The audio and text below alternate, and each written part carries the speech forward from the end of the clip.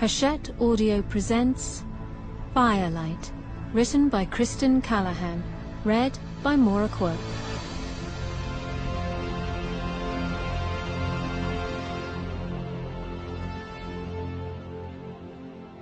Dedication. For my husband Juan, your unwavering faith gave me wings. Without you, none of this would be. For Rachel, you know what you did. A better friend I could not have. And for Maya and Alex, always.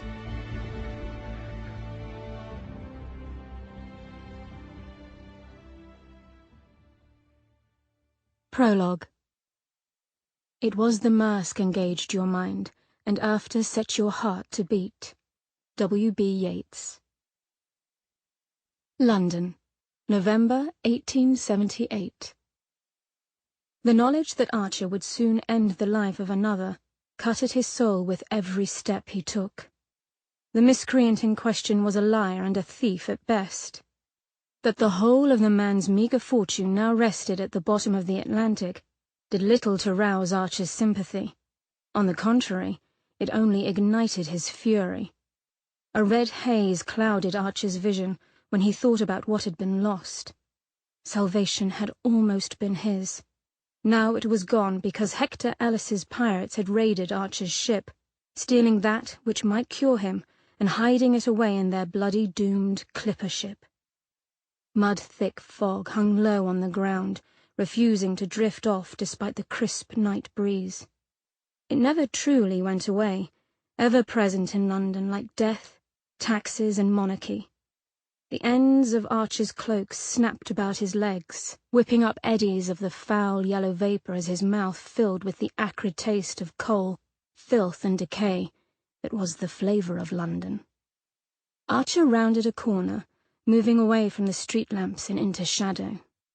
The sharp staccato of his footfall echoed over the deserted cobbled streets. Far off on the Thames, a mournful foghorn wailed its warning, but here all was quiet.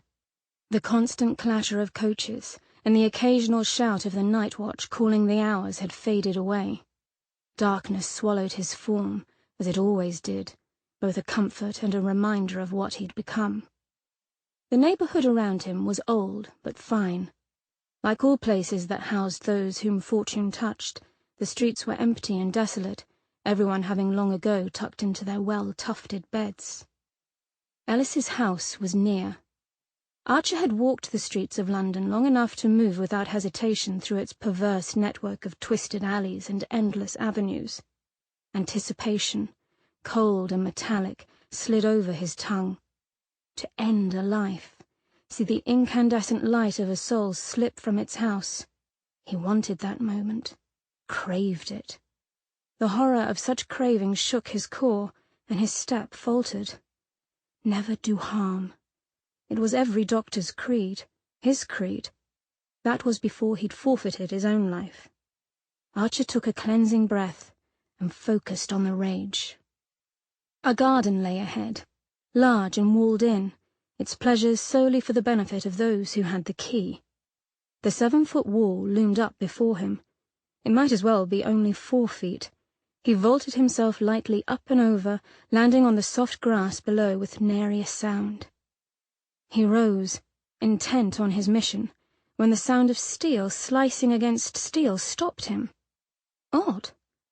Sword fighting had long fallen out of fashion. London fops now settle matters with law and courts. He rather missed the days of his youth, when grievances had started with the slap of a glove and ended in first blood. He gazed over the dark garden and found the swordsmen as they moved under the weak haloed light of the gas lamps, cornering the central court. "Come on," taunted the fair-haired one. "Is that your best effort?" They were boys. Archer slipped into the deep shadows by the wall and watched, his unnatural eyes seeing as well as if he'd been ringside. The blonde could not be more than 18, not quite a man. His limbs held the lankiness of youth, but he was tall enough, and the timbre of his voice had dropped. He was clearly the leader as he paced the other boy round the slate-lined court in the garden's centre. "Keep your arm up," he coached, coming at the younger boy again. The younger boy was nearly as tall as his compatriot, but altogether delicate in form. His legs, peeking out from an ill-fitted frock-coat, were mere sticks. A ridiculous bowery hat was crammed down upon his head, so low that Archer saw only a flash of white jaw as the pair sparred about a la mazza. Archer leaned against the wall. He hadn't seen such eloquent sparring in a lifetime. The elder boy was good, very good. He had been trained by a master. But the little one, he would be better.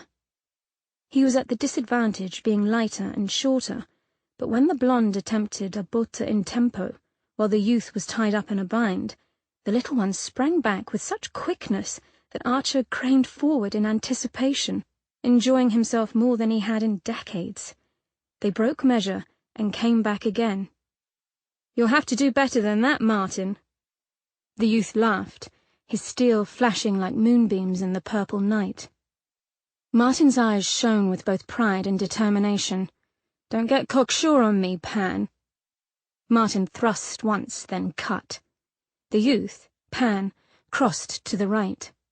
To Archer's delight, the boy leapt upon the thin wrought-iron railing that surrounded the court, and, in a little display of daring, slid along the rail a distance before landing just behind Martin. He gave a swift poke to the elder boy's backside before dancing away. "I am the god, Pan," he sang out, his youthful voice high as a girl's. "And if you don't watch yourself, I'll stick my flute right up your blooming arse. Ah!" The silly boy toppled backward over the boxwood hedge he'd overlooked in his gloating. Archer grinned wide. Martin's laugh bounded over the garden. The boy doubled up with it, dropping his small sword to hold his middle. Young Pan struggled to rise, holding his absurd hat in place while grousing about English hedges under his breath. Martin took pity and helped the boy to his feet. "Call it quits, then?" He offered his hand once more in peace. The youth grumbled a bit, then took the proffered hand. "I suppose I must. Take the sword, will you? Father almost found it the other day." "And we mustn't have that, Martin tweaked the boy's nose. The two parted ways, each going toward opposite garden doors. "Night, Martin." "Night, Pan." Smiling, the blond boy watched his little friend leave the garden and then left. Archer moved through the shadows, heading toward the door where Pan had gone through. Prickles of unease danced over his skin. Fighter or no, the boy was too fragile to walk alone and unarmed in the dead of night. A rare bit of entertainment certainly earned the boy a safe passage home. He stalked him easily, staying to the shadows, keeping well behind. The boy moved through the night without fear, a jaunty near swagger in his step as he turned from the sidewalk into an alleyway. Thus, his squeak of alarm was all the louder when two grimy older boys slipped out of the shadows and blocked his path. "And who's this?" The fellow was a big brute, short and wide, the type, Archer thought grimly, for he was in no mood to throttle children, who always wanted a fight. "Hello," said Pan, stepping back one pace. "Don't mind me, just out for a stroll." The taller one of the two laughed, showing a large gap between his teeth. "Out for a stroll?" he parroted. "Who you think you are, Prince Bertie?" Pan was quick to rally. "Eh? Can a man use the Queen's English now and then?" he chided, slipping into street tongue as smooth as plum pudding. "Especially when it helps with me fanning." Young Pan eased around them, slyly moving toward the back of a large townhouse. There lied safety, Archer realized. It was the boy's home. It was Alice's home, he realized with a little shock. Who was this boy? "Them Marks always appreciate a kind word," the boy went on. Archer had to appreciate the boy's flair with the common tongue. He hardly understood a word, but the lad was putting it on too thickly. The young roughs knew it too. "You think we're flat?" one of them snapped. The youth backed up as the older boys closed round. "Here now, no need to kick up a shine." "Need a slate, do ya?" The taller of the two roughs cuffed the boy lightly on the head. The boy's hat flew off, and Archer's heart stopped short. A silken mass of fire tumbled free, falling like molten gold down to the boy's waist. Archer fought for breath. Not a boy. A girl. And not 13, but closer to 18. A young woman. He stared at the mass of red gold hair. He'd never seen hair so fine and glorious before. Titian hair, some would call it. That ineffable colour between gold and red that captivated artists and poets alike. "Keep back!" The high pip of a voice pulled Archer out of his reverie. His urchin moved into a defensive stance as her attackers loomed in with interest. Surprise had overcome the two roughs as well, but they recovered quickly, and now sought a new opportunity. "Oh, come on, love. No need for tantrums. We didn't know you was a dollymop now, did we?" They moved in, and the hairs lifted on the back of Archer's neck. A growl grew in his throat. Archer took a step, then another. They wouldn't hear him yet. He was too quiet, his form steeped in darkness. "Show us your bubs, eh?" said the shorter one, and clearly the first who would feel the business end of Archer's fist. Surprisingly, the girl didn't appear as afraid as she ought to be. She stood defiantly, keeping her fists raised and her eyes trained on the boys. The idea was laughable. "Leave off," she said, with iron in her small voice. The street roughs laughed, an ugly sneering sound. "All right, leave off, she says." The taller one snorted. "Listen here, Toffer. Behave, and we'll leave you intact." Green eyes blazed beneath her auburn brows that arched like angels' wings. They were green, weren't they? Archer squinted, his abnormal eyes using what little light there was to see. Yes, crystalline green ringed with emerald, like the cross-section of a Chardonnay grape. Yet he swore he saw a glint of orange fire flash in them. "Leave now," she demanded, unmoved, "or I'll turn you both to cheese on toast." Archer could not help it. Mirth bubbled up within, and he found himself laughing. The sound echoed off the cold stone houses and brick-lined alley. The young men whirled round. The fear in their faces was clear. They weren't up for an exchange with a grown man, most especially any man who'd be out on the streets at this hour. Archer knew their cut. Cowards who preyed on the weak and fled at the first sign of true danger. He came close enough for them to see his shape and the toes of his hessians, preferring to stay in shadow until necessary. "Hook it! This here's our business," said the tall one with forced confidence. "Stay a moment longer in this alleyway," Archer said, "and your time in this world will come to a swift end." His voice was not his own, a pale rasp after his last battle. It had been torn by injuries that should have robbed him of his ability to speak. But he would heal. Soon. They sensed the unnaturalness in him.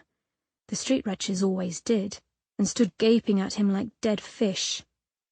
He cracked his knuckles. "Or perhaps not so swiftly.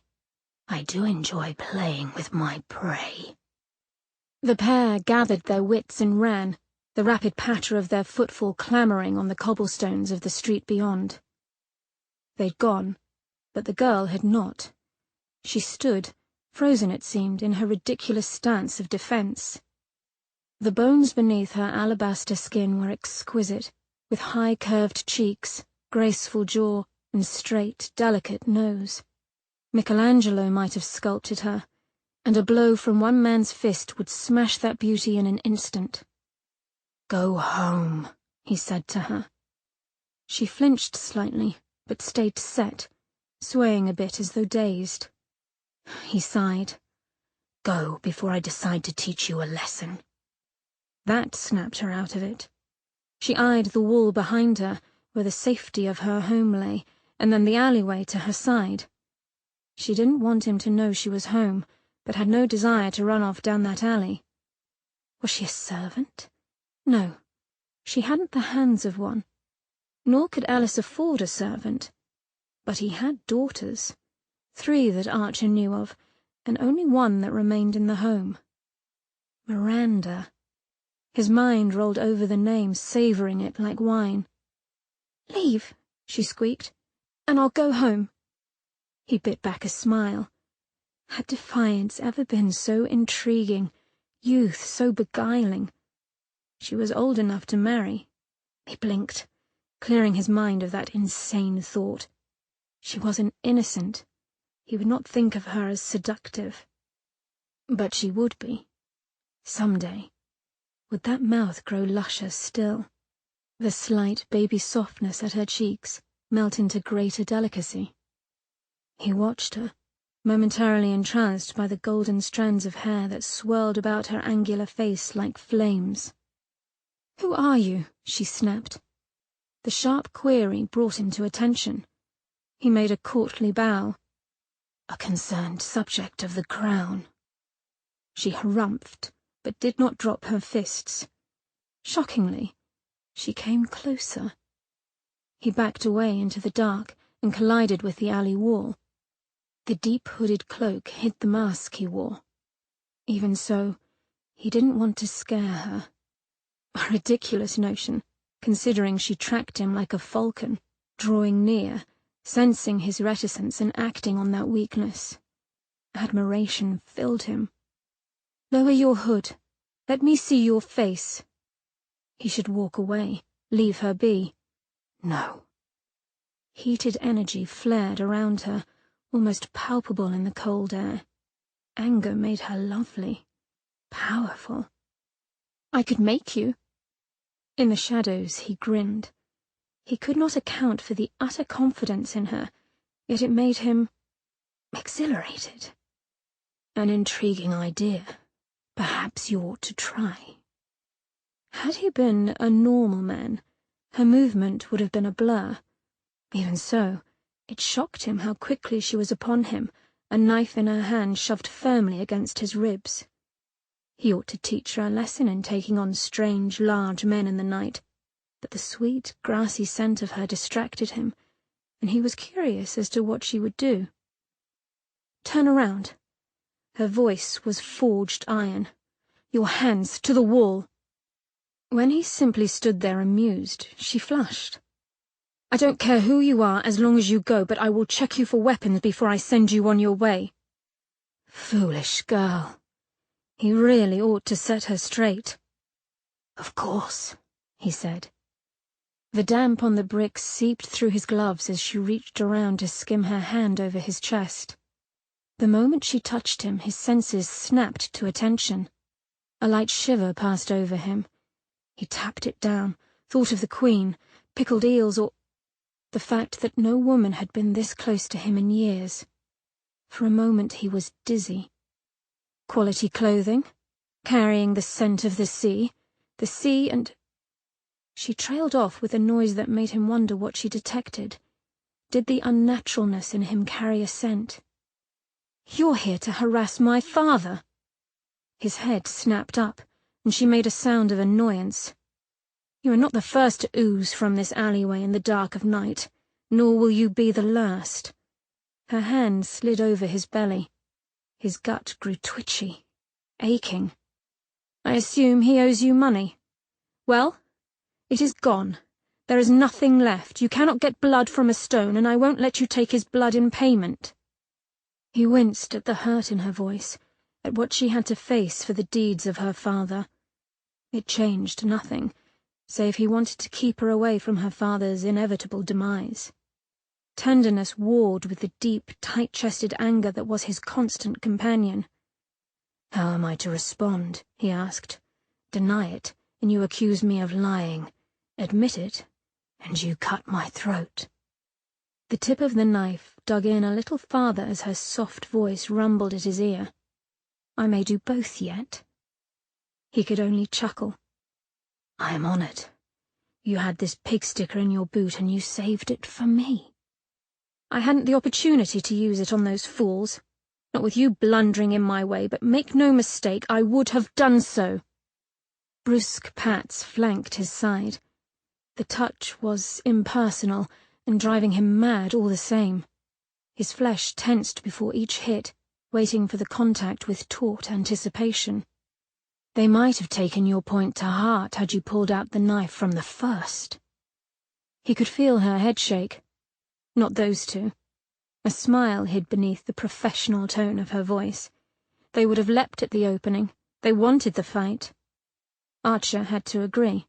Besides, she said crisply, as she ran a hand down his outstretched arm before kneeling to check his boot, I do not particularly like violence. Ha! I'd say you excel at it. Her breath puffed warm against his thigh, making his quadriceps twitch. Sweet talk won't save you. He affected a sigh. My own folly for protecting a child. Child, she scoffed. I am 19 years old, older than most Mayfair debutantes offered up for sale. Hardly a child. Ah, yes, and didn't he know it? Cautiously, she felt along his right leg before moving on to his left. Oddly, she didn't pick his pockets. She left his money purse alone. Pardon, madam. He glanced down to watch the top of her head bobbing about like a copper globe by his upper thigh. Illicit thoughts flared hot at the sight.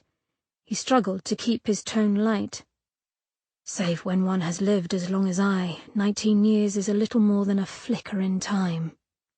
Amusement danced in her voice. You're an old lecher, are you? He was thinking of becoming so. Should she, say, move her hand a few inches to the left? He cleared his throat. Old enough. She made a noise under her breath. Liar. She was at his left hip now. Your form doesn't feel elderly in the least. If she only knew. Your musculature is quite... He felt the precise moment when everything changed. The subtle increase in tension in her hand, a stutter in the efficient way she moved, a shift in her breathing from strong and determined to light and agitated. The answer in him was instant, painful arousal. For a moment, he couldn't think. He hadn't been noticed as a man in so long that his mind barely held the echo of such memories. But his flesh remembered the pleasure of touch all too well. Slowly, her slim hand smoothed over the swell of his buttock, lingering there. A shocked laugh choked his throat, the sound muddled by a stifled groan that her intrigued touch elicited. The saucy little sneak thief was copping a feel. He felt inclined to turn around and let her get a handful. Christ, this was madness. Her breath came in hard rasps, audible and so like those of a woman being tupped, that Archer's head grew light, all available blood surging down to the throbbing pain in his cock. His forehead fell against the brick wall with a thud. Bits of mortar drifted like dust over his wrists as he clung to the wall like a buoy.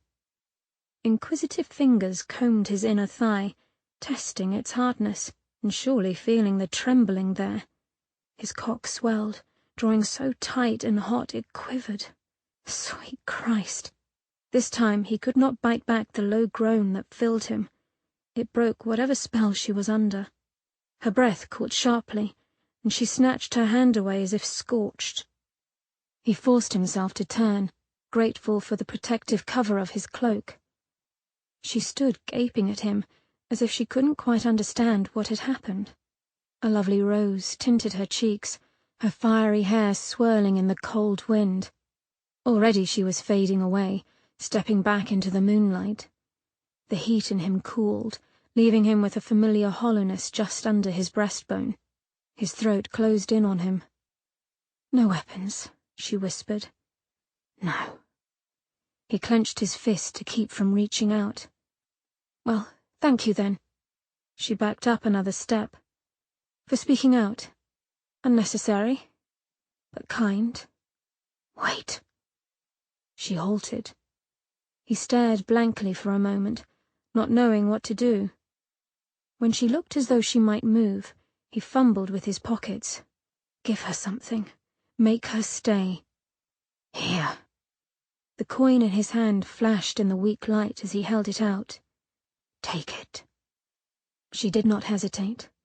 1 second it was between his fingers, the other it was gone. He watched as she inspected it, the red wings of her brows knitting together.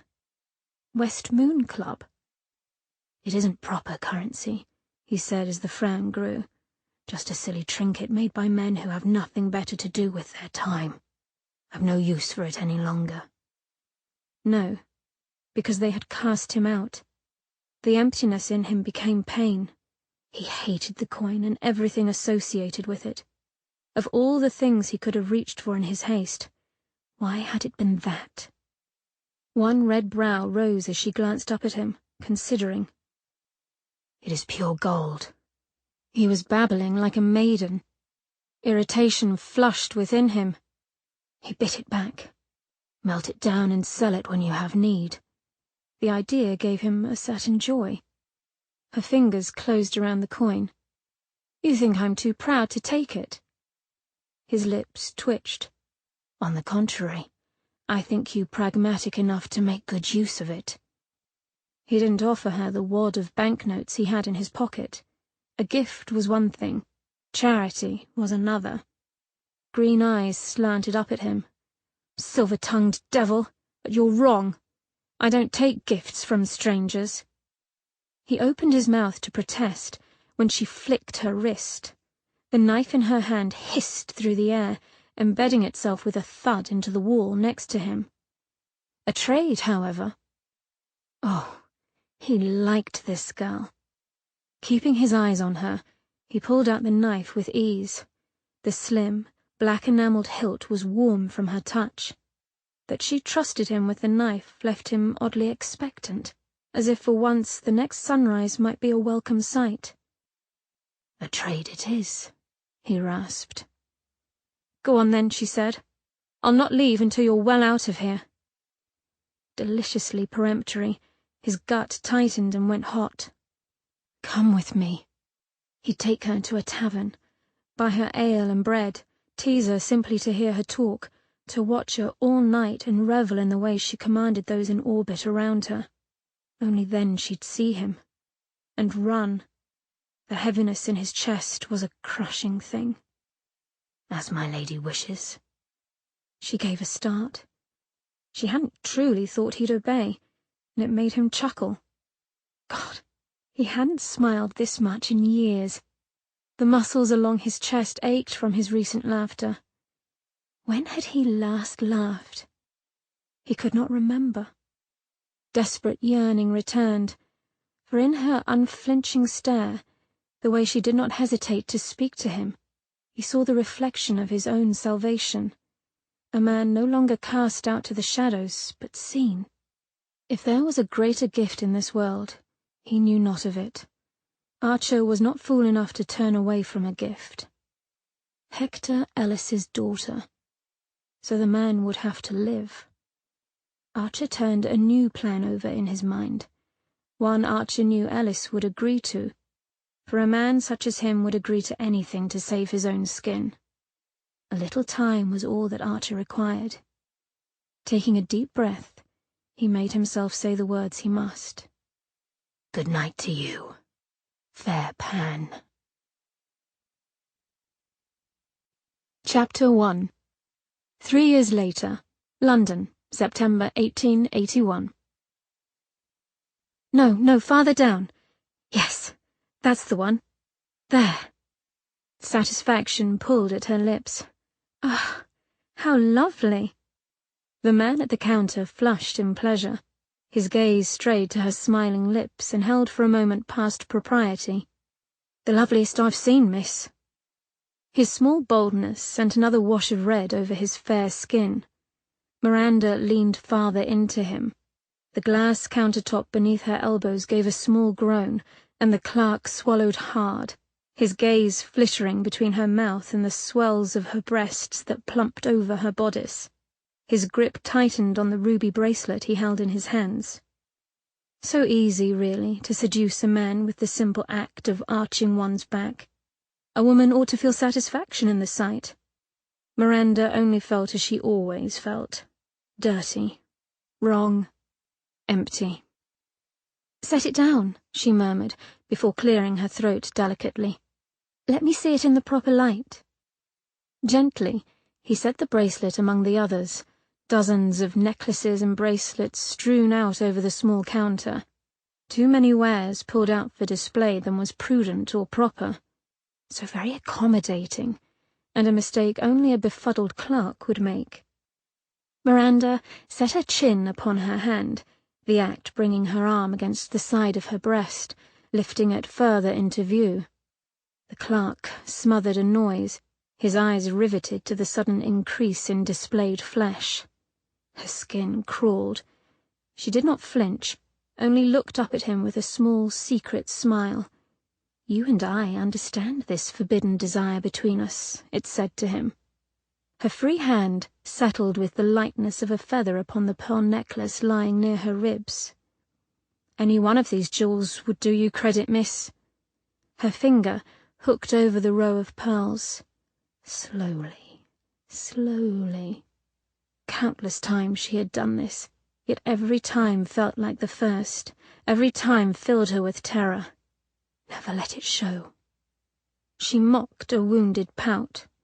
"The jewels credit me, sir?" His thin mouth worked as he flushed. "You misunderstand. The pale against your beauty. Were I a ruby, I would despair at being noticed while in your presence." A genuine smile tugged at her lips. Plain and bashful he might be, but the young man had a romantic heart and the beginnings of a poetic tongue. It was his whey face and quick blushes that had made her select this shop that rested at the edge of respectability.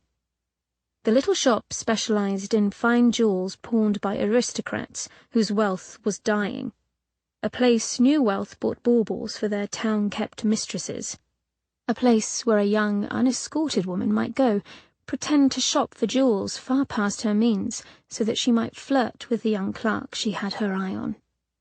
It was the role she played, letting him see her walk by his window once a week, making eye contact before turning away with a blush, and then working up her courage to finally enter. She dipped her head and blushed. "You are too kind, sir," she murmured. He fairly glowed with pleasure, and her heart ached. Too good a boy to ruin, for he would be ruined when his master found out what he had let happen here. But she could not return empty-handed. It had been too long. On the inside she screamed, "This is my life, and I hate it. I hate it."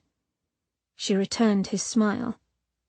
The shop bell trilled, and the young man started as if caught with his hand in the biscuit bin. 2 plump matrons entered, giving him a curt nod.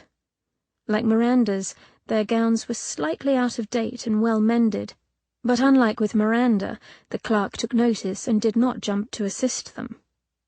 Miranda trailed a gloved finger down her neck. "Would you like to try one of them on?" he asked. She licked her lower lip, a tiny flicker of pink tongue that kept him riveted. "I don't think I should." It took no effort to make her lips tremble.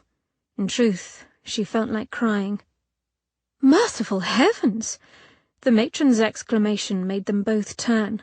The older woman pressed her hand upon her ample chest and grabbed hold of her companion. "Oh, Jane, look who it is!" Her friend paled and made an attempt to support her friend. "Who, Margaret?" "The dread Lord Archer. His coach is coming up the street." "No." Both women craned their wrinkled necks to peek between the gold lettering upon the shop window. Miranda stopped short of rolling her eyes. What a pair, these two. Her fingers tensed to take her prize, but she held firm. Slowly. Slowly. Marks always felt it if one rushed. It was instinctive. "I've seen him," hissed Margaret. "Late one night on the way home from the theatre. He walked along Piccadilly as if he had every right to do so. I swear I nearly swooned from fright." "You poor dear. What has the world come to when men such as he are permitted to roam the streets?" Miranda had never heard such censorious drivel. "My dear, he is aristocracy," said Margaret, "and as rich as Croesus. Who would dare question him? I heard he has sent at least 4 men to hospital for simply looking at him in the wrong light." The conveyance came flush with the shop window. Miranda caught a glimpse of the black top hat and cloak of a coachman, a black coach with a white shield upon its door. "Heavens, he looked at me!" Jane shuddered, and with a moan her eyes rolled up in her head. "Jane!" Her friend tried to grab her as the woman began to topple. "Here, here!" The clerk jumped up, running to catch the hair-brained woman.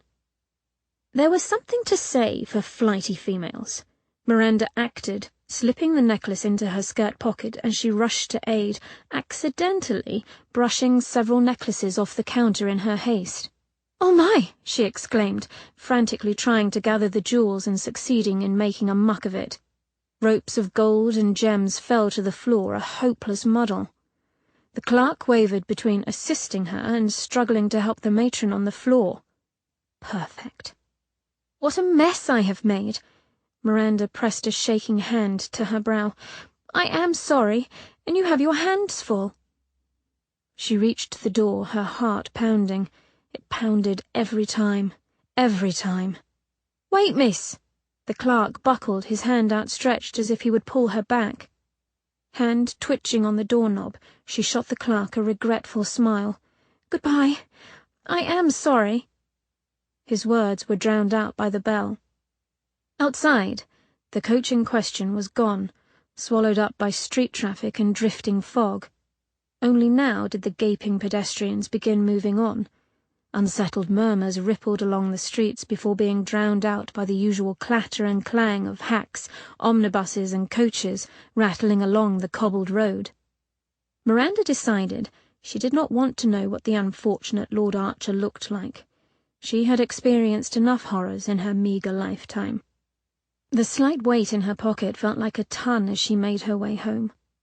Miranda's steps stuttered to a stop as she saw the sleek black double brougham stretched out like a coffin in the front portico of the house.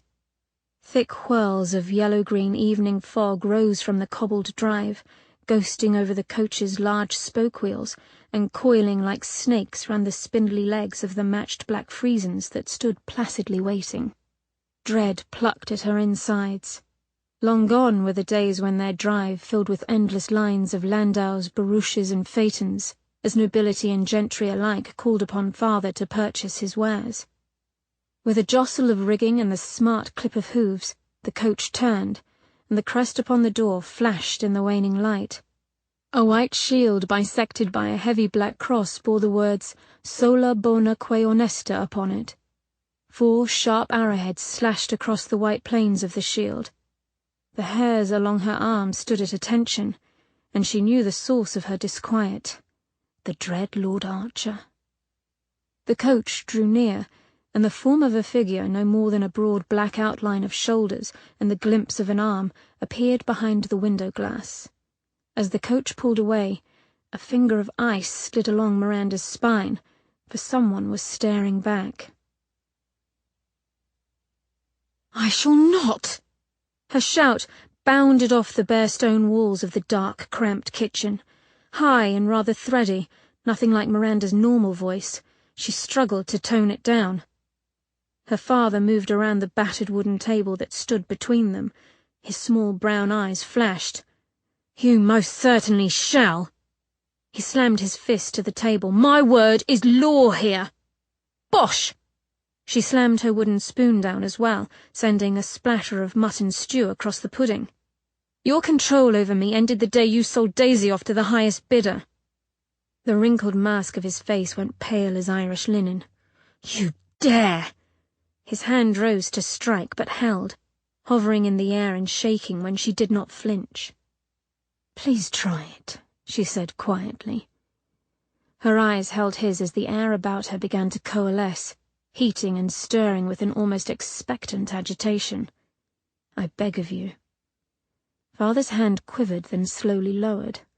"I'm sure you do, daughter." Spittle slicked the corners of his shaking lips. "See me writhe and burn." Miranda shifted, heat and pain mingling within her belly, a surge that wanted out. "Always calling upon the fire to protect you." He took a step closer, his eyes burning into her. "Never mind the price." Like a flame in a draught, the heat snuffed, and with it her father's confidence seemed to swell. "The worst of it is that I do this for you," he coaxed, leaning in. "You're not a lass any more, not for years. Did you think to live here forever with me?" "No, Her mouth snapped shut. She had not given the future much thought, but simply lived from day to day, surviving. No point exchanging the hell one knew for the hell one did not. "I think you must believe so. You've scared off every lad that's come this way ever since that fool Martin—" He swallowed down his words, aware, for once, that even he might have gone too far. But he rallied quickly, and his bushy brows formed a white V. "It cannot have escaped your notice that this is the finest meal we've had in months." His weathered hand swept over the meagre meal of mutton stew and simple brown bread pudding that Miranda was preparing. "Who do you think provided the money for this meal?" "I thought perhaps you'd sold the wool." His dry cackle cut the air. "With the price of wool being as low as it is, and the debts I owe, we'd be lucky to dine on fish-head stew. My creditors will take the house before the year is out," he said quietly, "and you will have no home to come to." A home? She almost laughed. She hadn't a true home in years, not since her sisters had left. "Doesn't take much to imagine what trade a beauty like you will find," he went on. "But once that beauty fades, 'tis hardly fitting to say what's to come of you." "Oh, stop," Miranda snapped. "You paint a very grim picture indeed, and one that's hung over my head for years." "Bloody hell!" The pudding crashed to the floor in a mess of brown scum and broken crockery. "You owe me, Miranda!" Rage coloured him red as he pointed at her. "If it weren't for that fire, I'd have half my fortune. By God, you destroyed my bloody warehouse!" "Years I have paid penance for my mistake," she shouted. "Still it is not enough. Well, I am done with it." Her hand slashed the air as if the motion could somehow sever their conversation. "You cannot make me do this." Father's thin lip curled into a sneer. "Aye, I cannot," he agreed with sudden calmness. "The agreement states you must go willingly, or it is void." He took a step closer, pressing up against the wooden table, and pointed with a trembling finger. "But I'll tell you this. Should you refuse, you'll no longer live here." Her throat closed, red-hot pain forming a large lump there. The lack of a home was one thing. The lack of proper shelter was another beast entirely. "You cannot seriously—" She swallowed. The yellowed whites of his eyes flashed in the lamplight. "I'm done with you. I would not have kept you as long as I have if I weren't waiting for this moment. So you've had a disappointment with Martin. I'm glad for it. I was a fool to even consider it. Some promises are too dangerous." He swallowed audibly. "Your bags are packed either way," he snapped. So it had come to this. Miranda's lower lip quivered before she bit down hard. There was little love lost between them, but he was her father, and he was prepared to toss her to the wolves. Pain radiated across her chest, seeping into her bones. Father's eyes were flat, dead. She knew that look. His decision was made. Even so, she could not but try. "I cannot believe you would—" "You will marry Lord Archer," he shouted out, his temper breaking like glass. "Devil take it, the man is one of the richest nobles in the kingdom. I cannot believe your stupidity for even refusing, of all the bleeding, stubborn—" "But why?" A wretched sob escaped before she could swallow it down. Hateful that she should be weak before him. He stopped short and blinked at her. "Why what? Why does he want me?" She wiped a hand over her mouth. "I am nobody. I've never heard of the man before today. How can he know me?" Father's expression froze for a long moment before he broke into an incredulous laugh. "I may be a failed man, Miranda Rose, but I have one jewel left in my coffers." He came round the table, his expression almost fond. She backed away from him, bumping up against the work table. Father stopped, but the satisfaction in his smile remained. "Lord Archer has wealth, power, and land. A man such as that need not look to nobility for a bride." Overbreeding has left their rank chinless and small-eyed.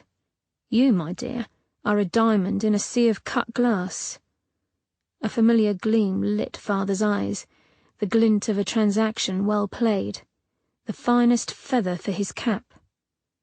For a moment she saw red. "I will go to Poppy, or Daisy." A terrible silence fell between them, and her father's confident expression withered. He went pale as cream. "They won't want you. Never have. They've offered before." Her sisters had pleaded with her in truth, and she had refused out of a misplaced sense of obligation toward father. Penance, really. Because she had been the one to start him on the road to ruin. How gratifying to know that she had finally reached her limit on guilt.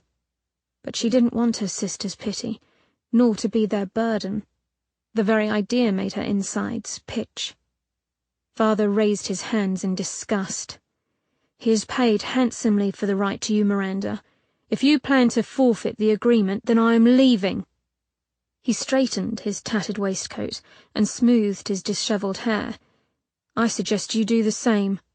Believe me when I say that Lord Archer does not take kindly to being cheated." "Oh, I believe you." Something told her his being cheated by father had put her into this mess in the first place. They stared at each other for a long minute, her finger tapping an idle rhythm against the counter while her father waited in stony silence. She ought to hate this Lord Archer for buying her like a commodity, save he'd only done the same as nearly every gentleman in England did. Marriage was a business. Any sensible girl knew this. It was only when they had come down in the world that she'd started to hope she might marry for love. The stew bubbled brown and thick in the pot next to her, making her stomach growl. She missed having steady meals, a life free of theft and guilt. A wash of shame hit her so suddenly that she sucked in a pained breath. Lord Archer had entered into an agreement in good faith, only to become another man her father would cheat, and she'd be a part of it. No more. She would not become like father. She could live a life of honour and walk with her head held up from now on. Faced with the choice of living on the streets or doing the honourable thing, her decision was rather easy. Unfortunately, that did not stop her stomach from turning over as she forced the words from her mouth. All right. The vision of the silly shop matron in a swoon flashed in her mind, and a moment of pure terror racked her body. She swallowed hard. "All right. I will do it." He gaped at her, unbelieving. When she simply stared back, a smile pulled at his mouth. "Very good." Satisfied, father grabbed a thick slice of bread off the counter. "On the morrow, then." Her head snapped back. "What?" He half turned, his mouth already full. "He insists upon marrying you tomorrow," he said around the bread. "Everything has been arranged. Lord Archer has already acquired a special licence, so there is no impediment or need to wait." The fire beneath the burners flared high for an instant. Her life had been bought, sold, and arranged quite neatly. Bloody men. Her father tore off another hunk with his teeth and turned to go. "Stop." Miranda reached deep into her pocket and pulled out her spoils. "Take it." The pearl choker slammed to the table. "And treasure it well, for it is the last thing I shall ever steal for you. We are more than even now, father. After this, we are finished." Chapter 2. Getting married was a happy dream that had filled Miranda's girlhood thoughts and promptly left as she grew older. She well knew the face that looked back from the mirror each morning. She was not foolish enough to pretend that she was without beauty. Vanity may be a sin, but so was lying. She was fair of face and form, though she knew many a girl who looked better. However, as a woman without fortune or title, she received few offers of marriage. The most consistent offers came in the form of teasing shouts from market vendors when she walked to Covent Garden each Saturday morning. How then, she thought as Daisy pinned white roses in her hair the following morning, had it come to this? Perhaps it was a dream. The woman in the mirror didn't look at all like her. She was too pale. Her pink gown, one of many provided by Lord Archer's money, ruffled and frothed around her like a confectionery. Miranda turned away with disdain. It was the image of an innocent and a maiden. She was neither, and yet he had come for her. Why? She did not believe father's nonsense about him wanting her for her beauty. There were plenty of pretty daughters of utterly bankrupt, thus desperate nobles for a wealthy man to choose from. What then did he want? What has the world come to when men such as he are permitted to roam the streets? Perspiration bloomed along her upper lip. And yet Lord Archer did not know precisely what he was acquiring when he took Miranda as his bride, did he? To create fire by mere thought, it was the stuff of myth. She had discovered the talent quite by accident, and had burned through her share of disasters.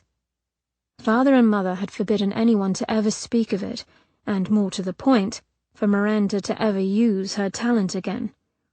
Poppy had simply disappeared in the library to search for an explanation. She never found one. Only Daisy had been impressed, though quite put out that she did not possess a similar unearthly talent. As for herself, the question always remained, was she a monster? Both beauty and beast rolled into one unstable force. Despite her desire to know, there was the greater fear of putting the question to anyone and seeing them turn away as Martin had. So she kept it inside. She would not tell her husband-to-be, no. But she took comfort in the notion that she was not without defences. Poppy and Daisy's mutual disregard for father kept them at a distance as father hovered by her elbow, guarding all possible attempts to escape. Their chatter was no more than a din, father's hand upon her arm a ghost, as they made their way to the small family chapel by the river. Reverend Spradling met them at the door. The brackets around his fleshy mouth cut deep as his eyes slid from Miranda to father. Lord Archer is... He tilted his head and pulled at the cassock, hugging his bulging neck. He is waiting in the vestry. Grand, said father, with an inane smile. He wants to talk to Miss Alice in private, the Reverend interrupted as father tried to walk through the doorway. I told him it was inappropriate, but he was most insistent. The two men turned to Miranda. So now her opinion mattered, did it? She might have laughed, only she feared it would come out as a sob. Very well. She gathered her skirts.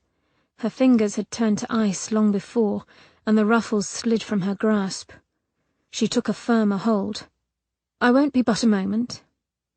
Slowly she walked toward the vestry door looming before her. She would finally face the man who would be her husband, the man who sent brutes to hospital and caused women to swoon with terror.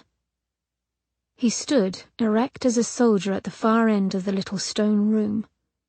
Women, she thought, letting her gaze sweep over him, could be utterly ridiculous. She closed the door and waited for him to speak. You came. He could not fully stamp out the surprise in his deep voice. Yes. He was tall and very large, though there wasn't a spare ounce of fat discernible over his entire form.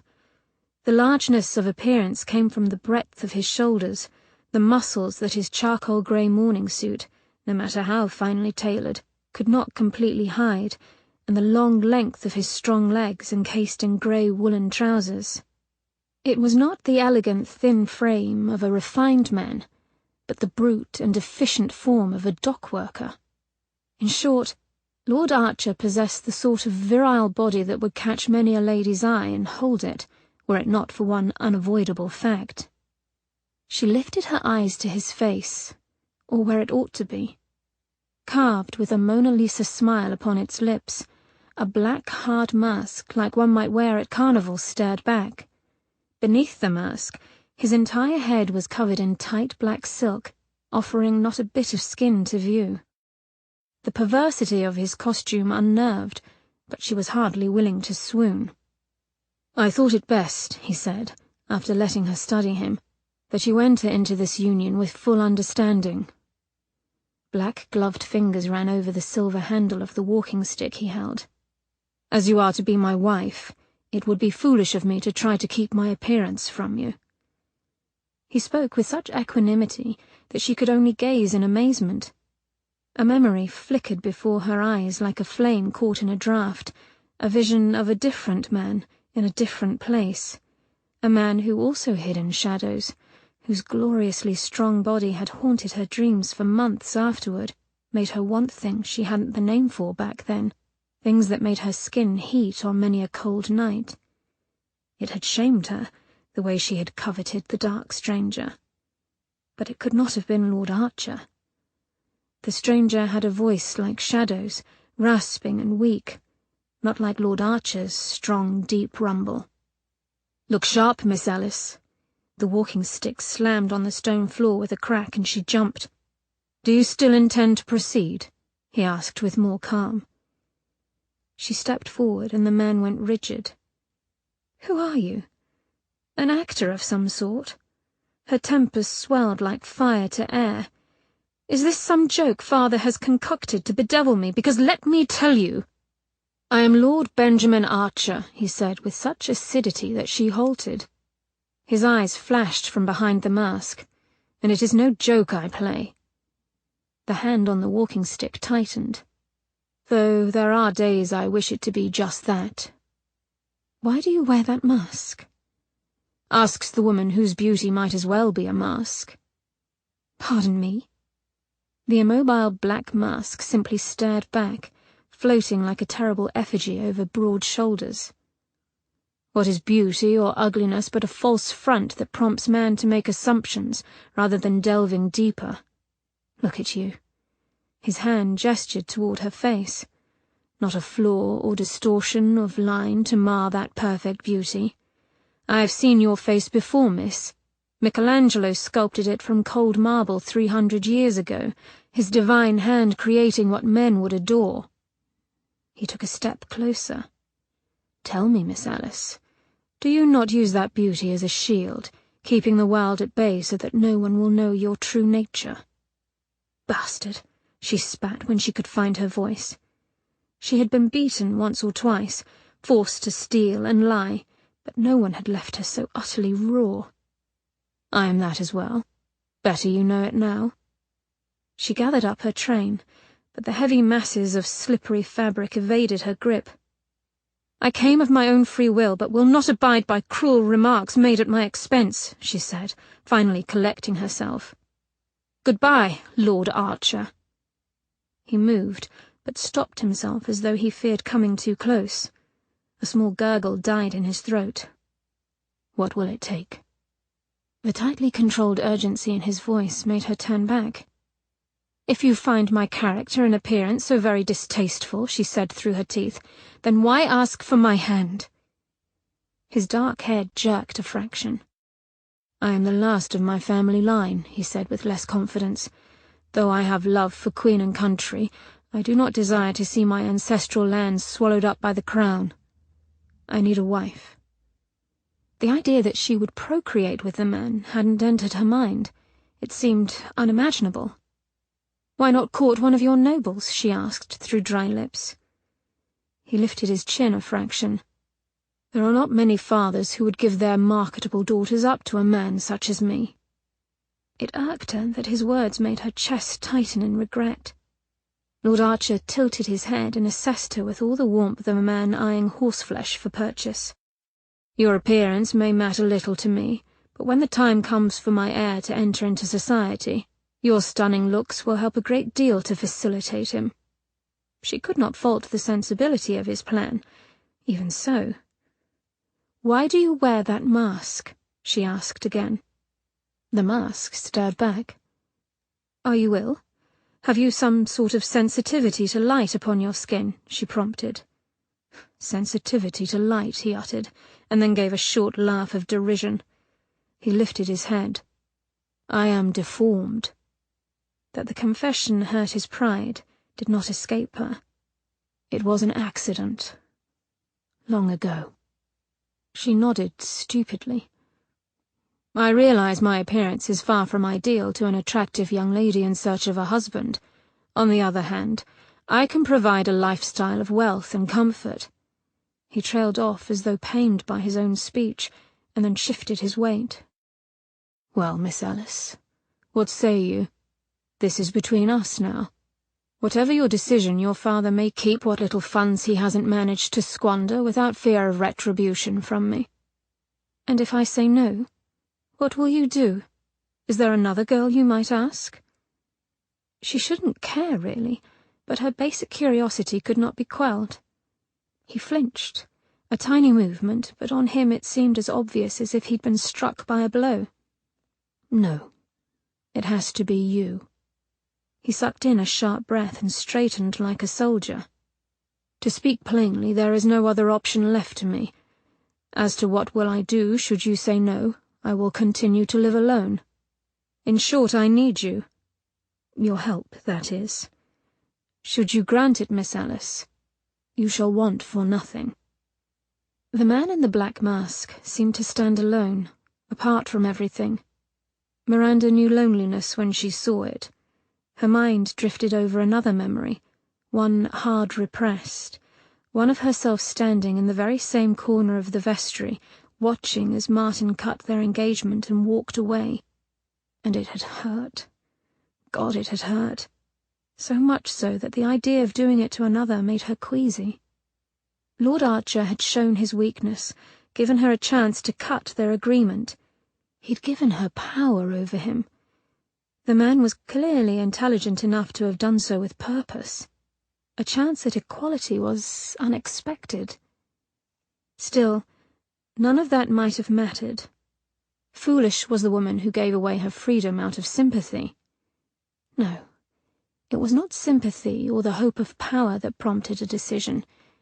She felt something when in the presence of this strange man, a tingling thrill that played over her belly, the sense of rapid forward motion though her body stood still. It was a feeling long dormant, one gleaned from taking a sword in hand, swaggering through dark alleys when all proper girls were in their beds. It was adventure. Lord Archer, with his black countenance and rich voice, offered a sense of adventure, a dare. She could do nothing short of picking up that gauntlet, or regret it for the rest of her days. Perhaps, then, she could help them both. The idea of helping rather than destroying filled her with a certain lightness of heart. Miranda collected the blasted train that threatened to trip her and straightened. "We have kept my father and sisters waiting long enough, Lord Archer." She paused at the door to wait for him. "Shall we go?" Chapter 3. It had been a brief ceremony, without sentiment. A few words spoken, and Miranda Rose Ellis had disappeared. She glanced down at her wedding ring, a glowing round moonstone held aloft by a thin gold band. Now, as Lady Miranda Archer, she rode in an elegant town coach opposite her new husband. A cantankerous grumble of thunder sounded overhead, and with it a flash of blue light. Lord Archer's black mask gleamed for an instant, the high curves of its cheekbones and the rounded eye sockets highlighted in the dim. Miranda's heart missed a beat. Silver streaks of rain slid down the window, obscuring the view as they crossed a small gully. She leaned closer, only to have the window fog over from the warmth of her breath. She wiped it away, heedless of marring her kid gloves, and was rewarded with the sight of her new home as they turned up the long drive. Rising up 4 stories, it broke from the gentle crest of land like the crags of a mountain top. Lightning flashed above the rain-slicked slate roof, bringing the sharp gables and multiple chimneys into fine relief against the rolling sky. Her palm flattened against the icy window. The Gothic-styled house was almost as wide as it was high. It dominated the land, lording like a great hulking beast. Large bow windows gleamed like pale jewels in a crown, but showed nothing of light or life within. Only a small, lonely little light over the front portico guided the way home. The coach shuddered to a halt, and the steady drum of the rain upon the roof abated. Lord Archer stepped swiftly from the cab and promptly took hold of her elbow. She bit the inside of her cheek and stood straight as she climbed the cold marble steps. I shall not cry. Wind howled across the portico, and the brass lantern hanging high above swayed. Behind them, the four blacks stood placidly, rain dripping from their shaggy manes, steam escaping in bursts from their nostrils as they waited for the outrider to take down Miranda's travelling valise. A not-so-gentle squeeze upon Miranda's arm made her turn around. No, she could not run to the safety of the coach. Enormous black double doors loomed high before opening to reveal the figure of an elderly man outlined in pale lamplight. More gloom. They walked through the doors and into light and warmth. A large hall opened up before them, the sight making her falter. Easily the width and breadth of her old home, the hallway was filled not with cobwebs and dank wood as she had imagined, but light and beauty. White and black marble floors laid out in a checkerboard design shined beneath her heels. The woodwork was painted crisp white, and the walls covered in black lacquer. Such a colour ought to have made it very dark, but the walls gleamed like jet under the light of crystal sconces, and an elegant chandelier of cut crystal and golden filigree. Russian, she thought, looking up at it. Nothing that beautifully crafted could be anything but. Lord Archer watched her appraisal. You were expecting something different? Yes, she admitted. The house appeared so foreboding when we came up the drive. We arrived during a storm. A sudden moan of wind from the other side of the doors punctuated his statement. Very few houses appear hospitable in such conditions, especially if they are unfamiliar. That is true. But you still expected something different, he said, studying her as though she were a specimen under a microscope. How he knew the truth she could not comprehend. Long before the storm, her wild imaginings had pictured dark corridors, gloomy rooms, and dusty halls laced with cobwebs. His penetrating stare did not abate. My home is my haven. Should I not make it comfortable? Of course. Desperately, she looked to the elderly gentleman who stood as straight as a mainmast not 2 feet away.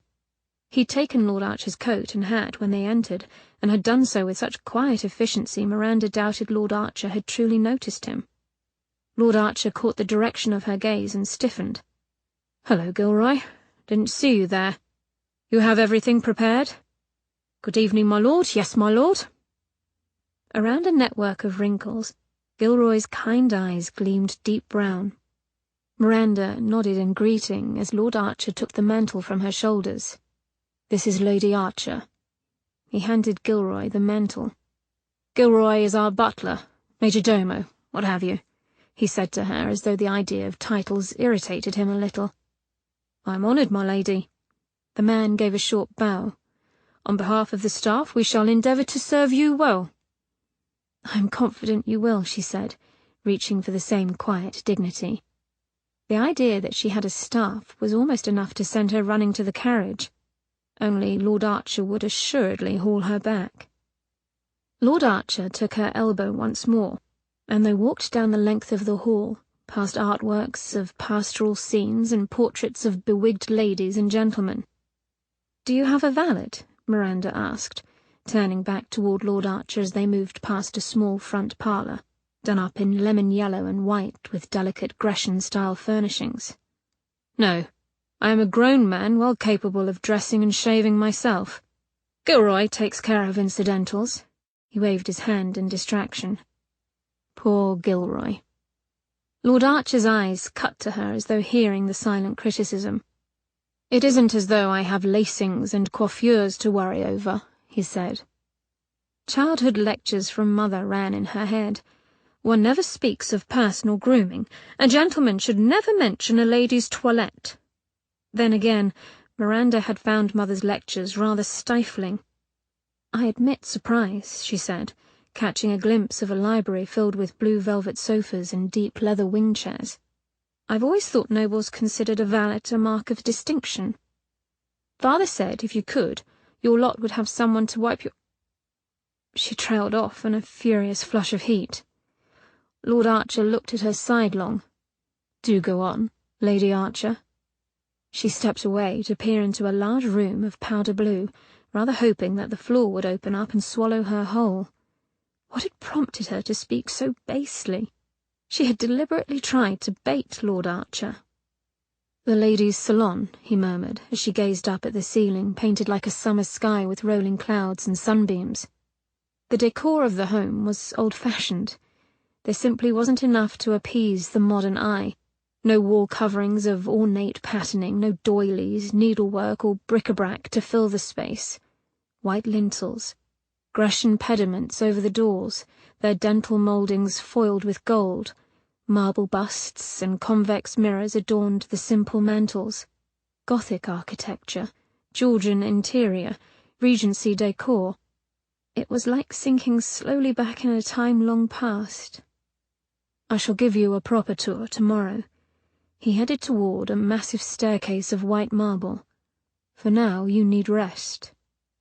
Miranda could wander through a house such as this all day, but she let herself be led, her feet sinking soundlessly into the carpet when they reached the second floor. The walls were crimson. Golden, candle-fed sconces and potted palms made the long hallway cheery, but the absence of servants was odd. "Where are the other servants?" she whispered. "It would surely take an army of them to keep such a house." "I keep a small staff. My privacy is more important. You shall meet most of them tomorrow."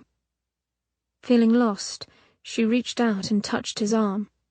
He pulled away with a low hiss and her face flamed. "I'm sorry."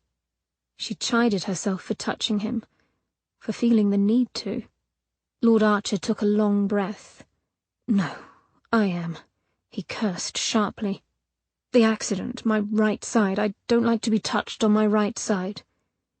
He stilled and then lifted his left arm, offering it to her. "I have offended you, the very thought of which shames me.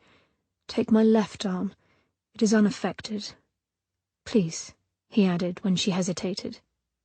His eyes were grey, a true dove-grey surrounded by thick black lashes that rivaled any lady's. It seemed an odd thing to fixate upon, but she could not look away. Her heart tapped like a metronome. The palpable thing that was the force of his will and the strength of his body nearly overwhelmed her. Carefully, she placed a hand upon his arm, noting the hardness of it and the way his muscles jumped at her touch. Her husband nodded in satisfaction, then pulled her along. He stopped before a set of doors where an elderly woman waited. "This is Eula, our housekeeper," he said by way of introduction. "You shall want to discuss the household running with her, I should think." By the way the elder woman was glaring at her, Miranda had grave doubts as to their working together. Lord Archer stood stiffly between the women. "Well then, I shall see you at dinner." He gave an awkward bow to Miranda and left her alone with the scowling woman.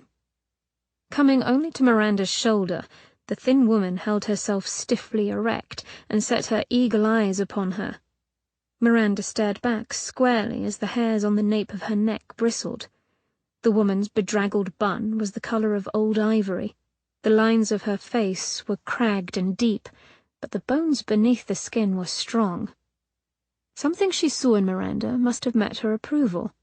One corner of her colourless lips lifted slightly. "Well, you're no mouse. Thank God for that. A mouse has no business coming into a lion's den." Her grey brow lifted when Miranda merely held her stare. "Come along, then. His worship has bid me leave you a luncheon. I suppose a skinny bird such as yourself will be wanting some food." Over Eula's shoulder, Miranda spied a tureen of soup and a mound of golden rolls spilling from a ceramic basket. Her stomach almost growled in anticipation. Eula turned to shuffle into Miranda's room, leaving in her wake the smell of camphor and old sheets. "He'll collect you himself come dinner," she said over her shoulder. "And don't think of leaving these rooms by yourself." And why not? Really, Miranda had no intention of wandering this night, but Eula's high-handedness riled her. The dark hides all manner of sins here. No telling what horrors you'll encounter in some shadowed corner. Eula's discordant cackle taunted Miranda as the woman disappeared down the hall. Heart thumping in her chest, Miranda sat heavily on a plush settee. This was not a mistake. The evil woman only sought to scare her. Miranda bit her lip as she stared at the empty doorway, for one thought bothered her above all others. She wished Lord Archer would come back. Chapter 4. Archer nearly ran down the hall like a frightened schoolboy. Had he some blasted malady that prompted him to act the ass at the very worst instant? Surely he must, for he'd nearly lost her before even having her. He cursed and shoved open the servants' door. A maid, coming up the stairs, squeaked in alarm, nearly dropping her pile of linens. Sally, was it? New maid. She'd learn. He took the narrow stairs upward. The footman on the next landing stepped aside, well prepared for the sudden sight of the master on the back stairs. Archer took the stairs 2 at a time, tugging at his cravat as he got toward the top. He burst through the door at the top of the stair and slammed it behind him, setting the panes of glass above his head shuddering. Solitude. Already he felt his disquiet ebb. His greenhouse. A little glass jewel hidden away on the roof of the house. The rain rattled hard upon the glass, streaking and pebbling, hiding the world from view. It was kinder here, warm and humid, filled with potted fruit trees and velvet roses, their fresh scent as thick as the air. The mask first. He tore it from his head, then the inner one, and allowed himself the first fresh breath he'd had in hours. The humid air collided with his sweat-soaked skin, and his nerves twitched. He raked his fingers hard through his flattened hair, scraping his scalp just to feel the blood flow beneath the surface. The rest of his clothes followed in rapid succession. Then he moved to the water tap set high in the wall and opened it. God, it was cold. Good. He needed as much. Being trapped in the damned coach with her had been torture enough. Archer closed his eyes and let the water pour over his head, down his heated torso. And he was rewarded with the image of that blasted reverend looking at him in the church, waiting for him to kiss Miranda, of all things. Had the man any idea of just how badly Archer had wanted to? And her voice. It no longer held that high, girlish pip, but was warm and soft, like honey in the sun. Archer shivered. That voice, haunting him for 3 years. He took a shuddering breath, closed the tap, and reached for a towel. The rain petered out to a light mist as he walked to the long cot by one of the glass walls. He reclined on it with a sigh and blinked up at a cluster of peach roses in full, audacious bloom. This wasn't how he'd imagined facing her, still trapped in a mask, snapping at her like an arrogant bastard solely because, for the first time in years, he'd felt true embarrassment over his appearance. What must she think of him? His forearm fell over his eyes. Oh, God, and that utter rot about wanting her for an heir. Right-ho, when he couldn't even show her who he was, what he was. His mind had gone blank when she'd asked him for an explanation. The truth was ridiculous, and the height of selfishness, because he wanted her, despite all logic, all caution. Though he could never fully be with her, he needed her near. And now, being near her wasn't nearly enough. How could he hide what he was from her indefinitely? His desolate laugh sounded like a stranger's. Impossible. What he wanted was impossible. Not impossible, only hopeful. Archer smiled tightly as he heard the voice in his head. Ah, Elizabeth, if only it were you. It was a game he played with himself, talking to her as though she were here. Sometimes he wondered if talking with the memory was the final push into madness, or the only thing that kept him sane. You deserve happiness, Benjamin. It was what he wanted to hear. But was it true? A teardrop of dew rolled along the velvet edge of a rose. It hung for a suspended moment, glimmering diamond bright before falling on his temple to skim over his brow like the stroke of a fingertip. He couldn't remember the last time human hands had willingly touched him. Not true. Miranda had. She had touched him as if he were just a man. He had lived on those moments ever since, pulled them to the fore when loneliness threatened to suck him down and drown him. He hadn't meant to be away from her for so long. What ought to have been a year had drifted into 3. He took a deep breath. The air around was still, wet and thick. Past the sweetness of roses came the heady scents of exotic orchids, strange plants acquired on his trips down the Amazon, all in search of a cure. His gaze drifted to the cluster of fire-pink flowers resembling a feather duster. That one had turned his piss red for a week. The purple seeds from some dark pit in Brazil that would have killed a normal man had him hunched over begging for mercy for 24 hellish hours. So many experiments, trips to forgotten places, strange concoctions made by tribal medicine men. Failures all. But he had been close. Daoud, his valet, his trusted ally, had found it. The man's clear script burned bright in Archer's memory. "My lord, our suspicions prove correct. Alexandria held the key. I have found the answer, to be conveyed in the agreed-upon venue." And so Archer's hope and salvation was tucked into a lacquered box and sent out on his fastest vessel, the Carina, only to be set upon by Hector Ellis's pirates and lost to the sea. 2 days later, Daoud's body was found, his throat slit, silenced forever. Archer's return trip to Egypt to discover what Daoud might have found yielded nothing. Frustration made him want to crawl out of his skin. "Damn it all," he hissed.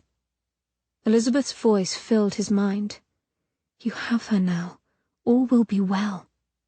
"Now who sounds hopeful," he said, blinking up at the glass roof. But there was hope. His sources told him his box might not have sunk to the bottom of the sea, but made it to England. Thus he had returned, and had been unable to keep from claiming his bride. Sunlight broke through the grey clouds. Shafts of light hit the glass house and filled it up, and when the first rays touched him, a familiar tingling shivered over his skin. He inhaled sharply, at once feeling the surge, the heat, and the bitter failure. For he had not been able to stay away from the light. His body hummed, the light pouring through him. God help him, he was weak.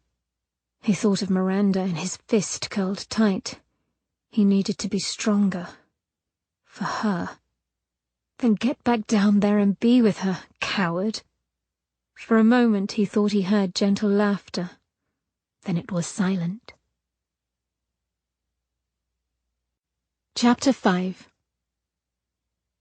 Sir Percival Andrew, 2nd Baronet of Doddington, old as he was, had certain rituals preceding his afternoon nap. First, a kiss from his wife, Beatrice, who then drew the heavy brocade drapes closed and helped him don a dressing-gown before retiring for a nap of her own. Marks, his valet, might have attended him, but, as Bea often teased, his kiss was not half as sweet. The second, a glass of port to be imbibed while sitting in his favourite chair before the fire. Today was no different. He settled down with a satisfied sigh, his old bones aching yet comforted by the warm hearth, and picked up the morning edition of the Times. The fire popped, and the paper rattled in the quiet. A peaceful moment shattered as a shout of pure incredulity broke from his lips upon reading the wedding announcement of Lord Benjamin Aldo Fitzwilliam Wallace Archer, 5th Baron Archer of Umberslade, to Miss Miranda Rose Ellis. Son of a bitch! He slammed the paper down in a rare display of temper. That bastard! Returning to England when he had promised to stay away. After all the work Percival had done to hush things up, the countless times he had covered Archer's tracks, for the sake of all their reputations, now in jeopardy because Archer had a twitch in his cock. Impertinent lot, the Archers, one and all. By God, it was not to be borne. The impudent whelp would have to be spoken to, firmly. A cold wind touched his back, an icy caress from an open window. The oddity of it barely touched his mind before an arm slammed around his chest, pinning him to the chair. Heart in his mouth, he caught the sight of a black mask at the corner of his eye. "Archer?" he rasped. Blood thundered through his ears. His bladder had let loose, the thick briny smell cutting through the cold air as the warmth seeped over his skin. "Forgive me," said a familiar voice that caused Percival to convulse against the chair. "But I need you to send a message." Steel flashed white in the soft light. A sharp burn shot across Percival's throat. He gagged, hot blood splashing his shaking hands, splattering across the white marble mantel and the faded daguerreotype of Bea on her 40th birthday. He took a rattling breath, tasted salt and blood upon his tongue. Bea. "Are you well settled?" Lord Archer led Miranda to a table long enough to seat 20, with silver candelabrums running down its long centre. The mirror-panelled table was laden with food enough for a party. The sight of numerous silver-domed serving dishes perplexed her as the table was set for one, a single, lonely place setting next to the head of the table. He held out the chair in front of the setting and bid her to sit. "Yes, thank you." She eyed the food with amazement as he proceeded to lift the lids himself. Wafts of steam rose from the dishes, and with it the scent of rich, warm food. Too much to distinguish any one component, but rather a miasma of such delectability that her mouth watered. "You are not eating?" "Alas, I cannot dine with you," he said with a touch of asperity, for the reason was obvious. "I dined earlier." She glanced away from the mask, wondering with chagrin if they were ever to dine together. "Then all of this bounty is for my benefit?" "As I understand, you have foregone the pleasure of eating such foods for some time." He reached for her soup bowl. "Oyster stew or chicken soup?" "Oyster, please." A happy smile pulled her lips. She hadn't had oyster stew in years. Lord Archer ladled the fragrant white broth into the bowl and set it down. "Whereas I have been blessed with endless bounty, yet no one with whom to share it," he finished, handing her a small silver bowl filled with oyster crackers. "But I could not eat all of this." "Well, I certainly hope you shall try a little. Careful consideration has gone into the planning of this meal," he said lightly. "I shall be thoroughly put out should you waste away from lack of effort." "Wish to fatten me up, do you?" Grey eyes skimmed over her form. "How does the fairy tale go?" He rested an elbow on his chair arm. "Ah, yes, I have lured you into my luscious house of candy and gingerbread, to tempt you with sugared delights, and when you are nice and plump, I shall gobble you up." A flush of tangible heat washed like the tide over her skin. There was only light laughter in his tone, yet the force of his gaze made her turn away. Stomach fluttering, she tried to look stern. "I suppose you have forgotten that Gretel outwitted the old witch in the end, and roasted her alive?" He chuckled, a deep rumbling of thunder before a storm. "How very gruesome." "Yes, quite," Miranda agreed with a smile. Oh, but he was charming. Unexpected, but decidedly so. "Very well, I shall do my part, only what of the rest?" "The servants shall have it." He looked at her with some amusement. "Does that appease you?" "It does." The creamy soup, ripe with plump oysters and golden puddles of butter, tasted like heaven on a spoon. She nearly groaned with pleasure and forced herself to eat slowly, aware that Lord Archer watched with rapt interest. "Wine?" He poured with the deft ease of a seasoned servant. "Is this how we shall normally dine?" The service was like nothing she'd seen before. While resembling a familiar meal served à la Française, there were no removes. Everything was simply on the table, including a large platter of fruit, overflowing with velvety figs, glossy pears, and crisp apples, cut open and saturated with rich colour. "No." A touch of humour lifted his voice as his eyes continued their watch.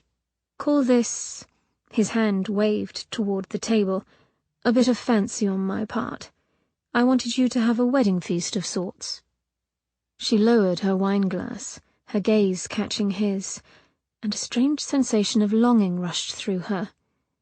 Perhaps he felt it too, for he looked away and toyed with a silver salt-cellar with his long, begloved fingers. A footman entered as if by magic, whisked away her bowl, and left while Lord Archer lifted more lids. "We needn't stand on ceremony," he said. "I've never understood why one must have soup, then fish, then fowl or meat." She had to laugh.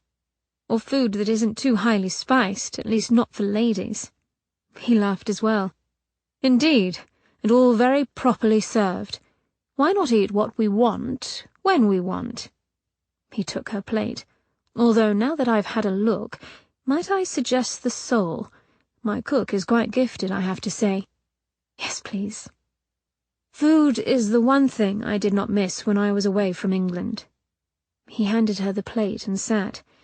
"I should think I'd find myself much aggrieved should I have to partake in a proper English dinner any time soon." "Is our cuisine really so awful?" "When you've sampled what the rest of the world has to offer, yes, although we do breakfast spectacularly well." Miranda glanced at her husband. A person's skin, she realized just then, was an indispensable clue as to one's true age. As Lord Archer's attire revealed none of his, she could only guess at his age.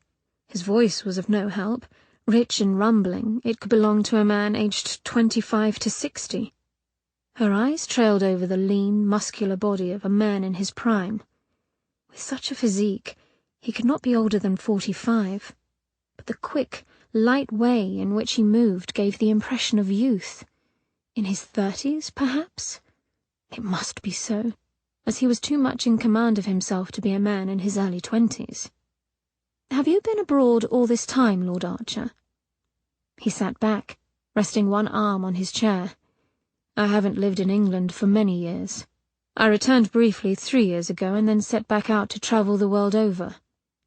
"It sounds exhausting." "At times, though I did settle in America for a decade before I began to roam again." A light came into his eyes that Miranda recognized. "You liked it there, didn't you?" "I like it here better," he said softly, and Miranda's skin went tight and warm.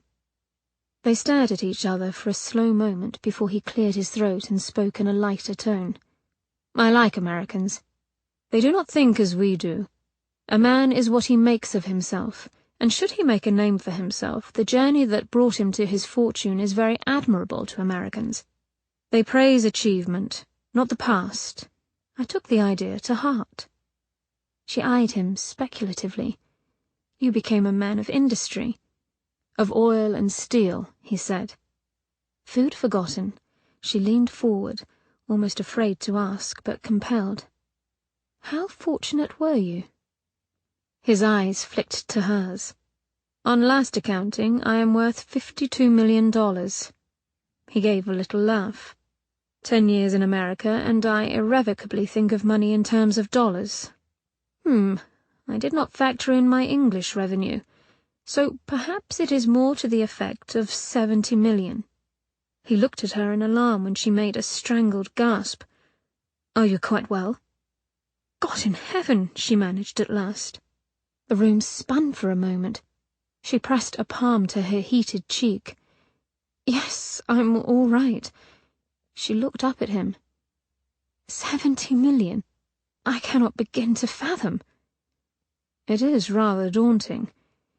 He poured her some white wine before drawing away, "though I can assure you our wealth comes nowhere near that of some of my associates. Mr. Rockefeller and Mr. Carnegie, for example, are much more voracious in their quest for capital." That he tried to downplay his achievement made her smile. "At any rate, I have decided to retire from my American activities." He hesitated. That will increase our holdings a bit when I sell things off," he said wryly. Her laughter felt unhinged. "A bit, eh? You might as well be Croesus." She looked at him sharply. "Our holdings?" "Of course ours. You are my wife." He gave a little bow of his head. "What is mine is yours." His casual stance on the chair shifted to stiffness. "You are making a face," he remarked. She touched her cheek again. "Was I?" "The idea of us being so linked does not appeal to you?" Miranda shook her head to clear it. "To tell you the truth, I find the whole idea rather mercenary on my part. It hardly seems fair that I should gain access to your fortune simply for speaking a few vows in a church." She took a sip of tart wine. "I think you got the short end of the stick in this venture." He threw his head back and laughed. "I believe you are the first woman in history to think so." He laughed again. "And you are quite wrong." Their eyes met, and that spark of something hot and sharp ripped through her again. Awareness. It took a moment to realize, but that was it. She was utterly aware of him, of the breadth of his shoulders, the deep, even way he breathed, the force of his gaze. Bloody hell, but she was beset by the craving to touch him, test the strength in those shoulders. "Should you continue to be merely half as entertaining as you are tonight," he said with a voice like heated cream, "then I shall have received the greater bargain in this venture, Miranda." Unaccountably flushed, she set her attention to the lamb. "I think you're cracked, but whatever you wish to believe, Lord Archer." "I wish you wouldn't call me that." His voice was still soft, but there was an edge beneath it. She looked up to find him glaring down upon the empty place in front of him. "What, Lord Archer?" she asked, surprised. "Yes." He moved to touch his brow, but finding the mask upon his face, flung his hand down. "It is too formal. You are my wife, not an acquaintance. Husbands and wives are partners in life, are they not? The one person who will support you when all hope seems lost." He blinked suddenly, as though he hadn't meant to speak such things aloud, then straightened his spine. "Or so one hears." Emotion clogged her throat. Partners. She'd always been alone. Something tender and precious welled up within her chest, and she fought the urge to clutch her hand to her breast to hold on to the feeling. "Well, in that case," she said, when she could speak again, "I suppose I had better think of something more suitable." She worried her lip, considering. She ought to call him Benjamin, but it was too intimate, too soft. "My lord?" she ventured, only half serious. "Good God, no!" She bit back a smile. "Husband?" She took a sip of wine. He grunted. "Are we to become Quakers?" Miranda set her glass down quickly, nearly choking. His eyes crinkled at the corners, a sure sign of him smiling. She sat back in her seat. "Archer, then." Something queer went through her. A lock had been turned, as though her use of his name had unleashed something untamed inside of her. She wanted to say it again, if only to revel in the odd little thumps it elicited in her heart. He was quiet for a moment. "Archer sounds well upon your lips." She took a hasty bite of curried lamb. Perhaps she had drunk too much wine. Behind him, the fire snapped, the warmth of it heating her bare arms. He must have been positively flushed sitting so close to it, but he didn't seem so. His long frame subtly stretched back toward it, like a cat luxuriating in the heat of the sun. Fire. Her greatest comfort and source of her deepest shame. The great log in the middle suddenly snapped in half, and the fire flared hotter for one brief instant. Immediately, he uttered a nearly soundless sigh, his stiff shoulders easing a touch. Yes, he craved the warmth of the fire. It sparked an odd feeling of kinship. Indeed, for the first time in memory, she felt not comfortable precisely. He affected her too much for her to relax into that emotion, but safe. She felt she might say anything she wished and not be ridiculed for her opinion, nor forced to justify her existence or usefulness. The sensation was a breath of clean air in the deepest of London fogs. "Does watching me eat entertain you?" she murmured when she felt his eyes upon her. "Yes, you do so with such hedonistic abandon." His gaze went hot. "It is rather stirring. Perhaps I should bid you to forego the silverware, if only to see how you use your hands." A breathless laugh escaped her. "I do believe you enjoy unsettling me," which she was loath to admit he was rather good at doing. The corners of his eyes crinkled. "I want to understand your mind. The best recourse is to engage your defences." The man had cheek, to be sure. Should she wither under such boldness, he'd have her under his thumb in short order. Miranda's fork clinked against the china as she set it down. "I shall keep that tactic in mind." Holding his gaze, she reached out to select a thick white section of pear. Soft flesh sank beneath her fingers, the fruit cool and wet against her lips.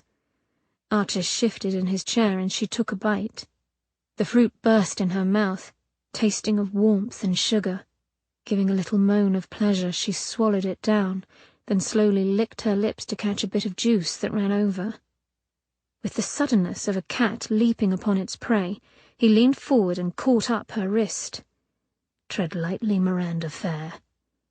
His thumb moved lightly over her fluttering pulse, as she stared with her mouth assuredly hanging open in shock, her heart beating furiously within her breast. "You know it's never wise to tempt the devil." His gaze lowered to her hand, still locked in his grip, her fingers glistening with pear juice. His rich voice lowered to raw huskiness. "Had I not this mask, I should be of a mind to suck that juice right off your fingers." Chapter 6. Good Lord, what had she done? Miranda cursed herself for such high-handed stupidity as Archer abruptly announced that dinner was over and led her from the room. She had goaded the man into looking at her as a woman, and on her wedding night of all times. What had she been thinking? She knew what was to happen on a wedding night. Only the enjoyment of sparring with Archer had made her forget all that. Until now. The urge to run the other way was strong. She dared a glance at him, catching a glimpse of one large shoulder, the wide expanse of his chest. She had flirted with him, she realized with chagrin.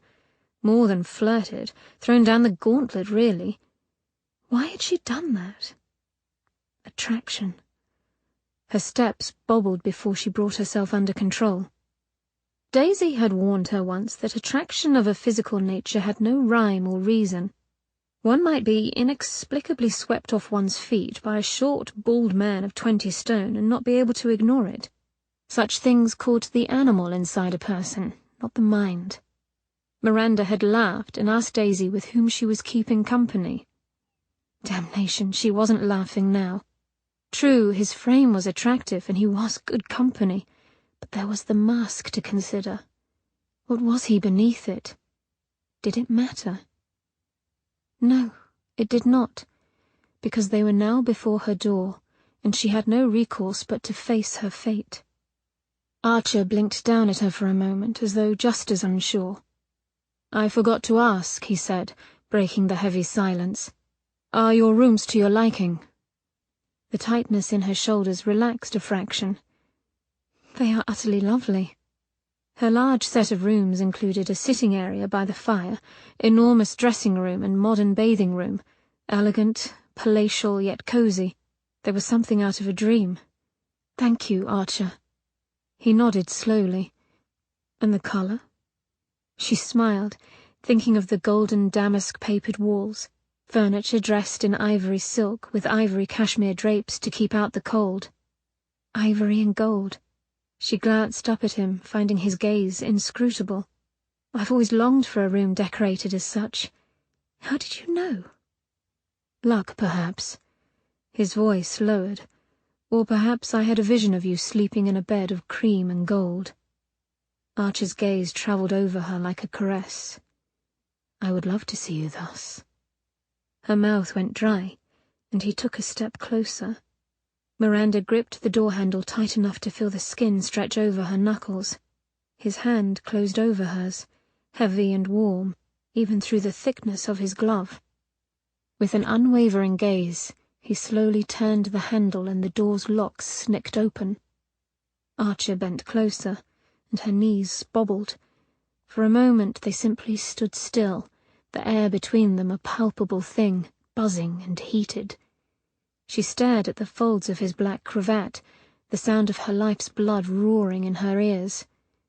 His body did not touch hers, but she felt the hardened length of it as though the nerve endings along her skin were directly attached to his by little hooks that tugged with sweet pain. His broad chest lifted in exhalation, and her breath caught it in return. Lord, he was big, and strong, and delicious-smelling. It was an ineffable clean scent, yet it consumed her, making her mouth water and her head spin. She took another ragged breath, and a burst of heat flared over her skin and settled between her legs. Her fingers tightened on the handle. Common sense was crumbling like old ruins. Good Lord, she was going mad. A pained sound left him as he came a hair closer. Her inner thighs clenched. Only inches away he stopped, his body visibly stiffening. Her eyes squeezed shut and she swayed. Waited. His deep voice rumbled against her ear. "Good night, Miranda Fair." Her eyes flew open. He was already halfway to his own door. Red-hot flames twisted and turned within the grate, undulating and sinuous upon the ashen logs, tiny dancers beckoning him closer. Archer sat before the hearth. "Breathe," he ordered himself once more. "In, out, just breathe. Do not think of her." Slowly, by agonizing degrees, his heart rate returned to normal. She had flirted with him, hadn't she? He swiped at his perspiring brow. He was too dizzy with want to think clearly, too tempted to open that forbidden door, go in and claim her as was his husbandly right. Oh, God! He looked away from their connecting door. The action brought his attention to the silver salver lying upon the table by his shaking hand. Gilroy had left him the day's correspondence. Resting like an offering upon the various reports and letters was a small paper box wrapped up with a silver bow. The innocuous little box caused his heart to stop, and then promptly start up with palpable thuds. Evil had touched that package. The chair creaked beneath him as he inched forward. The package weighed next to nothing, but that slight weight, the unbalanced feel of it in his hand, chilled his blood. The rotten sweet stench of death drifted from its edges as he slowly pulled the ribbon free. A thick cream-colored vellum envelope, and something below it. He could feel it, rolling about along the bottom of the box. He lifted the card, his fingers trembling as he did, and he spied what lay beneath, glossy despite its yellowed surface, oblong and laced in red. The thing might have been mistaken for a rotting hard-boiled egg, if one overlooked the gore of veins trailing from one end of it.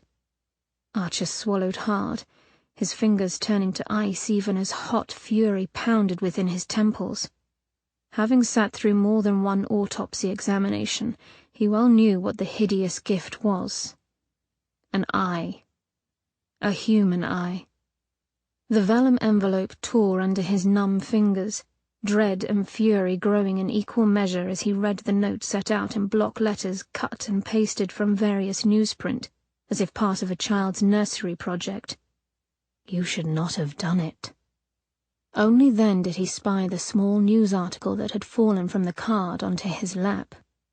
Damp with congealing blood, and nearly illegible beneath the gore, was the announcement of the marriage of Lord Benjamin Aldo Fitzwilliam Wallace Archer, 5th Baron Archer of Umberslade, to Miss Miranda Rose Ellis. Pure white light coloured his world, biting cold and blinding with its brilliance, like the heart of a blizzard. It pulsed through his hard limbs, strong and true, surging with such force and power that he felt the truth of what he would soon become. For one hateful moment he welcomed it. The sharp-edged card crumpled in his fist as he stood. He threw it all into the fire, watched it burn. Heaven help the son of a bitch who'd sent it. Even as the thought filtered through his brain, damp fingers of dread crawled along his spine to clutch his heart. He sank back into his seat. Who had sent it? And whose eye was it? An eye for an eye. The phrase hit his mind like the clang of a buoy. It had been a favourite saying of Rossbery's. Archer fingered his jaw in contemplation as he gazed at the roaring fire. Rossbery, a man who had been driven to the brink of madness by fire's cruel kiss. Archer swallowed hard, the heat from the hearth strong enough to warm his outstretched legs. But Rossbery was locked away, had been for years. They had seen to that. A light snort left his lips. They had sent Archer away as well. Yet here he was. He nearly jumped out of his skin when a light rap came from the door. He raked a hand through his hair. "Yes?" Gilroy opened the door only as far as necessary. "Pardon the intrusion, my lord, but there is a gentleman here to see you." "Hang it, Gilroy, it is the middle of the night. Why the devil haven't you sent him packing?" Even as he spoke, it occurred to Archer that Gilroy was too proficient a servant to let just anyone in at an ungodly hour. "Who is it, Gilroy?" he asked with growing dread. The man held himself correctly erect. "Inspector Winston Lane with the Criminal Investigation Department." Chapter 7. Miranda's hand glided over the crystal stoppers. Firelight caught in the prisms, sending little rainbows scattering over her skin and upon the bottles. A drink would settle her nerves, then perhaps she could sleep without thinking of masked men, or a certain voice as decadent as dark chocolate. She stopped at the simplest decanter, an elegant thing shaped like a teardrop. Around its neck was a silver plaque engraved with the word bourbon. American whiskey. She remembered vaguely hearing her father mention tasting it once, long ago. Out of all the decanters, this one had the least liquor left in it. Archer's favourite, if she had to guess. The stopper came loose with a harmonious ring and released the smoky sweet notes of the liquor.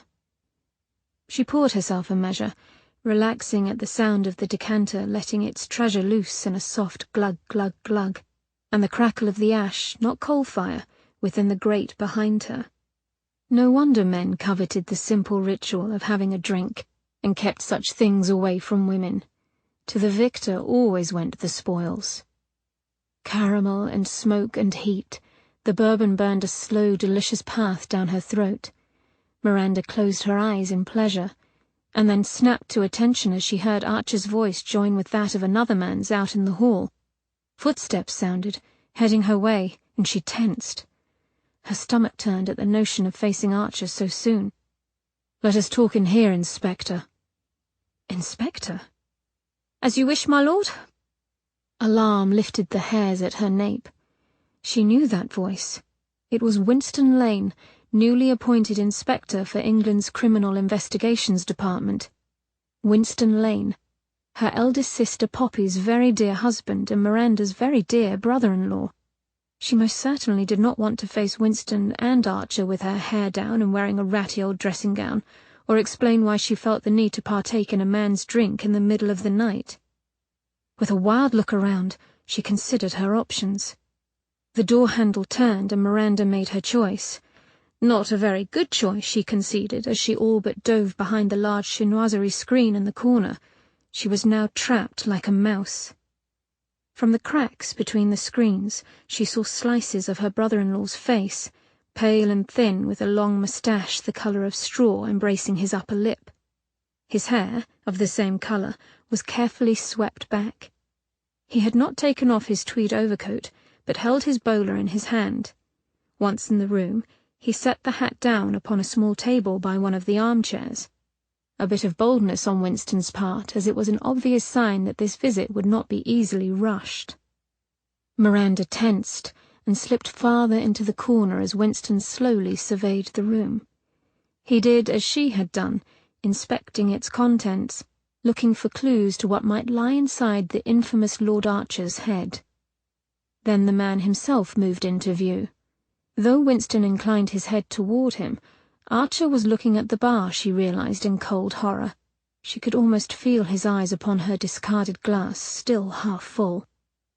"Inspector Lane," he said finally, turning so that only his arm was visible from her hiding spot. "What unfortunate news do you have for me?" "Lord Archer, I do apologize for the late hour. However, I thought it best to come when I did. I fear by morning my presence here would bring an even greater inconvenience." For everyone would note it, and tongues would wag. "Whom should I thank for such a courtesy?" Archer asked dryly. Winston took a step closer to Archer. "Forgive me, but I have not yet offered my congratulations in your marriage to my good sister Miranda." Archer's arm flinched. "Miranda is your sister?" "She is sister to my wife Poppy. I am quite fond of Miranda. I was pleased to hear that she had found a husband who could see to her welfare." Miranda's cheeks coloured. She knew what was behind his proper words. He was pleased she had finally left father. For a cold moment she wondered whether Winston had heard tales of her less than lawful activities. "Had I not been away on business this morning, I would have accompanied my wife to the ceremony." Would he have? Miranda was not so sure. Clearly he was not altogether pleased at her choice of husband, or he would have said as much. "Since we are family," Archer's voice tightened on the word, "let us speak plainly. What do you want?" Winston nodded. "Shortly after 1 o'clock this afternoon, Sir Percival Andrew, 5th Baronet of Doddington, was found murdered in his bedchamber." Miranda blinked in surprise as the words fell over the room. "I am sorry for it," Archer said in a quiet voice. "Then you admit to knowing Sir Percival?" "Of course. I have known him nearly all my life, though I haven't seen him in some years." At that, Winston pulled a small notebook from his pocket to consult it. Miranda knew from Poppy that he did this for show. Winston memorized every fact he collected. "In 8 years, correct?" "Correct, Inspector." Dry amusement laced Archer's voice. "Not since the week I sent his granddaughter's fiancé, one Lord Jonathan Marvel, to hospital after an altercation with him, a fact I am sure you have committed to memory as well." Winston snapped his notebook closed. "It is quite a juicy tidbit of gossip that fails to die," Archer said. "It is said that as a result of that altercation, Lord Marvel broke off his engagement with Sir Percival's granddaughter, causing much stress and heartache between the two families." "Broken engagements often cause familial strife." "I believe Sir Percival and quite a few others held you accountable for the mishap." "As do I." "Your relations with Sir Percival were not in good standing when last you met." "My relations with Lord Marvel were not in good standing. Sir Percival and I were of like mind in the matter." "Which was?" "Lord Marvel is, and was, a spoiled snot, and I have a foul temper." Winston's lips curled, but his eyes remained shrewd. "Yes, there is much talk of that violent temper, my lord. A logical fellow might deduce that a man in possession of a volatile temper would lash out when offended, not wait in cool composure to do the deed 8 years later." "I should like to think myself a logical fellow," said Winston. "Which means you have something more to go on than mere conjecture." "Upon questioning of the house servants, some disturbing news was brought to light. Mr. James Marks, Sir Percival's valet, was resting in his room next to Sir Percival's. He swears that he heard his master call out the name Archer, as if surprised. A moment later, Sir Percival made an odd sound and Marks went to investigate." Winston kept his eyes on Archer. Sir Percival had been sliced across the neck and then eviscerated. From behind the safety of her screen, Miranda clutched her knees as bile rose in her throat. She did not want it to be him. She liked Archer almost instantly, and she never took an instant liking to anyone. Is that all that was done to him? Archer's quiet query shocked Miranda back to sensibility. Winston raised a blonde brow. "An odd question, my lord. Do you assume there were more insults done upon his body? You are here because I am suspect. If I am to be accused, I will know the whole of it, Inspector. Now what was done to him? Sir Percival's face was slashed, his right eye gouged out and missing, his heart taken. The fire snapped in the grate, and Miranda jumped. Dear God, was she married to a madman? Please don't let it be so. She'd gotten her first glimpse of hope. She did not want to recede back into a world where shame and darkness dwelled. Archer's fingers curled round the back of a chair. I am sorry for it, he said again, softer this time. My lord, that is not all. It never is. Something stirred within her, a churning that came upon a person just before danger caught hold and dragged a soul down. A scullery maid, Miss Jennifer Child, reports seeing a man in a black mask running through the stable yard moments later. Miranda pressed her knees against her chest, as if the action would still her pounding heart. For a moment, she considered leaping up and running to Winston. He would take her from here. No one would fault her for seeking an annulment. The thought filled her with a wild sense of freedom. She could do this. She could get away. Yet she stayed in place. Her heart would not let her move. It could not be Archer. Not the man she had dinner with this very night. He had shown her respect and caring, been protective of her feelings. But what did she really know of him? All very damning testimony, Archer said, stopping her running thoughts. It appears that way, my lord. Poor Winston was on dicey ground. One did not question a peer. Yet here he was. One certainly did not accuse a peer of murder. Miranda could almost feel Winston's tension. He would not ask Archer for an alibi, but he desperately wanted to hear one. The churning in Miranda's belly grew. Inspector Lane, you may question my servants at your leisure. You will find that upon showing my bride her new home, I disappeared from the hours of 12 o'clock noon to shortly before 9 in the evening. There will be no one but myself to account for my whereabouts. Miranda's head fell forward. She had hoped for Archer's reassurance, but the man wouldn't even proclaim his innocence. Surely an innocent man would. Her fingers twitched, digging into the silk weave of her gown. She should go. It was madness to stay. Perhaps he would murder her as well, slice her throat in the dark of night. Why then could she not move? Silently she cursed herself for being a fool. That is most unfortunate, my lord. Yes. Yet you can account for your whereabouts. Winston was careful not to phrase it as a question. Of course, but I will not. Only that I was alone. I am often alone. Stubborn man. Her nails sank into the flesh of her knees. Do you have a theory as to who might have done this thing, my lord? A coward who likes to play games? Murderers generally are cowards, Winston said. I have one more question, my lord. Only one? I cannot believe that. Surely you have dozens to pepper upon me. Miranda smiled against her knees. Stubborn, charming man. Beguiled by a possible killer. She belonged in Bedlam. Questions tend to build upon themselves. Winston moved to pull something from his pocket, the action sending him out of her direct line of sight. Do you know what this is, my lord? Everything in her screamed to peek between the screens, but Archer would surely notice the movement. Her fingers tightened over her knees to keep her in place.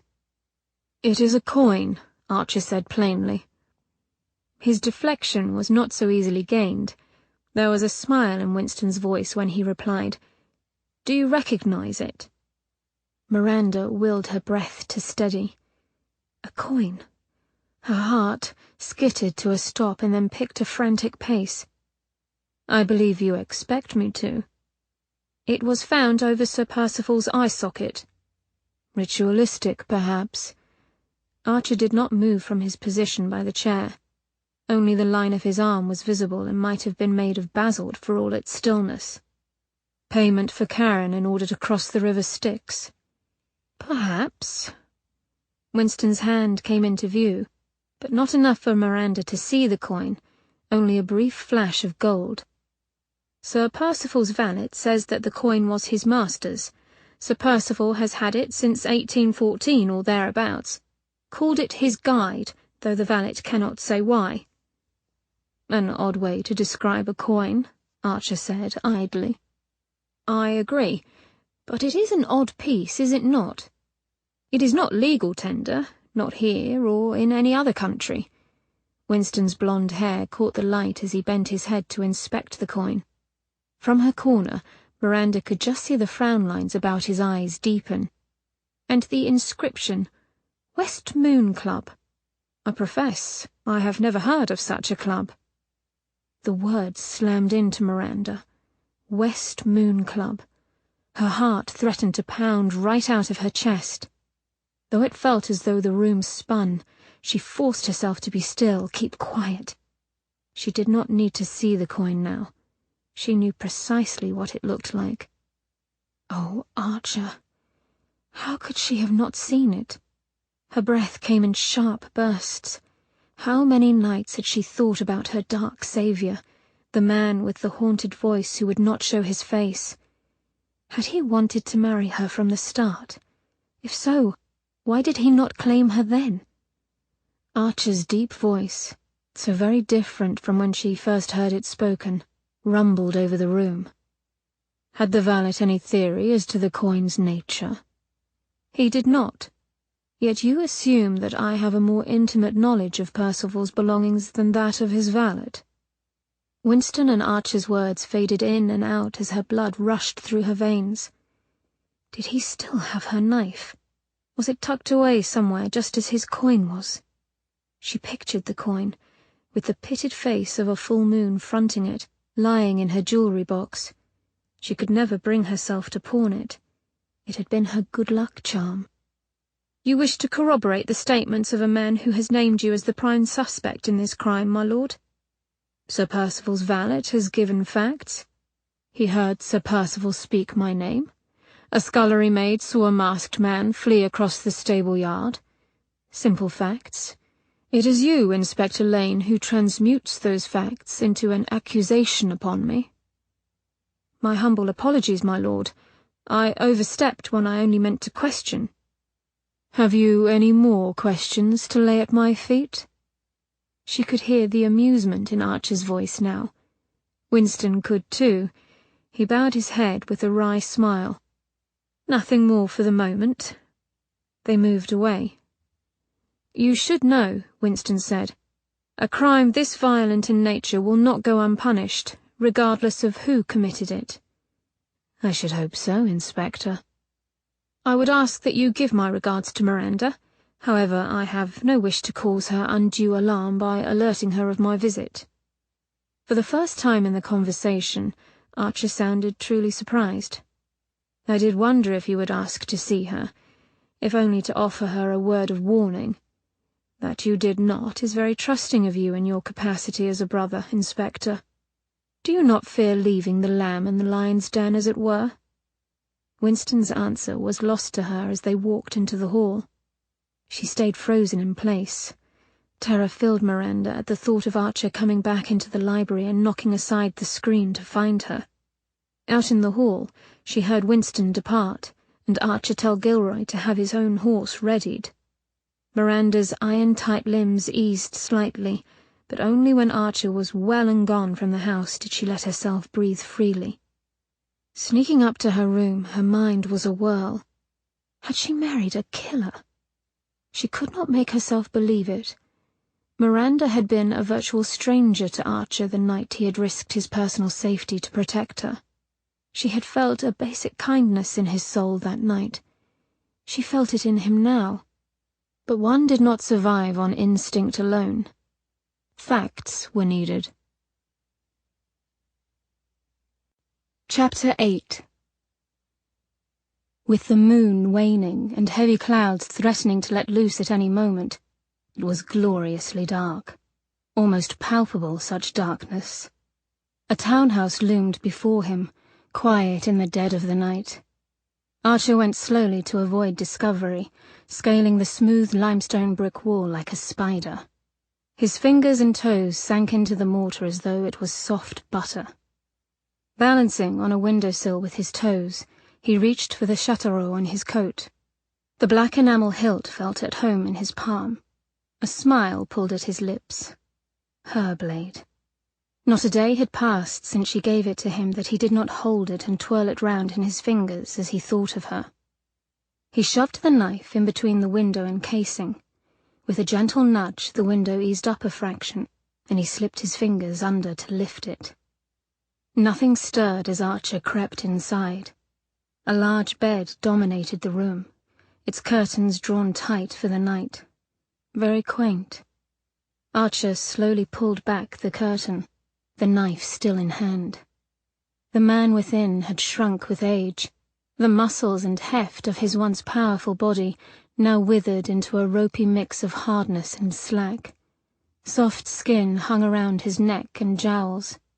But for all that, Maurus Lee, Earl of Leland, still held an air of dignity and strength. Archer could barely tolerate the sight of him. He leaned forward, hovering just over Leland's sleeping form. The man's long, bumpy nose whistled as he slept, stirring the white moustache hanging over the corner of his gaping mouth. The smell of camphor and old velvet drifted up. Archer's nostrils pinched against it, but he found himself grinning. "I say, Lily, where the devil are my boots?"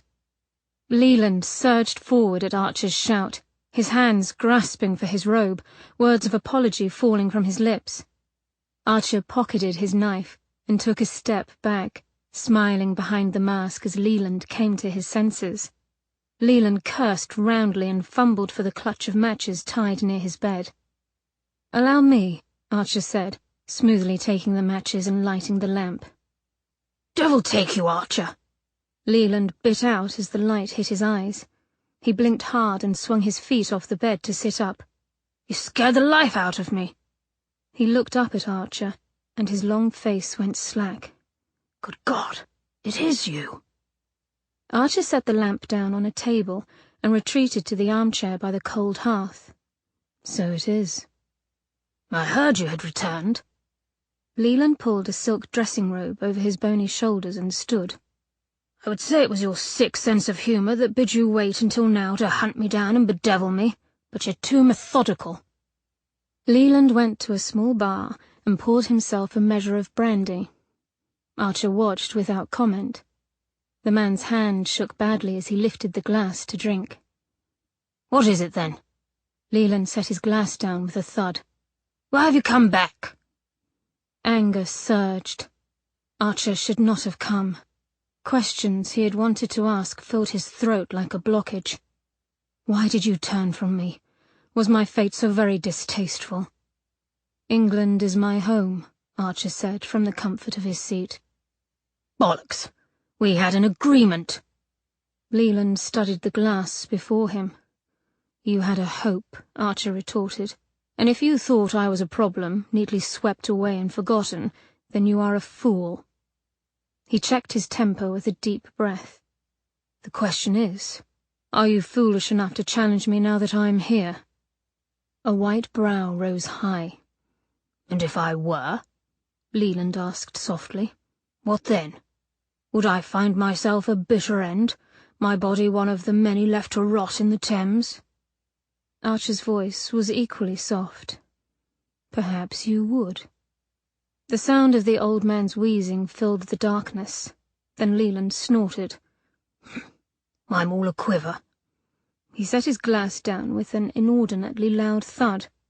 "Why are you here? I assume you didn't invade my home solely to make assassinations on my character."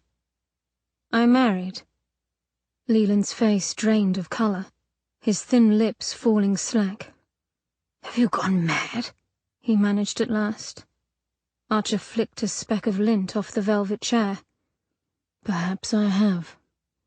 "To what purpose?" Leland cried, coming forward in his agitation. "And to what end?" Archer turned away from Leland's keen blue eyes. He hated those eyes. They missed nothing. My reasons are my own. Who is she? Miranda Ellis, Archer, he corrected. The novelty of hearing his name connected with hers buzzed in his veins like warm champagne. Leland's shrewd eyes narrowed. Hector Ellis's youngest daughter, is she? He nodded, suddenly feeling exposed in the dimly lit room. I see. I fear you do. It appeared even decrepit nobles had heard of Miranda's beauty. Leland sighed. This is madness, Archer. No lady could have possibly done you so great a wrong to warrant such a punishment. I well understand the urge, but— He stopped abruptly as his gaze locked with Archer's. I do hope, Archer said as his fingers dug into the arms of the chair, that you aren't entertaining notions of giving fatherly advice. I should find that laughable in the extreme. No. Leland swallowed, backing away a bit, and he ought to. Archer felt capable of just about anything then. He did not miss the photographs lining Leland's mantel. A wife, children, grandchildren. Leland had them all. Was the great and beloved head of his grand household. Perhaps he would not tell Leland of Percival's death after all. Archer pushed to his feet. Leland eyed him from under thick white brows. Is that the true reason you're here in London? You mean, am I motivated by something other than base lust? He laughed while Leland glowered. You know I will not rest until I find a way. He took a deep breath, and when he spoke he heard the bitterness in his voice. Especially now. I cannot help you there. Leland spoke with such sorrow that Archer flinched. I did not think you could. Just stay out of my way on that account. Archer turned toward the door. No need for windows now. It irked him that he'd used it in the first place. He'd been hiding in shadows for too long. My wife will need an introduction into society. There. That was as good a reason as any for this visit. I'll not have her outcast. I realize the season is over, however there are still functions going on. I expect invitations to be forthcoming, Leland. You may tell the others as much. Leland's mouth worked. You can't seriously think to go about in society. Tell people I'm an eccentric.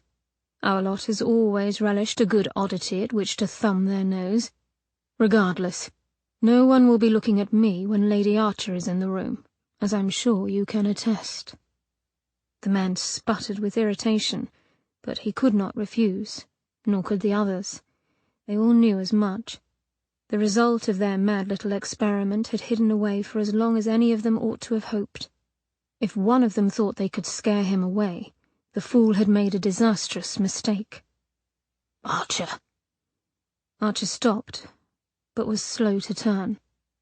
Something has happened, Leland said with a frown. Nothing of consequence. But those eyes saw too much. If anyone was to take offense to your return, it will be Rossbury. Leland tilted his head, letting his gaze rake over Archer. Which you should well know. One wonders why you simply didn't go straight to him. A trickle of cold crept along Archer's neck. Rossbury is out? Leland's mouth twisted. Just recently. I suppose they could not cage him indefinitely. Archer scowled, and yet they all thought he should stay away forever. Leland understood his silence and had the grace to look chagrined. If you want my help, you only have to ask. Archer would be damned if he would ask Leland for help ever again. The man had been the first to suggest Archer leave London. And what help could an old man possibly provide? Archer winced inwardly as the words left his lips, but could not bring himself to apologize. Percival is dead, he said baldly. Leland went white. When? How? This night. Murdered. No doubt it will be the scandal of the morning. I am the prime suspect. A servant heard Percival cry out my name. Another thought they saw me at the scene. Leland nodded once. Do you know who did it? God, Archer had missed his friend. No. He cleared his throat. But I intend to find out. Chapter 9. Tell me again why we are going to this party. In the days after the murder of Sir Percival Andrew, gruesome recounts fell from the lips of newsmen and fruit sellers alike. Everyone was enthralled, because everyone knew exactly who the killer was: Lord Benjamin Archer. That he lived right under their very thumb and had not yet been brought to justice only served to titillate.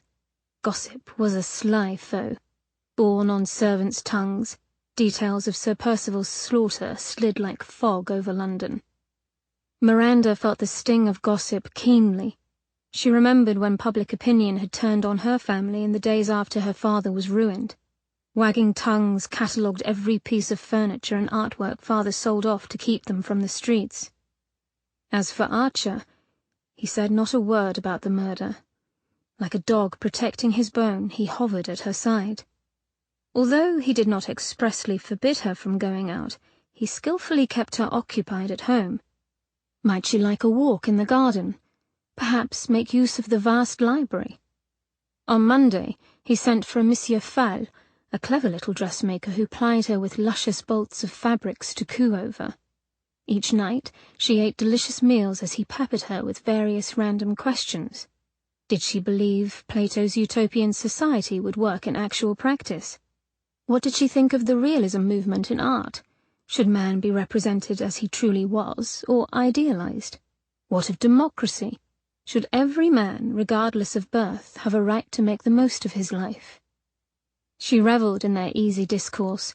It was as if they'd known each other for a lifetime. Oh, they bickered, to be sure, save it only served to ignite her curiosity and her need to converse with him further. How could such a man slaughter another? Was she in denial? Or perhaps it was a sign of her own depravity that she identified so easily with him. Whatever Archer might be beneath his mask, she felt safe with him. And it was not just a matter of loneliness. She'd been lonely before. It had not affected her like this, filling her with the need to be near him. She fit within her skin when she was with him. The novelty of such a feeling was seductive. And so it went. Miranda waited for the moment when his back was turned, so that she might go out and discover answers, and Archer watched her as if waiting for her to run away. Thus, it came as a shock to Miranda when Archer strode in the salon earlier in the evening and announced in his imperious way that they were having a night out. So Miranda had donned her battle armor, a silver satin dress that hugged her body like steel and was very properly put together. This didn't stop her from feeling ill at the prospect of facing the haute ton. Staring at the palatial townhome looming up before her, trepidation tightened her breast. Archer hedged a glance in her direction, his grip tightening as if she might flee. Smart man. He led them briskly up the marble stairs fronting Lord Cheltenham's stately home. "Have you found fault in my original reasoning?" She pursed her lips. "Because we were asked is an evasion at best, and you well know it." He chuckled, and her ire increased. Her steps slowed as a gaping footman moved to open the front doors for them. "Damn it, Archer," she hissed. "Why give them the excuse to gawk?" She did not want that for him, and felt a surge of protectiveness toward Archer that was as frightening as it was fierce. Archer bent in until his soft breath touched her neck. "Because, dearest, I refuse to hide any longer." A fleeting caress of his thumb sent a shiver along her gloved wrist. "Courage, Miranda fair. Never give them an inch or they will stretch it a mile." Lord Cheltenham's grand hall was not as large as the one in Archer House, but it was elegant, filled with statuary, potted palms, and heavily draped archways. Clusters of men and women congregated in the quiet spots, watching as she and Archer passed. Looks of pity and murmurs followed. Would she be next? Would they read about her in the morning papers, devour lurid details of Lord Archer's young bride ripped to shreds as they drank their tea and shook their heads at her foolishness? Irritation rankled, and she held her head up high. Archer simply walked on as if they were alone. Ahead of them stood a small group of men by the base of the stairs. They clustered together, looking like a murder of crows with their hunched shoulders and sweeping black coat-tails. Old age had withered them, cleaving skin to bone, exaggerating the prominence of noses and cheeks. Sharp eyes turned on them, their orbs gleaming in the dim light as they blinked in unison. "Do you know them?" She hoped not. The men almost quivered with shock and hostility. Archer's grip tightened a fraction. "Yes." "Come then, we'll go another way." Miranda began to shift direction, but Archer held her course. "Act as if I'm afraid." "I think not." He steered them right into the men's path. The tallest of them came forward, a man with a white moustache that hung in a frown over his lip. "Archer," he said in the crisp tones of an upper-class man put out, "I am surprised to see you out and about." Archer inclined his head a mere fraction. "It appears the current rumour is false, Leland. As it turns out, I can leave my fiery throne and walk among honest Christian folk." The skin around the man's keen blue eyes tightened. "I rather enjoyed that one," he said lightly. "Stuff and feathers, all of it," said another man. He appeared kind, despite his formidable posture. He glanced at Miranda with soft brown eyes and a gentle smile. "I hear congratulations are in order, Archer." Archer introduced Miranda to their host, the smiling Lord Cheltenham, then the frowning Lord Leland, and then Lord Merryweather, the last man to approach. Merryweather took Miranda's hand as introductions went around. His deep eyes twinkled slyly up at her as he held on a beat too long. The old devil. "I am enchanted, Lady Archer, utterly enchanted." Cheltenham turned to Archer. "We've just concluded a meeting for the Botanical Society today, Archer. I understand you have acquired extensive knowledge on the study of heredity characteristics in roses, was it?" The man's eyes flashed with an emotion Miranda could not put her finger on, but it seemed as though the whole group snapped to attention. She glanced at Archer and could have sworn he was smiling, but the stiffness in his shoulders betrayed little humour. "I have much in the way of knowledge," Archer said without moving, "but little in the way of success." The tension within the group increased. More than one set of eyes slid to her and then away. "Perhaps you would care to join us next weekend and explain your findings?" asked Leland before giving Miranda a polite smile. "Rather dry subject, milady, but we are enthralled by the process of plant hybridization, for it allows us to create whole new species." Archer glared, but Leland paid him no notice. "For example, what was once a weak, quick-to-fade rose of ordinary colour might be turned into a subject displaying strength, beauty, and longevity." His thick moustache lifted. "The perfect bloom." "How lovely," she said politely, while her mind turned. Archer, a botanist. Archer leaned toward her. "We are amateurs all, playing with things beyond our ken." She might have replied, but a disgruntled snarl sounded in the hall. "I wasn't aware the society was holding a costume ball," came an irate Scottish burr from behind Cheltenham. The men turned at the sound, and Miranda's breath caught. The devil's own blue eyes glared daggers at Archer from lashless slits. A map of raised scars, silver white and angry red, twisted the man's features into something barely recognizable as human. She clutched Archer's forearm by reflex. "Rossbury," Archer said tightly, as the man stomped over with a younger man in tow. "How nice to see you again." A small mouth hidden behind a molted brown beard twitched with a growl. "If I had known you'd be here, I'd have hid my shame behind a fool's mask as well." "Ah, but what mask could hide your dulcet tones," replied Archer lightly, "unless equipped with a muzzle?" "Mask, muzzle, but this fair face of mine draws less terror than what you hide as the real pity."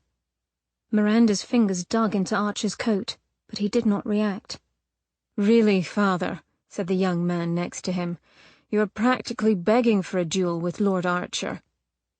His cultured tones were nothing like the Highland lilt of his father's, yet there was an air of resemblance between the men, from the shine of their dark auburn hair and the depth of their azure blue eyes.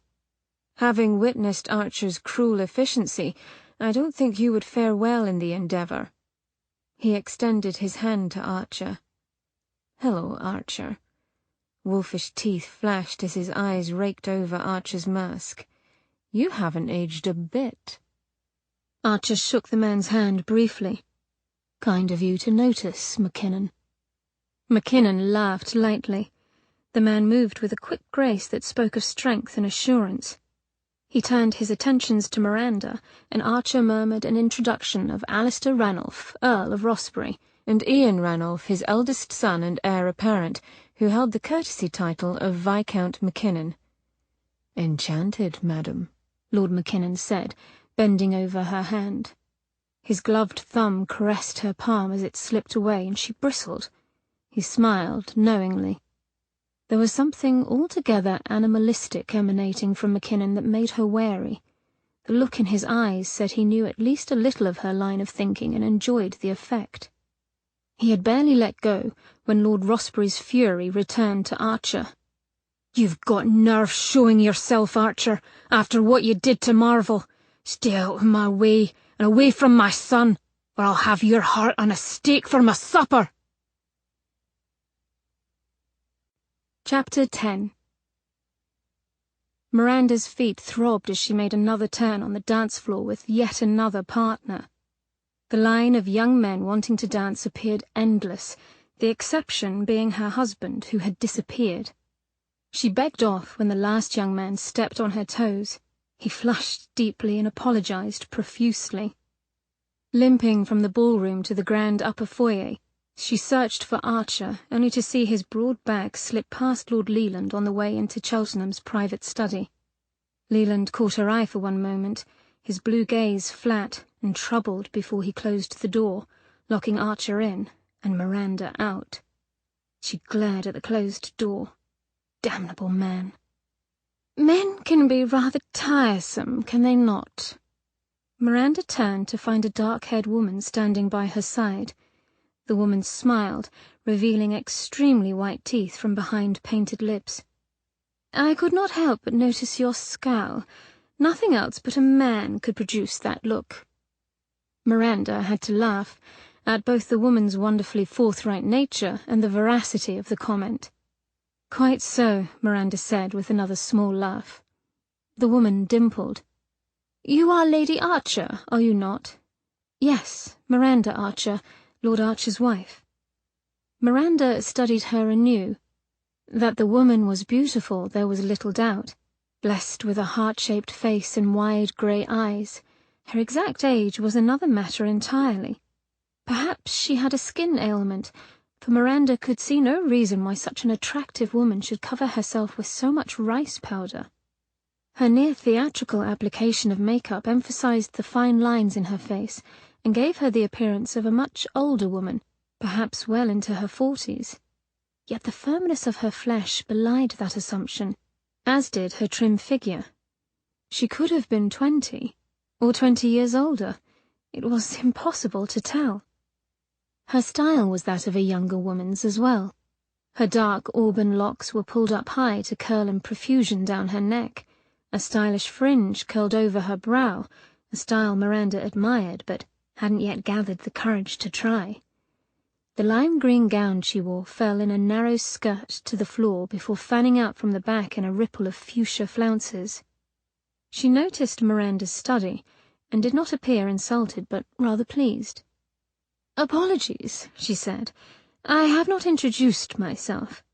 I am a kinswoman of yours, though you do not yet know it." Her head lowered in greeting, a smile curling over her dark lips. "Miss Victoria Archer," she said as Miranda's lips turned numb. "I am third cousin to Benjamin." It was the eyes, Miranda thought, staring. They were the same shade of silver-grey. Slowly, Miranda curtsied in turn. "Pardon me," she said, coming out of her fog. "I did not mean to stare. I did not think Archer had any living relatives." She tried to smile. "How nice to meet you." Miss Archer laughed, a melodic sound as clear as Waterford crystal. "It is quite all right. I am guilty of a little deception. I saw you with Archer and waited for him to leave." She gave a sidelong glance around the ballroom. "I should have had Benjamin introduce us, but I admit to wanting a little fun." Her grey eyes tilted at the corners. "My cousin can be somewhat prickly about his private life, no?" Miranda had to agree. Only she thought herself a part of his private life. Miranda stared, unable to do less. Did Archer have the same pointed chin, or wide brow? Did his ears stick out just a bit as Miss Archer's? She hadn't pictured him as such, but could it be?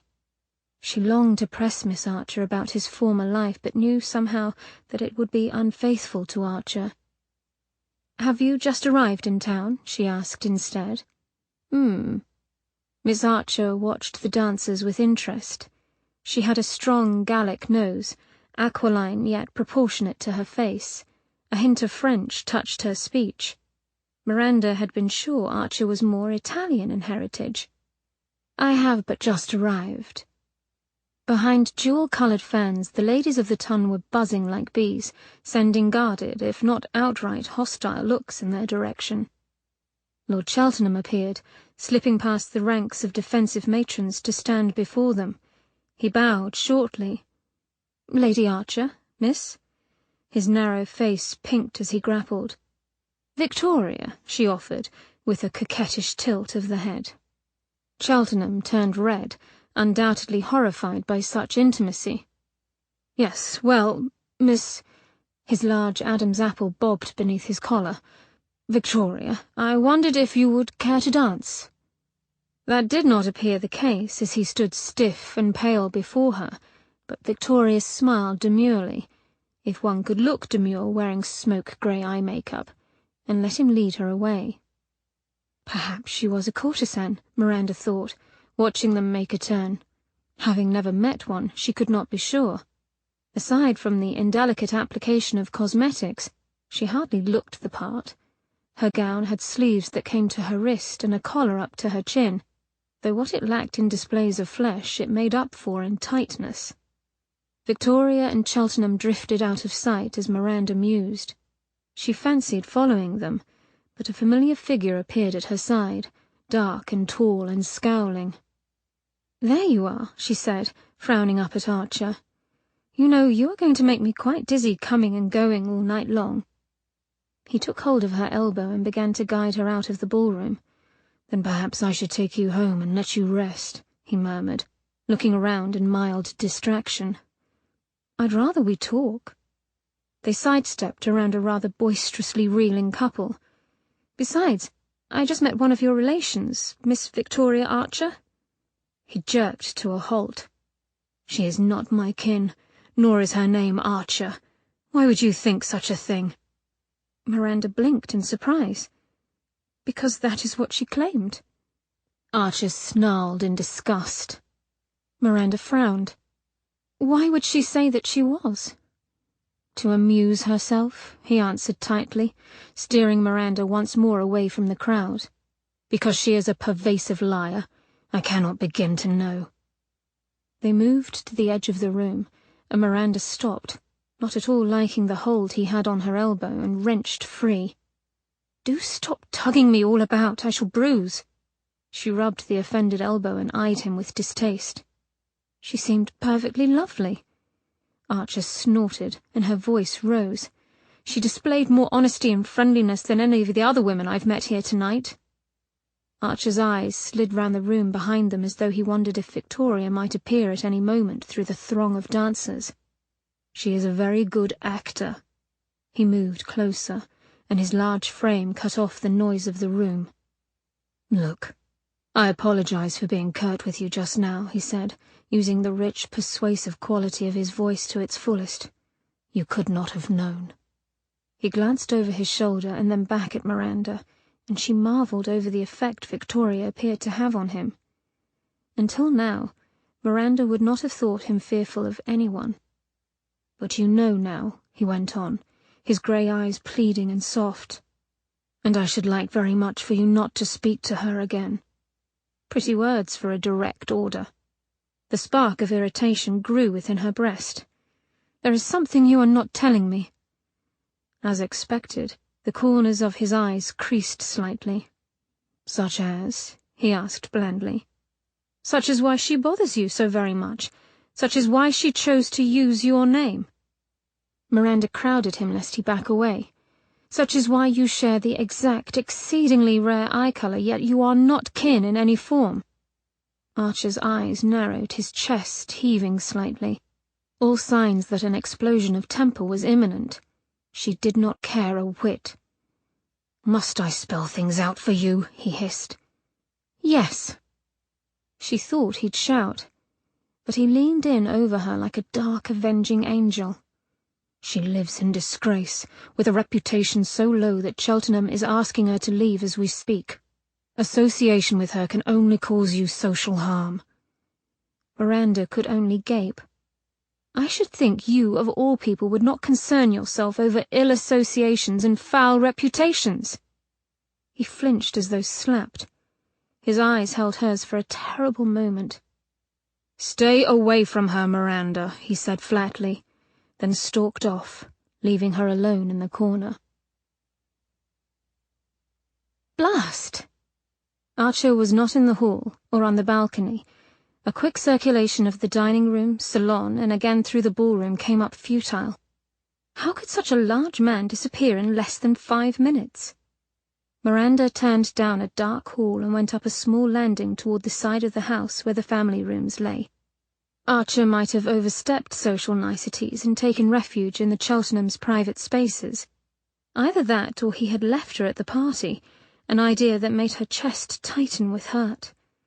Her step grew light, fear of discovery giving her caution. She had no desire to come upon anyone but Archer.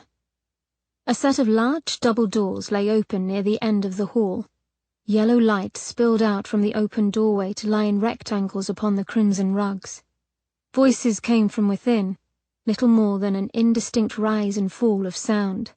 Her step grew slower, for she recognized one voice in particular. In keeping with Lady Cheltenham's ornate sense of style, heavy brocade drapery adorned the doorway, with life-sized black marble statues of Hades and Persephone standing guard on either side. Hades' black hand stretched out toward Persephone's turned head, his stone mouth open as if in a plea. Miranda placed a hand upon Persephone's cold marble foot and leaned forward. A woman's melodious voice rose up. "You have finally come out of hiding, Benji." "Do not call me that." Archer's voice was so low it was almost inaudible, but filled with raw anger. "You've lost all right to call me anything." Curiosity screamed for Miranda to stay, but she owed Archer his privacy. The woman's light laughter tinkled like crystal. "You did not used to object to me calling you Benji, beloved." Beloved? Privacy be damned, she wasn't going anywhere now. Miranda risked a look. The pair stood alone before a heavily draped window. Victoria stalked around him slowly, her gloved hand travelling over his shoulder as she surveyed him. Archer stood like timber, his dark head facing forward. In fact, the train of her lime-green gown curled about his ankles. "I remember you being quite fond of me moaning it." He grabbed her wrist and wrenched her arm up hard. "What you remember is your own vanity." He bent over her. "If you had any eyes for the world around you, you'd know our time together was best forgotten." Bastard! She moved to strike him. He caught the hand neatly.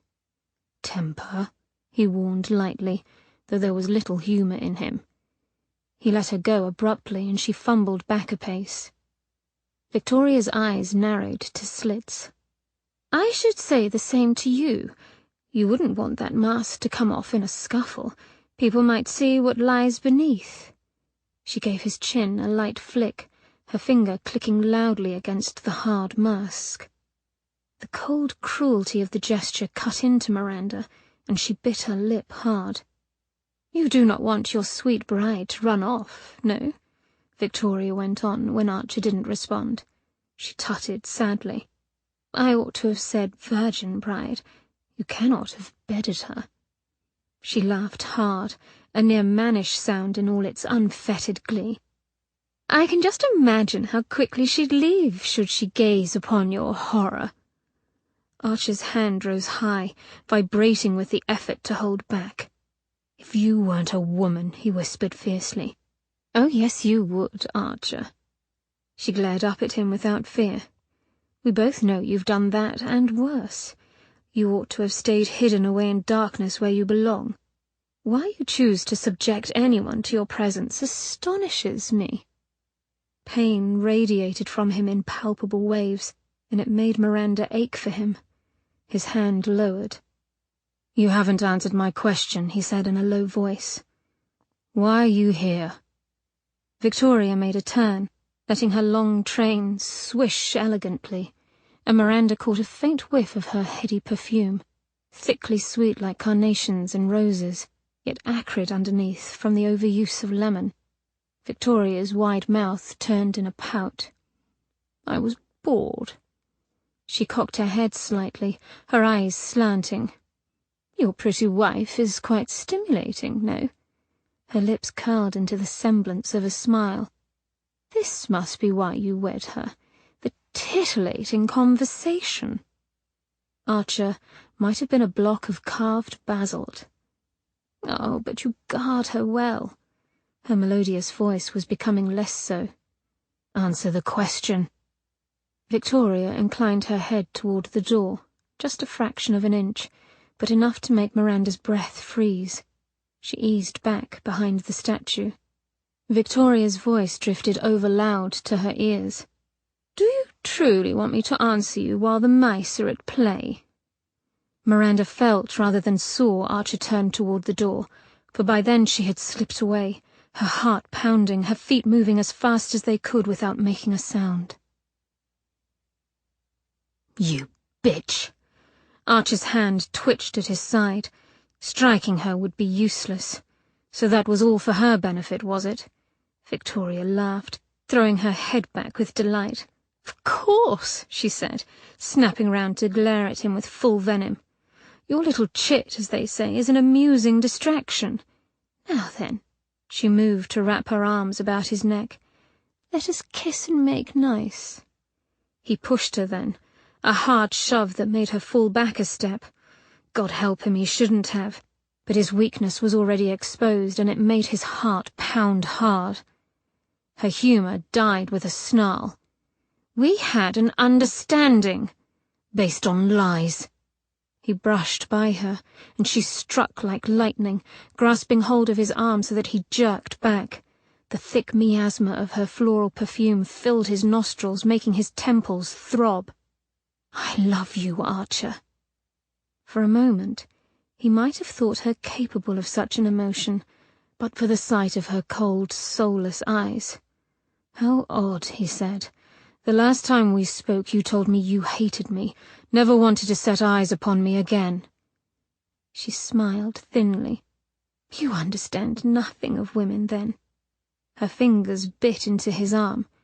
"Have your toy if you must," she said with flat reserve, "but I will not be pushed away again. Only I know what you truly are.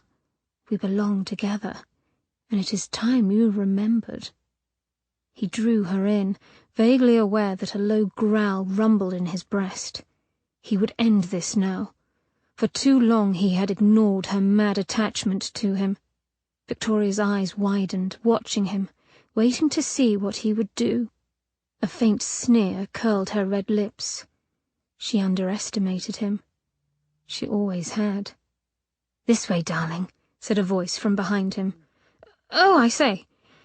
Archer turned to see young Mr. Hendren framed in the doorway with his latest mistress clinging to his arm. The pair eyed him with varying levels of distaste and wariness. "Have we interrupted?" The jeer in Hendren's voice was poorly hidden. Archer almost told him, yes, sod off, but Victoria slid from his grasp and out of the room. He grit his teeth in fury. He'd never catch her now. Experience had taught him that well. With a glare at Hendren, he pushed past the couple and went out to control the damage wrought. He tracked Miranda by instinct, feeling the pull of her lead him through the house. No longer distracted by Victoria, his senses filled with his wife, her scent, the desperate sound of her breathing coming to him over the chatter of revellers and the discordant strains of a waltz. Outside, the air was cool and fresh, the scent of loam and earth rising from well-tended flower beds lining the rear garden. Crushed shells crunched beneath his feet as he strode down the centre path, alerting her to his presence. She spun from her position under the willow tree, her glorious hair shining penny-bright in the moonlight. Miranda. He reached out for her, desperate to hold her, reassure her, and perhaps glean some comfort for himself. She stopped short at his touch, her eyes wide. "I'm sorry," she said. "I did not mean to." She bit her lip and looked away ashamed. His heart turned over in his chest. He was at fault here. He'd pulled her into a world of death and depravity. The need to protect her made his arms quake, yet he hesitated. What right had he to hold Miranda when everything Victoria said about him was true? The wind shifted, pulling strands of red silken hair across her cheek. He could not help but brush them back, his touch lingering on her skin. But something about the breeze gave him pause. He stopped and inhaled. His throat closed tightly as the sticky, sweet stench of offal flowed over him like sludge. Miranda winced as his hand convulsively clenched on her upper arm. Clouds scuttled over the moon and then away. Just beyond his bride he saw it, the distorted line of a man sprawled upon the ground, unmoving as dry leaves rustled over him. Miranda read Archer too well and turned to the sight as if called. A scream welled up in her and died as she saw what he did. Polished opera slippers tilting drunkenly on the path, thin legs encased in fine trousers, a black stain spread like an oil slick over a white waistcoat, and the throat of Lord Marcus Cheltenham laid open to the night. Archer pulled Miranda hard against his chest, tucking her head into his shoulder as he closed his eyes. But nothing would erase the sight of his friend's bone-white face, blood pouring from his mouth, and the golden shine of a West Moon Club coin resting gently over one eye. Chapter 11. The bookstore was, as the sign said, closed for lunch. Miranda knocked anyway, rapping her knuckles rather hard upon the scarred green door. Eventually, Archer had needed to go out and visit his man of business. Miranda had acted, absconding with the coach and fleeing as soon as Archer was out of sight. Not a very courageous course, but necessary. Her fingers tightened around the coin in her pocket. She had to understand this, and she feared asking Archer. Poppy answered on the third knock, her quizzical eyes going from Miranda to the waiting town coach on the road behind. "Well, you've managed to arrive at lunch," Poppy said, a fiery red brow slanted. "I don't suppose you'd like to partake of the common man's food." "Oh, do shut up, Poppy." Miranda bit back a smile, "or I'll have to bring up your secret yearning for blue satin knickers." A brilliant pink flush clashed with Poppy's copper hair. "You and Daisy with your stolen bottle of port. I was sick for a week."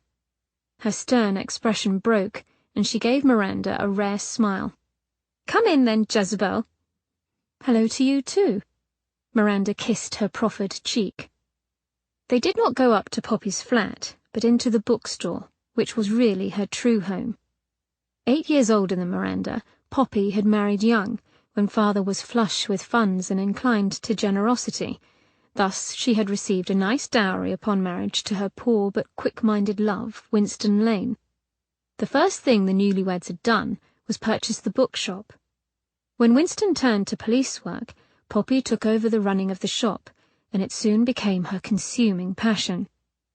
They moved farther into the cool, dark place, past rows of crowded mahogany shelves. The smell of book mould mingled with the pleasant scent of beeswax and orange oil.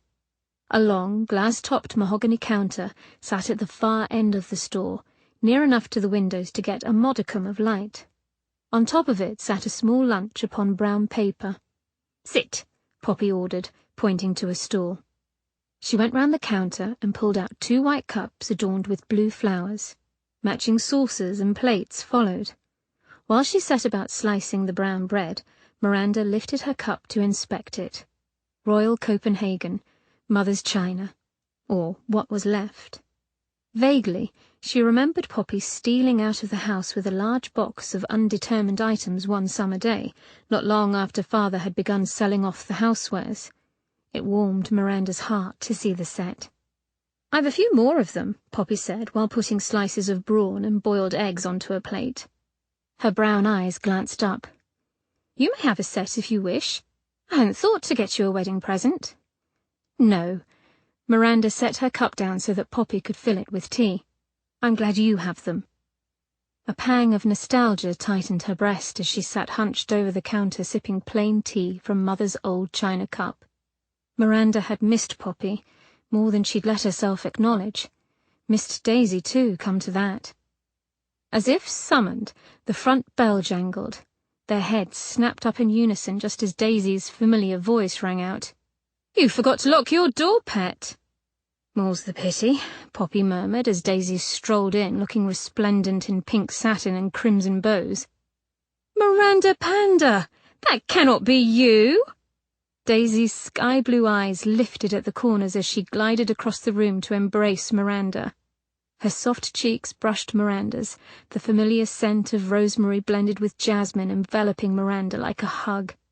Daisy stepped back and lifted Miranda's arms to inspect Miranda's sleek new day dress of Prussian blue taffeta. "Surely this is not the plain Jane I knew, nor the beruffled peony Father packed off nearly 2 weeks ago." "Oh, stop," Miranda said with a laugh, and broke free of her grip. "Come for lunch?" Poppy asked, her brows slanted ominously. Daisy gave her a quick kiss on the cheek before glancing at the offering upon the counter. No." Her little nose wrinkled. "Minding my figure, pet." She swept back her undulating train and lowered herself onto a stool with a little plop.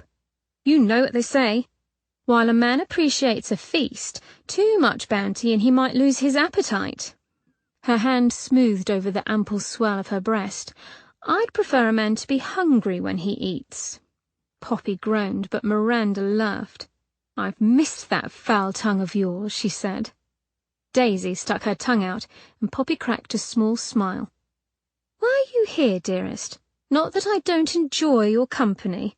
Her mouth twitched. "Only I profess the timing rather coincidental."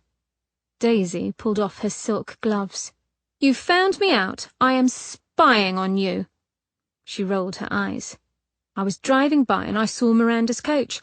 Lovely conveyance, by the way, pet. I am insanely jealous, so I ordered the driver to stop. Besides, it keeps me from returning to Craggy now, doesn't it?"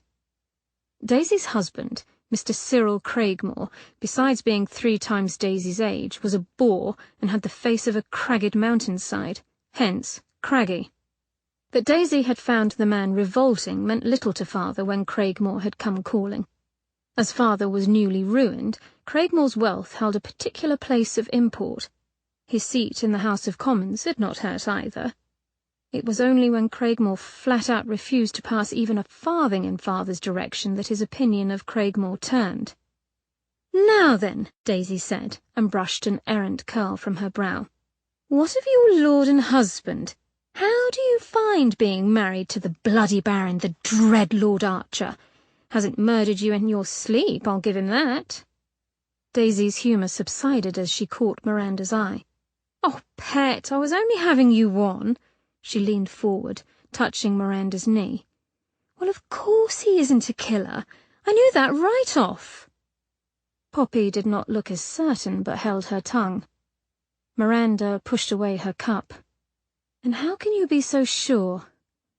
Her voice had gone thick. How close she was to crying. Daisy cocked her head as she studied Miranda. "Because you didn't go running off into the night or reduce him to a smouldering pile of ash." The small curl at her brow proved persistent. It fell back against Daisy's cheek and she batted it away again. "One thing you are not is meek, my angel." Miranda uttered an unladylike snort. For all you knew, he might have slaughtered me in my bed that first night, and my poor body was currently drifting down the Thames." Daisy's answering laugh was the tinkling of bells. "But either way, we'd know what he was about now, wouldn't we?" Miranda had to laugh. "You're a beast.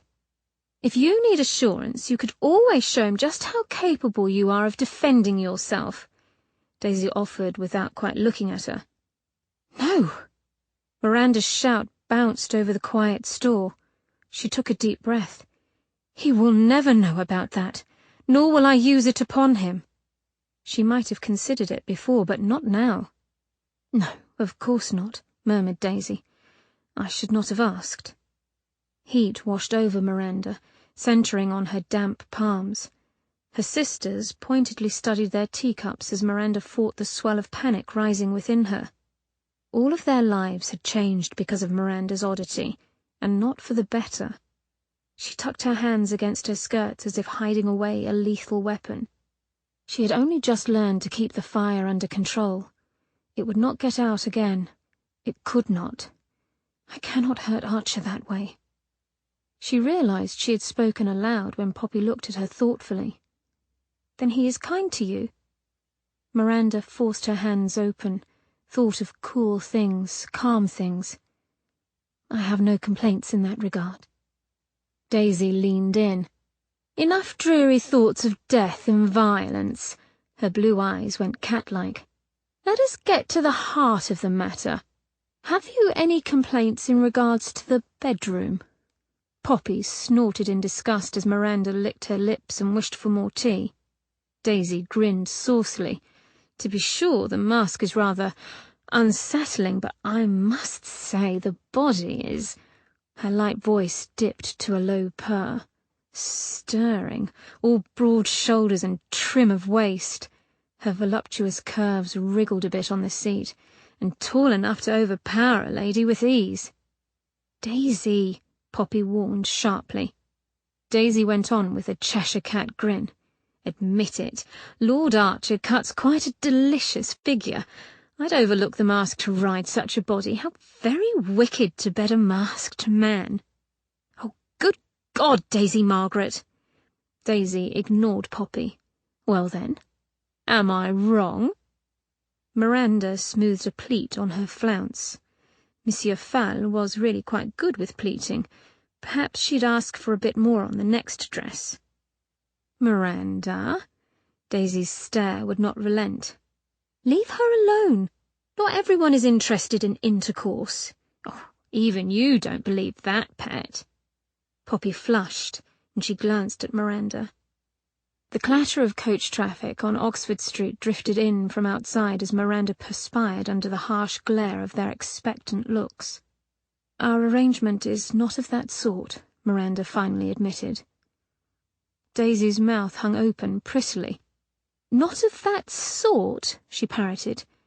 "Forgive me, dear sister, but when a man who is as rich as sin and a baron marries a girl without position or fortune, the only sort of arrangement he could possibly desire is for a nightly tup with his beautiful young wife." Poppy for once looked as if she agreed with Daisy. "I read to him," Miranda lied in desperation, her cheeks hotter than oven-fresh bread. Daisy snorted. "Read to him? The very idea! Has he not come to your bed?" she asked as though making a joke. "No," Miranda snapped rather loudly. She hadn't expected the truth to be so humiliating. "He deposits me at my bedroom door every night and then goes off on his own. Perhaps he takes his needs elsewhere. I really couldn't say." "That, my dear," Daisy said, "is a taunt marriage. Be thankful for it." No, that was loneliness, Miranda thought despondently. They were silent for a moment, and then Poppy turned to her lunch. As if waiting for that signal, Daisy and Miranda did the same. Daisy delicately sipping tea, and Miranda trying to force down a sandwich her stomach no longer wanted. "Is Winston coming home for lunch?" Miranda asked to fill the awkward silence. "Not today." Poppy took a large bite of her sandwich and chewed industriously. "The whole department is focused on—" A flush touched her white cheeks. The promotion to CID had been a crowning achievement for Winston and a source of pride for Poppy. No doubt, Winston leading a high-profile investigation was another triumph. Miranda set her sandwich down. "Is that why you did not want me here? Did you think the neighbours might see the dreaded Lord Archer's coach outside and inform Winston?" Poppy's red brows drew together to form a straight line. "If you think I fear my husband, then you don't know me at all." Her eyes pinned Miranda to the spot, a rather motherly trick that Miranda had loathed throughout childhood. Miranda looked away. "I'm sorry, Pop. I don't know why, I'm just so... Archer is... He cannot be the murderer, but he is involved." She pulled the coin from her pocket and held it out. "I need your help." Unfortunately, revelations did not spring forth as Miranda had hoped. West Moon Club was not on any official club register listed. It did not surface in old newspaper articles, history of London books, or any of the other literature that Poppy pulled down from her shelves. Nor was there a West Club, or a Club Moon for that matter. Checking for old stories or accounts of the two victims did not help. The men in question had lived staid lives as far as society knew. Near the end of the day, all they had to show for their efforts were mountains of books and papers teetering precariously over the entire surface of Poppy's counter. "Well, I am done in," Daisy finally exclaimed with a fleeting scowl. Poppy sat back, her rail-thin shoulders bunched and determined beneath her cotton blouse. "I'll have to give this some more thought." She stared in a glazed manner at the books before her. "I do believe an outside investigation is called for," Miranda said. Poppy's eyes cut back to Miranda like a scythe. "Absolutely not." "I'm perfectly capable—" "You are," Poppy interjected. "Lady Archer, society's newest curiosity. You would be instantly recognized." "I can disguise myself." Poppy looked pointedly at Miranda's face before raising one red brow. "Try again?" Miranda could only come up with a baleful glare, of which Poppy was immune. "If you were recognized, you would heap scandal and suspicion upon Lord Archer's already overburdened shoulders." "That is true, Pet," Daisy nodded. "It will only add oil to the fire." Miranda's back teeth met with a click. She would not risk Archer's name to further scandal, no, but she had more confidence in her ability to disguise herself than Poppy and Daisy did. Poppy smiled and briskly patted her knee. "There. Now that we have that settled, it is time for you to leave. It is nearly supper, or tea time for you lot, I suppose." They glanced at the windows. The light outside had faded to dark grey, and the lamplighter had come out, his long pole bouncing on his shoulder as he made his way from street lamp to street lamp. He stopped by the window and a muted halo of light illuminated the panes. "Blast," Miranda muttered, tidying her pile of papers into a neater stack. "I've got to go before Archer begins to wonder." Poppy's lips twitched. "Worries over you now, does he?" She continued to sort the pile. "I don't know if he worries." "He ought to. You're incorrigible." "Of course she is," Daisy said as she smoothed her skirts. "I taught her everything I know." "Hopefully not everything. Leave the papers, dears. I'll sort them out later." Poppy duly kissed their cheeks as they parted by the door. "Stay safe." Something burned inside of Miranda. Irritation. Dread. She didn't know any more. "He cannot be a murderer." "You said that before," Poppy murmured. "Is it what you believe, or what you hope?" Chapter 12. Having confined all aspects of espionage to skulking behind closed doors or hiding in small spaces, Miranda was uncertain how easy it would be to track Archer as he set out for town the next day. As it turned out, it was quite simple. A man of uncommon height and breadth of shoulders, wearing a black carnival mask while riding astride a grey gelding, was not a sight one overlooked.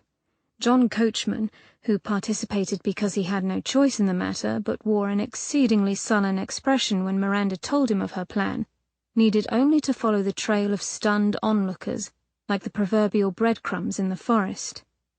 Soon they were only 4 coach lengths behind him. Impatient, she craned her neck, putting her head as far out the window as she dared. Archer's head remained high and forward, his seat light and trained. He cut through the traffic, seeming oblivious of the commotion he caused. Miranda's chest tightened, watching him so. He had too keen an eye not to see the rudely gawking half-wits who hadn't the decency to let him pass in peace. Unfortunately, London traffic got the better of them on Piccadilly, and the crush of omnibuses, carts, and carriages soon swallowed him whole. Blast! She punched the seat and sat back in a huff as the coach creaked to a halt. From the window came a plaintive bleat as a flock of sheep waddled by, leaving behind the acrid stench of urine and lanolin. She muttered again, expecting a cow to poke its wet nose through the window at any moment. John Coachman's blonde head peeked in as he opened the box. "'S all right, m'lady. He's gone to the British Museum, I'm sure of it." Miranda perked up. "How can you be sure?" His brown eyes crinkled. "He's been going there every Wednesday since as long as he's been here in London." "Every—" She ground her teeth to keep from shouting. "Then why didn't you simply tell me that when I endeavoured to follow Lord Archer?" The earnestness of his expression was genuine. "But, my lady, you only asked me to follow Lord Archer, not tell you his habits." The traffic around them moved, and John's head snapped up. "Here we go, then," he said quickly, and then closed the box. The coach gave a lurch and went off at a nice clip. Her ire died down as they pulled up before the British Museum. She bade John to wait and entered the cool quiet of the stately neoclassical front building. A guide took her mantle and informed her that extraordinary exhibits were currently being held in Galleries 1 and 2. Having never been inside, Miranda hadn't realized the sheer size of the place. She despaired of finding Archer. Unfortunately, her quiet word of inquiry to the stout guide yielded nothing more than a raised, shaggy white brow. "The privacy of our patrons is sacrosanct, madam. I am sure I would be remiss in my duties if I did not treat it as such." His stern expression broke for a fleeting moment. "However, you may wish to examine the paintings of our pre-Raphaelites in the Red Salon. I vow you shall find them most enlightening." She found Archer in the centre of the otherwise empty Red Salon. Miranda stayed back, hiding in the outer corridor just behind the doorway. He stood for several long minutes gazing up at a portrait upon the wall. She dared not move closer to see what it was, but something about the tilt of Archer's head, the way his shoulders hunched, spoke of longing and loneliness. "Though lovely, that gown is hardly inconspicuous." Miranda inhaled with a rush, Archer's sudden words causing her heart to promptly stop before starting up again madly. She cursed herself for being seduced by Duchess satin the colour of new butter and a high-flaring collar of starched bronze organza. "How did you know I was here?" she said as she moved into the gallery to stand beside him. Archer chuckled silently but kept his eyes on the painting before him, a voluptuous girl with a yellow rose tucked behind one ear. Her rosebud lips were soft and yielding, her eyes dreamy as she stared off into the distance. Flame-red hair parted down the middle, flowing in molten wings down to her shoulders. La bocca baciata. Archer's rich voice rolled over the Italian like a wave. Perfect diction. Miranda thought of his second name, Aldo. There was Italian in his background, to be sure. He shifted until he stood just behind her right shoulder, his great height looming over her. "You ought to have hired a hack," he said. "Covered your bright hair with a larger, less beguiling hat, worn heavy perfume to hide your natural scent." "Yes, all right. You've gone on quite enough about my lack of prowess as a spy, thank you." Pursing her lips, she kept her eyes on the painting. He made a sound of amusement, but said nothing more. Miranda hedged a glance at him. Melancholy surrounded him like a shroud. "Why do you come here every Wednesday, Archer?" For a moment, she thought he hadn't heard her soft query. but then his shoulders moved with a silent sigh. "I would come here with my mother, when I was a boy." Grey eyes cut to hers. Art brought her peace. He turned his attention back to the portraits, and now it does me. They were silent for a moment. Then he took her elbow and guided her from the gallery. Although his manner appeared calm, his brisk pace belied his demeanour. Not for the first time she wished she could see his expression, and felt an inordinate surge of hatred toward the hard, full masks he wore. He was so much more than what he chose to show. Curse it! Victoria had seen what lay beneath. Why not she? "Where are you taking me?" Miranda asked. "I should think it obvious." She eyed him impatiently, and he made a small bow of acquiescence. "As you are clearly wasting away from boredom, I must make it my duty to keep you entertained." Her mouth opened, then promptly closed as an elegantly turned-out couple glided by, their eyes determinedly held away from Archer. Archer guided her down another corridor and into the zoological collections. "You have not asked why I was following you," she said when they were alone again. They paused beside a display case filled with beetles. "To question would imply that I do not know the answer." He glanced at her. "It is because you are the most stubborn, impetuous, overtly curious creature I have ever known." Something rude passed over her lips, and the corners of his eyes crinkled. She turned away from him and studied a wall of pinned butterflies. Archer's sigh of resignation broke their stalemate. "All right, I'll play your game. Why are you following me?" Despite his jesting manner, irritation sharpened his voice. "The peerage murders," she said without thinking. Until Archer, she hadn't thought of stillness as explosive. The black mask faced her, the eyes behind it flat as pewter as the wide expanse of his chest hardened like mortar. Her heart sank with dread. Why had she prompted this conversation? Curiosity would be the death of her. "You think I had something to do with them," he said in even, awful tones. "No." She gripped the handle of her parasol. "No, but they have all made assumptions based on your appearance, and such skewed logic galls me. Guilt or innocence ought to be established on proof, not hearsay." His arm brushed hers as he moved past. "So your boundless curiosity bids you to discover my innocence," he said over his shoulder. "Or is it evidence of guilt you seek?" Miranda quickened her pace to catch up to him. "I'd like to believe you are innocent." "Why? Don't want to lose the security of my income?" "Our income?" A snort escaped him. "Better to see me hang then and collect all of it, darling." "Oh, for pity's sake!"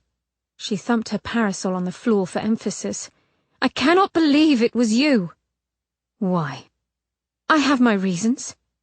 He stopped abruptly and his eyes pinned her to the spot. "Which are?" She held his gaze. "I rather thought that my line. Is there a purpose for all this evasiveness, Archer, or do you simply enjoy driving me to madness?" His chin jutted forward in a rather pugnacious manner. "I should not have to explain myself to my wife."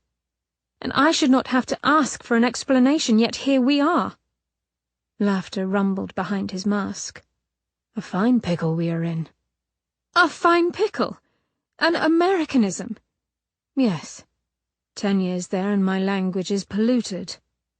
She ducked her head, trying not to smile, then turned a corner and walked out into the light-filled main stair. She glanced over to find him watching. "I shall ask at once, Archer. Whatever you say, I will believe it." His step slowed to a stop. "Why?" His voice was a ghost in the quiet. "Why give me your trust when you know it is such an easy thing to break?" "Perhaps the easy giving of it will make it harder to break." He made a soft sound of disbelief. "Lying is quite easy, Miranda Fair, I can assure you." "Amusing, but I don't believe that of you." She shifted to face him, the effect of which unfortunately brought her mere inches from his solid frame. She couldn't move away without drawing attention, so she went on as if unaffected. You hide many things, Archer, but you do not lie. Not to a direct question, anyway. The wide expanse of his chest brushed against hers as he leaned in. You're collecting pieces of me, aren't you? His voice turned thick as warm toffee, rolling over her skin, heating it. A bit here, a bit there. Soon you'll set me out on the table, try to fit me back together. Ignoring the flurries plaguing her belly, she affected blandness. I've only got the corners, but it is a start. A warm breath touched her neck. I believe you have the centerpiece as well. Before Miranda could reply, he spoke again. No, I did not kill them. Relief eased the tightness in her shoulders. She dared not smile, not yet. If you know who did, would you tell me? This time Archer did laugh, sudden and sharp. Not if I can help it. Her ire rose when he suddenly reached out and gave the curl at her neck a gentle tug. I sense a predilection for trouble coming from you.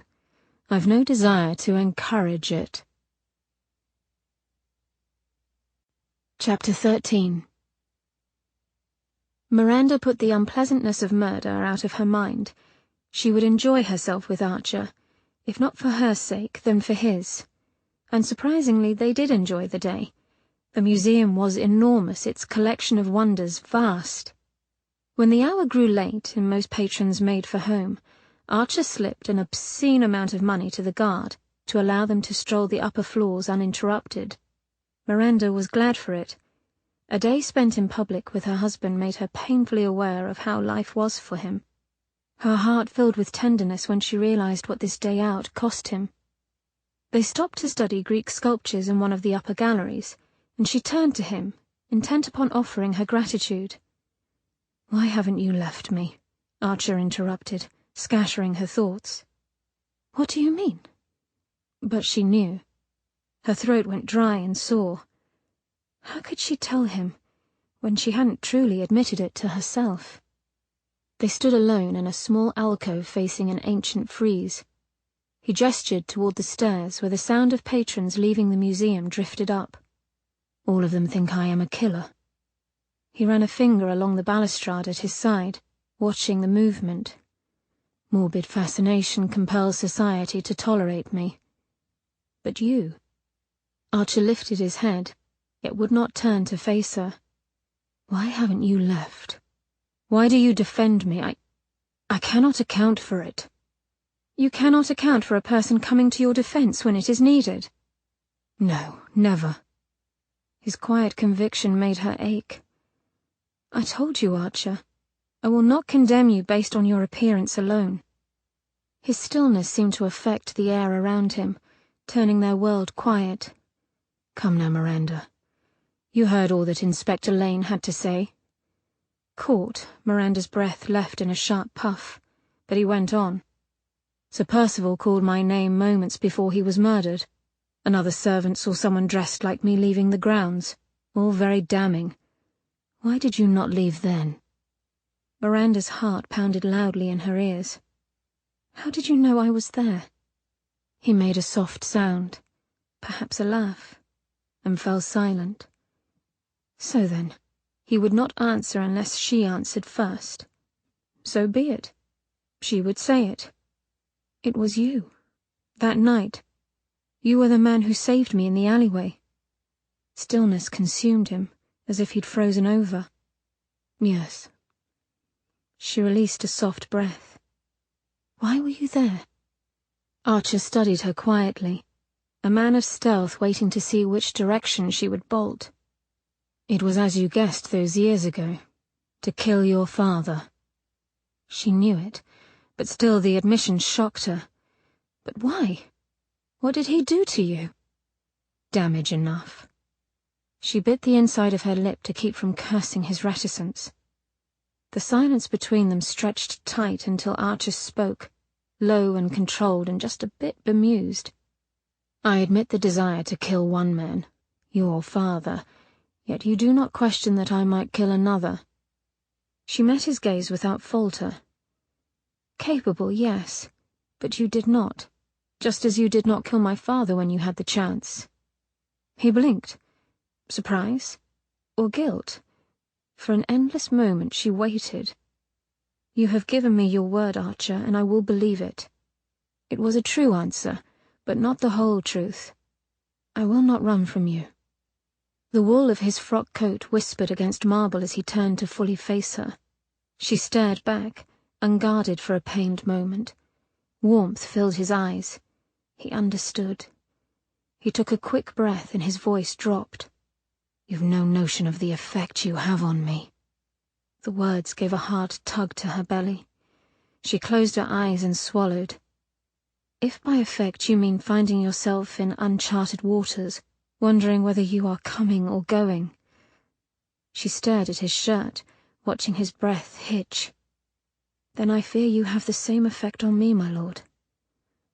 Cool quiet surrounded them, highlighting the soft rush of their mingled breathing. Slow as Sunday, his hand lifted, and a wash of heat flowed over her. But his hand moved to the hard mask at his face. The mask came off with a small creak and a burst of Archer's freed breath. Light hit his features and Miranda froze. Has my face gone blue?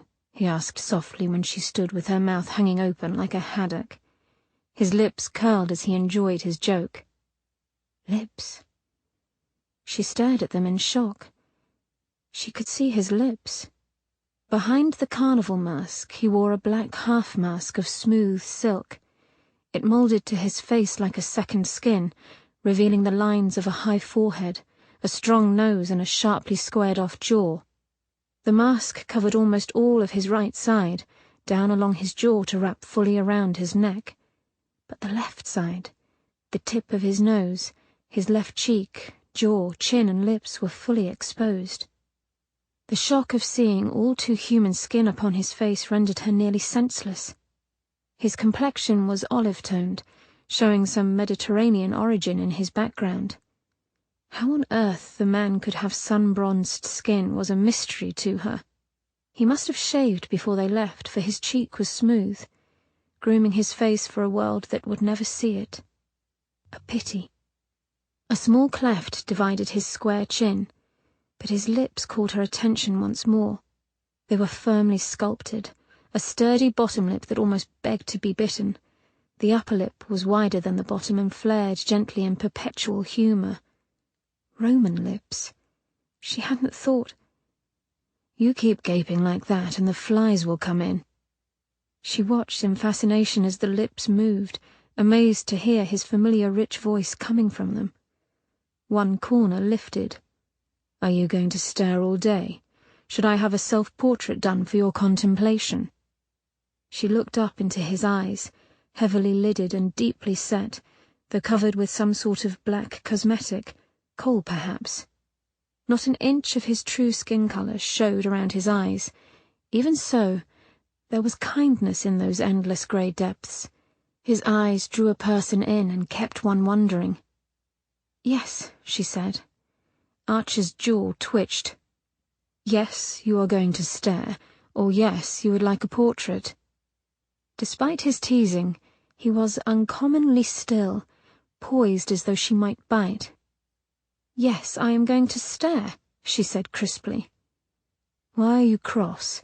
You said you didn't like my other masks. I offer you a different view. You walked around wearing those terrible masks, filling my head with all sorts of horrible visions, and... Her hand flailed in front of his face. And all along you could have worn this. His lips compressed, but they couldn't thin entirely. What makes you think that there isn't a horror lurking still behind this mask? It isn't the horror, she retorted. It is the subterfuge. The line of his brows rose beneath the mask. Those carnival masks must not be comfortable in the least. Blast it, you can't even eat or drink wearing them. He crossed his arms over his chest and looked away. Why, Archer? Why shut the world out? For a moment she thought he might not answer. I don't want pity. He glared at the stern visage of the Greek centaur before them. I'd rather have fear. His voice was a phantom, haunted and alone. Miranda's fingers curled into fists to keep from reaching for him. But she understood him. Deep down she knew she would rather the world see her beauty and overlook the pain. It had stung when he had called her a false front, because he was right. "And me, Archer?" she whispered. "Would you have me fear you as well?" "No." He stopped and stiffened.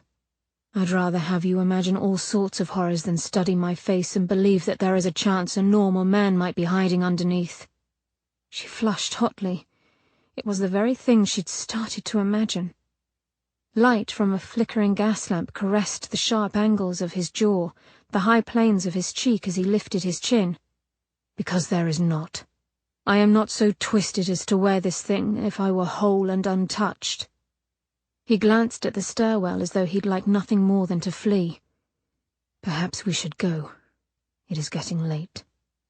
He moved to put on the mask once more, and her hand flew to clutch his arm. "Don't," she said gently. The muscles beneath her hand hardened like granite, yet he did not pull away. He loomed over her, his newly revealed features inscrutable, all the more because she did not yet know the subtleties of them. Without the warm rumble of his voice, he seemed almost a stranger to her for a moment, but for the scent of him and the familiar lines of his form. "You startled me, Archer, that is all. I had no right to rail at you." Absently, her thumb caressed the fabric of his coat. She forced it still. "Thank you. It is a gift you gave me, and I am the richer for it." Flushing and unable to meet his eyes another moment, she let him go. His silence was almost unbearable, but she could not turn from him. She had promised to stay. She gripped the cool balustrade and hoped it might keep her in place. On a sigh, his stiffness released, and his hand came down to rest next to hers. "I felt you," he whispered. "That is how I knew." She raised her head, and the world seemed to fade down to a narrow focus of just him, just her. "I feel you," he said, "whether stalking me through the streets of London or hiding behind a screen in my library." His words were soft as bunting, buffeting her skin, shivering inside of her. Her hand opened on the balustrade, fingers stretching toward his. The very tips of their fingers met, the touch sparking between them like a current. Archer's finger grazed hers. "I feel you, as if you were connected to me by an invisible string." He touched his chest. "I feel you here, in my heart." She couldn't think past the mad pounding of her blood. She swallowed painfully. "I feel you too." He sucked in a sharp breath. Miranda stepped closer, closer to the heat of his body, to the place where her senses came alive, toward him. Her hand trembled as she touched her breast. "I feel you here," she said, both an admission and the true reason she could not leave him. The corner of his lush mouth quirked. His legs moved into the folds of her skirts, and they were standing but a handbreadth apart. She felt his legs tense, a gather of his resolve. His hand lifted. She watched it come, his broad shoulders blocking out the light from the windows at his back. The swells of her breasts rose and fell over her bodice with a rapid rhythm.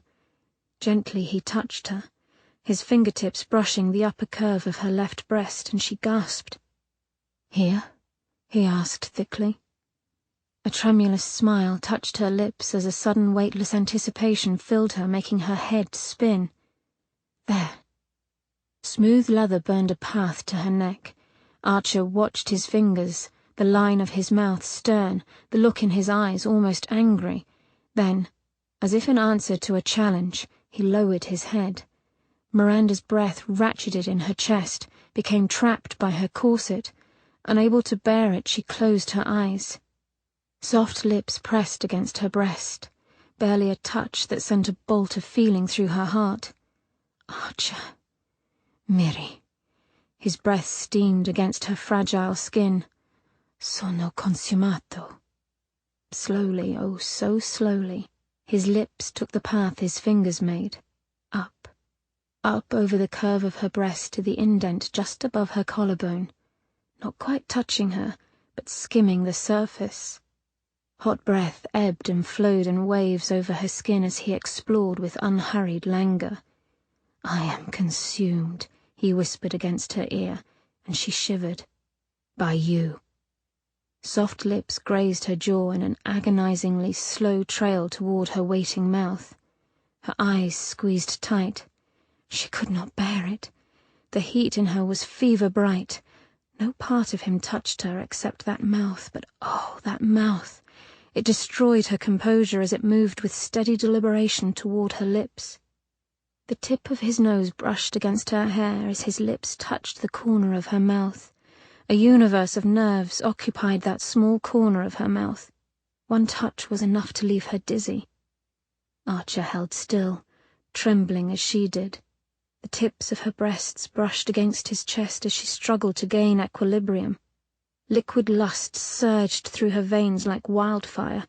She wanted to move, do something rash, crush her lips to his and simply press herself against him and ease the heated ache between her legs. She did none of those things, only clutched her skirt like a lifeline as he moved his open lips just above hers. His breath left in a pained rush that flowed into her, in, out, in. Still he did not kiss her, but let his lips brush against hers as if he knew, just as she, what would happen should their mouths truly merge. She wanted more. She wanted a taste. Her limbs quivered as she let her tongue inch forward, slip out between her parted lips. Of a like mind, Archer did the same. Their tongues touched. A choked cry broke from her, the silken wet tip of his tongue sending a bolt of heat to her core. Archer made a sound close to pain. For a moment their tongues retreated, and then she flicked her tongue, a small lick, and found his again. The sound of their breathing filled her ears as their tongues caressed, retreated, and met again, learning each other. Every flick, each wet slide of his tongue felt like a direct touch to the center of her sex, until she throbbed there, grew so hot she feared she might combust. Their lips never melded, only danced with the possibility of it. It was not a kiss.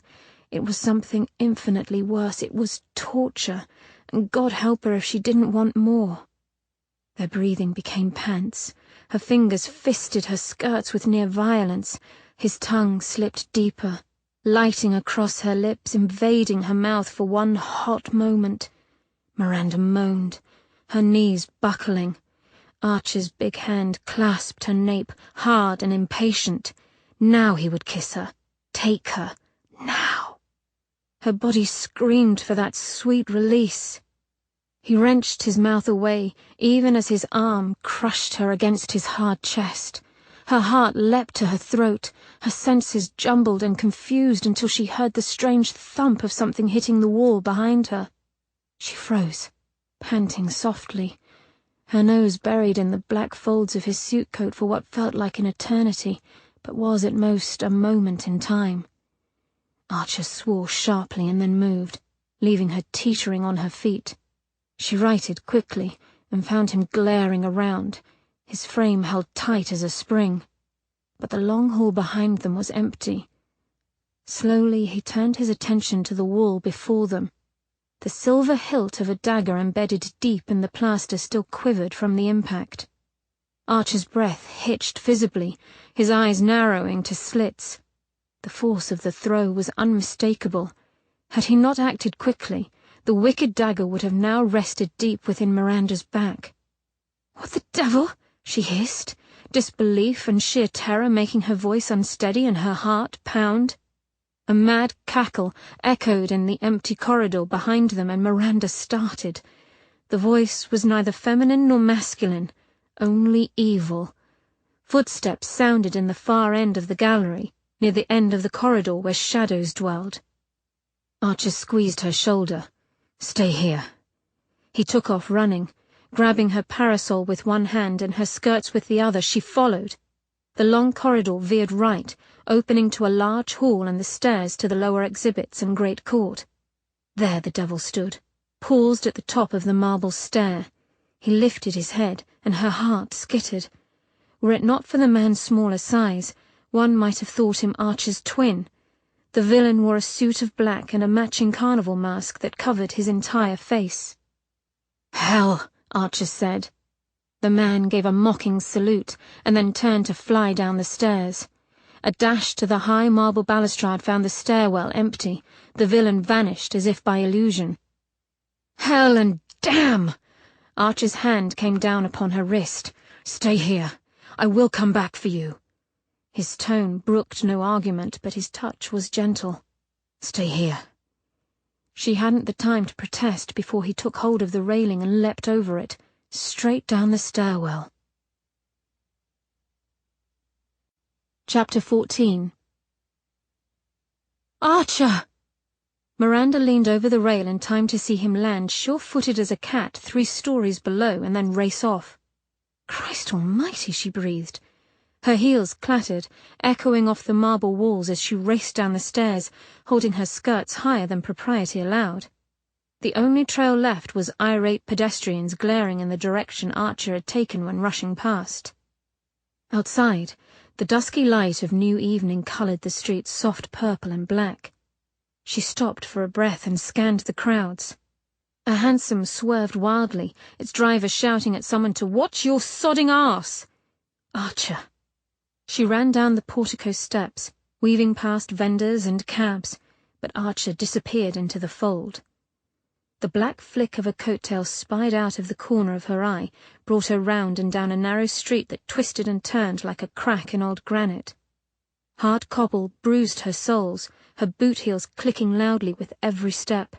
Mud and muck splashed her shins, the smell of sewage clogging her nostrils. Pain pinched her side, the boning in her bodice restricting her breath, but she could not falter. Grunts and thuds of fighting sounded beyond the next corner. She rounded the corner, her heels skidding on the wet stones. Archer and the dark villain exchanged blows so rapidly that for a moment it seemed a vision. It had to be, for their movements were a blur.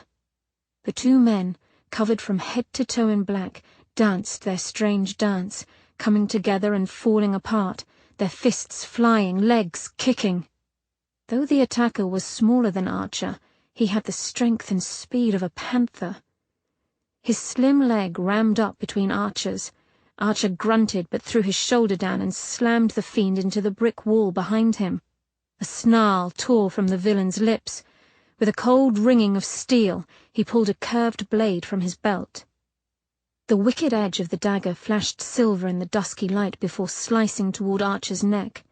Archer jumped back, the blade tearing through the side of his coat with a sharp, ripping sound. He grunted and then ducked the next attack with neat economy. Lashing in a wild rage, the villain came at him again and again, Archer narrowly missing the blade each instant. Moving with a blur of speed, he grabbed hold of the villain's arm and brought his fist down hard into the smaller man's gut. The dark devil staggered, but then spun round and swung his leg out in a wide, arcing sidekick. Archer's head snapped back with a sickening crack as the heel connected. "Archer!" The scream left her mouth in a dry rasp as he dropped. The villain's arm reared back, his dagger ready to plunge straight into Archer's defenseless chest. Miranda heard herself shout as she charged, her parasol going up and opening into the villain's face. The long blade slashed through thin bronze silk before hitting the steel frame with a clang. She jerked the umbrella closed and wrenched both it and the knife hard to the side.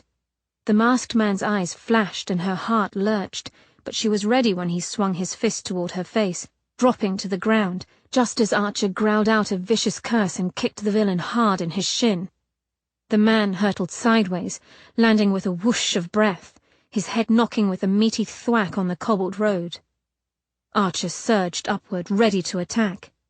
In an instant, the man was on his feet and racing down the lane where shadows claimed him. Miranda expected Archer to give chase, but he bent and gently helped her up. The patter of rapidly retreating footfalls rang out of the gloom, and then the night faded to silence, the swirling eddies of mud-brown fog along the cobbles the last marker of the disturbance. Archer let go of her arm and stepped back a pace. The black silk mask remained on his head, but he had lost his left glove in the exchange. The sight of very human, unmarred flesh compelled her. Another chip of his shell had fallen away. She stared at the long, blunt-tipped fingers, oval nail beds and gentle veining that mapped the back of his naked hand. Fine black hairs began just above the solid bones of his wrist, to disappear under his crisp white cuffs. It was his left hand, she realized with sudden irritation. Archer had stated only his right was affected. Her musings came to a halt when she realized he hadn't spoken a word but stared at her through narrowed eyes. The knowledge that she'd soon get an earful of Archer's wrath made her knees quake, so she made a pretense of inspecting her gown. A small moan of true self-pity left her lips when she saw the damage. Thick slicks of muck and black water covered the whole right side of the pale yellow satin skirt, most assuredly ruined. She let the train go with a muttered curse, and turned to face her silent husband. He stood breathing lightly, his hands on his slim hips, an unfathomable expression peeking out from behind the silk mask. "Are you injured?" "I shall be in mourning over this frock for weeks," she quipped, though her chest tightened with wariness. "However, I am unharmed." He did not smile at the joke, but continued to stare, the square line of his jaw hard as granite. A crimson bead of blood welled up from the corner of his mouth before rolling down the side of his jaw. She had almost kissed that mouth. "You're bleeding," she remarked, unaccountably nervous. A vibrant energy radiated from his broad frame, but he held himself so rigid that she feared he might break from within. Unconcerned, he wiped the blood away with the back of his sleeve. "I told you to wait for me," he said with deceptive calm. Her hand shook as she smoothed her rumpled satin skirts. "Yes." "You did not." "No." He crossed his arms over his chest and stared. You aren't angry?" "Seething," he said lightly. Silver eyes slid over her, and his lips compressed until the muscle at his jaw bunched. Yes, he was at that. Yet you aren't shouting." The corner of his mouth lifted. He of all people knew the common response to his anger.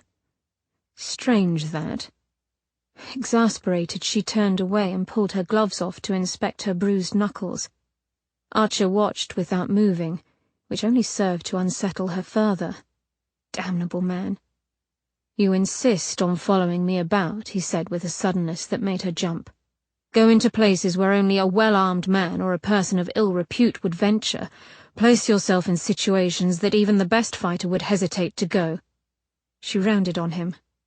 "Now, I wouldn't say I placed myself in this situation." His eyes narrowed. "I can either conclude," he went on in a sharper tone, "that you are an astonishingly great fool, or—" his voice rose over her gasp of outrage, "or you have some reason to believe that you are above danger wherever you go." A tight smile lifted his lips. "Based on our conversations past, I cannot believe that you are a fool, so I must conclude the latter." Her hands curled to fists. "Oh, you are smug. You know the logical course would be to call me a fool." She flushed hot and snapped her mouth shut. Archer's brows rose. "Are you calling yourself a fool?" "No, I am not." She stamped her foot. "You are." He threw his head back and laughed.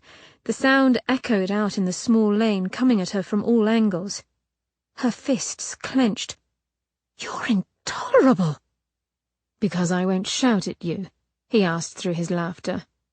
She crossed her arms in front of her chest and looked away. Better to ignore the brute. Oh, why had she admitted to being moved by him? A sound of irritation broke from her lips. Despite herself, she glanced his way, and her traitorous mind chose that unfortunate moment to call forth the memory of his tongue sliding over hers, the hot kiss of his breath against her skin. He blinked in response, his mouth softening as though remembering too. He was silent for a moment. I see. The silkiness of his voice had a ring to it she did not like the chiming of warning bells. He took a step closer. An odd half-smile flitted across his lips. Wariness crawled up her spine. "Archer, I've abused your feminine notions of how a husband should conduct himself." He took another step. "You want me to punish you?" "No!" The brick wall of the alleyway brushed her skirts. Trapped. Archer shook his head thoughtfully. "I believe you do." She read the intention in his eyes an instant before strong hands whirled her round and her cheek was pressed against the cold, damp wall. "Is this what you want?" His chest crushed into her back, flattening her breasts against the brick.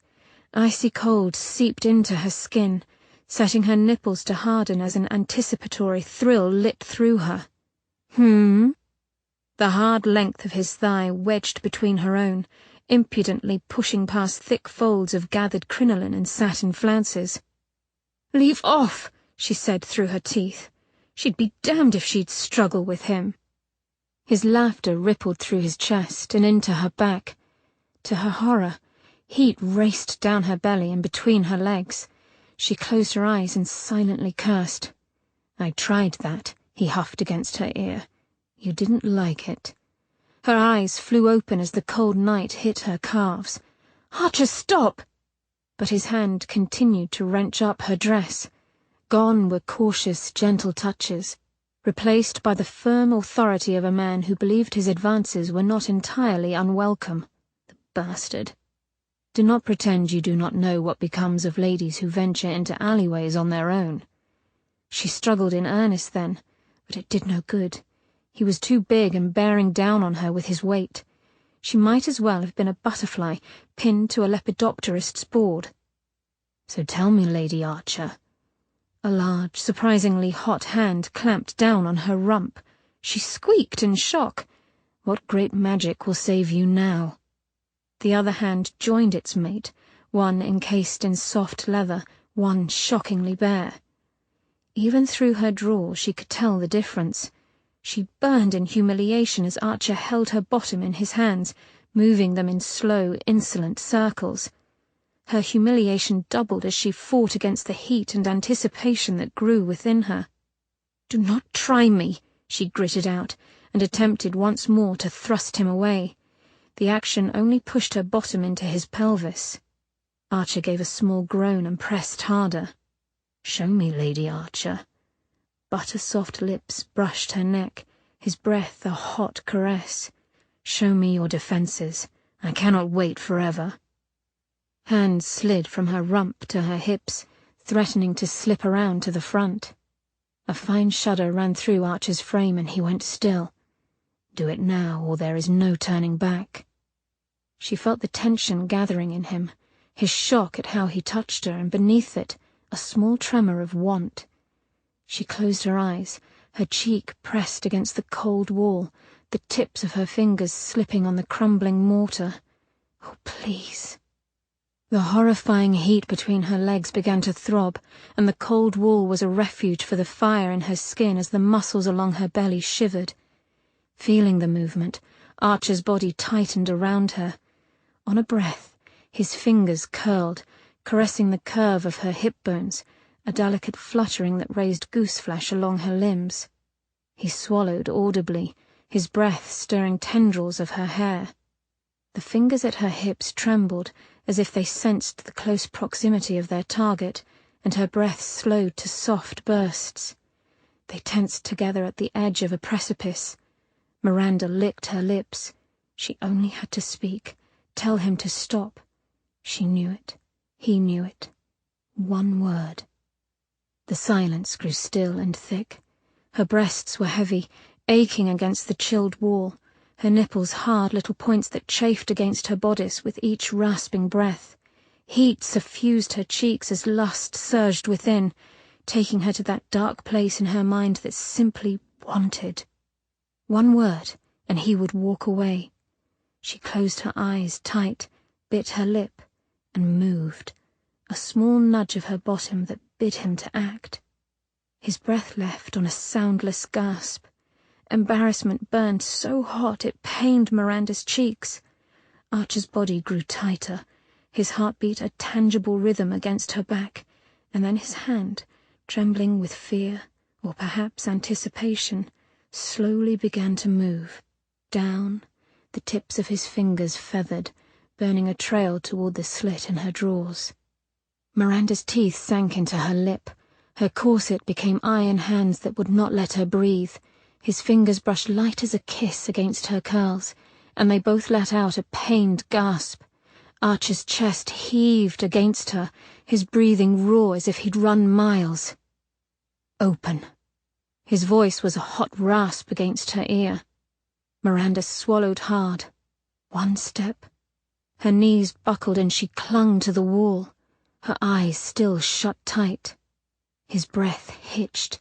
The blunt tip of his finger touched her flesh, and her head went light. She clung to the wall as that finger moved back and forth, so slow she thought she might scream. "You're wet." Awe and desire darkened his voice to something almost unrecognizable, a faceless stranger touching her in the black night. Wet for me. A strangled cry broke from her lips. It was all she could do. He slipped deeper, stroking her, learning her. She pressed her aching breasts harder into the bricks, her fingers growing numb where she clutched tight. Unthinking, she moved her hips, rocking them against his touch. The forbidden act sent a fresh burst of heat over her skin. Archer trembled. His mouth found the exposed skin over her bodice. His tongue snaked out, tasted her. Faster? Miranda panted, tried to find the words. Yes. Feather strokes slipped over the wet, taunting. She ground her teeth and thrust her hips back into him. His cock was a hard weight against her back. His free hand grasped her hips, held them still. Harder, he groaned against her skin before sucking it. Yes. Pleasure boiled within. Her lips parted on a cry. Frantic, she rocked against him, shivering despite the white heat rolling over her. Cruelly, he pressed himself against her, not letting her move as he worked her, faster, harder. Her body tightened like a bow, and then she broke, coming apart with small, pained cries. Archer's teeth sank into her neck, holding her there as the world fell to pieces, and then slowly came back together. She returned to herself on a shudder, his hand already slipping away to hold her hip gently. His lips brushed her bruised flesh once as if to soothe her. They were silent for a moment, both of them trembling, their chests lifting and falling in unison. Then she felt the realization wash over him. He drew in a sharp breath and stepped back, letting her skirts fall as he went. Miranda sagged against the wall. She could not face him. Not yet. The ghost of her cries hung in the air between them. Her body still throbbed from what they had done, what he had done to her. Her cheeks suffused with fresh heat. She felt him watching. Regretting? His silence was a cold presence against her back. "Go on, then," he whispered. A deep breath sounded in the dark, and his voice gathered strength. "I've done you a wrong. Turn me into cheese on toast." She went utterly cold. Cheese on toast? She'd only used that threat once in her life. In an instant she spun round. "You mock me," she hissed at his retreating form. Archer straightened his ascot with false nonchalance. She saw the tremble in his hand. Never. He looked down at his bare hand as if he couldn't quite place it. Miranda glanced away from those skilled, long fingers. The sight of them perplexed her as much as it did him. "I have thought about having you against a wall since the day we met," he said without looking up. Oh. Then... To say any more would expose too much of herself. She turned to face the dark cavern of the alleyway. Goosebumps rose over her skin as she thought of flashing knives and Archer falling. That man. It almost appeared as if you knew him. Did you know who it was? I rather thought it was our killer. She opened her mouth to retort, but stopped as she saw the sheen of sweat along his cheek. The moonlight cast his skin marble white. For a moment he looked almost ill. Catching the direction of her gaze, he turned abruptly and strode down the alley, leaving her to follow at a trot. "Where are you going?" "Home." A hack rattled before them, stopping at Archer's command. Archer walked through the curling mist kicked up by the coach and opened the door before handling her up like a sack of grain. She landed hard on the leather seat as he swung his bulk inside. As soon as he sat, the coach lurched forward. Her thighs were damp, her flesh tender. The thought of what they had done licked over her like a flame. Well, she would throw reason over it like iced water. Don't look at him. Speak of something else. Archer glanced at her and smirked. "I don't suppose you will tell me just how you intended to turn those young men who attacked you that night into luncheon?" She sank back into the shadows, away from his keen stare. The weak lamp above their heads swung like a pendulum, moving Archer's dark form in and out of shadow as the coach sped down Great Russell Street toward Piccadilly. "Perhaps when you have told me what father had done to earn your wrath that night." Cold and unhinged, she crossed her arms in front of her for warmth. Their cloaks were in the museum. "What does it matter?" He tried to shrug out of his suit coat, but stopped with a marked wince. "Of course it matters. The cab passed under a streetlight, and she saw the black glimmer of blood that darkened his silver brocade vest. "You're hurt." She moved in close, and he shifted as far away from her as he could, which wasn't very, considering the size of the cab and the size of him. "It is nothing." Despite his protest, he pulled the cravat from around his neck and pressed it hard to his side. "Good God, you're bleeding like a skinned cat." "Really, Miranda, you are the most colourful speaker at times." A smile ghosted over his lips. Sparring with her apparently restored his good humour, or perhaps it was easier for him to brush away what they had done, she thought with a flush. But when she reached for him, he swatted her hand. She tucked the offending hand beneath her skirts. "This is unfair. You can save my life, assault me in an alleyway." "Assault, was it?" "Just look at you. It's a wonder you are even sitting upright." "How odd. My definition of assault must be in error." "You are not made of iron, you know. You should have alerted me of your injury at once. You could have bled to death. What were you thinking?" His mouth twitched. "I'm going to assume that was a rhetorical question." Heat burned her cheeks. "After all we have been through," she continued, before he could volley any more witticisms, "I cannot tend to your wound." He fell silent.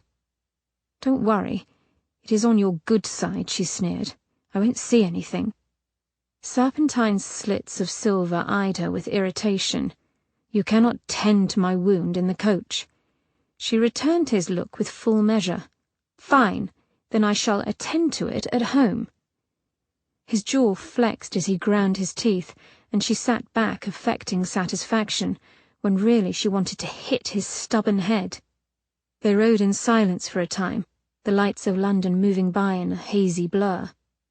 Despite her resolve, she found herself looking down at his exposed hand lying limp against his thigh, his skin shifting from gold to silver in the wavering lamplight. He had touched her with those long fingers, made her break apart inside and out. A shiver ran along her thighs. Such intimate things he had done to her. Rather, he had touched her in an intimate place. In truth, he could have been anyone there in the dark for what little of himself he gave to her. But he wasn't a stranger. He was Archer, her avenging angel. Always. Warmth filled her breast. She pulled her attention upward to meet his eyes. Unfortunately, her gaze faltered at his mouth, an enticing mouth, curved and firm. Would it be soft? A kiss would tell her. A kiss. That was true intimacy, the conversation of lovers. She had tasted him.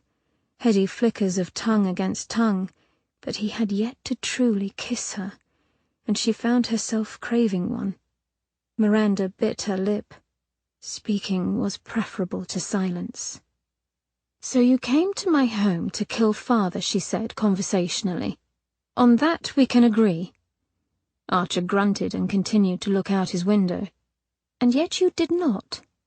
Why? Was it pity?" She tapped her lip thoughtfully, rather enjoying taunting him. "Exhaustion. I scared you away." That earned her a snort. "What then? What was the reason?" He turned to face her with a glare. "Logic compels you to deduce," he said roughly.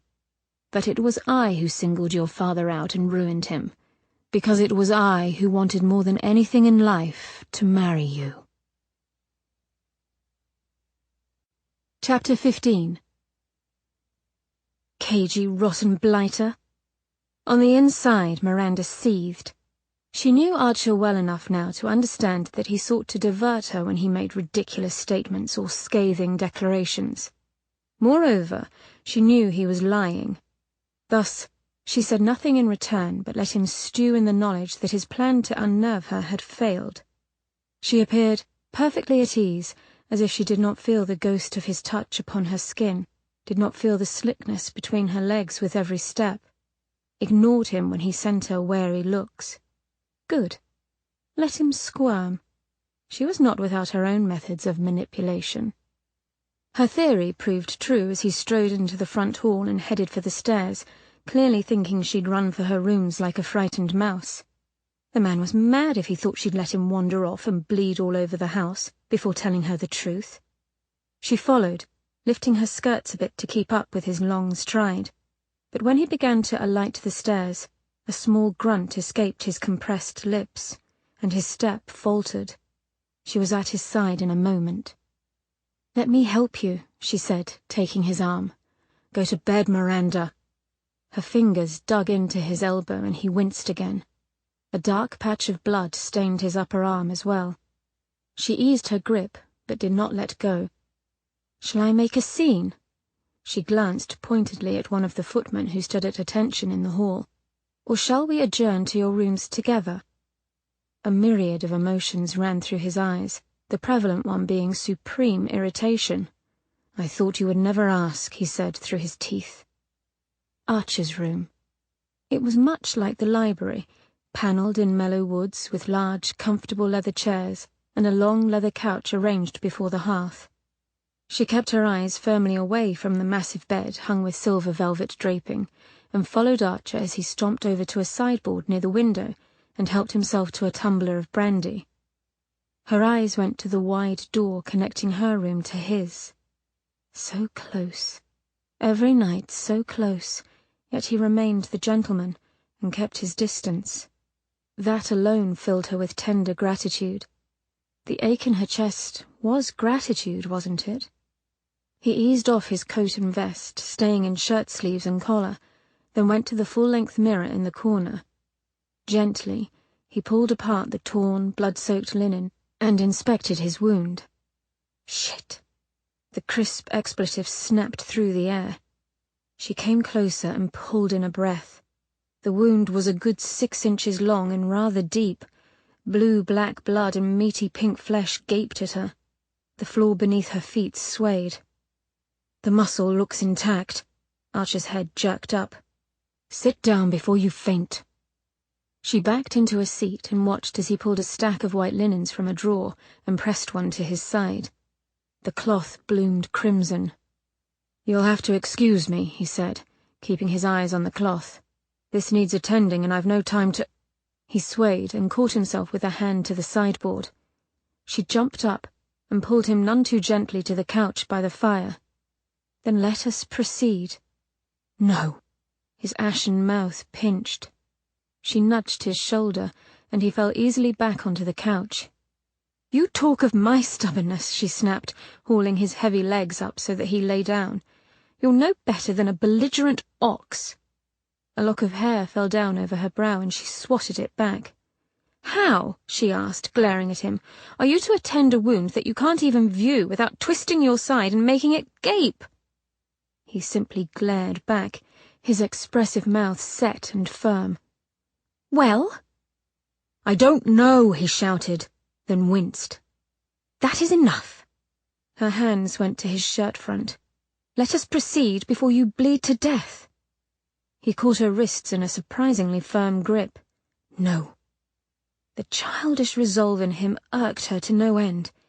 "Is it worth your life?" she asked, still imprisoned by his hands. Alarm flashed in his eyes, but it was ruthlessly suppressed by determination. "Yes." A shiver of real fear ran along her limbs. "And where does that leave me?" she asked softly. His grip eased, but the war clearly still raged inside him. She took pity and moved away. "Here." She took the soft woolen rug from the couch back. "We shall leave the shirt on and cover up your right side." He watched as she tucked the throw around him. "I don't deserve you, Miranda." The softness in his voice made her want to smile, but she kept it repressed. "Yes, I know." She straightened. "No matter. I shall soon have my revenge. Now tell me what to do." "Bring the lamp close, and I need more of the linen cloths." Miranda did as bidden, and he pressed a large bundle of linen firmly against his side. "Can you sew?" he asked, looking a bit peaked. "Yes, but—" "Good. Go wash your hands, and bring back a bowl of soapy warm water. You'll find a bowl in the cabinet by the washroom door." When she returned, he lay so still upon the couch that she worried he'd fainted, but his eyes found hers as soon as she drew near and set down the bowl of water. "Go to the wardrobe over there." He gestured with a jerk of his chin. "There is a black valise on the top shelf. Can you reach it?" "Just." She set the things on the table and added the rolls of clean linen she'd found by the valise. "Take out that length of black velvet, carefully, and the 3 larger bottles." He rested his head upon the pillow. "Good. We'll tend to the arm first." "How is it you have all this?" she asked, as she ripped the gaping hole on his sleeve a bit wider. The wound was superficial, a light slash across the large arc of his biceps. Firmly, she told herself that such a display of masculine strength was nothing to gape at like a blushing chit, and set her thoughts to the task at hand. "I am a surgeon," Archer replied, glancing at the wound. It had already stopped bleeding, for all intents and purposes. "Before the accident, I had completed medical school. I've taken examinations, attended lectures." He made a sound of weariness, though I doubt anyone would let me practice upon them. His wide mouth pulled wryly. "Even without the mask, a noble seeking to work in trade is unsettling to most, and to become a surgeon over a physician," he tisked wryly. "It was quite boorish of me." Gently, she washed and bound the cut with a long length of thick linen cloth, following his precisely put instructions to the letter. "Now the other wound." His deep voice was rougher now. He took a restorative breath and eased the cloth away from his side. The cut welled, but the bleeding had slowed.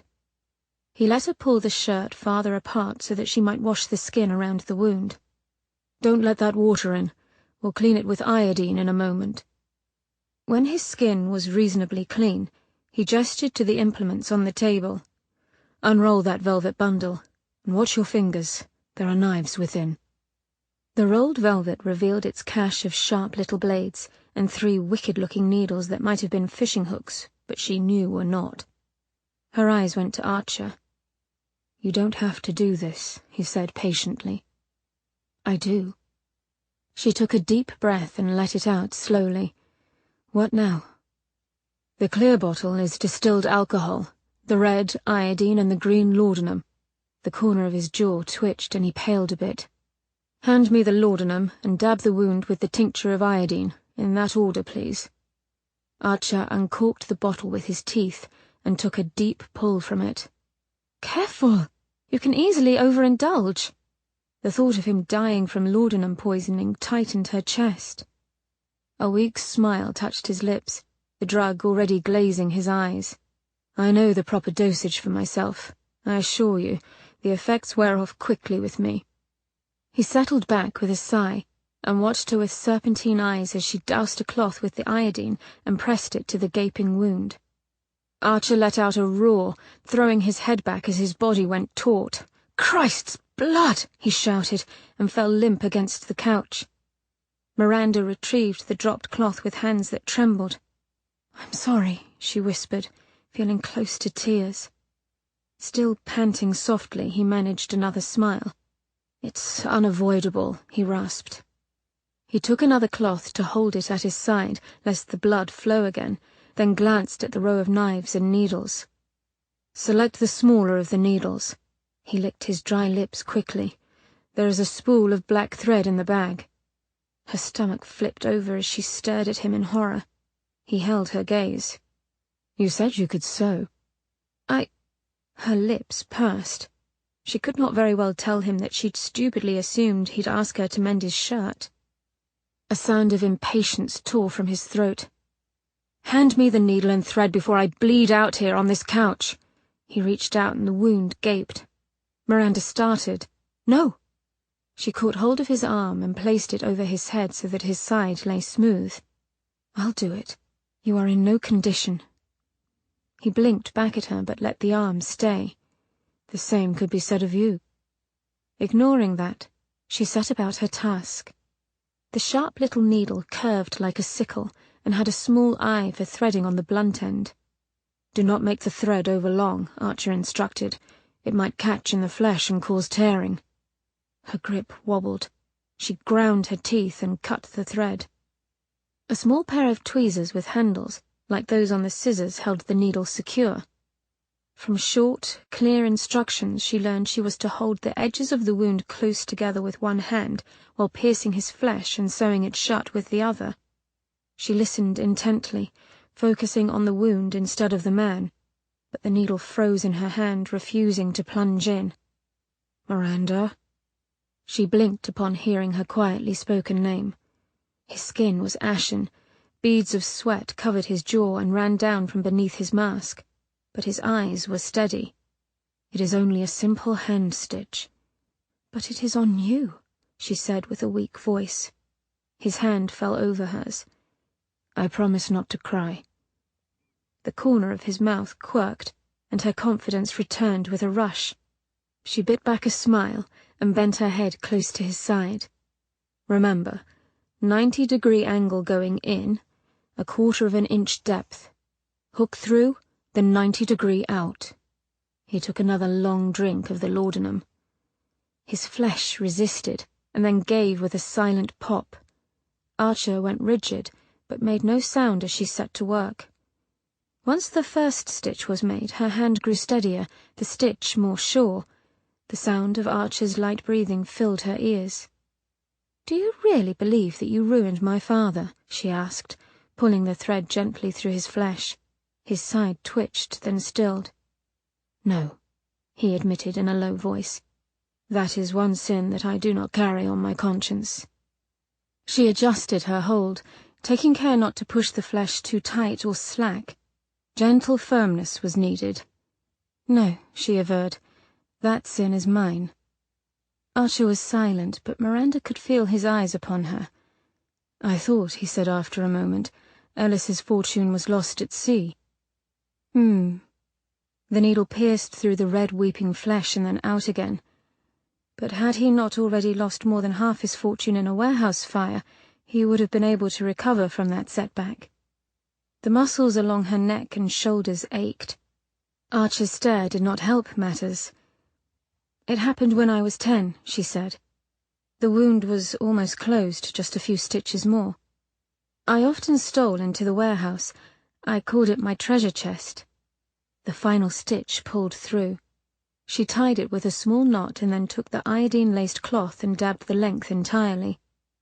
I was showing a trick I'd learned to my friend. Like an utter pompous fool. I didn't mean to start a fire. Rather, she hadn't meant for it to get out of control." Her hands fell to her lap where they lay like leaden weights. She dared a glance at Archer and found his gaze inscrutable. "You were only 10, he said, reading her as usual. "I know that now." He held her eyes with his. "Good." It was that simple. One small word, and a weight lifted from deep within her breast. She surveyed her handiwork. It looked awful, lumpy and red with ugly black stitches marring the flesh. Archer lifted his head and looked down the length of his nose to see the wound. One corner of his lips lifted. "Good," he said, surprise mixing with admiration. He glanced up and his smile deepened. "Very good, Miranda Fair." She made a small face. "It looks horrid." Archer rested his head again as she packed up the materials. "It always does in the beginning. The swelling will ease. Clean the needle with alcohol," he added with a glance at her progress. A comfortable silence settled warmly over them as he cared for her instruments. "You remind me of her, you know." Archer's sudden yet detached observation gave her pause. She looked up to find him frowning as though he hadn't meant to speak those words. "Of whom?" she asked in a low voice. The stillness in him made her wary, as if she ought to whisper. His lips curled in a sad smile. "One of my sisters. I had 4 of them, beautiful girls with shining black hair, soft grey eyes. Claire was the baby, nearly 10, then Karina, who was 18 and preparing to come out to society. Rachel, who had her first season the year before, and was a beautiful 19-year-old fighting off ardent suitors at every turn." He smiled thinly. "I had a devil of a time with her. She liked attention and received more than her share. I loved them all. I was 26 when my father died. The running of the family fell to me. I took to the task without resentment. It was the role I had been born to play, until that spring. There was a duel, fought in Rachel's honor. A young fortune hunter had thought to ruin her reputation by stealing a kiss during a spring fete. I did not kill him, but my mother thought it best I stay out of town for a bit. She sent me to Italy." He sighed lightly. "Mother always knows best, I loved it there. I might have stayed indefinitely." He blinked up at the ceiling. 3 years later, influenza hit London. Mamma, the girls, they fell ill. The thick column of his throat worked. I came as soon as I heard. It was too late for Mamma. Claire. They were gone and buried by the time I arrived. Rachel soon after. Only the flutter of his lashes betrayed any movement. Miranda felt his pain in her own heart. A thought occurred to her. "You said you had 4 sisters, save you named only 3. She trailed off as his eyes lifted and the anguish in them drove the breath from her body. "Elizabeth." It was a dry husk of an answer. "My twin." Archer closed his eyes. Her mind was my mind. We never needed to use words between us. I knew her thoughts as my own. Mother said we used to turn at the precise moment when sleeping in our cots, though we did not share one. She was... I could not.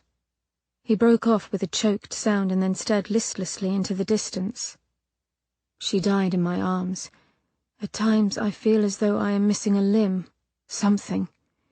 A shimmer of tears pooled over his eyes before he blinked them away. Her loss was a pain not easily endured, he said softly. After that, the thought of death terrorized me. I dreamed of being trapped in mouldering tombs with only her body to keep me company. He glanced down at his stitched side. I am shamed at what I've become, that she should have to see this horror. He snapped his mouth shut with a wince. Miranda moved without thinking, and knelt before him to clutch his dry, ungloved hand. "Don't keep this burden to yourself. Take off the mask and let me see what troubles you so." He looked at her, his great body stiff. "I don't want your pity." "Do you believe that is why I ask?" she whispered. A sad smile ghosted over his lips. "No," he said after a moment, "but I cannot.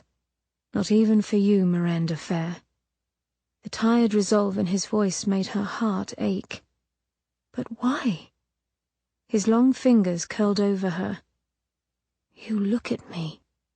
Me." She knew now what that meant to him. No one looked at Archer. They saw only the mask. To the world, he was an effigy, not a man. The grey depths of his eyes reflected the painful truth as he spoke with weary regret. "That would not continue should I indulge you." "Do you think so little of me?" The fire snapped and crackled behind the grate. Orange light flickered over his golden skin, highlighting the fine grains of black stubble that covered his jaw and the red gash upon his lip. "It is not you who falls short of the mark. It is me. I am a coward," he whispered thickly, then looked away, his chin set and stubborn. "You are no coward. You are so very brave." "Everyone promises to stand by me." His jaw clenched, pain flashing in his eyes. "Always in the beginning, but none of them do." He swallowed hard, arranging his expression into dispassion with force of will. "I cannot risk it with you. Not you. None of the pretty words your sweet mouth weaves will change that, so please don't try." Chastised, she drew back. Though she understood him, his refusal did not hurt less. Archer lay prone, his skin grey and sweating, and she found herself wanting to fuss over him, wipe his brow, tuck him into bed. But he would not allow those things, she knew. She settled for covering him fully with the rug and adjusting the pillow under his head. He watched her sleepily through the thick fan of his black lashes. The boyish vulnerability in his unguarded look made her want to curl up alongside him. "I should not have manhandled you the way I did." His lashes fluttered and then lifted. "It was uncalled for." She sat back on her heels by the couch. The memory of his big hands upon her returned, and with it a heated ache. How shocked he would be to know how close she had come to turning around and begging him to push up her skirts, to push into her. It shocked her more than she cared to admit. She tried to find her voice. "It was not an assault, Archer." She flushed, but forced herself to look at him. "We both know that." His gaze warmed. "I meant before," he said thickly, "shoving you against the wall." "You were angry." His smile was lopsided. "I was angry," he repeated, mocking himself. "I was terrified, and it is no excuse." A soft gaze travelled over her hair. "You saved my life." Her smile was tremulous. "You saved mine first." He made a noise of derision, but an answering smile played at his lips. The smile faded as he caught sight of his bound wound. A grave stillness settled over him, one that grew as his eyes lifted to hers. They were frozen, flat, winter lakes that chilled her to the bone. "I've been a fool," he said in the same frozen tone. "What do you mean?" Dread crept along her spine. His expressive mouth flattened as if tasting bitters. "For tonight. For bringing you into this life." His chest lifted on a breath. "Miranda." Weakly, he tried to touch her hand. She drew away. "You shouldn't be here." Miranda straightened, ignoring the painful rhythm of her heart and the way her hand shook. "Yes, of course. You should sleep." But Archer would not be so easily evaded. Pain and wariness bracketed his mouth as he spoke. "You shouldn't be with me," he corrected softly. Annulments are easy enough gained, considering we have never—" He bit down on his lip hard enough to whiten it. "Well, as is the case, it can be done. Pick a house wherever you want, in another country if it pleases you, and I shall set it up."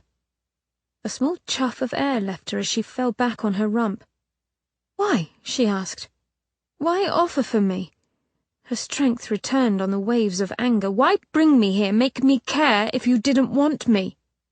"Not want you?" He lifted his head off the pillow. "Not want you?" His eyes flared in the firelight. "Christ, Mary! Murder and knife-wielding assassins aside, you are the greatest adventure of my life." Archer's words raced like wine through her veins, leaving her flushed and just a bit dizzy. "As are you." He leaned forward, wincing as he bent. "If ever a man wanted. I'm trying to keep you safe. Being my wife is not safe, and I was a fool to think it ever would be." They stared at each other in the resounding silence, then his head fell weakly back on the pillow. Frowning, he blinked up at the ceiling as if it contained some great secret. "As for why," he said slowly, "I was lonely." His deep voice fell to something above a whisper.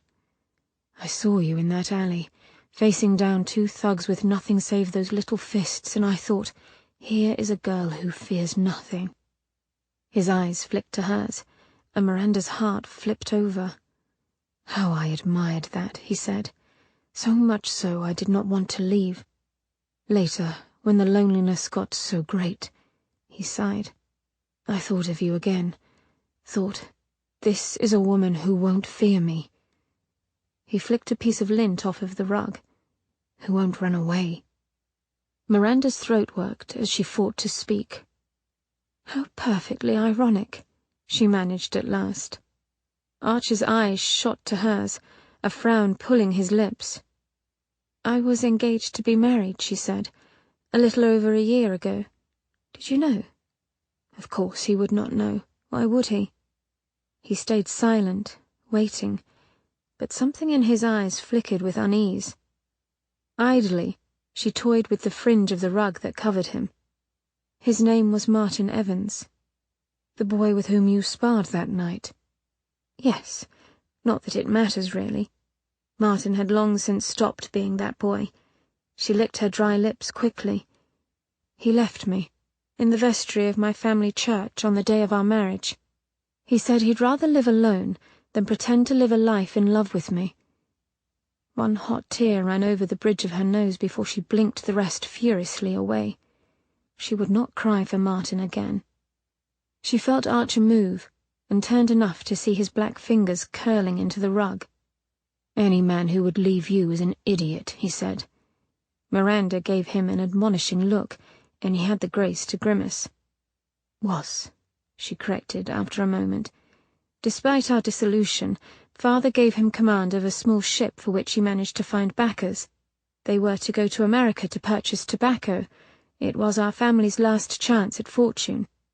The ship never made land." Archer made a vague noise of condolence, but it did not sound like sorrow. Her lips curled a bit.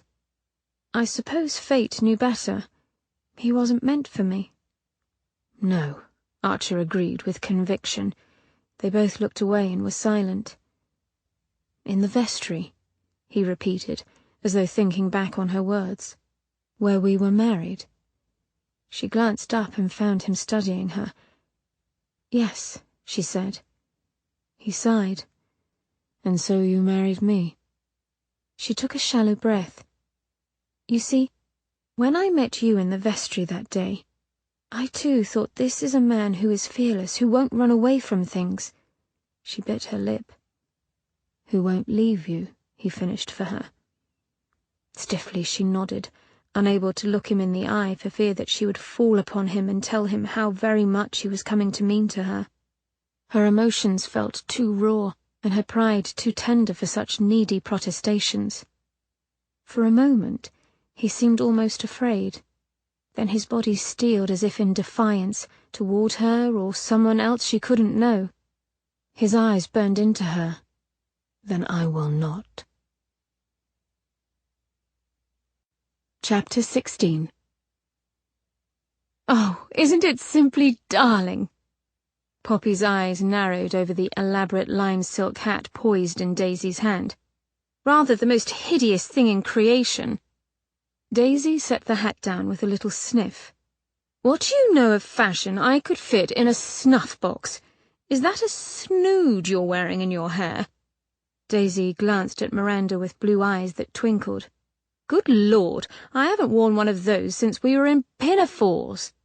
"And what you know about the rest of the world, dandelion," Poppy cut in sharply, "could fit in my—" Miranda lifted a bolt of India silk high for inspection, cutting off her line of fire. "Look at this cloth. she said brightly. "Didn't Mamma have a dress made from this exact pattern when we were girls?" Daisy ran a gloved finger down the shimmering saffron length. "I do believe she did." She shrugged. "I suppose old is new again." Poppy muttered something about how Daisy ought to know as much firsthand. At the time, Miranda thought it a good idea to take her sisters shopping, believing an outing with Daisy and Poppy might be a fine distraction to the dilemma of Archer. For days now, the man moved through the house like twilight shadows, there, yet shifting away from her should she come too near. Though, if she were absolutely truthful with herself, they had been avoiding each other, neither of them feeling so inclined as to discuss what had occurred that night. What did one say? "You have touched me, brought me indescribable pleasure. I want more. I want you." Miranda fought off a blush. No, she would not be the first to succumb. It was too humiliating. She sighed as she opened her mouth to break up yet another squabble when a familiar face flashed among the throngs of shoppers who milled about Liberty and Company, the slanting grey eyes and dark curling hair of Victoria. "Do you know her?" Daisy's idle question made Miranda jump within her skin. Miranda smoothed a hand over the silk, feeling the cool through her glove. "Only by introduction." She glanced sharply at Daisy. "Do you?" She had quite forgotten that Daisy was a veritable walking Debrett's peerage. "Of course." She tilted her head as Poppy drew near to listen. "Victoria Allanon." "Allanon?" It was a jolt to Miranda's middle. "She told me her name was Archer." "As in your husband, Archer?" Poppy's fine nostrils flared as if catching wind of the hunt. "She claims to be a cousin to Archer," Miranda said in a low voice, the three of them tracking Victoria with their eyes while trying, somewhat badly, to look absorbed in the cloth before them. "A fine thing to say," said Daisy, "and hardly likely, though she does know Archer." Her golden curls swung low as she leaned farther in, the gleam of gossip animating her eyes. 8 years back, she was heavily involved with a young Lord Marvel. The pit of Miranda's stomach pitched and rolled. She clutched the fabric to steady herself. Apparently, Archer objected, whether it was because he had formed an attachment to Miss Allanon himself, or because he had a strong dislike for Marvel in general, is unclear. Daisy took the bunched cloth from Miranda's stiff hands and folded it. No one had ever seen Lord Archer and Miss Allanon's company, so the whole reason for the argument remained shrouded in mystery. At any rate, the two men came to blows. Poor Lord Marvel was left a babbling shell of a man, and Archer quick-footed it out of town. "Daisy Margaret Ellis Craigmore!" Poppy's eyes flashed under censorious brows. "I cannot believe you refrained from giving Miranda this bit of information before she married Lord Archer." Daisy's mouth fell open into a little round O as she glanced from Poppy to Miranda. "Well, I would have, had I not forgotten entirely about it." Poppy's straight brows tilted. "Even when Father told us the name of Miranda's intended? It isn't a thing I'd likely forget." Daisy went beet red, and Miranda put a calming hand upon her arm. "It's all right, Daisy. I knew of Archer's fight with Marvel." She looked pointedly at Poppy, who seemed inclined to interject. "I simply didn't know it was over Victoria." Miranda's eyes followed the little blood-red satin top hat tilted upon Victoria's raven locks as it bobbed about in the fine china department. "And what of Victoria?" she murmured. "Did she stay with Marvel?" Daisy absently toyed with the cloth beneath her fingers, her blue eyes tracking Victoria. "No. She returned to the continent and hasn't been heard from since." "The question is," Poppy said, her brows slanting severely under her red fringe, "why is she using Archer's name?" "I have to believe that she would like to renew her dalliance with Archer," Miranda said. Her sisters erupted into twin volleys of outrage, hissing about what they'd do to Victoria should she come near. "You might have your chance," Miranda muttered. "She is coming this way. No, wait." She clutched Poppy's elbow. Another option suddenly appeared, much more agreeable. If she wanted information on Archer and Victoria, she might as well get it from the horse's mouth. "Let me handle this, please.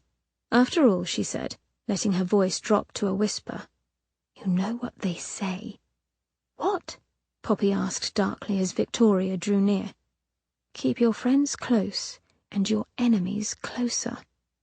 "Victoria!" Miranda stepped round the table and inclined her head. "I thought I recognized you." "It is a shame we could not persuade your sisters to come along," Victoria said as they stepped into the small yet bustling tea-house of Victoria's suggestion. It catered to mainly middle-class women, physicians and barristers' wives who fancied a bit of refreshment after a hard day of shopping. "On the contrary," Miranda said, "I must thank you for rescuing me from an afternoon of bickering. My sisters, I fear, are far too divergent in their opinions to get along well." Victoria smiled. "Quite understandable." They settled into a private table. As soon as the maitre d' left the little nook, Victoria turned to Miranda, and the lamplight flickered over her unnaturally white features, giving them the appearance of a mask. "It pleases me that we are having tea. I thought of inviting you before, but I got the impression that you might object." Miranda held her gaze. "Because of what I saw that night?" There was little use dancing around the subject. Victoria's painted lips curled slightly. "You must not think too badly of me, mon ami. Archer broke my heart once, and I'm afraid I've never forgiven him for it. I acted badly." She shrugged. "I expressed myself too passionately, I suppose." Even with Miranda's limited knowledge of love, she knew Congreve to be correct. Heaven has no rage like love to hatred turned, nor hell of fury like a woman scorned. "I did not mean to pry," she said, hoping that the apology would ease Victoria into a talkative mood. The woman's smile turned genuine. "La, I expect no less. It is what I would have done." She leaned in. "Only, I do not think we should tell Benjamin of our tete-a-tete, for if anyone was to object to our meeting, it would be he." "Benjamin?" Miranda's stays pinched as she reached for her serviette. "Archer is most protective?" Victoria finished with a light laugh. "I know this well." She placed her napkin across her lap with an elegant flick. "He used to have this little saying, our Archer, keep the ignorant ignorant and the innocent out of the way." Tea arrived, sparing Miranda the trouble of a reply. White liveried waiters laid out the service with sharp precision. A fragrant pot of tea and delicate bone china, meaty little tarts, flaky fruit pastries topped with crimson jam and saffron yellow custard, and snow-white dollops of clotted cream for their hot scones. Miranda had been famished before. Now all of it looked as appetizing as a still-life study. "And you?" Miranda asked when the waiters had gone and she began to pour her tea with care. Its fragrance released in a soft cloud of steam, mixing with that of hot milk and lemons. "Do you believe the ignorant should remain so?" Victoria regarded her with eyes so grey and luminous that, for a moment, she could think of nothing but Archer. Miranda looked away. "What is it that you wish to ask?" Victoria's voice, low and rich, rolled over Miranda. She set the cream pot down with a clink. "What do you know of the West Moon Club?" She could have cursed aloud. The words were out. There was no taking them back. Save they were the wrong words. She had meant to ask her about Lord Marvel and Archer. She could not account for the slip. Victoria's smooth brow wrinkled as though she too were expecting another question entirely. "That is a name I did not expect to hear," she said slowly. "And you, Cher, what do you know of this club?" Miranda fiddled with her napkin and then let it drop. "You knew him before his accident. His disfigurement occurred as a result of the club's activities." She was unwilling to say more, yet knew she had already said too much. "You think that what happened to Archer is the reason why its members are dying?" "I cannot assume otherwise," Miranda said stiffly. Victoria shrugged. I am no more enlightened than you. Is it the work of madness or cold revenge? I know not, only that their secrets go back years, their masks older than Archer's. Victoria took a slow sip of tea, her grey eyes studying Miranda over the golden rim. She set her cup down with care before folding her slender arms before her. But that is not what you truly want to know. It isn't? Miranda challenged blandly, her heart slamming madly against her ribs. Victoria's slight weight fell onto her forearms. You wonder if I have seen what lies beneath the mask. I know that you have. How? The line of Miranda's jaw ached. She could not, would not ask it of Victoria. Poor dear. He has not shown you, then? It was not a question. Miranda looked away to the small sliver of window peeking beyond the dining curtains, where the dark shadows of carriages passed by as they rumbled down the street. It does not matter. But of course it does, Victoria whispered, the smell of silk mingling with old flowers. He is the man you lie down with at night, rise up with to greet the sun. Where lies trust, if not in your husband's arms? Miranda would die before she admitted this was not precisely the truth of the situation. The little dining nook wavered before her eyes, magnified to monstrous proportions as though viewed through a reading glass. She blinked back unshed tears, refusing to let them fall. Victoria's voice drifted across her skin, soothing and dark. What if I told you it is something wondrous and beautiful he hides? The breath left Miranda in a pained gasp. The cruelty of it. Victoria's smile merely grew. Infinite beauty, not the hideous disfigurement he claims. Would it assuage your fears, make it easier to bear that you do not live with a monster?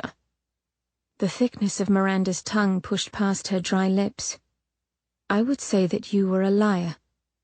Victoria studied her face for a moment, and then laughed, like silver sleigh bells in the snow.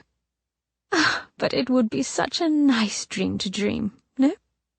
Miranda's fingers dug into the slick silk of her aquamarine skirts. It matters not to me what he looks like beneath the mask. Yet, here you sit asking the questions you ask because your curiosity overwhelms your pride. How can you not want to know? I asked you about West Moon Club because I want to help Archer, not unmask him. A lie, and they both knew it. Victoria's thoughtful expression did not change, and the silence grew. From beyond came the gentle murmur of the main dining room, the kiss of silver to china. Then Victoria's chair creaked as she shifted to rest her temple upon her knuckles. Then what is it you wish to know? Why do you know so much about West Moon Club? Not as much as you think. The small curve of her bottom lip quivered. My love was a member. The floor beneath Miranda tilted. Who was he? Her eyes grew bright. He was lost to me long ago. The genuine sorrow in Victoria's eyes moved Miranda to touch her hand, but she stopped short, inexplicably unwilling to make contact. They say time heals all wounds, but I don't believe it. Victoria met Miranda's eyes, and her tears threatened to spill. She gave a little laugh and brushed them away with a flick of her gloved hand. Oh well, it is a pity I have so much time on my hands. They were quiet for a moment. So it was not Lord Marvel, then? Or Archer? Victoria's little smile returned, knowing and sure. You are referring to the quarrel between Marvel and Archer. She stirred her tea once more, tiny clinks that hit Miranda's nerves like an anvil. Archer did not like the idea of Marvel taking his place. The cooled tea within Miranda's cup began to steam. She let it go quickly. Taking his place. Victoria's cheeks plumped, her eyes gleaming as though she knew precisely how she tormented Miranda. Of course we were no longer together. She tapped the rim of her cup thoughtfully. Nevertheless, there was a modicum of jealousy involved, as Archer does not like being replaced, in any capacity. So they discussed the matter. Victoria's brow lifted. I assume you've heard the outcome of that discussion. Woodenly, Miranda nodded, and Victoria's little teeth flashed like seed pearls beneath red-painted lips. And did you then learn of how the elder members sent him away? When Miranda shook her head like an automaton, Victoria continued. He was an embarrassment, a living testament to their failure, and one not easily controlled. Poor Archer never was able to govern his temper. Her dark head tilted as she sipped her tea. Quite the motive for revenge, is it not? Miranda could not argue the fact, so she sat as stone, her stays pinching her ribs, the cold length of silk encasing her torso tightening with each breath. Victoria seemed to understand Miranda's struggle between loyalty and logic. Miranda, share. I do not think it is he who does these things. Murder in secret is not his style. Archer in a temper is a glorious and vocal spectacle. She looked off fondly as though remembering something altogether intimate, and the collar about Miranda's neck suddenly felt too tight. She swallowed hard, forcing a cooling breath as the room began to grow warm. Though you cannot deny, Victoria went on, he makes a most excellent target should one want to make him appear guilty. Do you still love him, Victoria? She no longer cared to hear Victoria's theories, only to know where they stood. Victoria tilted her head. The image of a great spider wrapping its victim up with silken threads to suck its life's blood came to mind, and Miranda thought Archer had been quite correct in his desire to warn her away from Victoria. I believe you know that answer, Victoria said in a voice like the gathering of a storm. Cold sweat broke out over Miranda's skin as her temper rose. The room heated, the gas lamps above their heads flaring white-hot. Victoria glanced at the lamps, her brow knitting. Miranda took a breath, then another, pushing down that familiar feeling of need. The need to let go of her temper, and with it the painful coil wound within her. Control, Miranda. Do not become that monster. Do you mean to try to win him back? She asked. Victoria's lips pulled as if to offer the merest hint of apology. And if that is my intent? The lamp about Victoria's head wavered wildly as Miranda spoke. Then you shall have to go through me. Victoria reached with shocking quickness, enfolding Miranda's wrist in a grip like iron. I find that I like you, Miranda. Despite myself, I do. So I shall give you a small piece of advice. If you intend to keep your husband, believe nothing you hear. Everyone lies, most especially your husband. If he thinks it will protect you, Archer will not hesitate to employ the simplest equivocation to keep you in the dark.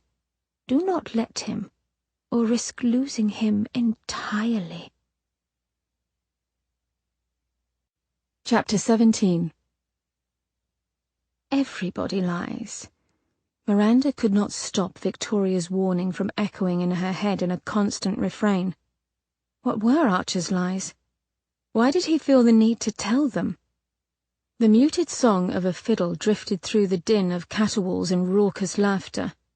Despite the late hour, street urchins wove underfoot, brushing their little fingers light as spider silk over the pockets of the unwary. With any luck, they'd steal enough to keep them alive. Some were no older than 3, little snakesmen and gonifs in the making. Blue darkness cloaked Miranda, the scant lamplight saved for taverns. Her booted feet crunched over something that felt and sounded unnervingly like bones, and she decided that the darkness was a blessing, in more ways than one. With a bowler crammed down low, and a shoddy coat collar pulled up high, most of her face was hidden. Dirt covered her skin, hastily smeared on as she'd crept through the garden after Archer had ridden off into the night. Experience told her Archer would be gone for hours, doing what she couldn't begin to fathom, though she suspected it was as clandestine as her mission tonight. Cheltenham's murder and the attack at the museum lay heavy on him. Since then, he had gone out every night when he thought her long abed. She knew he was in search of the killer. Even though he tried to hide it, she could see the frustration and rage in his eyes burning just below the surface, and it ignited a wild urge in Miranda to protect him and find out what she could, where she could. Cold air, heavy with icy shavings of soot, filled her lungs. She resisted the urge to tuck her head farther into her collar. One walked with purpose here, or one would be quickly singled out. But the smell brought tears to her eyes. Onions, piss, shit, rotted meat. The thick stench of rot was the worst, working its way into mouth and throat, a promise of one's future, death and decay. She pressed her lips tight and forged on. Her mark stood beneath one of the few working lampposts. Nearly a head taller than the rest, he was as lanky as a garden ladder, his shaggy brown hair dull in the flickering light. He was older, just as she. Fine lines fanned out from his cheerful brown eyes. But the grin, that gap-toothed grin, remained the same, an equal mix of ready humour and malice. A group of younger men and boys surrounded him, watching his every move, modelling their behaviour to his. He was boss now to this small group, after having worked his way up through the ranks. His velvet-green bowler and mustard-coloured sack suit were a bit less shabby than the clothes of his mates. Perhaps one day he would run the whole area. Her steps slowed. How to get him alone? It wouldn't do to come upon him with his gang hanging about. Willing to wait, she leaned against an abandoned lamppost.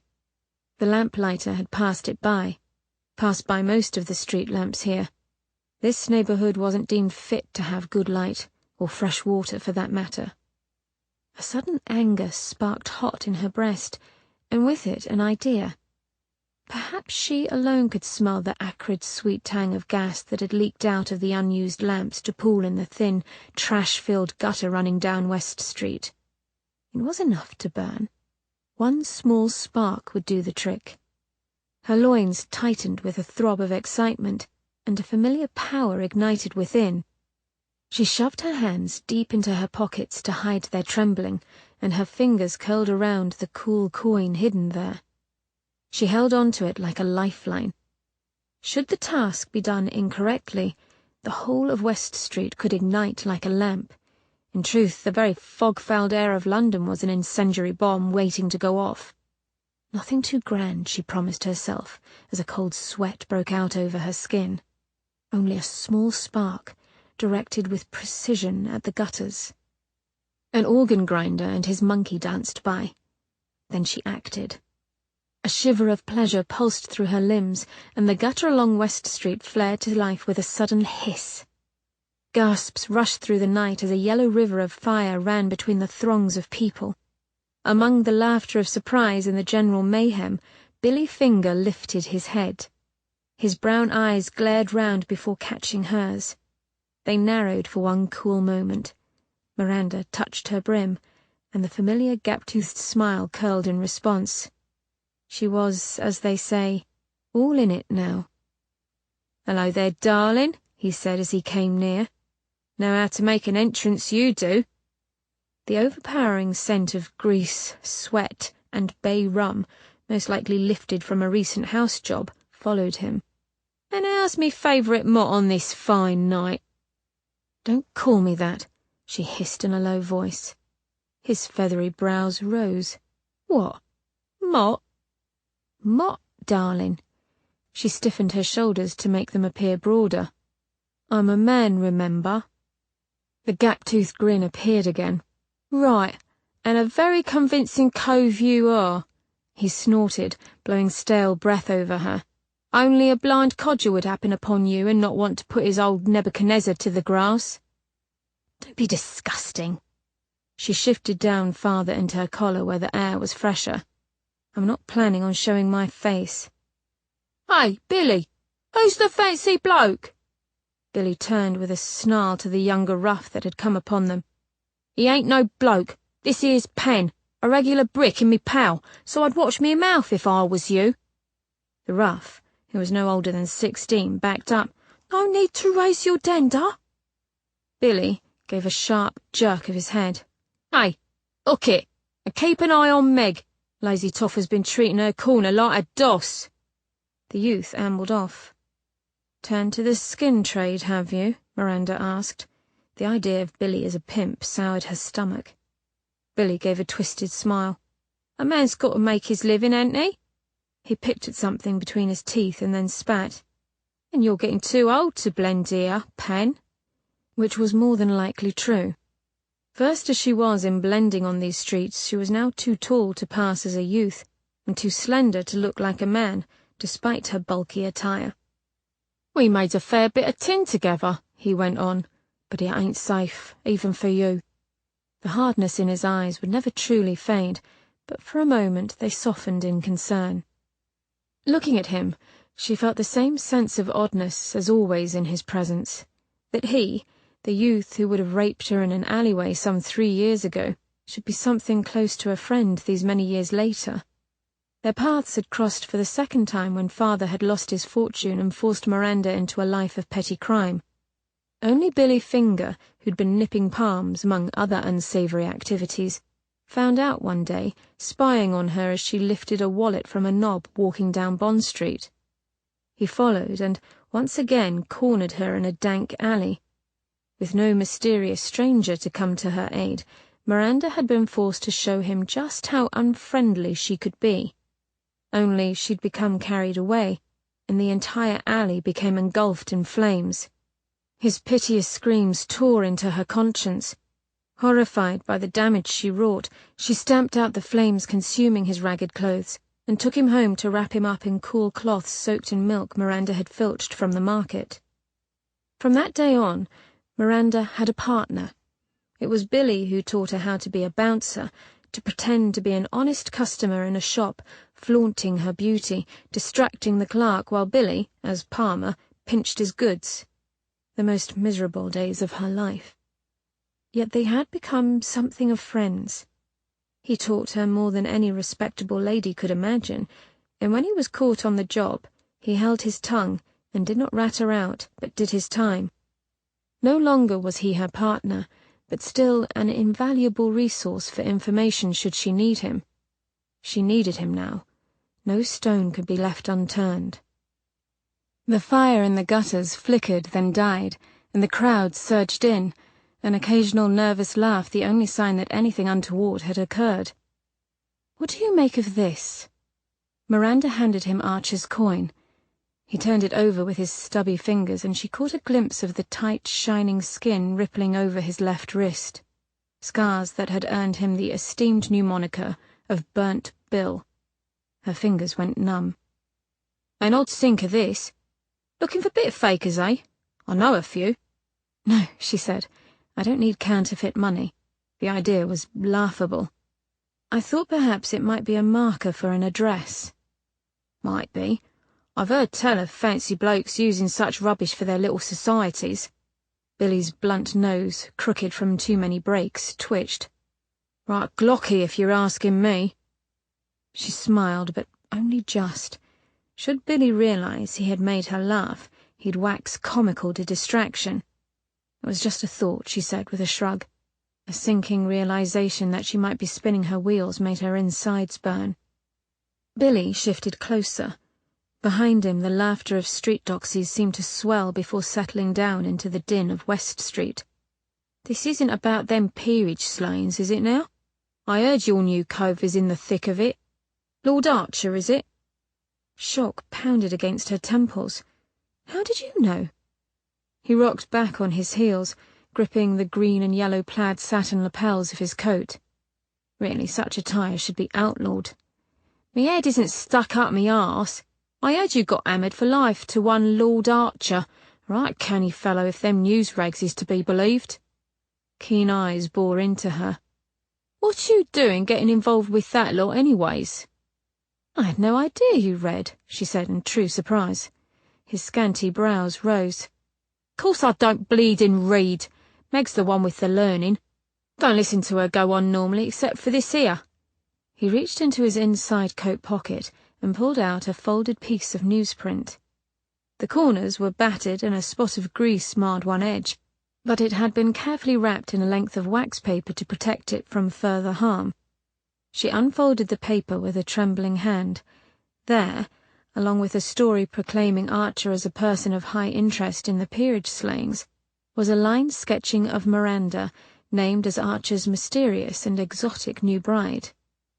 Her lips had been drawn into a rather smug-looking smirk, but the artist had captured the essence of her quite well.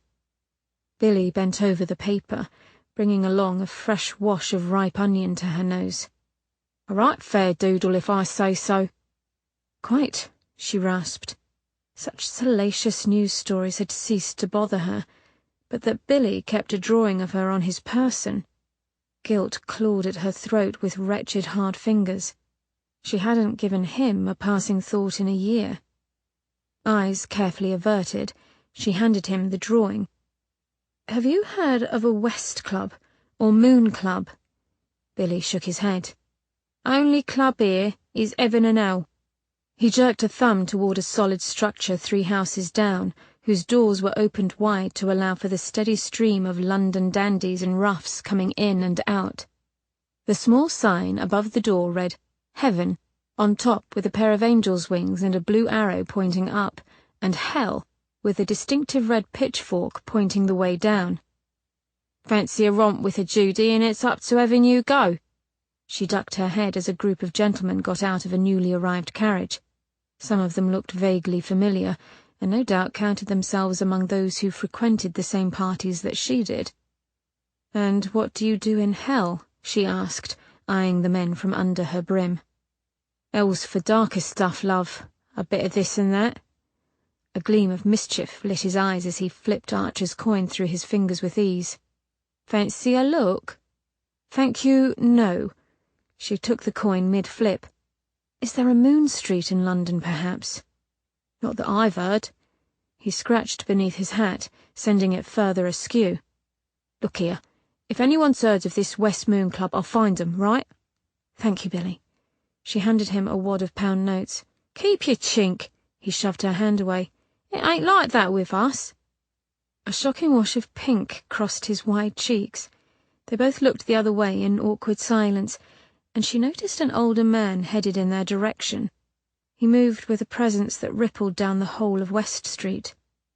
The man wasn't very tall, probably as high as Miranda's shoulder, and wore an unassuming suit of black under his thick dark cloak. The crowd parted for him with a deference that spelled trouble. Billy cast his eye that way and paled. He made to grip her elbow but stopped, realizing that the gesture would mark her as a woman. "Let's make scarce." He kept his stance casual, not looking toward the man, but he remained aware of the man with all his senses. "Who is he?" she murmured, as they walked toward a small alley. "Black Tom. He runs the dials. Knows who belongs and who don't. He ain't keen on outsiders unless they're here to pay. Come on." They turned a corner, almost making it to the safety of the alleyway, when they ran into a wall of men. The motley crew eyed them with various levels of humour and malice. "Going so soon there, Billy?" came a musical voice from behind. A foul oath passed Billy's lips as he slowly turned, taking her with him. Black eyes gleamed like onyx beneath thick brows as the man Billy had called Black Tom regarded them. A wide-brimmed top hat lay cocked upon his head, leaving greasy locks of raven hair to fall about his large ears and into his high collar. "I should be offended, not getting an introduction," Tom said lightly. Billy shifted his feet. "Blimey, Tom, didn't think you'd want to bother with such riff-raff." "Thought wrong, boy-o." A soft chuckle went through the group as though they were one entity. Stiff-backed, her pulse throbbing, Miranda could only stand and wait. The black eyes of the boss hadn't left hers for a moment. "'Tis me kinsman from the East End," said Billy through white lips. "A simple lad, really, Right nicky in the noggin he is." A scant brow rose. "Get on with you, Billy. Having a laugh at our expense. Why, it'd take a flat not to know toff from a toffer, even in cove's clothes." Strong hands wrenched her from Billy's side. Her head hit the iron lamppost as two roughs pinned her against it for Tom's inspection. At that, the small man doffed his cap and offered an eloquent bow. "Hello there, darling." Resignation pulled down Billy's long features as two others took hold of him. The boss stepped in close, the smell of gin and unwashed mail hitting her nostrils like a brick. "What's your name then, love?" "Meg," she mumbled, trying to sound as simple as Billy claimed. A useless endeavour. A simpleton would only be easy as sport. A dirty finger traced her cheek, his long nails scraping flesh as he licked his wet lips. "But you're a fine bit of stuff, aren't you now?" A smile split his cragged features. "This is my bit of dirt you're standing on." He took a step closer and the men held firm, their hard fingers bruising her flesh. "What come on my turf is mine, and I takes what's mine." Male arousal hung thick in the air, a palpable excitement that turned her stomach. Crowds of people milled about, not one of them looking, not one of them foolish enough to do so. She closed her eyes and swallowed hard, their laughter penetrating the weak veil of darkness. She was as good as raped and dead if she did not act, yet a cold sweat broke over her skin at the thought. She shivered, sickness and rage gaining purchase with equal speed. The sounds of the night came in from all sides, a street filled with people, witnesses all, and innocents as well. A thumb caressed her bottom lip. Blood thundered in her ears, and with it the gathering storm. "Do it." "I cannot." Quite suddenly she wished for Archer so desperately that tears threatened. "Don't think of him." The sound of laughter and joviality rang out down the street. Yet here, hot breath hit her cheek, hot as the air that gathered around her. "Fancy a toss, love?" She felt rather than heard Billy move, and the resulting scuffle. Her eyes flew open to see her friend held fast with a knife at his throat. His eyes bulged, fear making him quiver. "You working me, Billy Finger," Tom said without taking his eyes from Miranda. "Denying me my peace." The man spoke lightly, but the evil flatness in his eyes betrayed his tone. He'd gut Billy and enjoy every second.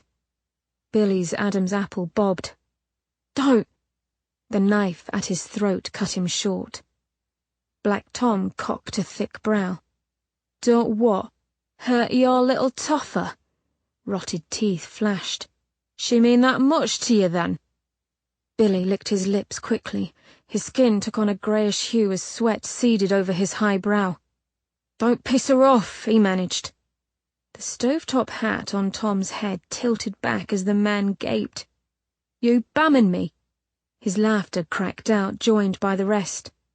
"Here now, lad," he said through chortles. "Has no man ever taught you how to handle a hay bag?" Tom's cold black eyes snapped to Miranda, hatred and pleasure burning in them as he took another step forward. Sick dread overflowed in her belly, leaking down her limbs and setting them to shaking. "You need a toss, sweetin'."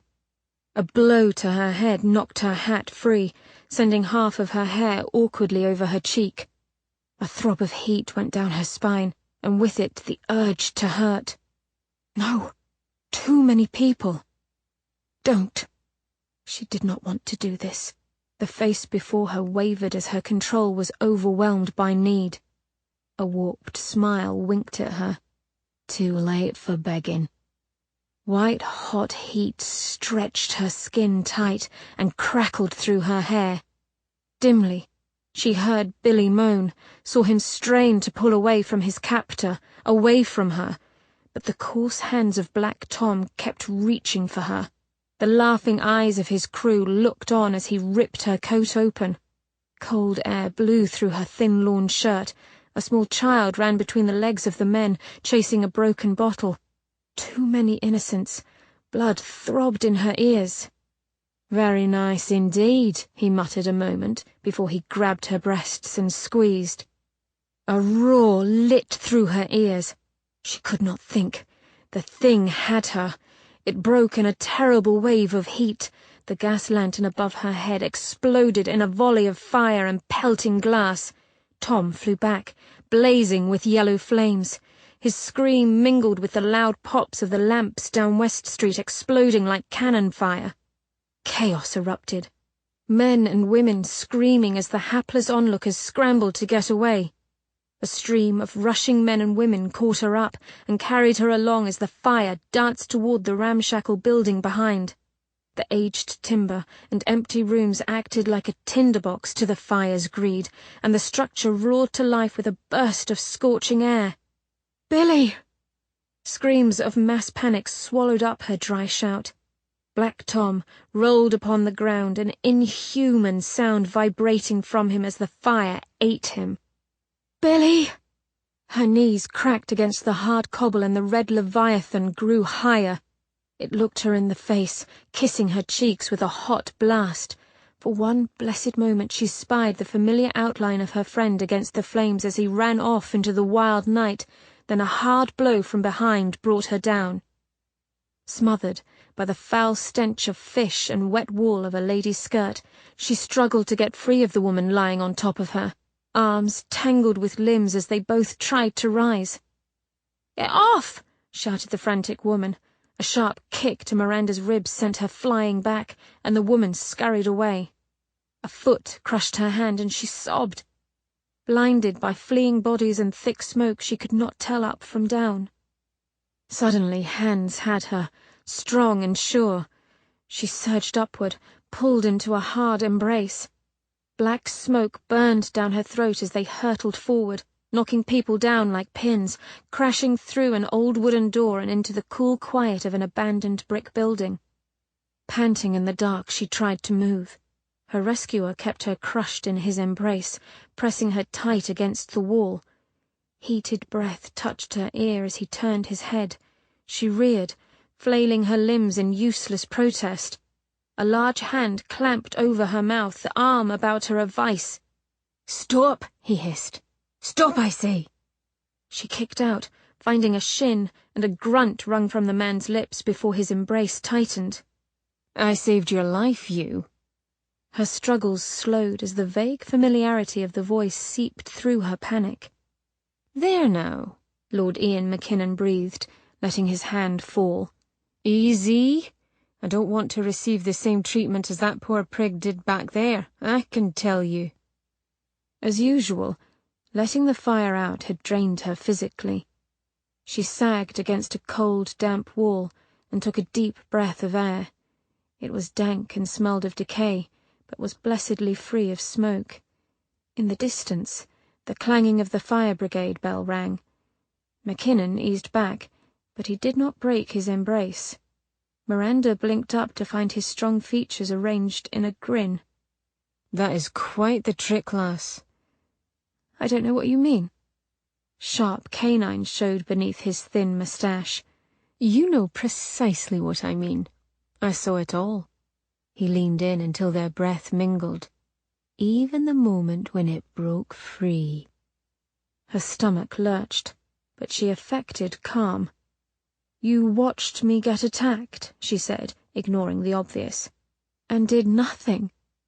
The caress of his voice at her ear sent little prickles of unease down her spine. "I watched you defend yourself. I saw the look in your eyes. You were never truly afraid." He edged back to look into her eyes. "That interests me." "What do you want?" With slow ease he studied her.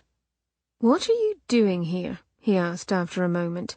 "Don't tell me it's to play dress-up. I won't believe you." She shoved at his bulk, but he did not budge. Rather, he settled in comfortably, letting his length nestle along hers. A tight knot claimed her stomach. His embrace might have been intimate, yet it left her cold and irritated. "Get off, will you?" She shoved again. "Not until you tell me." "I owe you nothing." He laughed shortly as she struggled again to free herself. I saved your life. Which was precisely the reason she couldn't feel the burning anger toward him that she felt for Black Tom. It did not stop her from wanting to smack the smug look off his face, however. Mackinnon laughed again. Never mind, he murmured against her ear. I know. His hand plunged into her pants. Screeching, she bucked, the heat rising once more, but suddenly he was off, dancing back with haste. Easy now, he said lightly. Cool yourself. I was simply looking for this. He lifted his hand high, and a golden flash caught the weak light. Archer's coin. Inwardly she groaned. Mackinnon gave it a glance and then raised a questioning brow. You're trying to clear his name, aren't you? He smiled. If you think learning West Moon Club's secrets will absolve Archer, you are wrong. She fell against the wall with a small gasp. You know of West Moon Club? He flicked the coin high and then caught it neatly. My father is a member, aye. Mackinnon tossed her the coin. I know more than I care to know. Then will you... She stopped, and he grinned. It's never that easy, is it? He said. A pregnant silence ran between them as his gaze held. I'm leaving. She moved to go, but he stepped forward, not touching her, but pinning her to the spot just as effectively. You're right to worry. Archer's back is to the wall, and he knows it. Her shoulders hit the cold brick behind her as she edged away from Mackinnon's advancing form. He stopped, seeing the movement, and regarded her with shrewd eyes.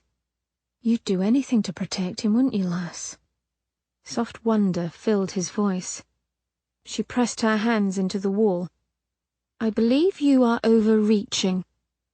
Mackinnon shook his head slowly, a feral grin creeping over his shoulders. I don't believe so. He took a small step closer. Shall we find out? Chapter 18.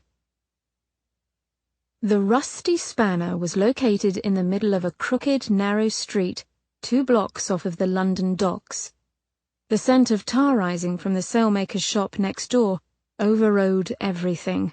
The thick perfume of tea, the briny sharpness of seawater and dried fish, the sulphuric smell of the tanneries, and the general stench of too many people and goods forced into one small area. Archer tried to ignore the burning in his nose as he walked down the street, the low-lying buildings leaning this way and that like a set of jumbled bottom teeth in an overcrowded mouth. It was dark here, save for the golden light spilling from the tavern windows and the sound of merriment within. Someone had procured an accordion, and from the sound of the boisterous singing that accompanied the instrument, the patrons within were already well in their cups. Not well enough. The music stopped the moment Archer came through the door, the dying wheeze of the accordion punctuating his entrance.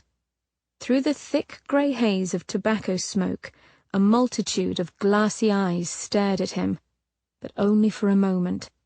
The song started up once more, the singer's voice unsteady at first, and then the accordionist began to play. The patrons returned to their fun, but Archer knew better than to feel safe from attack. Hard stares bore into his back as he made his way toward the bar. He kept his head bent, the rough-hewn beams overhead so low he might brush them should he stand in full. He could only imagine the scene if he'd come dressed in his usual fashion. The black top hat, mask, and cloak would have caused an outright revolt. He'd dressed like one of them, donning a heavy pea-coat, the collar turned up high, thick woolen skull-cap pulled low, then wrapped his face with linen. Even so, sailors were a superstitious lot. At best, they thought him a victim of a tragic accident, which made him bad luck. He couldn't blame them. He remembered his days of sailing and that feeling of helplessness mixed with excitement. It took some nerve to put your life in the hands of that tempestuous mistress, the sea. He did not feel fear now, only a sick knot of hope mixed with fury. Fury for Cheltenham, His fists ached to strike something when he thought of the elderly man slaughtered like a pig. And hope. That coil of emotions stuck like soggy pudding to his gut ever since Leland had sent him a note telling him of Dover Rye, Hector Ellis's old manager and sea captain. Apparently, Dover had been stealing out from under Ellis all this time, a bit of larceny among thieves. Dover had been the captain of the Rose when it had pirated Archer's ship. Only Dover lived. All this time, he'd been hidden away in some forgotten taproom. The man behind the bar watched Archer come forward. He was a big fellow, chest like a full sail, masts for arms, ginger-haired and skin reddened by the sun. He set down the mug he'd been wiping. "And what can I be getting you, then?" There was a fair amount of accusation in the man's voice, that along with an odd mix of Scottish and Cockney. Archer sat on a high stool. "Ale." He set down his coin, and a large tankard of thick ale appeared. Archer drank for a moment, well aware that the barkeep had not wandered off but continued to study him with a jaundiced eye, a keen eye that knew Archer wasn't there for ale or company. He set the tankard down and met the pale gaze. "I'm looking for a man," he said, without preamble. "Aye?" The barkeep grinned, revealing deep dimples. "There's a doxy house down that street that caters to mandrakes. Best you be asking there." Archer chuckled low, knowing it irritated the barkeep. "And you know this from personal experience, do you?" Dark promise glinted in the barkeep's eyes. "I also know how to make a man disappear, if I was of a mind." A large man knocked against Archer's shoulder. When Archer glanced that way, a set of brown eyes beneath bushy white brows stared back at him for a moment before the man set to his drink. Archer suppressed a sigh. He didn't want to hurt these men, most especially not the man sitting next to him. The burly fellow had to be near 60 years of age. He took a slow slip of ale. "I'm looking for Dover Rye." There was only a moment of hesitation from the barkeep, but it was enough. "Never heard of him." "Oh."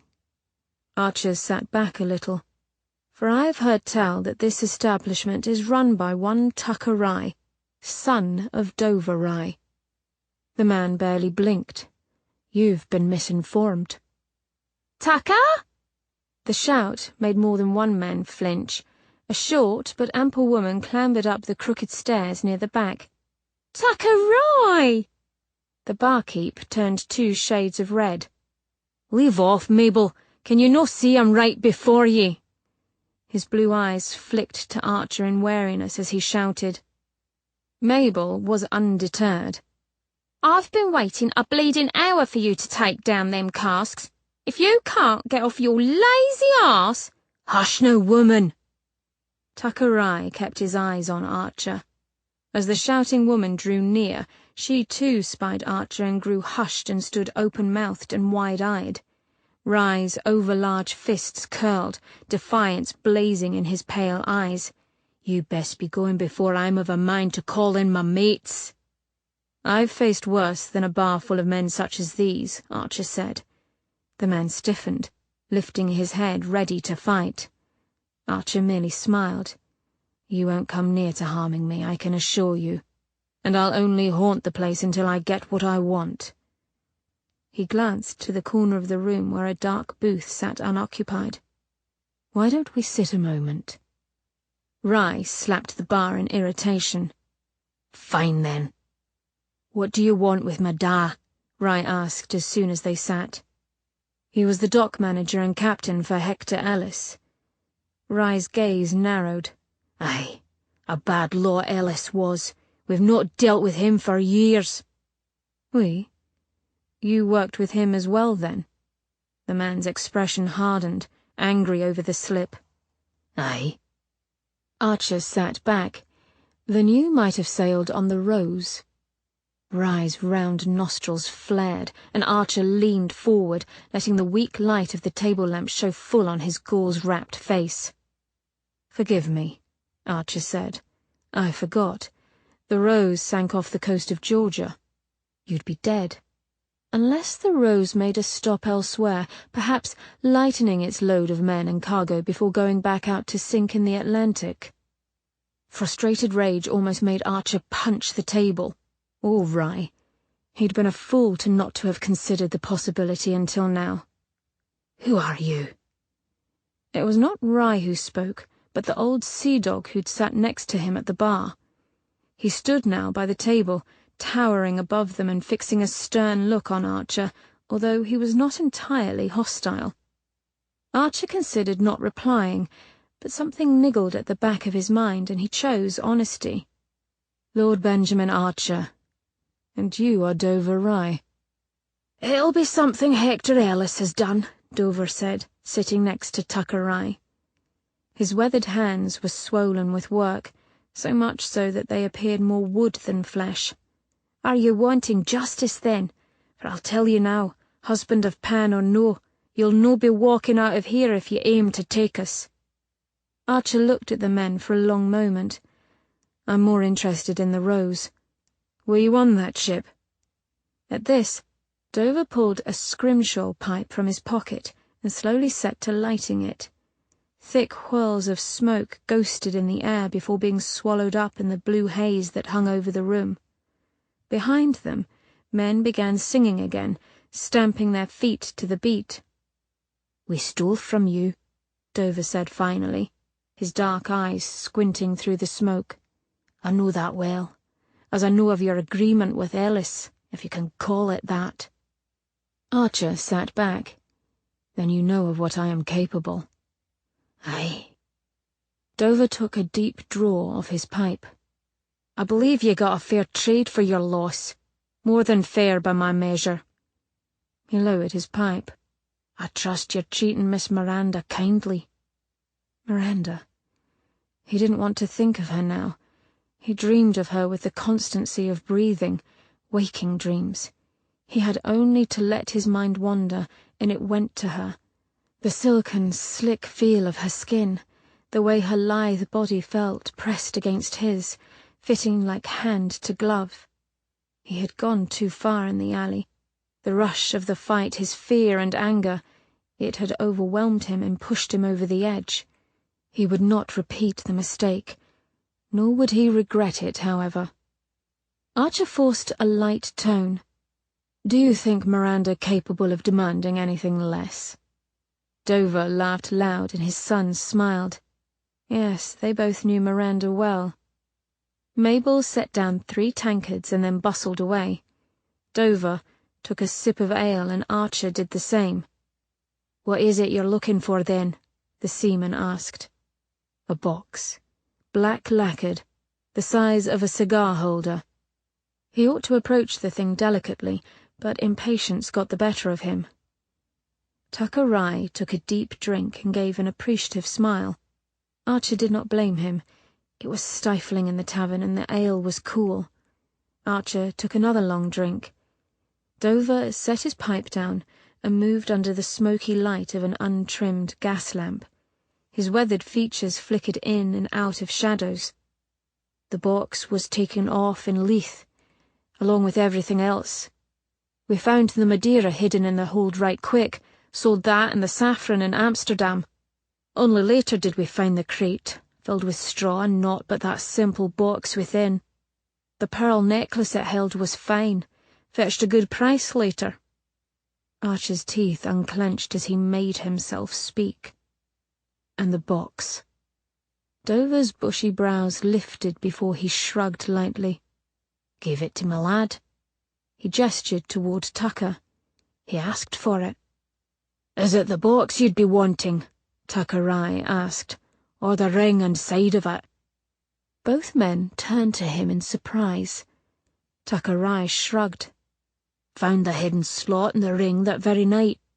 Kept that bit of knowledge to myself, he said with an apologetic wink to his father.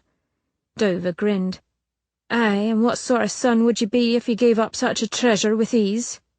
Father and son laughed comfortably. Soft warmth spread over Archer as he sat with the men sipping ale.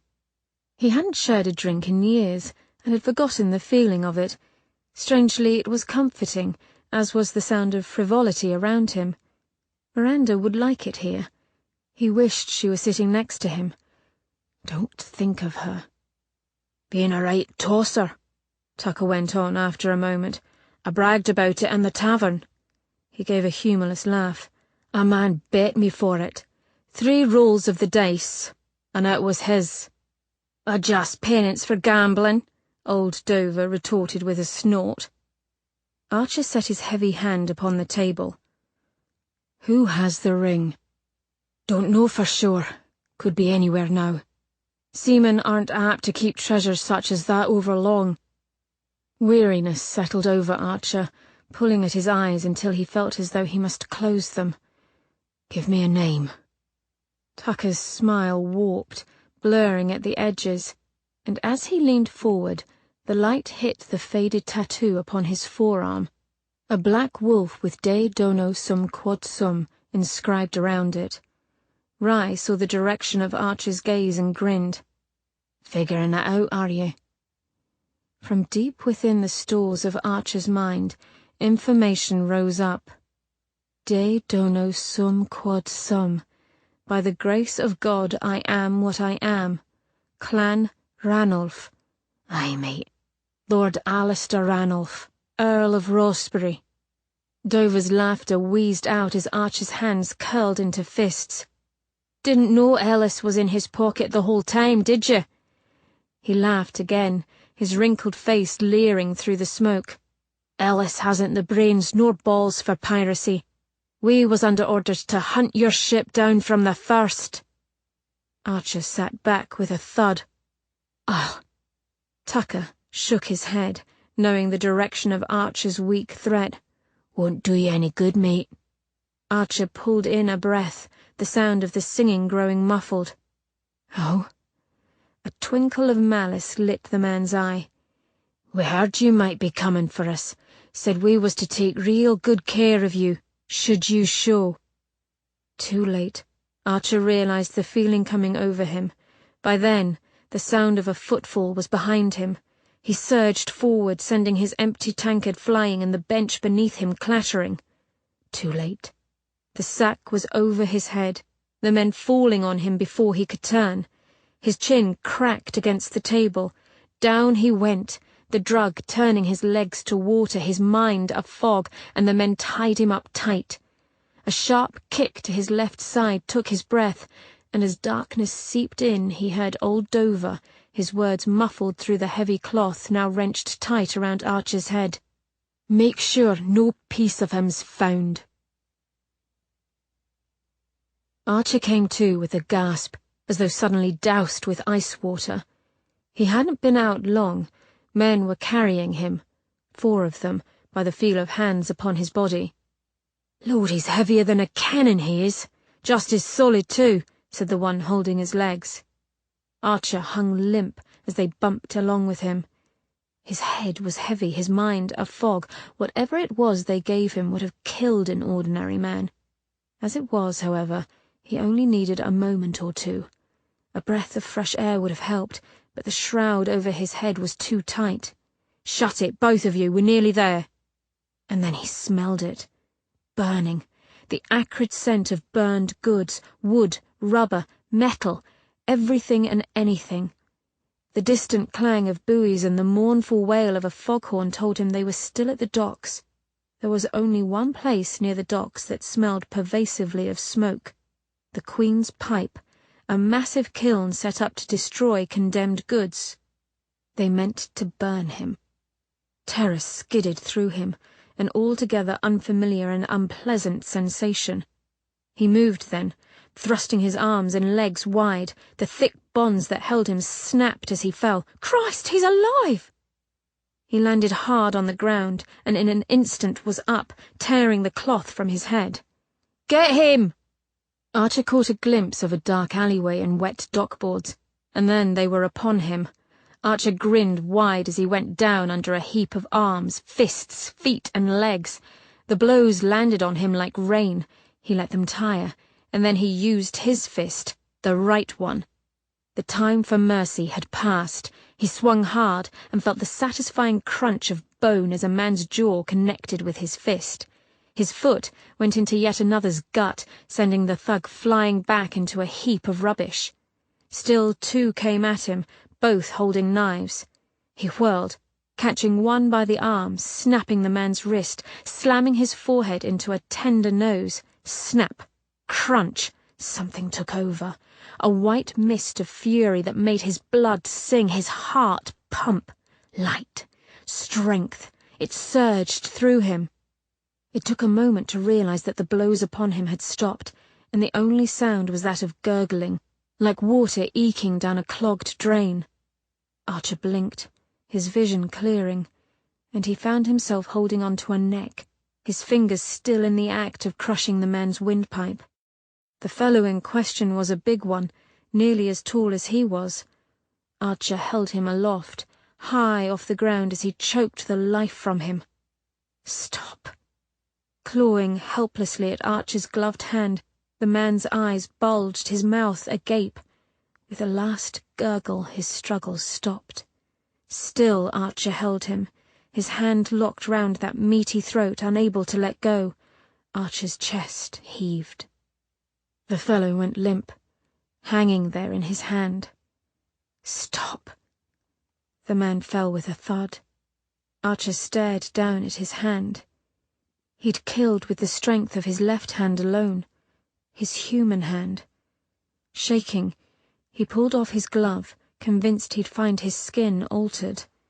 The sight of normal flesh sent a flood of relief through him, and he sank to his knees, flexing his fingers experimentally.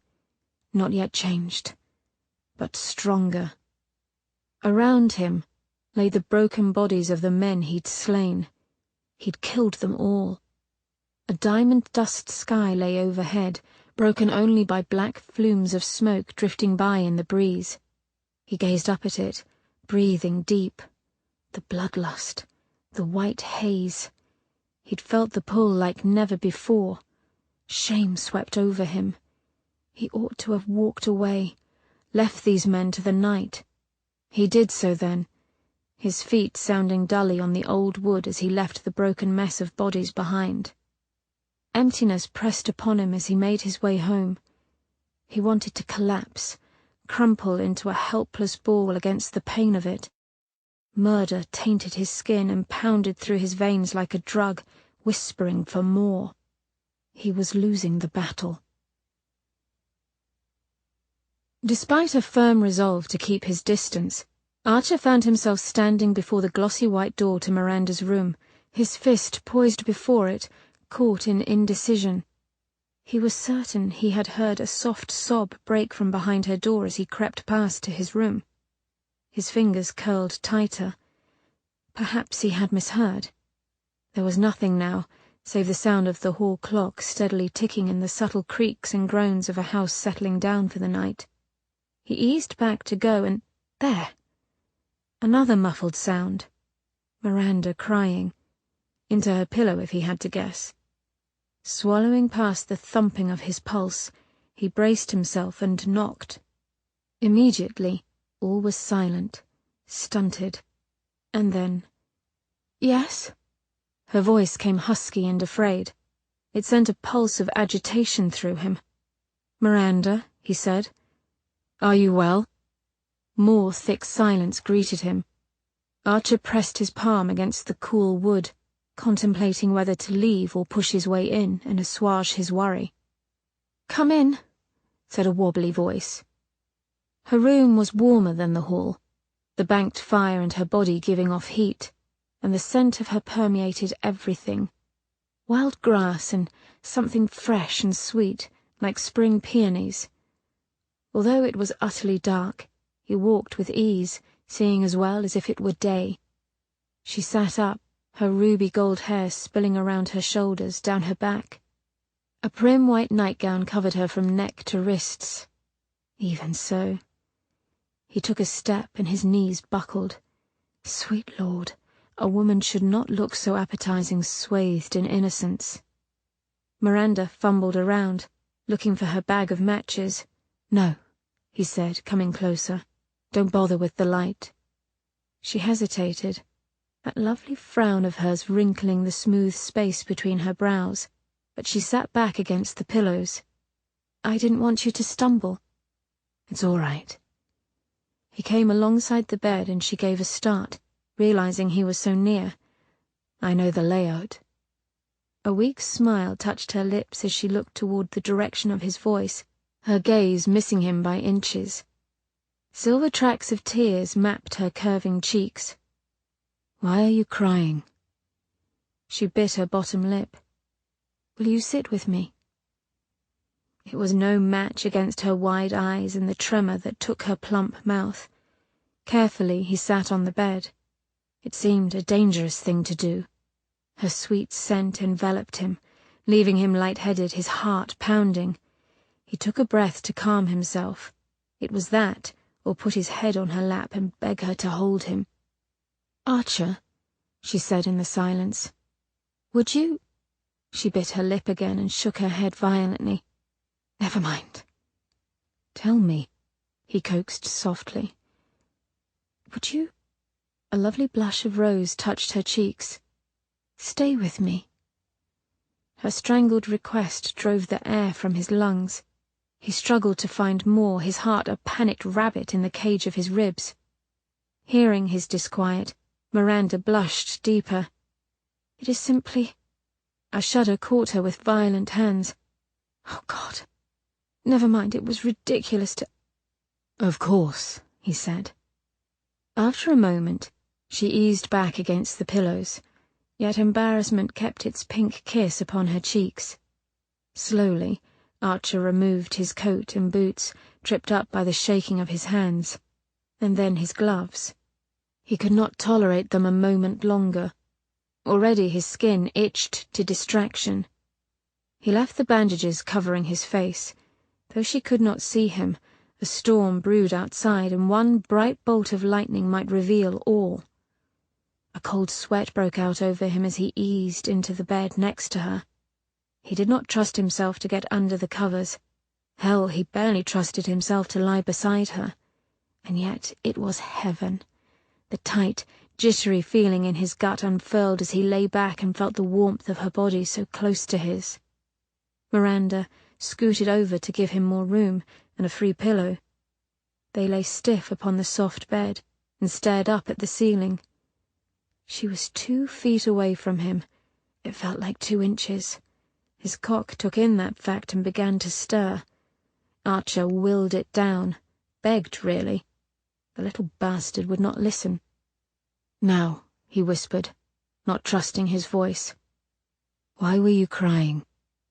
Her lower lip disappeared between her teeth. "I went to bed upset. I had a nightmare." She blinked rapidly as a tremor lit through her. "I dreamed of a tomb, and of you lying like ice upon the floor. You had died." He wanted to kiss her cheek for letting him in, yet her words were an icy draught that made his gut clench with foreboding. He turned to face her. "You and I are haunted by the same dreams." She turned too, her slender hand a pale shadow resting on the bed between them. "I would not like it if you died, Archer." His heart stopped, his throat closing tight. Slowly he reached out. She made a little sound of shock when his bare fingers touched hers. He didn't care. His fingers laced with hers as he clasped her hand. Something within him settled as if holding her hand had somehow anchored him. The rightness of it was a sigh from his soul. "I would not like it either." He meant to speak lightly, only it came as a rasp. Her pulse thrummed against his wrist as they held on to each other in the dark. Unable to resist, he caressed the silken skin along the backs of her fingers with his thumb. The faint smell of smoke drifted from her, like a match just snuffed. Perhaps she had stoked the fire earlier. She shifted, and the scent faded, leaving only the natural fresh sweetness of her. The heat of her breath touched his cold skin. Mirroring his movements, she let her thumb drift over the back of his hand. Archer felt the touch along the whole of his body. He held himself still, breathing light and fast from the effort. "Your hand," she whispered. He knew what she meant and smiled. "Don't get excited. It is my left hand." His smile grew when he saw her frown of disappointment. His Miranda Fair loved a good mystery. That she had a little puzzle piece snatched away irked her, undoubtedly. "You're an awful tease, Archer," she murmured. He chuckled. God, but it felt good to be with her. The horrors of the night melted away, receding to some shadowed place, remembered, but no longer as real. "Yes," he whispered, "but you like that about me." The heavy fan of her lashes brushed the tops of her cheeks. Her mouth curled. "Just don't hold it against me in the morning." "Never," he promised. Warmth spread through him, contentment tempered by a sweet ache that made him yearn to hold her close against him. He swallowed thickly. With his free hand, he touched her hair and tucked an errant lock behind her ear. The movement was quick and light, not enough for her to truly feel the skin on his right hand. His need to kiss her made him tremble, but he would not. One kiss and he would be making love to her. He could do that. Here in the darkness she wouldn't see.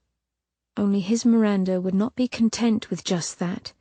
She would want to know what he hid. He would not be able to bear it.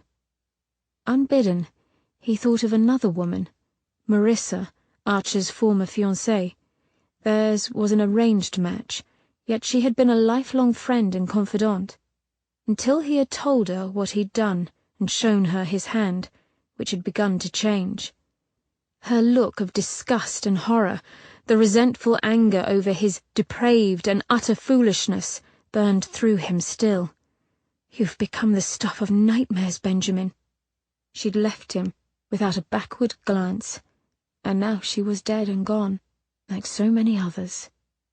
Miranda's lids lifted, and she looked at him with tender concern. "You're shivering, Archer. Get under the covers." He closed his eyes against temptation. "I'm getting warmed by the minute, I promise." Still holding on to her hand, he drew it a little closer next to his heart. "Sleep now.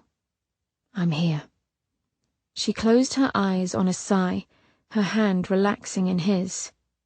The sounds of the night flowed round them for a moment before her low voice broke over it. "I was a thief." Archer tensed in surprise. She had told him. He knew what she had been, of course. It had enraged him when his man of business relayed how Ellis, having squandered the money Archer gave him, had forced Miranda to steal. How Ellis had hidden his misdeeds from him for so long Archer could only marvel. But the news had firmed Archer's resolve to claim his bride upon returning to London. "Father taught me. He's from the streets originally, the 7 Dials. Taught me to talk like one of them, how to act, blend." She let out a short laugh. "A lifetime of mother trying to make me a lady, destroyed in a fortnight." He tightened his grip and her answering smile wobbled. "I started out as a dipper, picking knobs' pockets while giving them a pretty smile." Her accent changed when she spoke the language she'd learned to survive. The warmth in her voice turned thicker, yet harder. Then as a bouncer making ignorant clerks in jewel shops. She swallowed hard. "They never thought to look below my bosom to see how busy my hands were." Slowly, the pad of her thumb ran over his knuckles, and his attention divided between her words and the wonder of her touch. One might think years of wearing gloves would have dampened his nerves to sensation. It only served to awaken those receptors, making every caress, every fleeting pass, pure torture. He felt the very moment she tensed, but she only clung tighter, as if finding his hand a lifeline. "In the beginning I revelled in it," she said, "because they were stupid enough to fall victim, not see past a pretty face." Her brows drew tight. "I hated them as much as I hated myself." "If you were asking me to hate you as well, I fear I cannot comply." A reluctant smile touched her lips. "No?" He squeezed her hand. "Never." Her smile faded. "That is twice now that I have told you a shameful story of my past, and twice you have reacted without the censure I expected." His thumb played along the soft crease of skin between her thumb and forefinger. "And why should I judge you," he said quietly, "when I have surely done worse?" "Have you?" she asked in the same tone. Her eyes were gleaming rounds in the shadows as he spoke. "I have broken just about every commandment, save 5 and 9, if memory serves. I've always honored my father and mother," he said with mock solemnity, "and I don't recall bearing false witness against anyone." A smile touched her lips before slipping away. "And murder?" Settled and quiet on a soft bed with his wife, he saw with cold clarity the faces of the men he had killed. A chill touched his heart. Despite his vocal temper, he had never been a violent man. His parents had taught him the value of life, but that had been before. Victoria's voice filled his head. "Only I know what you truly are." He swallowed, feeling ill. God save him. Yes. And what right did he have being near Miranda? His conscience bid him to flee. His heart held him still. Though I can say that each time was in self-defense, it does not lessen the fact that I have stolen lives. Pearly white teeth gripped the plump swell of her lip as a shiver lit through her. Thunder drummed in the distance, low and rumbling. An age-old, childish fear ran down his spine, tempting him to huddle beneath the covers, and he tried to draw away, but she would not let him. That an innate sense of self-preservation bids you to act does not lessen the guilt, does it? She spoke with a confidence born of experience. He vowed then she would never know that guilt again, never have to steal or fear. Even if he was no longer living, his money would keep her secure. He forced himself to speak. "No, it doesn't." She nodded, her silken hair a red spill over her pillow. The rain came tapping upon the window, and then a violent gust of wind rattled and demanded entrance. "I have never told anyone that story," she said after a moment. The pillow beneath his head rustled as he lay watching her. "Why did you tell me?" Her small hand clasped his tighter, drawing him near. "The whole of my life I have relied on beauty first, brains second. It was expected, even requested. But you saw right through me from the start. You are the only man I've ever known who has looked beyond my face and wanted to know me for me, and I find myself wanting you to know the whole of me." "I love you." For one agonized moment, he feared he had said it aloud. His soul fairly shouted it. 3 long years, and not a day had passed when he hadn't thought about her. She'd filled his mind until she'd become the quintessence of womanly perfection. So much so that when he had come for her, he feared she might not live up to his impossible expectations. And she didn't. Yes, the real Miranda was brave, loyal and pragmatic. She was also meddling, quarrelsome and opinionated. The real Miranda was human, and by God she took his breath away. He knew he would love her until the end of time. What was he to do? Thunder rumbled over the house as their breath mingled. "And you?" He managed past the tightness in his throat. "Have you not given me the same gift?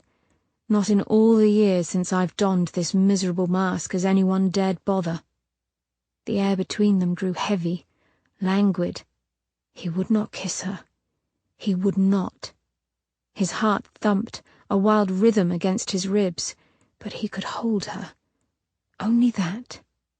Slowly, as a man approaching a skittish colt, he reached out. She lowered her lids as his hand curled around her tiny waist. The feel of her body melting against his left him breathless for one dizzy moment. Gently, he tucked her head beneath his chin. He wanted to bury his face in her hair and breathe her in, linger there for days just holding her. Did the rest of the world not realize what excruciating pleasure simply holding a woman could inflict upon a man? He was 10 types of fool for bringing her into his life, and selfish, So very selfish for doing it when he knew full well there was no hope for him. He knew this. Only logic was desire's bitch. It never stood a chance. And from the moment he saw her, neither did he. Find the ring. Daoud had been certain that the ring had the answer to his cure. Find the ring, and then he would claim her. Her slender hand rested over his heart as she sighed. I hate being afraid, Archer. Carefully he smoothed her hair and tried to remain relaxed. That she was afraid, in danger, because of him made him want to scream. I do too. He kissed the top of her head and closed his eyes against the rush of helplessness and rage. Sleep, Miranda Fair. I'm with you now. Chapter 19. Shall I get rid of this person, my lady? It was past 6, a highly unfashionable time for callers, which was confirmed by the set pinch of Gilroy's nose. Furthermore, the caller was a gentleman, and alone. Quite boorish, said Gilroy's twitching nostrils. The tip of Miranda's finger pressed into the edge of the caller's card. The name upon it mocked her. Time to pay the piper. Just what his price might be put a bitter taste in her mouth. No. She smoothed her skirts with an unsteady hand. I shall see him. Her voice did not sound quite right, she knew. She had awakened alone and remained that way all day. Archer was avoiding her. She knew it in her bones, and it made her want to strike something. Or perhaps someone. She put the card down. As her husband was missing, her caller was an ideal target. Besides, she needed answers.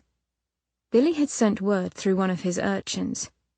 Not even a whisper of West Moon Club, or any variant thereof, existed on the streets.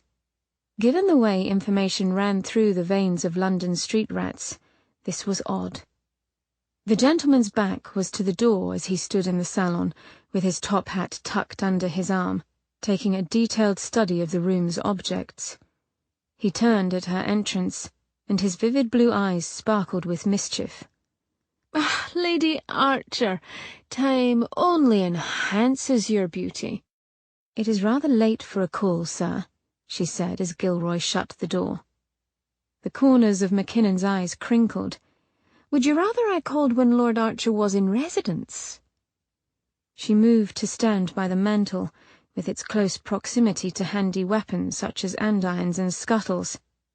Been watching the house, have you? He smiled readily. Nothing so sinister as that.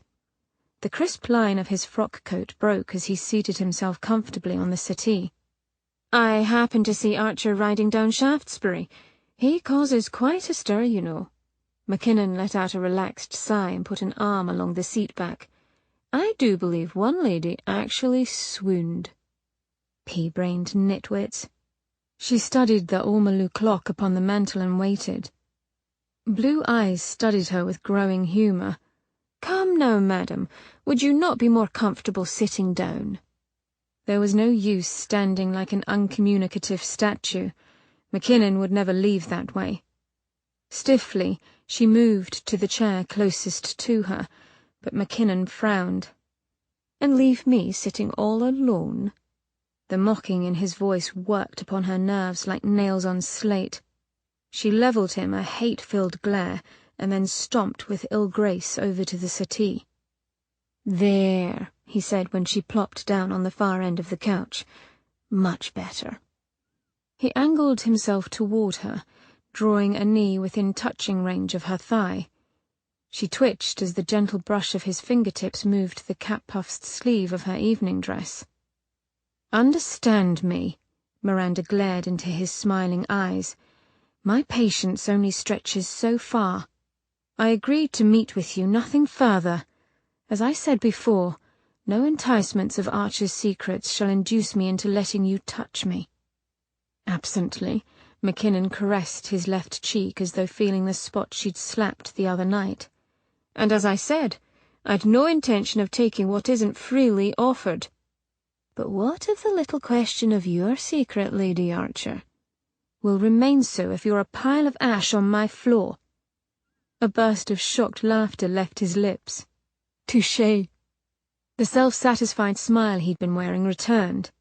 Fortunately for me, we both know that won't happen. He leaned in, his hot breath wafting across her neck. How about we come up with an arrangement? I shall answer a question from you, and in return, you shall give me something I want. She wrenched away, ready to flee, and he held up his hands. Hold! I believe you suffer under a misunderstanding, Lady Archer. Sharp teeth flashed beneath his trim moustache. I've no interest in blackmailing a woman into bed. It offends my pride. Despite all evidence to the contrary, she snapped. Her skin crawled with the desire to move away from him. Mackinnon's eyes skimmed over her form, lingering at the low edge of her bodice. You keep jumping to conclusions, and I'll wonder if you like the chase. When she glared, he smiled. Oh, I want you to be sure, but I'd rather you see the error of your ways. You've aligned yourself with the wrong man, and I fear it will get you hurt. Do tell me, sir, how is it that I've got the wrong man? He crossed one long leg over the other. Is that your first question? No, it was rhetorical, you bore. What is West Moon Club, and I will not accept one-word answers. His teeth flashed. Very well. They were a society of scholars, noblemen all who had one common goal: use science and medicine to discover ways to enhance men, to cure them of disease. He choked over the word as though it was distasteful to him. And ultimately, find a way to end death itself. She could see how Archer, who dreamed of tombs and death, would find such a mission appealing. It would bring him a sense of purpose. But how had it gone so very wrong? What precisely were they trying to discover? That is, you realize, another question, but as I am feeling generous... His expression grew utterly impassive. Immortality. Immortality? Shock prickled over her cheeks. But how? Did they find it? Of course they must have believed so. Does Archer believe? Barring the repetitive nature of the first question, Mackinnon drawled. I believe that was 3 more questions. You owe me one first. Very well, she said through her teeth. His gaze was a caress as he rested his temple against his fist. Do you feel pleasure when you let it free? Heat flamed instantly over her skin. She swallowed repetitively, tasting bile.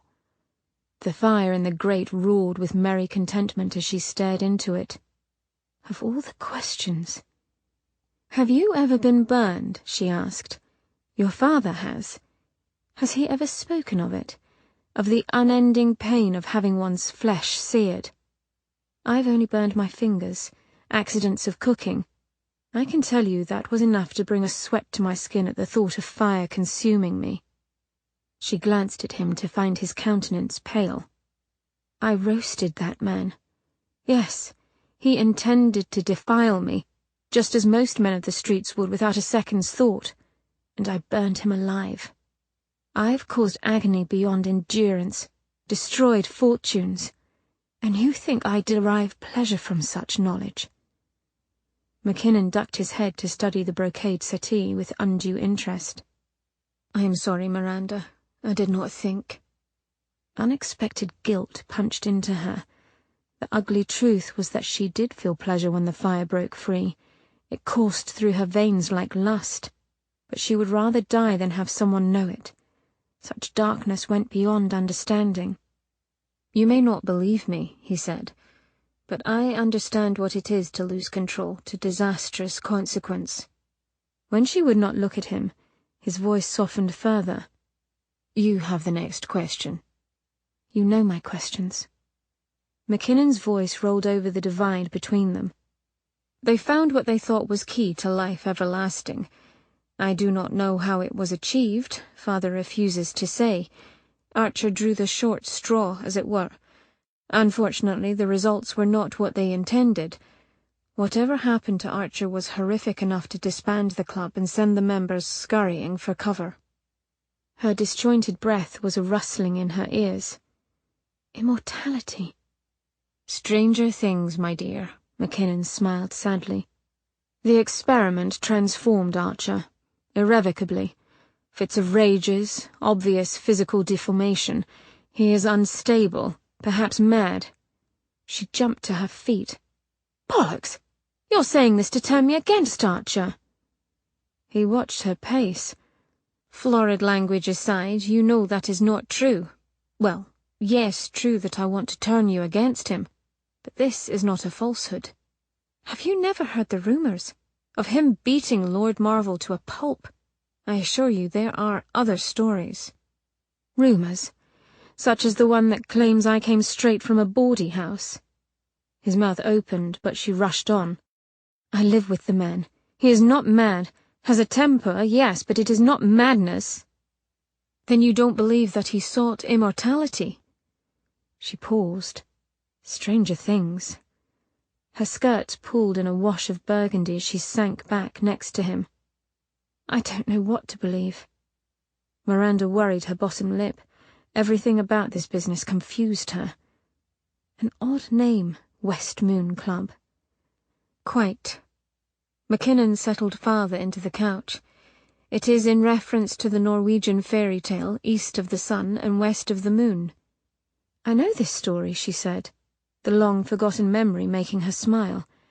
One of Father's sailors once told it to me while the men unloaded cargo. A great polar bear takes a young woman as his bride, and, in return for her obedience, he gives her great riches. Only she discovers that he is really a prince caught in a sorceress's spell. Said McKinnon, the corner of his mouth lifting.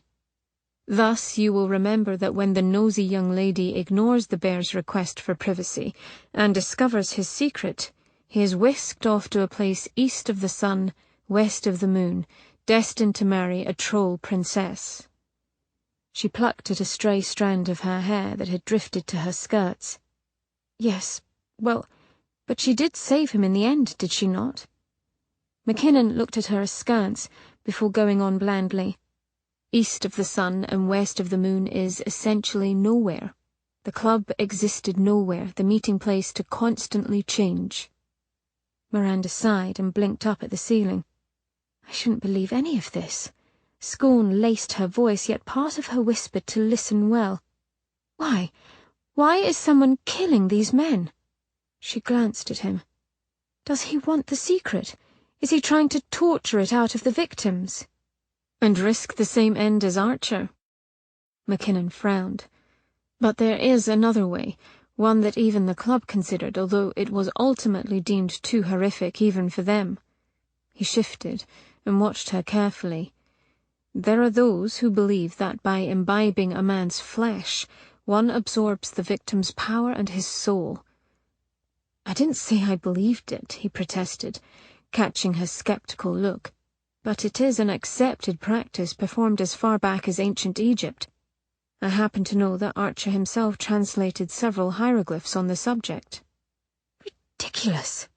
It was a strangled gasp. Eating flesh simply makes one a cannibal. You're trying to frighten me. Immortality is a myth. Does it matter?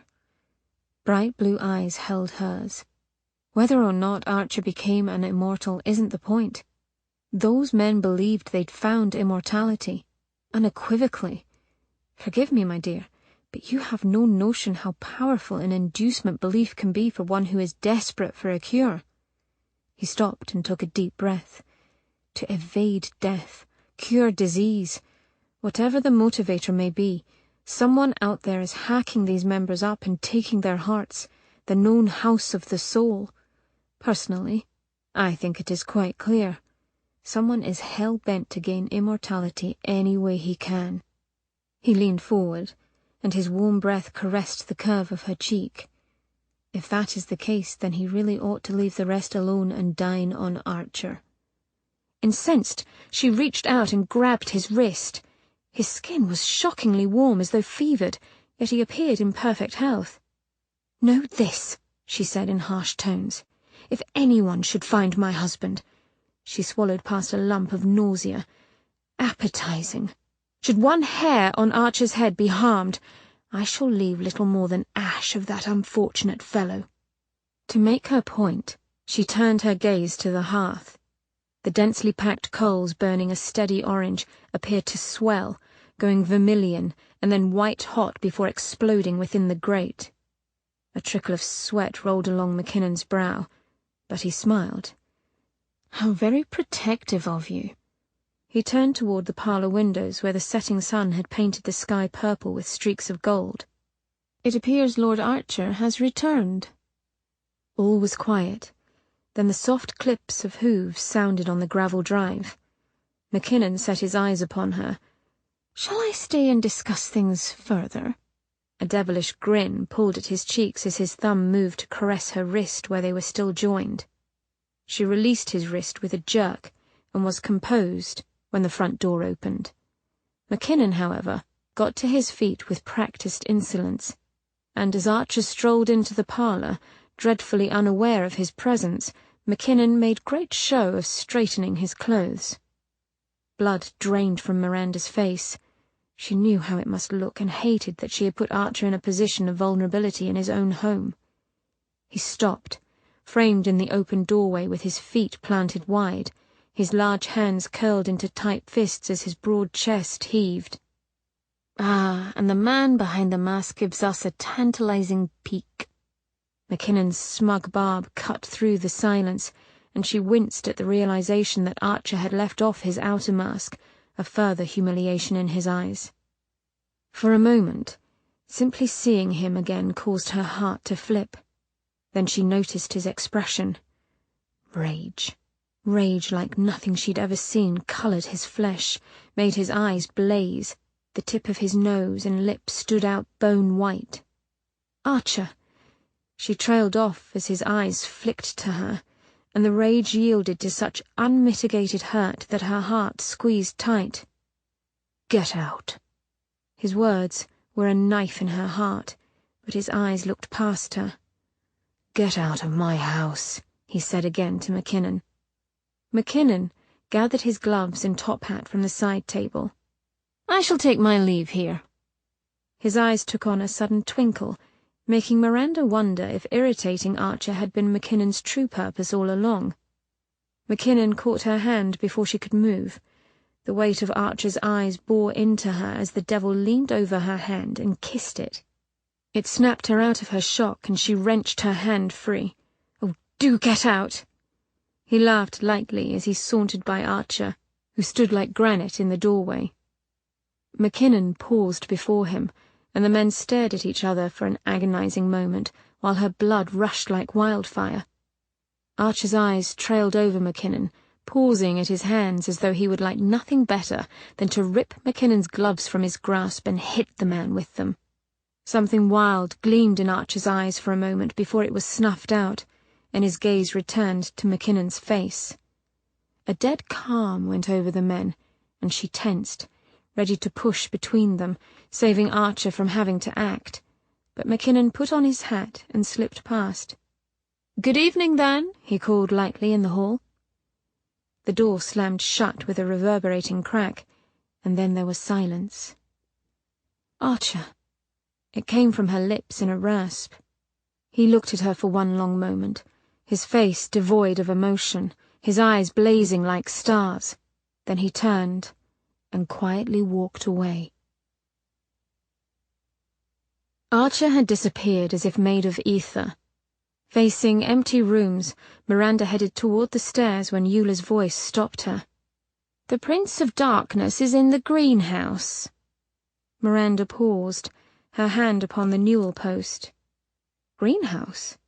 In all her wanderings, she'd never happened upon a greenhouse. The housekeeper saw her confusion and snorted, "Take the back stairs to the top, you'll find it." "Eula," Miranda fought a smile, "you're helping me. I'm touched." "Pish." Eula stomped off, waving Miranda away as if she were an insect. "It's either that or have you run amok, messing up my house." The narrow back stairs wound up 4 stories, the air growing more dense and heated as she ascended. At the top, a black door stood closed against her.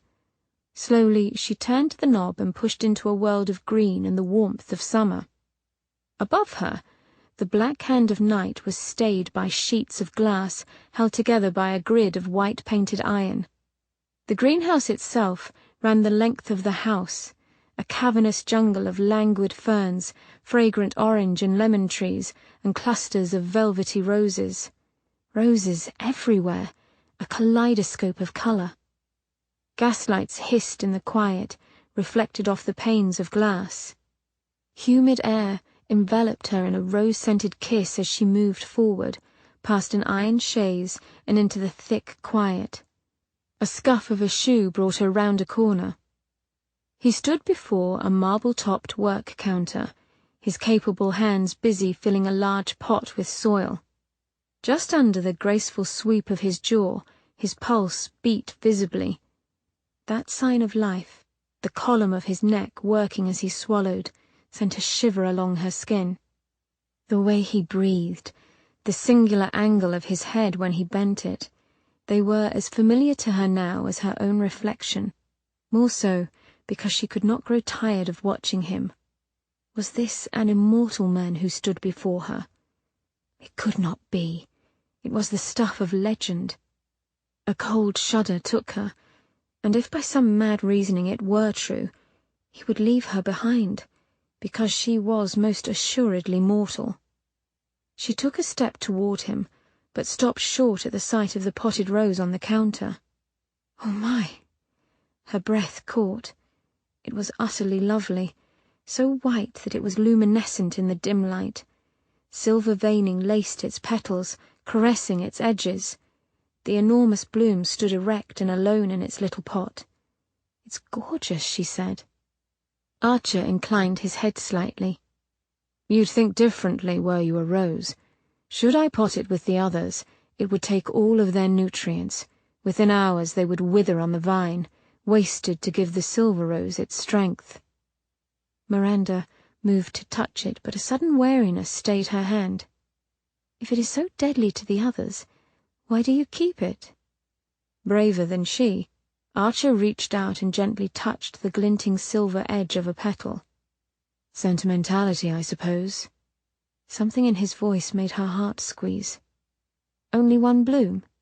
Deep green leaves sheltered the single flower like a mantle. "It cannot produce more than one bloom at a time. New buds compete for the light, and only the strongest remains." He said no more, but ripped open a sack of rich black soil. "What did he want?" The quietness of his query did not fool her. The trowel in his hand shook under his tight grip as he filled the bottom of a larger pot with soil. A soft snort came from his lips. "Never mind. I know."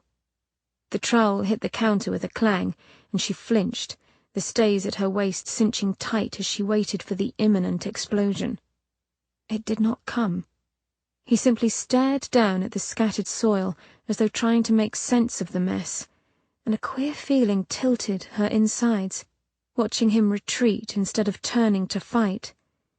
Shame washed over her. McKinnon and his blasted horror stories. She was no better than a calf-eyed fool for listening to him. Perhaps the club sought immortality, perhaps not, but Archer was her husband, the man who protected her with his life. He did not deserve wild speculations. "He told me about West Moon Club?" Archer's mouth curled in a bitter smile when she started in surprise. "You have my coin. You are a busybody of the first order. It doesn't take a mystic to know that you'd have discovered all you could about West Moon Club." He stabbed at a pile of soil with his trowel. "You might have asked me instead of him." She drew herself up. "And you are cagey and evasive at best. Am I now to believe you would have answered?" A small humorless laugh escaped him. "Ask me now and see." Heart in her throat, she forced herself to speak. "McKinnon believes you were looking for the secret to immortality." It sounded ridiculous to her ears. Yet he did not start in surprise. Instead, he merely glanced down at the soil, unseeing. When he finally spoke, his voice was hollow, detached. Immortality was not the goal, though I suppose by prolonging life one is evading death. Carefully, he lifted the exposed ball of soil that held the rose and settled it into its new pot. This rose you see here is our most successful endeavour. Miranda blinked at the silver rose, trembling delicately as Archer filled soil around its roots. You expect me to believe these murders are about a rose? No. A wry smile touched his mouth. However, knowing you will march headlong into danger, do you expect me to tell you whom I think responsible? A breath of frustration left her. Thus you force me to seek answers elsewhere.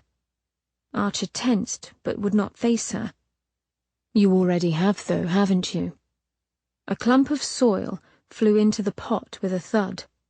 I hope your time with McKinnon was worth the knowledge gained.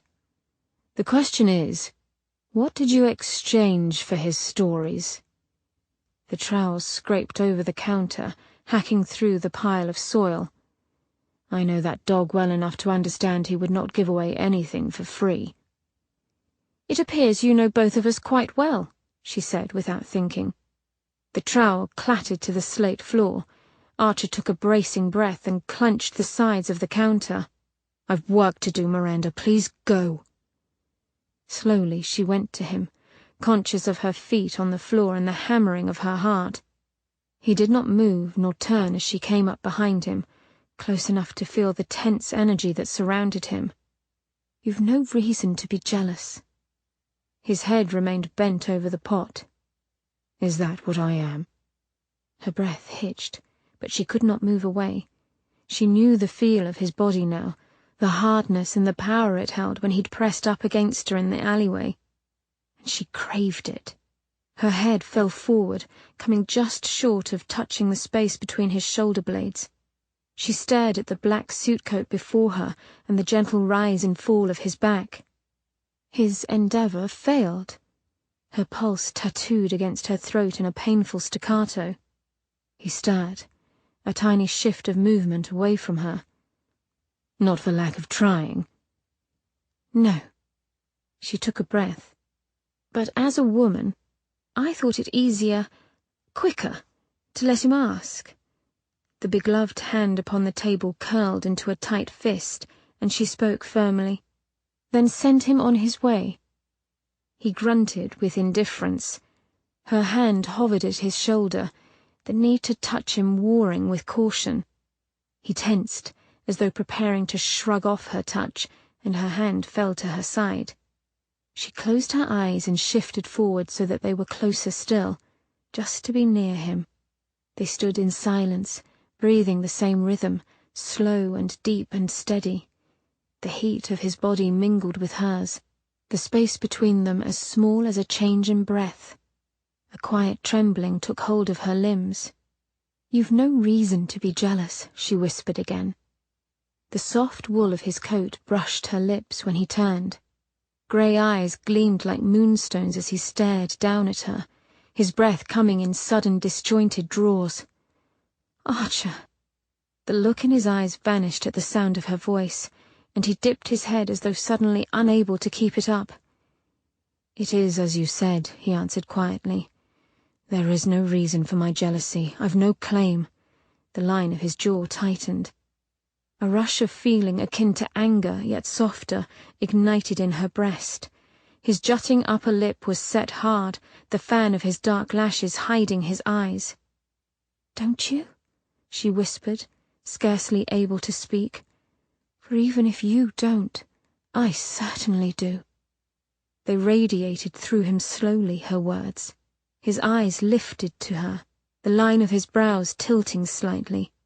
Their gazes locked as they stood quietly studying one another, the things they'd left unsaid hanging in the air. He took a quiet breath, and his voice dropped thick and unsteady. Mary.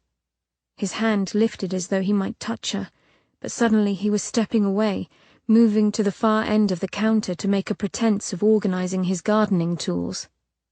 "You misunderstand me," he said with false casualness. "I simply meant that I have no right to object to your choice of callers." Blood rushed in her ears as she stared at him. Every line of his body betrayed the lie in his words.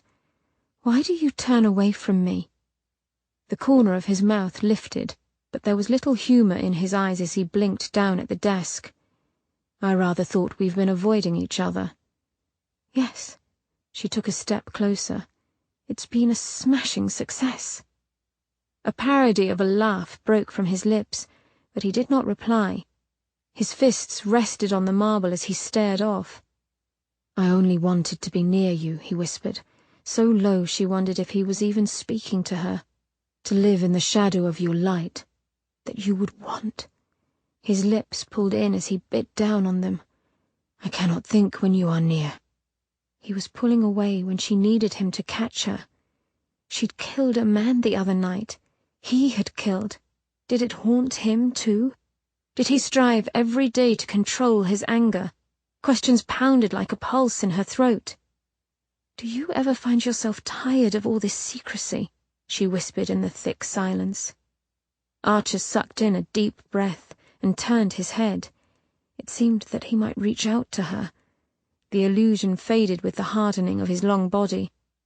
"Always," he whispered back. He fell silent, staring at her as though he longed to say more, but he was as incapable of taking that first step as she, and he went back to his potting. The lines around his mouth deepened, and her resentment melted. Perhaps trust did not work that way. She couldn't know. She had never fully trusted another soul in her life. Her heels clicked on the slate as she drew close. He inhaled sharply and turned to face her. Archer's lids lowered as if meeting her gaze would be his undoing. His chest heaved like a bellows as she slowly leaned forward and let the warmth of his body envelop her. The fine grain of stubble tickled her lips as she pressed a gentle kiss upon his cheek, lingering over the subtle scent of him, and his eyes closed almost as if he were pained. He swallowed audibly, his broad chest hitching as they regarded each other from across the small distance that separated them. "If you want to be near, why deny me?" Her lips grazed his chin. "Deny yourself." He blinked back at her, frozen to the spot. Slowly his gaze travelled over her before resting upon her lips, and the frozen expression on his face melted. He could not shutter the yearning that burned hotly in his eyes. Slowly, she cupped his cheek. The air grew heavy, her chest tightening with each draw of breath. Archer closed his eyes, seeming to steel himself, and she knew he meant to pull away again. The idea of it slashed at her breast. Suddenly everything became quite simple. Her hand slid to his neck as she closed the gap that she could no longer tolerate. Archer's eyes snapped open, and a tremble ripped through him. "Don't." The protest died as her mouth fitted to his. A shock of feeling coursed through her limbs at the touch. His breath caught sharply as though he too felt the shock. His body grew taut as a bow, quivering with barely held restraint, and she knew then that as much as he desired it, he feared touching her. Lifting to her toes, she angled her head and kissed him again, a slow, searching kiss that parted his lips. Her teeth caught the delectable curve of his upper lip, delighting in the feel and taste of it, desire coursing through her veins like molten honey. A noise tore from Archer's throat, part whimper, part plea, and he pulled back slightly. "It was never about denial," he said, even as his arms tightened around her waist to crush her hard against him, where she'd wanted to be all along. "What was it then?" she asked on a breath. "Preservation," he rasped, before he kissed her deep and sure. Like a brand to dry tinder, her insides ignited. She swayed as his lips moved over hers to learn the shape and feel of them by touch. The warm, wet slide of his tongue over hers caught her like a fish on a hook, tugging sharp and sweet and deep within her belly. Her world became him, Archer, the fresh scent of his linen shirt, the tickle of his lashes against her temple, Silence thundered in her ears, tempered by soft murmurs and the rustle of clothes. His tongue, sliding, searching, taking. The silk of his lapels crumpled under her fingers, her breasts shifting against the hard wall of his chest as she pulled him closer. One kiss built upon another until her mind went dark and quiet. Heat pooled in her belly, swirling and volcanic, rising up to play over her skin. She sighed, and a question drifted over his kiss, causing her breath to quicken painfully. Yes. Oh, yes. And now? Archer replied, and the intensity of it knocked the strength from her knees. She sagged in his arms with a whimper. He swallowed it down, his kiss delving deeper.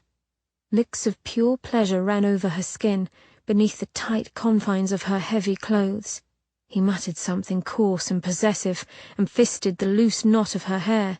Pots rattled as he fell against the counter, taking her with him. He'd lost his mind. He didn't care. He was somewhere hot and delicious, and he was surrounded by Miranda, her supple warmth, her luscious, plump mouth. He sank into the kiss, learned her flavor. God, he was hot. His skin burned where she touched him, where her small hands caressed the expanse of his chest. His blood roared through his ears as he came at her mouth again and again. Soft, hard, he suckled the thick pillow of her bottom lip.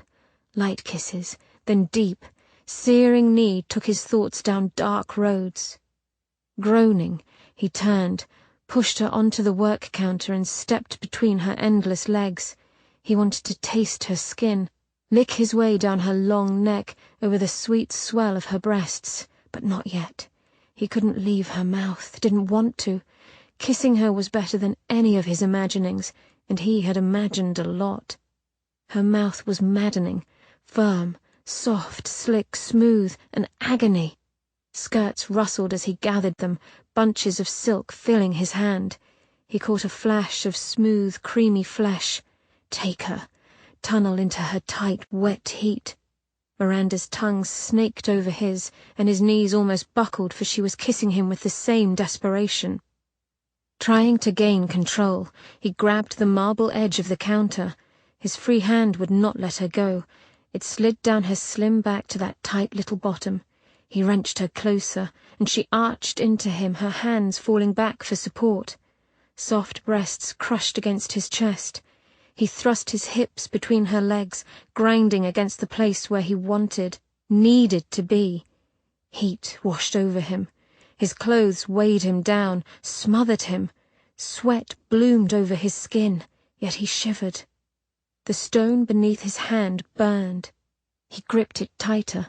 She suckled his upper lip, and he groaned, consumed by heat and the elusive taste of her. Good God, he was going to die. An apoplexy due to lust.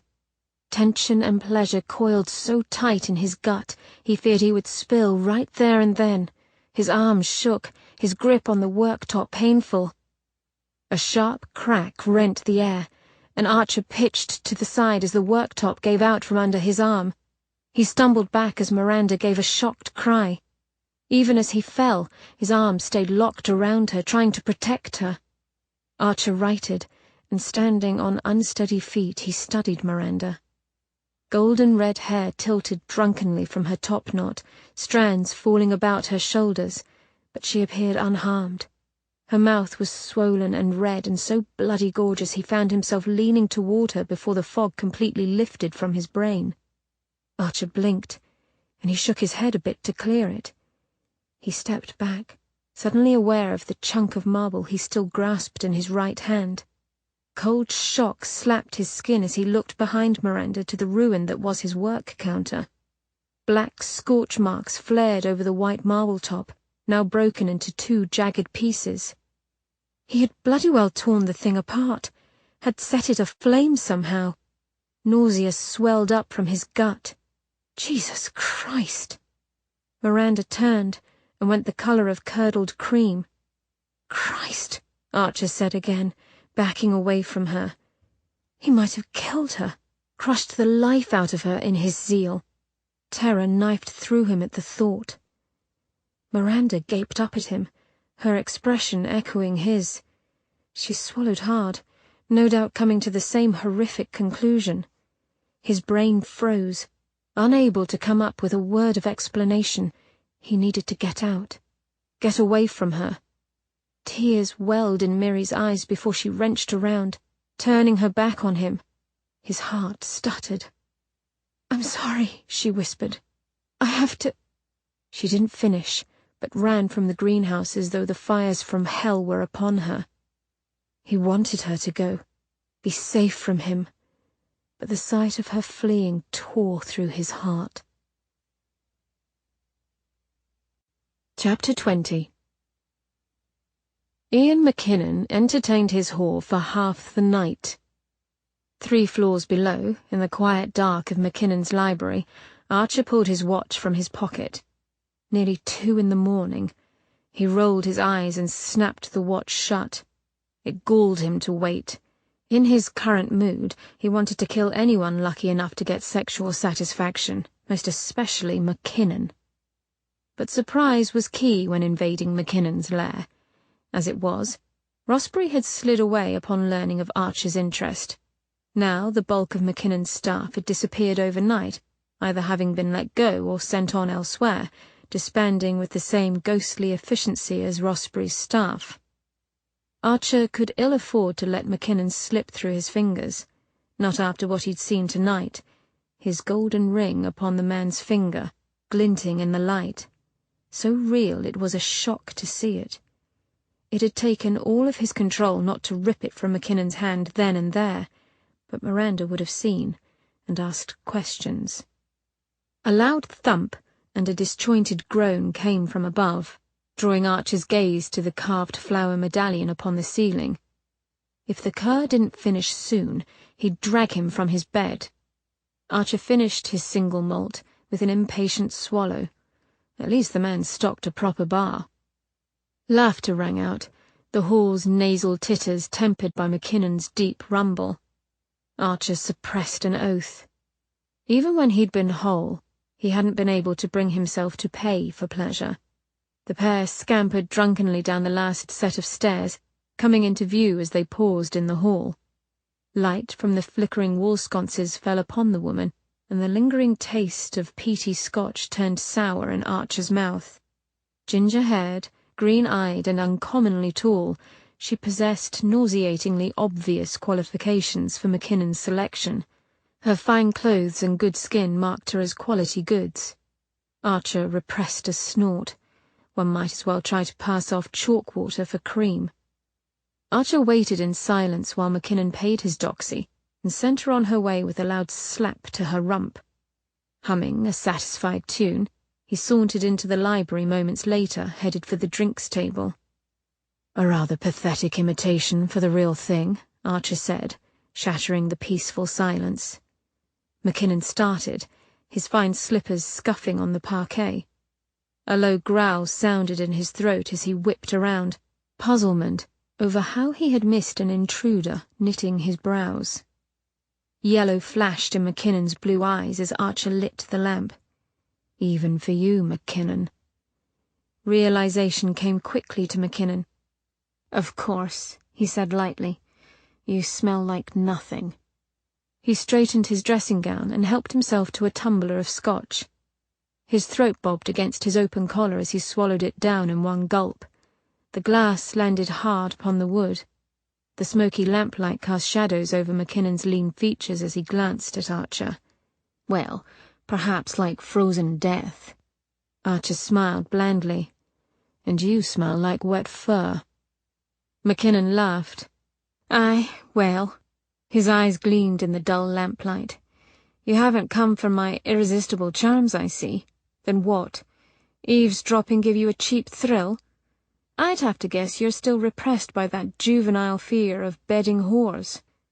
"Is that what you call it?" Archer flashed his teeth. "Here I thought it was an aversion to paying someone to want me. I'll get my pleasure for free, thanks." McKinnon grinned. "But are you? I suspect your presence here rather screams your fear of where your wife's affections lie." Archer smoothed a wrinkle in his trousers, his hand shaking but a little. He was fairly certain where her affections lay. The thought of it coursed hot through his blood. The man's keen eyes took in what was certainly smugness dwelling on Archer's lips, and he snorted in disgust. "I may be sick." "I'd mind your shoes, then." McKinnon displayed a set of sharp canines in a parody of a smile. "Are you going to tell her you're responsible for this? For all of them?" Archer's hands settled comfortably in his lap. "For Osprey too, I suppose." A low growl, little more than a rumble, came from McKinnon's throat. Archer forced a laugh he did not feel.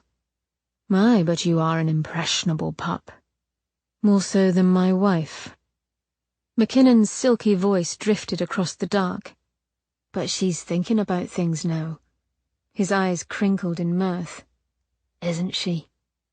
Archer simply stared, his heart thundering in his ears, the urge to crack McKinnon's spine making his fists clench. McKinnon's smile faltered, but he straightened with bravado. Glass clinked as he fiddled with the crystal stopper on a decanter. "Why are you here, then?" Feeding on McKinnon's disquiet, Archer regarded him for a minute more and then spoke. "The ring." A dark brow quirked as McKinnon glanced down at his hand and the slash of gold upon it. "Foolish to take my gloves off, wasn't it?" He flashed his teeth.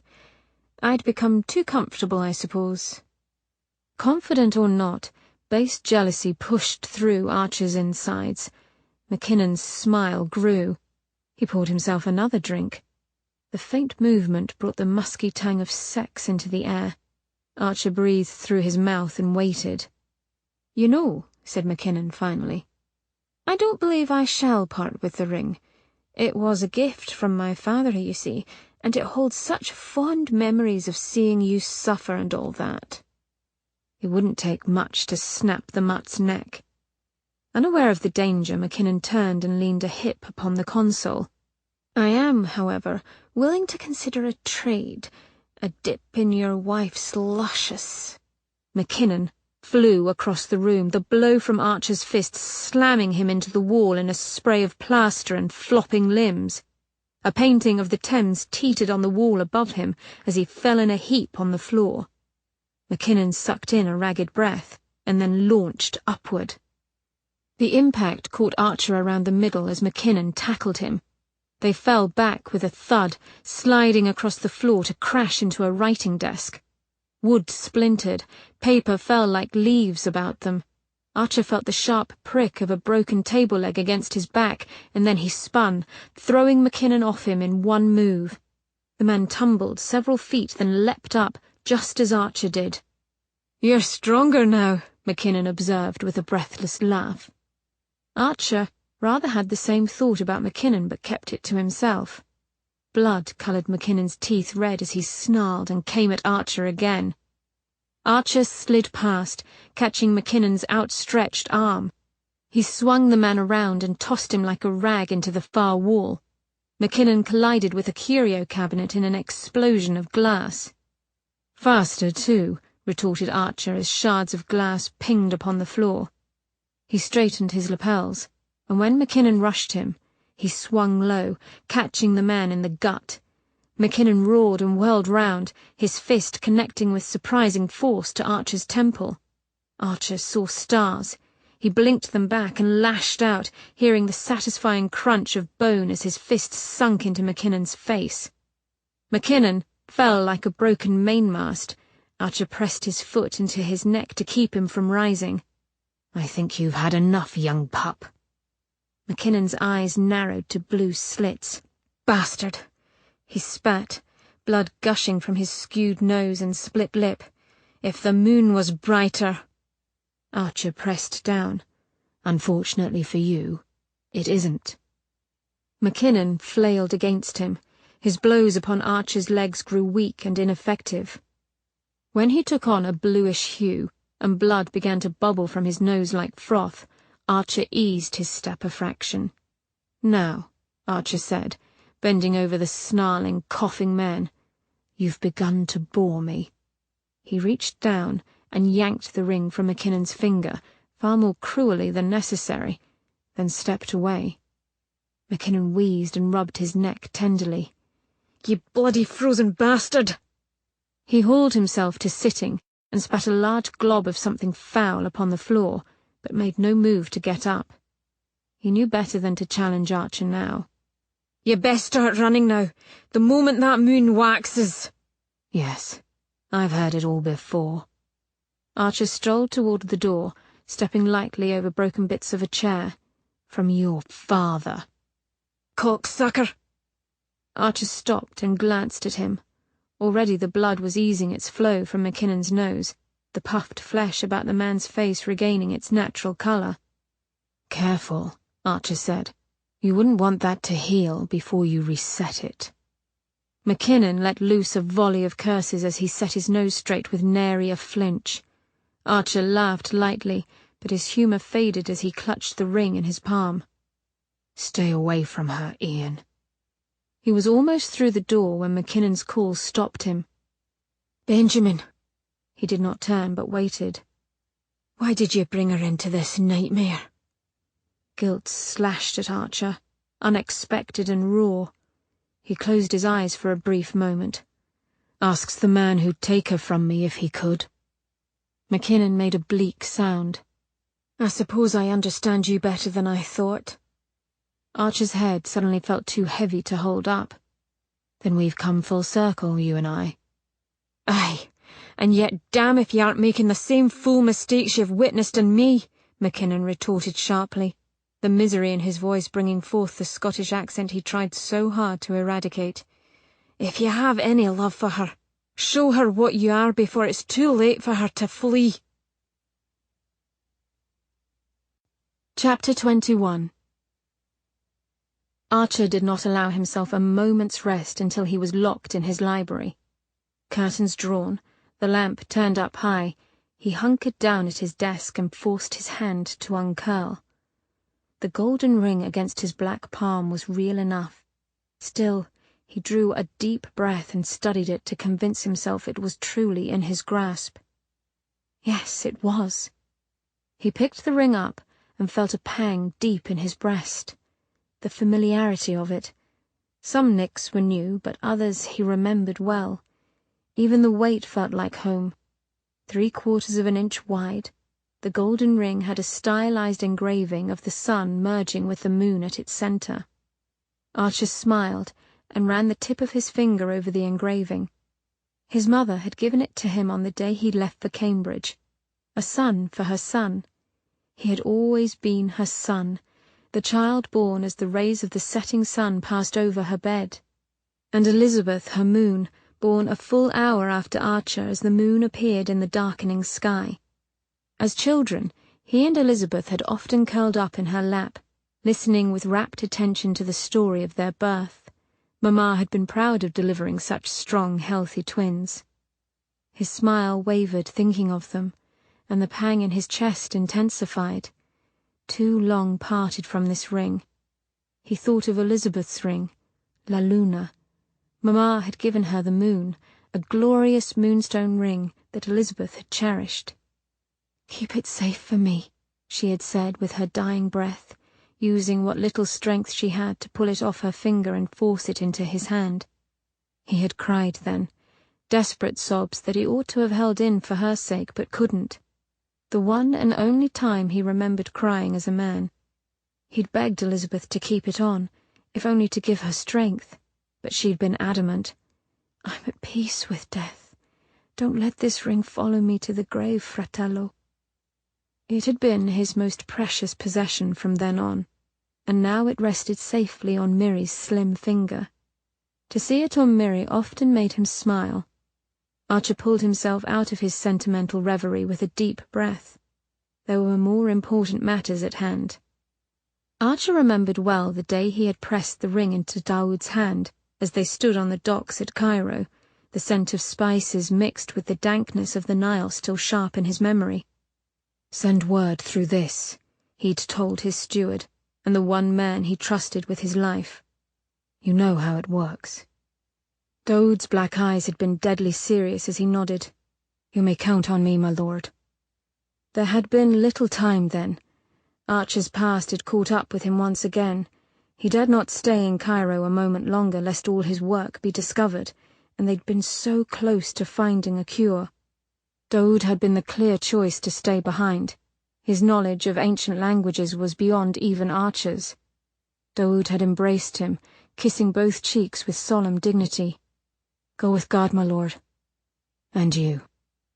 His friend's lonely figure, lined silver in the moonlight, had faded into the darkness as Archer sailed away. Weeks later, Archer had received word.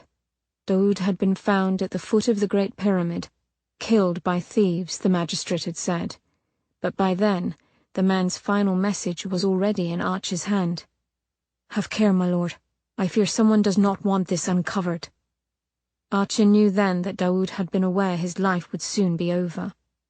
The knowledge that he'd led death to his good friend brought bitterness to his mouth, but now he would finally know if Daoud had been successful. Breath stilled with anticipation, Archer pushed his pinky nail deep into the crescent moon, and hearing a familiar click, turned his finger counterclockwise. The hidden mechanism moved, and the rings slid apart, revealing an inner compartment that Archer had installed. Archer's breath caught sharply. A small length of paper was wrapped around the inner ring. No, not paper, but cloth. 2 thin rectangles of cloth inscribed with blood, he realized, as he gently eased the tightly rolled package open and held one, then the other, carefully beneath the lamplight. Archer could only marvel at Daoud's skill as his eyes travelled over the tiny print, so neat and clear. It was in code, but easily read since Archer knew the cipher. The weight on his shoulders did not lift as expected, but crushed him as he read. He drew an unsteady breath, the cloth before his eyes blurring. He blinked hard. No cure, but a solution, if one could call it that. McKinnon had been correct. No cure. Only despair. In all these years, he never thought the cure would be his own destruction. Christ, he had been so certain. His chest ached.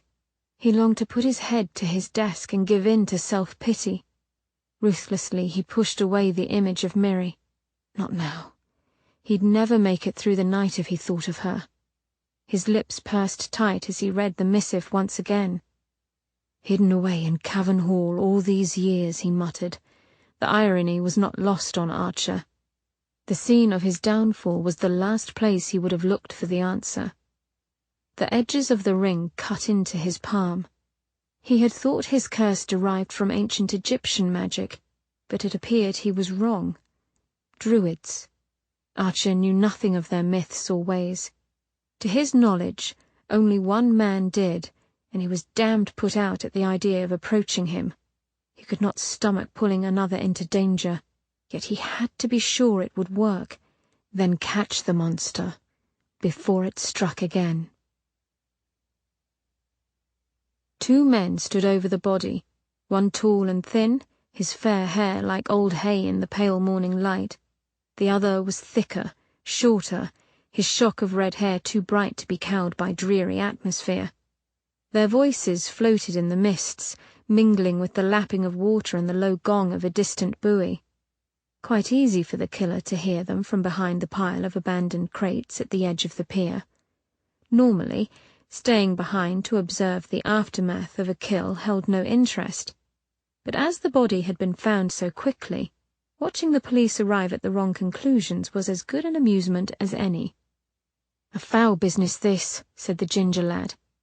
Carefully, he wrapped the gold coin he had collected from the victim in a cloth and pocketed it. The blond man nodded absently, his attention on the dead man's head, where twin holes marked the absence of ears. It had been a pleasure to divest Lord Merryweather of them, the killer thought, and getting fouler by the day. Ginger adjusted his brown cap, angling it against the weak sunlight. "You realize this here is Lord Archer's property?" He inclined his head toward the warehouse behind them before squinting at the taller man. "You still question whether the bastard is guilty?" "Careful, Sheridan." The blonde knelt down beside the body to study it. You are speaking of my brother-in-law, and a peer of the realm. 1,000 pardons, Inspector, but let's be reasonable, eh? Every victim we find is connected to Archer in some way. Witnesses have seen a masked man lurking about at odd hours. They're saying he's the devil in disguise. The young man quickly crossed himself. Hysteria, said the inspector. We've got claims of Lord Archer appearing in 5 different places, simultaneously. Young Jack trailed him to Lord Mackinnon's home last night, then straight home, no detours. We must step carefully and not succumb to hearsay or fairy tales. He glanced up at Sheridan. Now, let us return to the facts before us. What do you see? What is the pattern? A bloody mess. Sheridan coughed hastily. All right. Heart taken each time, the sick bastard. This one's missing his ears. Cheltenham lost his tongue, bloody gruesome, and Sir Percival his eyes. The inspector rubbed the end of his moustache with his thumb. See no evil, speak no evil, hear no evil. Portentous devil, our killer. Portentous devil. How very amusing. So the inspector liked to think there was a pattern, did he? Really, it didn't matter what those old fools had seen, heard, or spoken. They simply had to be punished. They had shunned Archer, forced him to withdraw, and he had disappeared for too long. Now that he was back, he would suffer before he was destroyed. Killing his friends and making London society believe Archer was responsible was too much fun to resist. The only problem remaining was the woman. She had brought him back to London, and so she would live. For now. That didn't mean one couldn't toy with her a bit first. Chapter 22. Everybody lies. Miranda stood before the dressing-room mirror, waiting in dull silence as a maid hooked up her party dress for the Blackwoods masquerade ball. She blinked at her wavering reflection. Victoria's warning had come back to haunt Miranda. Without doubt, Archer kept things from her. He still was, lying. But then, so was she. The maid's small form blocked the mirror as she gently smoothed Miranda's bodice, then turned to collect white satin gloves and a fan. Miranda's reflection returned, the lamplight above her catching red glints in her hair, giving it the appearance of live coals. The image of fire and destruction burned bright in her mind's eye. She had scorched that marble worktop, and it had broken in half like a piece of burned toast. There were lies, and there were lies. Was a secret a lie, if one wanted to protect another? She could not fault Archer for his protectiveness. The killer's frustrated rage was growing. He would strike again, and soon. Miranda felt it on some level of intuition she could not fully understand. Archer would try to protect her, wrap her up in ignorance like cotton wool. But who would protect him? Miranda could, and she would. If she had to call upon the fire, she would, exposure be damned. She glided down the stairs to meet Archer. She held tighter to the banister as he came into view, his feet planted slightly apart as he stood in the centre of the hall, his eyes on her. He looked like a highwayman, standing there with his silken mask and long black opera cloak, a scarlet vest the only slash of colour in his inky attire. Yes, there were lies, but there was also truth, the truth of feeling. Deep down she knew this man, Archer, beyond the mask. She knew his soul, his heart. Perhaps that was enough. That does not look much like a costume, he observed as she came near. She might have said a number of things, demand they talk or spill her soul. She simply held up her mask. That is because I have not finished putting it on. Archer snorted softly. And who shall you be once you don your grand disguise? Calling it a disguise was to use the term in its weakest form. The small, silver-lace mask shaped like a butterfly and set with crystal beads concealed only the area about her eyes. La Luna, she said with a smile. Then I shall be La Notte, to your moon." Archer lifted the hard black mask he held and slipped it over his thinner silk one. Donning the full mask changed his identity from the man who smiled at her with ease to the unyielding face of Lord Archer. It was several moments before she realized she stared at him. He took a step closer, his lovely mouth and sculpted jaw hidden away once more. "Which is really only lip service, since everyone shall know I haven't a costume." "Nonsense," she replied a bit thickly, for he was very near. "It will be the first party in which no one gapes at you like a mindless fish, and I, for one, am glad of it." A smile came to his eyes. "You are very protective of my feelings, Lady Archer. It is sweet." Heat flared on her cheeks. "La," she said, fumbling to put her mask on. "I simply find ignorance intolerable. Stare the first time, fine, but the second, Archer lifted his hands to her face, and it was she who gaped like a fish as he gently took the mask and eased it into place. "How strange you look hidden beneath that mask." It occurred to her that he might have just then understood her frustration a bit better, but she didn't press him. "I missed you, Miranda Fair," he said with sudden tenderness. "Archer." When he went still, she forced herself to say the words, but they were not the right words. "I apologize for the other night, for leaving you the way that I did, I mean." She would not blush, not think of his mouth, his taste. Gently he pulled away. "The fault is mine. It is for the best, I think." A dull weight settled in her belly at his softly spoken words, but she forced herself to nod. He wanted the distance, and so she would give it to him. "Pax, then?" she said. The corners of his eyes crinkled. "Pax." His hand on her elbow stopped her walking on. "Whatever may come, Miri." He stepped closer, his grip tightening. "Whatever mistakes I make, you are the most important person in the world to me." The words ought to have warmed her heart. Instead, she felt like crying.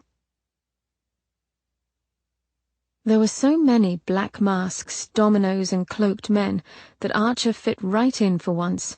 Still, she could not persuade the real Archer to dance. "I do not dance, Miranda," Archer said when she pleaded once more. "I don't believe you." Irritation burned in her breast. Marie Antoinette and King Louis twirled past in a rousing polka. "You move better than that when fighting, blast it." Archer's eyes cut to her. "Then perhaps I should have brought swords. Still fence, do you?" Her foot stamped from frustration, but she held herself still. "Beast," she hissed. She could feel his evil smile. Miranda bit back her own smile. Perhaps it was perverse, but sparring with Archer was better fun than a full crush ball. She wondered suddenly if he felt the same. He put one big hand upon her back as if to pacify her. "Let me get you some champagne, and then you can tell me what mask is your favorite." Mirth sparked in his eyes. "Perhaps I can buy one for my own." Miranda refrained from rolling her eyes. Cheeky bastard. She might have been comfortably abed. That they were here to socialize was laughable.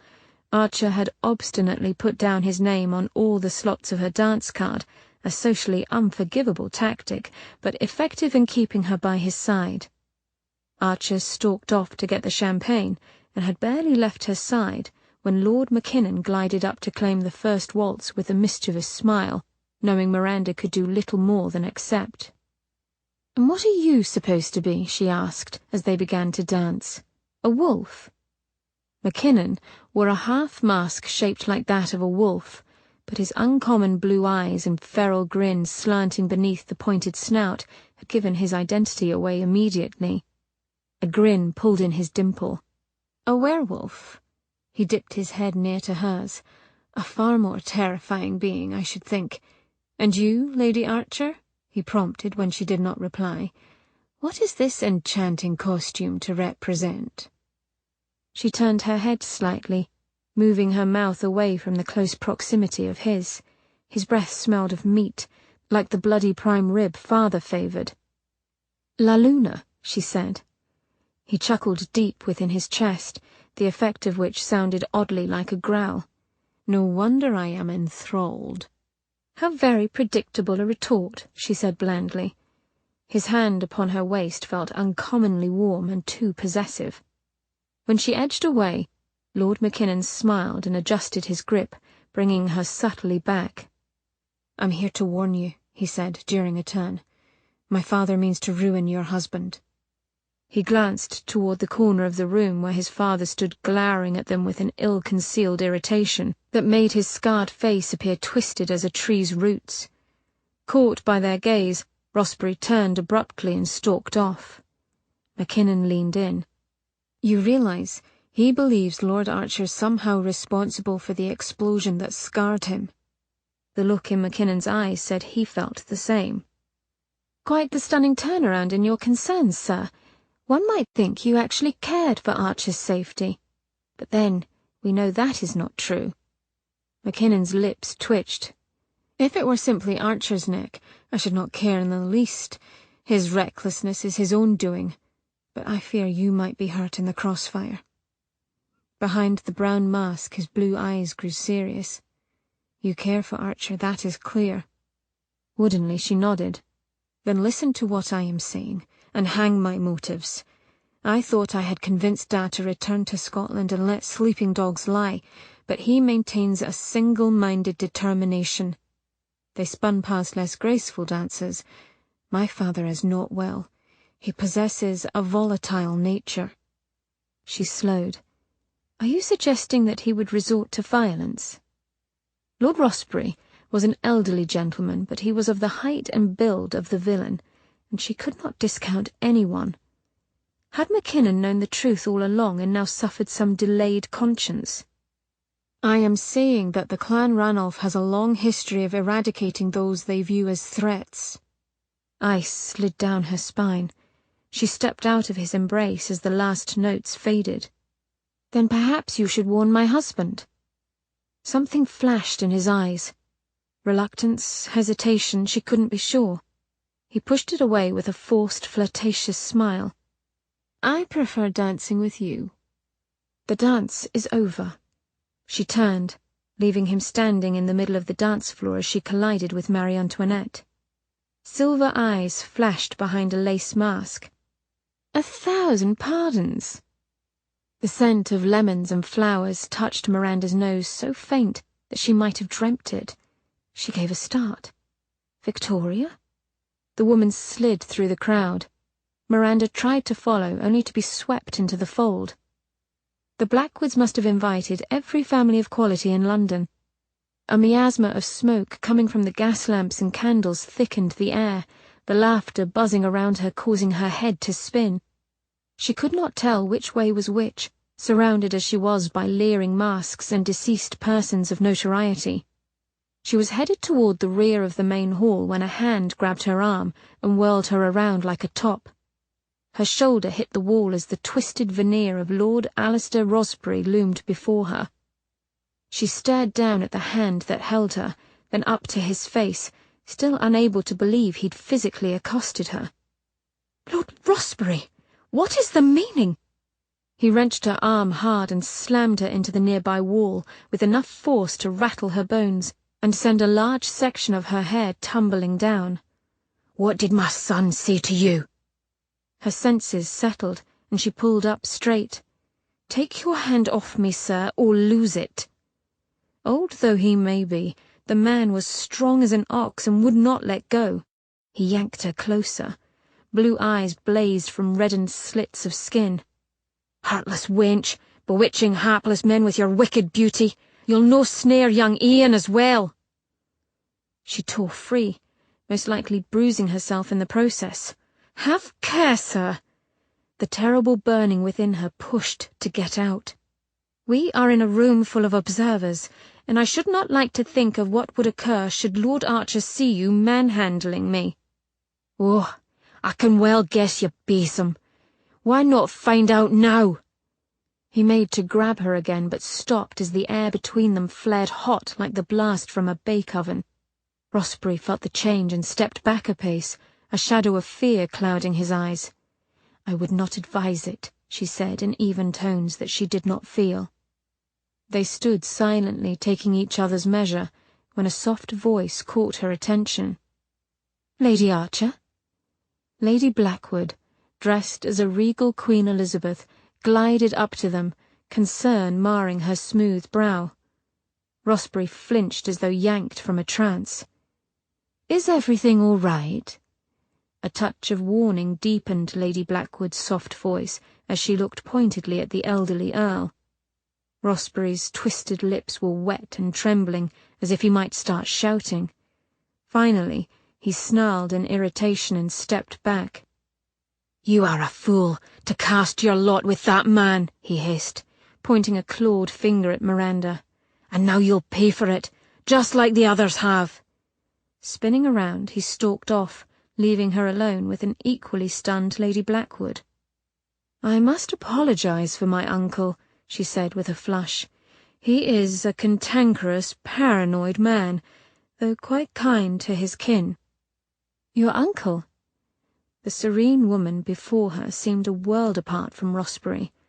Her lips lifted wryly. "Great uncle, actually. He gave my husband and me this house as a wedding gift." "How generous." What more could she say? That he should be in Bedlam seemed indelicate. Lady Blackwood shook her head slowly, rustling the large Elizabethan-style ruff around her slender throat. "I fear he has been holed up in the wilds of Scotland for too long." Lady Blackwood's small hand touched Miranda's elbow. "Really, he is quite harmless." To whom? Miranda wanted to ask, but held her tongue. Lady Blackwood's blue eyes were wide and pleading for understanding. "It is quite all right," Miranda said. "There is a mad aunt lurking in my family closet. We let her out, of course, but only at Christmas time." They both smiled, the pained smile of repressing ugliness for the sake of propriety. "I shall think no more of it," Miranda said with false lightness, "nor shall I mention it to Lord Archer." Lady Blackwood eased visibly, but then eyed Miranda's hair. "Oh dear, your coiffure has fallen." Her cheeks pinked. "I really do apologize for the incident. Let me have a maid see to your hair. Shall I escort you to the ladies' retiring room?" Miranda hesitated. The unruly state of her hair would surely cause gossip and speculation, as a lady's hair did not come undone without a struggle. While she'd like to think the catty gossips wouldn't assume Archer was the brute who accosted her, Miranda knew that's exactly the conclusion they would settle on. "It is an easy fix, Lady Blackwood," Miranda said. "One that I can see to myself. If there is a room I could use to freshen up, I would be most grateful." Thankfully, Lady Blackwood seemed to understand the implications of Miranda's dishevelment as well. Further, Miranda did not think the lady wanted it to get out that her mad uncle had accosted a guest. "At the top of the stairs there is a small guest room," Lady Blackwood said. "Feel free to use it for as long as you wish." As Miranda climbed the stairs to the guest room, she resolved to push the incident with Rossbury out of her mind. Unfortunately, it did not stop her from feeling like the fox in the wood. Miranda had called him something foul when he'd left, an expletive so low and quick, Archer wondered if she was aware that it had escaped her lips. The word was quite apropos. He felt more like one at this moment than she would ever know. Normally, he enjoyed sparring with her, waiting to see what she'd throw back at him. But he could see that he'd disappointed her with his rejection. In truth, he had wanted to dance with her badly, but feared if he'd taken her in his arms he'd never let her go. He had to smile at her foul little mouth, however. It made her all the more delectable. Perhaps it was the Italian in him, but every damn that sprung from her plump lips, every bloody hell uttered with her smoke and honey voice, sent a lick of fire over his cock. Every time. The poker moved into a waltz as he wove through the crowd while trying to keep from spilling the glass of champagne he held. It was too hot in this crush of people. His mask itched. Sweat trickled down the side of his face with no hope of wiping it away. Each day it felt more like a prison. It was becoming harder to keep the world out altogether, because of her. Miranda. Archer's head jerked up with a snap. That voice. He knew that voice. His chest tightened so quickly the breath left him. He sought the voice out over the buzzing of laughter and music. Miranda. Archer's vision clouded with a red haze. The tightness in his chest turned to pain. Goddamn bloody hell. His knees buckled as rage flooded through him. The glass fell to the floor and splintered into 1,000 shards. He was halfway to the stairs before he realized he'd taken a step. Someone cried out as he shoved a hapless man out of his way. He quickened his pace. Miranda's perfume lingered in the stairwell from when she'd ascended it earlier. Archer heard that foul laugh, deepened now to a low chuckle, and then the sound of Miranda's voice calling out. Archer convulsed. Miranda was up there, meant to hear just as he had been. She was up there, walking into that thing's trap. Fear for Miri nearly crippled him for one awful moment. Then he raced up the stairs. Chapter 23. With her hair properly pinned, Miranda emerged from the guest room feeling refreshed and more than a little foolish for letting Rossbury get the better of her. Her confidence faded, however, as she faced the gloomy darkness of the hall and realized that all of the lights had been snuffed out. Miranda. Startled, Miranda braced a hand against the wall. The voice had no direction, only intent. Miranda. Hello? She called. No one responded. Logic cried out to run, but she could not. And when the door at the end of the hall creaked slowly open, she could only stare, the panting of her breath like thunder in the resounding silence. Icy draughts of night air flowed over her heated cheeks as the door swayed back and forth. Only the wind. The French windows fronting the drive were open, the white lace curtains floating and swirling. Blue moonlight ghosted over the parquet toward the rug. She wrenched off her mask and moved forward as though entranced. Something was waiting for her. She was going to scream. She felt it rise in her throat, trapped only by the fear that tightened all her muscles. Miranda took a step closer, and suddenly a presence was rushing up behind her, intent upon claiming her. She turned in mindless terror, colliding bodily with something large and dark. The thing caught her by the arm and her scream broke free. She lashed out only to be drawn against him. Her body knew him before her mind did. Archer. Her hands clawed at his lapels as Archer's arms wrapped around her. Archer. When she could breathe, she gave his chest an unsteady thump with her fist. Good Lord, you gave me a fright. But when she tried to pull away, he held her tight, his big hand cupping the back of her head. I apologize, he said.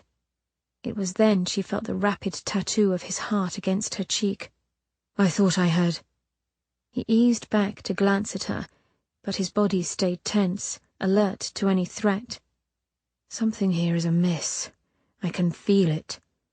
She glanced at the open door, and a chill crawled down her spine.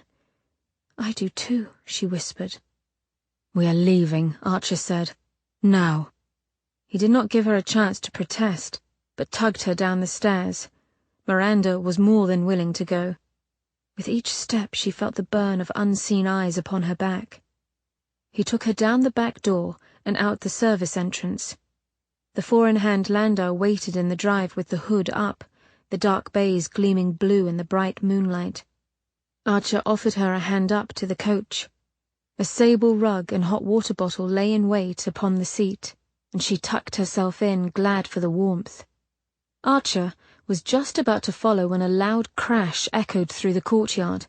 They jumped, but a nearby footman was quickest to recover. That would be Henrietta, the footman said, with a glance at a small woman bent over a fallen crate of glasses near the kitchen door. One of the maids. She's a bit soft in the head. Muffled sobs reached Miranda's ears as the poor woman tried to adjust her heavy load. Archer jumped down from the coach step. I'll be just a moment. The footman, caught in the position of looking less than chivalrous, followed at a reluctant pace. Miranda watched Archer go, soaking in the prowling way he walked. The violent crack of a whip and a shrill shout from above made her jump. The coach lurched forward, throwing her back in the seat as the frightened horses took off. She fumbled to right herself, dimly hearing Archer shout her name, but another, far worse sound from the driver's seat cut his cry short, the cackle of the same fiend who had tried to kill her at the museum.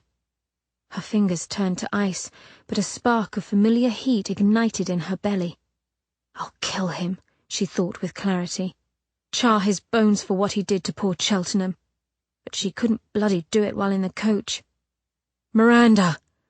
She turned to the back window. Archer raced down the drive after her. Hopeless, the strength of 4 strong bays nearly full gallop pulled the coach farther out of reach. He flung off his outer mask and did not abate. Her hopelessness turned to astonishment as she watched him surge forward, his long stride moving at speeds no man ought to possess. Archer gained, closer. The fiendish coachman lashed his whip, urging the horses on, and the coach pulled ahead. Archer's speed increased, and in a magnificent bound he landed on the running board with a thud that rocked the coach. Archer jumped onto the roof and threw himself upon the fiend with a grunt, the hard leather coach top dented beneath them. Unmanned, the coach lurched dangerously and Miranda fell to the floor. The sight of a large black object falling by her window drew her to the back window as Archer and the villain hit the hard gravel road and tumbled head over heels to land in a twisted heap upon the ground. "Archer!" The coach hit a rut and she fell back. "Bloody hell!" The terrified horses did not break stride, but seemed to gain purchase. There was only one avenue of escape, and she was not about to attempt it in a gown. Tossing about like a cork in a sea, she tore at her skirts until free. How far she travelled she could not tell, but a clear memory of a narrow bridge and winding forest road prickled her skin. She had to be nearing those pitfalls, and a speeding coach would not make it through. The latch to the hood lay overhead. She fell once, then twice, trying to reach it. The ride grew rougher, the lamps swaying recklessly. Placing her feet on either side of the seats, she leapt upward and knocked the latch open. The front half of the hood fell down with a crash. The cutting wind brought tears to her eyes. The clattering of the coach and pounding of hooves near deafening. Blinking fiercely, she concentrated on the 4 bobbing heads of the horses, blue-black in the moonlight. In dismay, she saw the long reins dragging along the ground. She could never reach them. Ahead, a dark shadow cut across the moonlit road. The crick in her neck remembered that particular ditch well when they'd gone over it on the ride to the party. Too deep a rut. The coach careened toward it, and she dove back into the cab, hitting her knees and head hard as she landed upon the floor. In the same instant, the coach crashed over the ditch with the deafening sound of squealing horses. She braced her feet and hands as the coach spun sideways, slowing down, then gaining momentum as it began to tip to the side. From outside herself she heard her screams, felt her body lift into the air. Wind rushed over her. By sheer will, she curled inward and hit the ground with such tumbling speed that the world blurred, the sound of breaking wood and shattering glass a roar. The weight of the tumbling carriage bore down on her, and then everything went black. Archer's head hit the ground with a meaty thunk. Stars lit behind his lids as he rolled, his limbs tangling with another's, dirt spraying his eyes. For a moment he lost all thought of who or what he was. Then he swung blindly, knowing that his opponent would soon do the same. His fist connected with a jaw harder than bedrock. Pain vibrated down his arm. He swung again and missed. A faint cry echoed down the road. Archer scrambled to his feet. "Mary! Mary on the coach!" A hand clamped like a manacle over his ankle.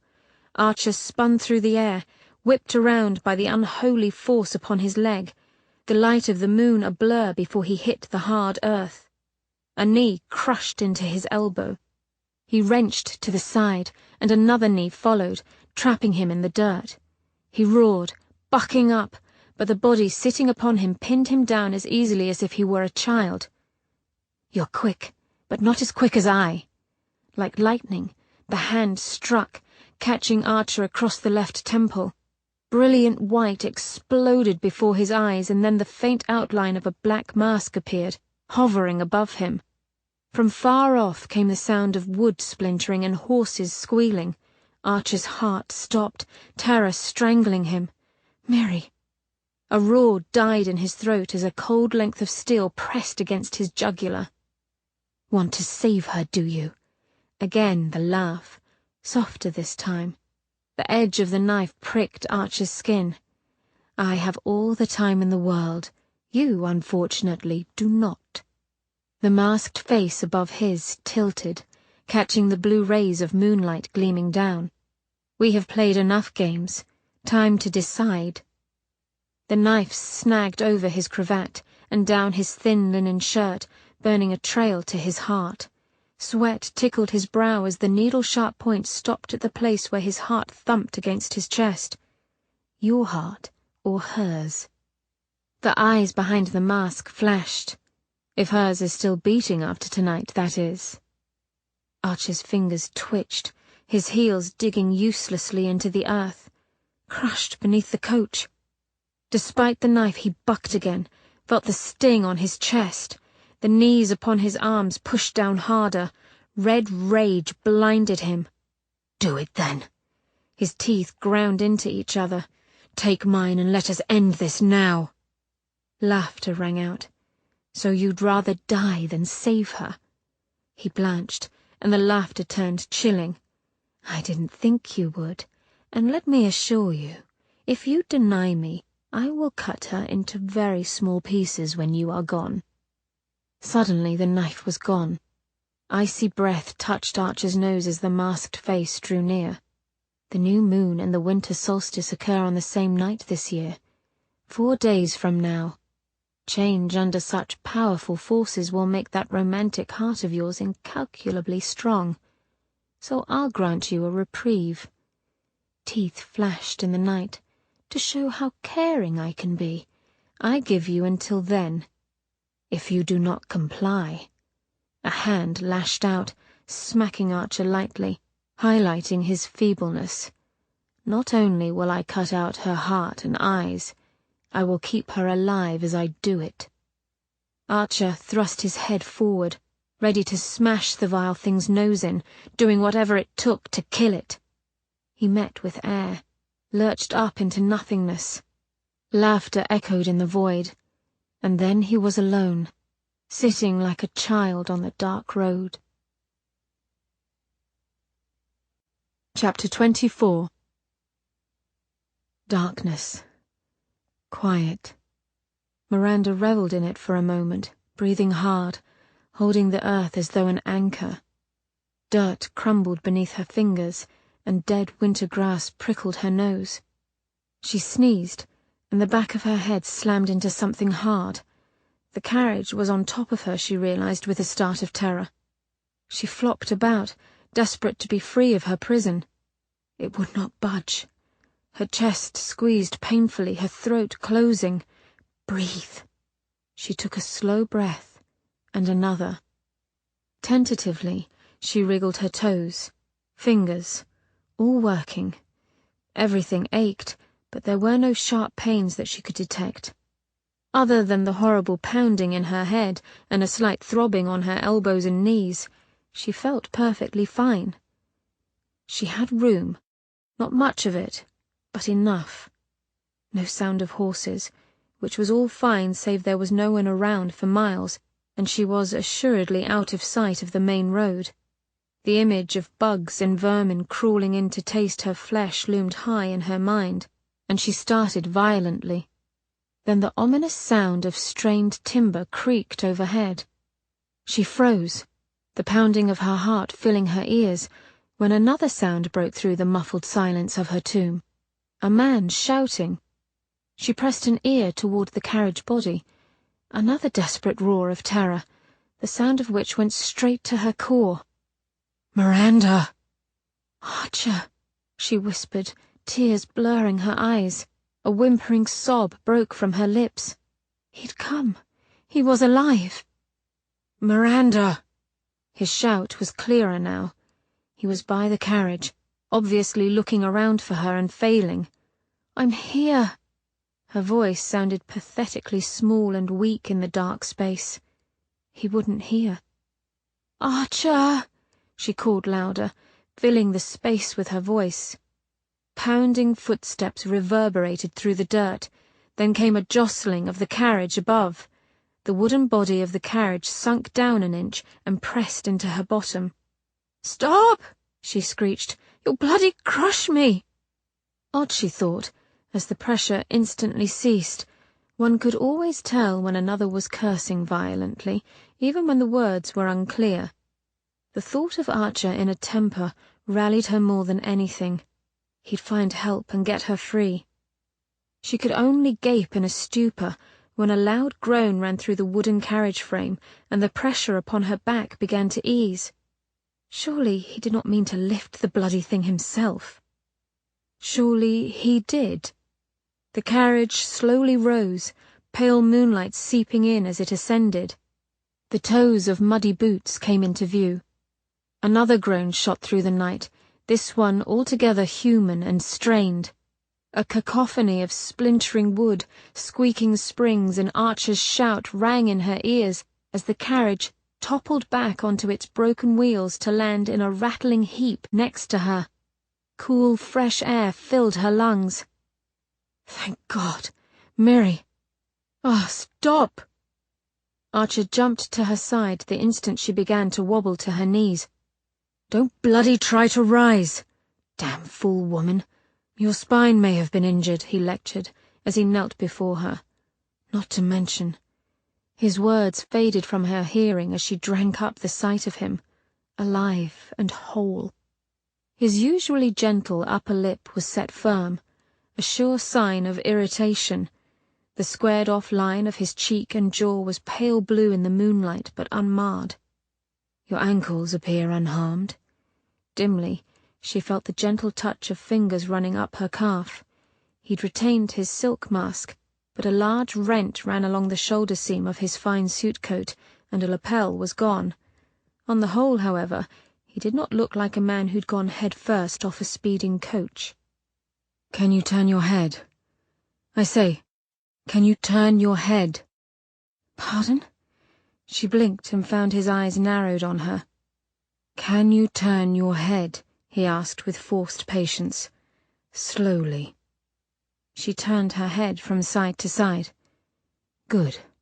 He went on with his examination. Lift your arms. She did as asked, only half listening. The skeletal form of the carriage's wreckage had caught her eye when she turned right. Black scars of turned-up earth and grass marked the carriage's trip down the slope. It had landed on a stream bed. Only luck and dry weather had made it possible for her to fall within the deepest crevice of the dried-up bed, with the carriage landing on its side above her. A shiver of gratitude rent through her. Such a blessing brought her back to her senses, and with it, the realization that Archer's big hands roamed over her hips, scarcely covered by her thin drawers. Hold on! She slapped at his hands. His lips curled grimly, but he did not look up from his work and brushed her hands aside. Be still. Of all the stubborn... He broke off into mumbled Italian, which she could not follow, her Italian being limited to fencing terms. His large hands moved up to her ribs, his touch light yet assured. The same could not be said for her breathing, which rapidly became unsteady as he put a hand on either side of her rib cage and gently felt along each bone with his fingers. One thumb brushed the soft underside of her breast, and she froze, and so did he. Archer lifted his eyes to hers, focusing on them with such frowning intensity that she could only stare back wordlessly. His eyes narrowed further, the hands at her sides unmoving. Then his stern mouth broke into a lopsided smile. You're unharmed, he said thickly. Well, of course I am, she said rather sharply, fearful that the slightest movement would cause his hand to slide upward. "I could have told you as much if you'd have let me." "You're unharmed," he said again, and then closed his eyes with a sigh of relief. Chapter 25. Maurus Robert Lee, 7th Earl of Leland, rarely slept any more. If he were lucky, 4 or perhaps 5 hours of sweet oblivion would claim him. Lately, however, the god Hypnos rarely granted him a visit. He began to wonder if such sleeplessness was the work of his mind, striving to keep itself useful until the day that final sleep would claim him. Surely it would arrive sooner than later. Thus he was very much awake, sitting before his coal-fire hearth, listening to the storm that was brewing up, and taking stock of his overlong life, when the clock struck 3 in the morning, and blows began to rain down upon his front door. "Leland!" Startled, he tripped over his dressing robe as he scrambled to his feet. Wilkinson met him in the hall, looking alarmed yet impeccably groomed, his snow-white hair neatly combed, his collar points high as Dover cliffs. Leland doubted he looked as well. "My lord?" the butler inquired with a hasty glance at the door. The blasted pounding had not abated. "Open up, Leland!" "All is well, Wilkinson. Go to bed, will you? I'm far too old to be mollycoddled." "Yes, my lord." Leland knew the man would stay in his butler's closet until his master went to bed. He pushed the thought out of his mind and wrenched open the door to face the wily bastard whose voice he knew so well. Archer did not appear wily just then, only lost. Rain bounced on his shoulders as he stood drenched in the doorway. He wore only the half-mask tonight. It stuck to him like sealskin, outlining the weariness and utter defeat carved on his face. His massive chest lifted as he pulled in a deep breath. The plea came out a rasp, as though he wished to pull it back in with every word. "I need your help, Lily." For one angry moment, Archer thought Leland might slam the door in his face. The man stood frozen before him, his ridiculous peacock-printed dressing robe hanging askew over his nightgown, his thin legs like birch sticks trembling over worn velvet house slippers. He might have been Ebenezer Scrooge standing there with such a sour scowl upon his face. But then he moved, stepping aside to bid Archer entrance. "Come," he said, keeping his eyes on Archer. Archer brushed past him, feeling very much the specimen pinned to a dissector's board. But the time for humility had come. He'd made sure Miri was in bed, and then slipped out. Even though it struck terror in him to do so, plans had to be made.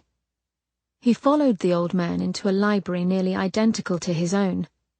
A coal fire glowed in the hearth, warmer than wood, but foul-smelling.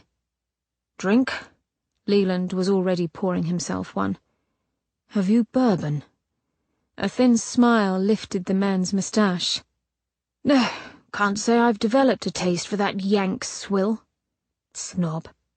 Scotch, then."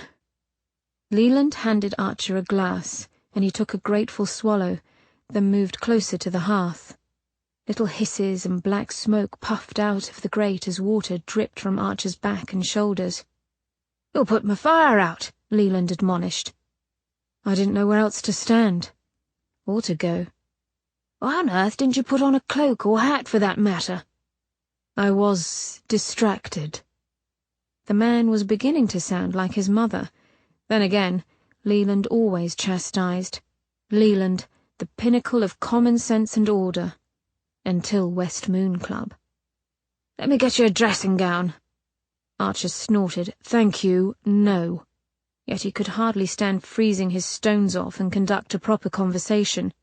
He clenched his jaw, absolutely refusing to let his teeth chatter. Leland took a long drink of his scotch. "I insist. I'll never hear the end of Wilkinson's grousing should you soak the carpet or, God forbid, mar the upholstery. And the ruling class runs in fear of their chiding servants." Archer smiled and took another sip. "Quite." Leland reached for the bell-pull. The stiff-faced butler soon returned with an equally ridiculous dressing gown imprinted with saffron-yellow butterflies. Archer scowled down at it. "Your wife's?" "A present from, I'm afraid." Leland's expression wilted a bit. "All of them are.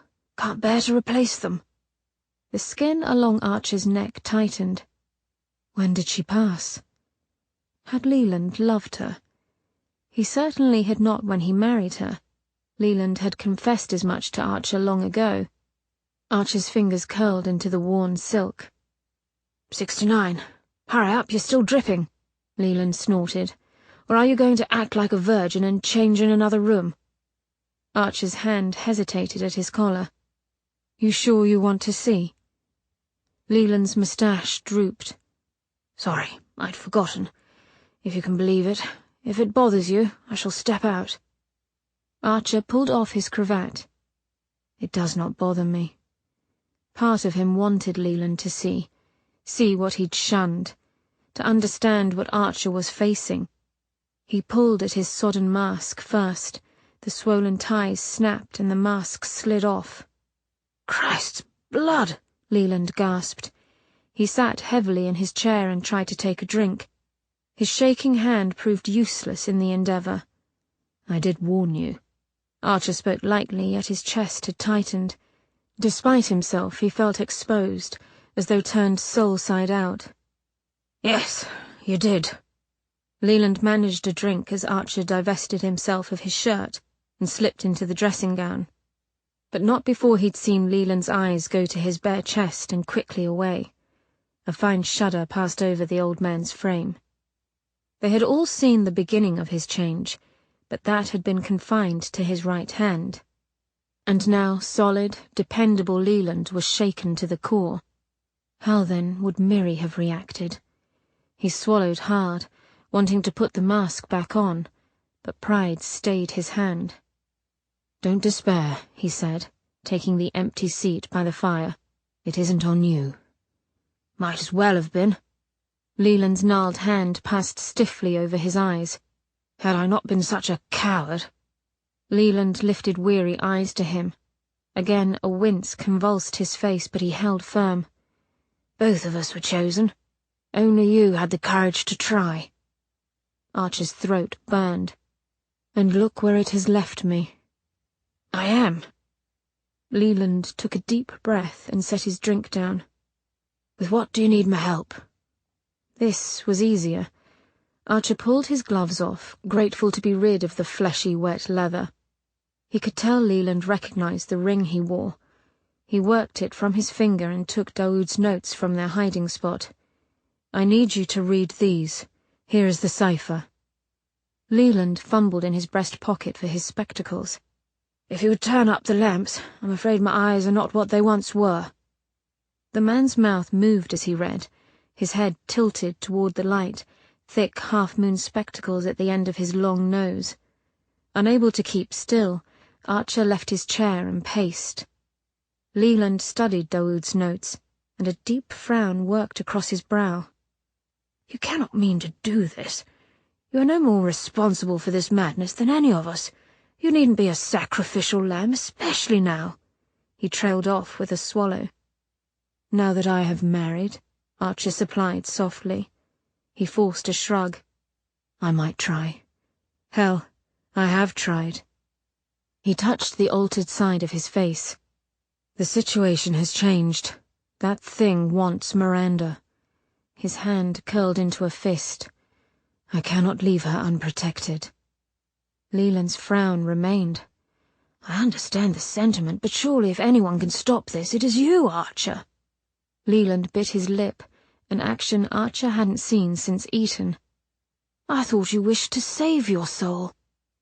Archer rubbed his hand hard across his face as if it could ease the restlessness inside.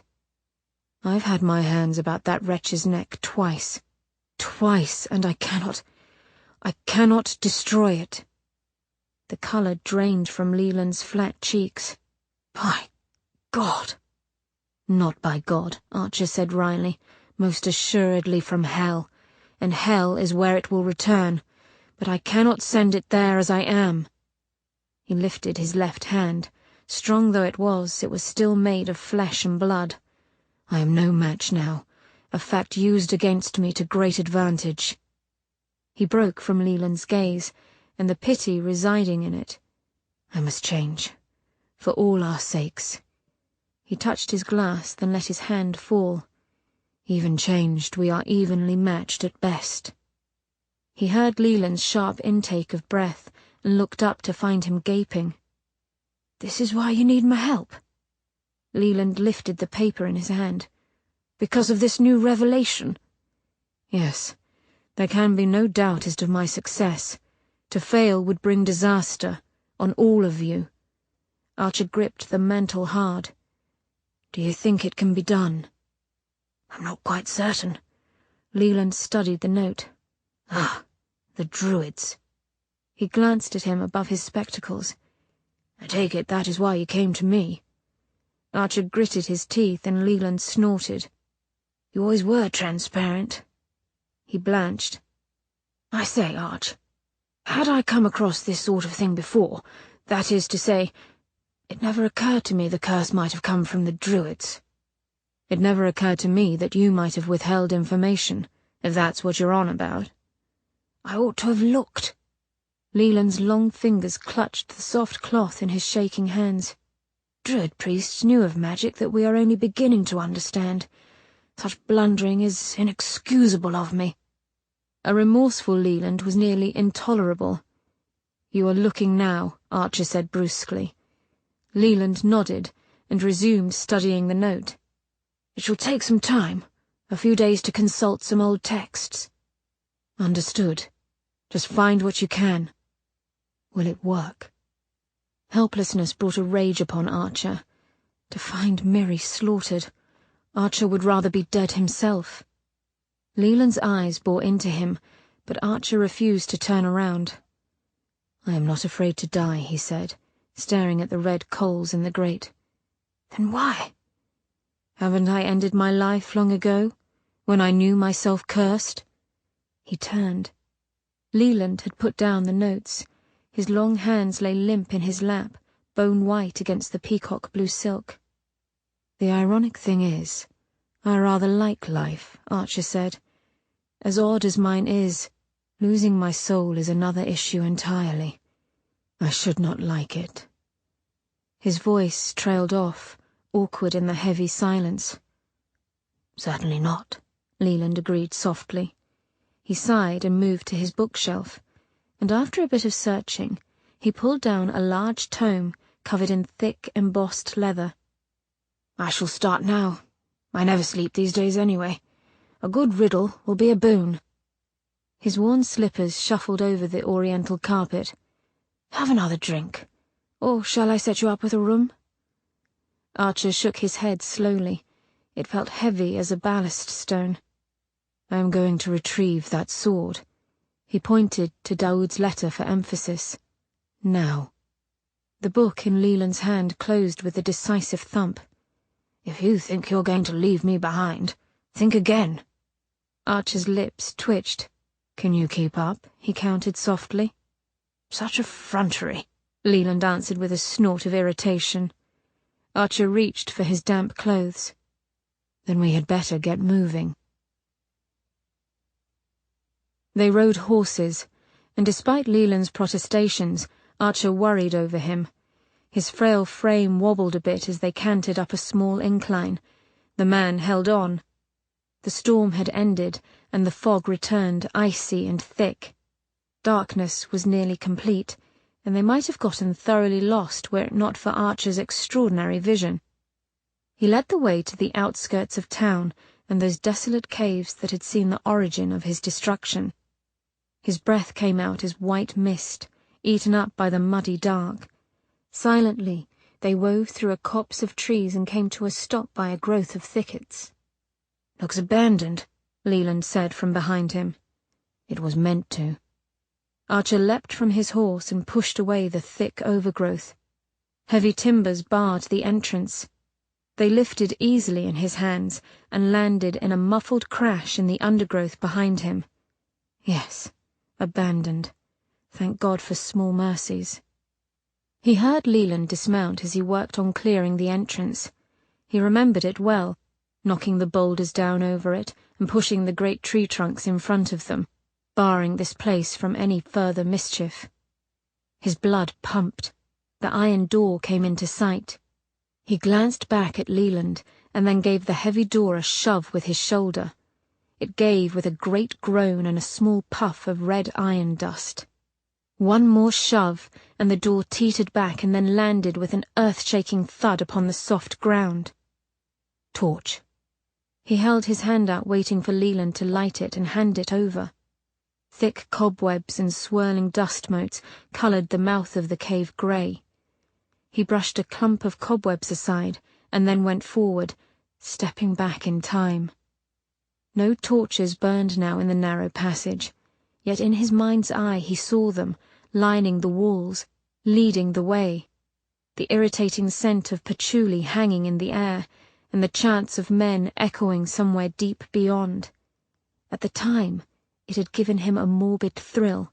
He'd gone willingly, afraid of nothing and everything. A grim smile touched his lips. That, at least, had not changed. The memory faded, and he faced the dark, mouldering passage once more. Leland stumbled behind him, and Archer held out a steadying hand. "You remember the way?" Archer asked. He did not want to turn round and find his friend lost. "How could I not?" came the dry reply. "Good. Let's get on with it." They moved slowly, Archer brushing aside cobwebs or kicking errant debris out of the way. The path twisted hard right, and Archer felt his breath coming quick. Cavern Hall was only steps away. It opened before them, a perfectly round cavern of rough limestone walls.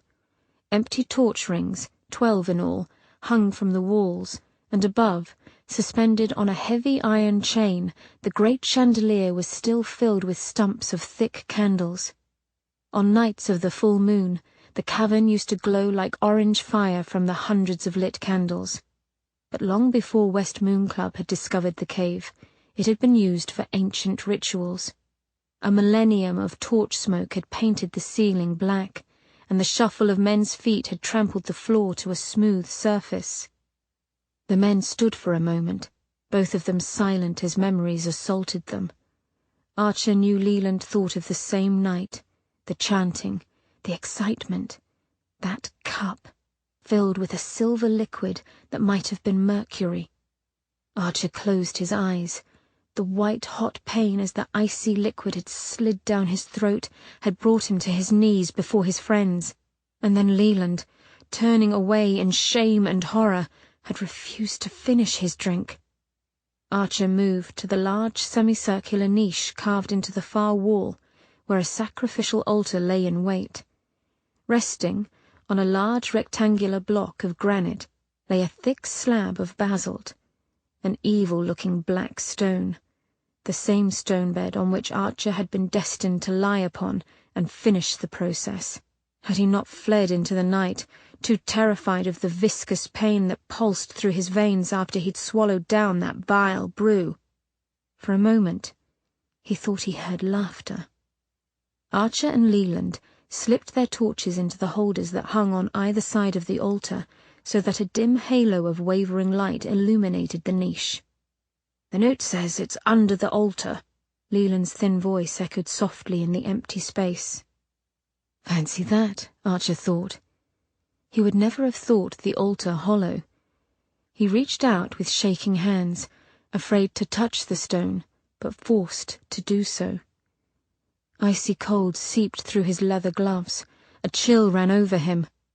Gritting his teeth, he slowly began to push the stone from its base. It pivoted, the sound of stone grinding against stone filling the air.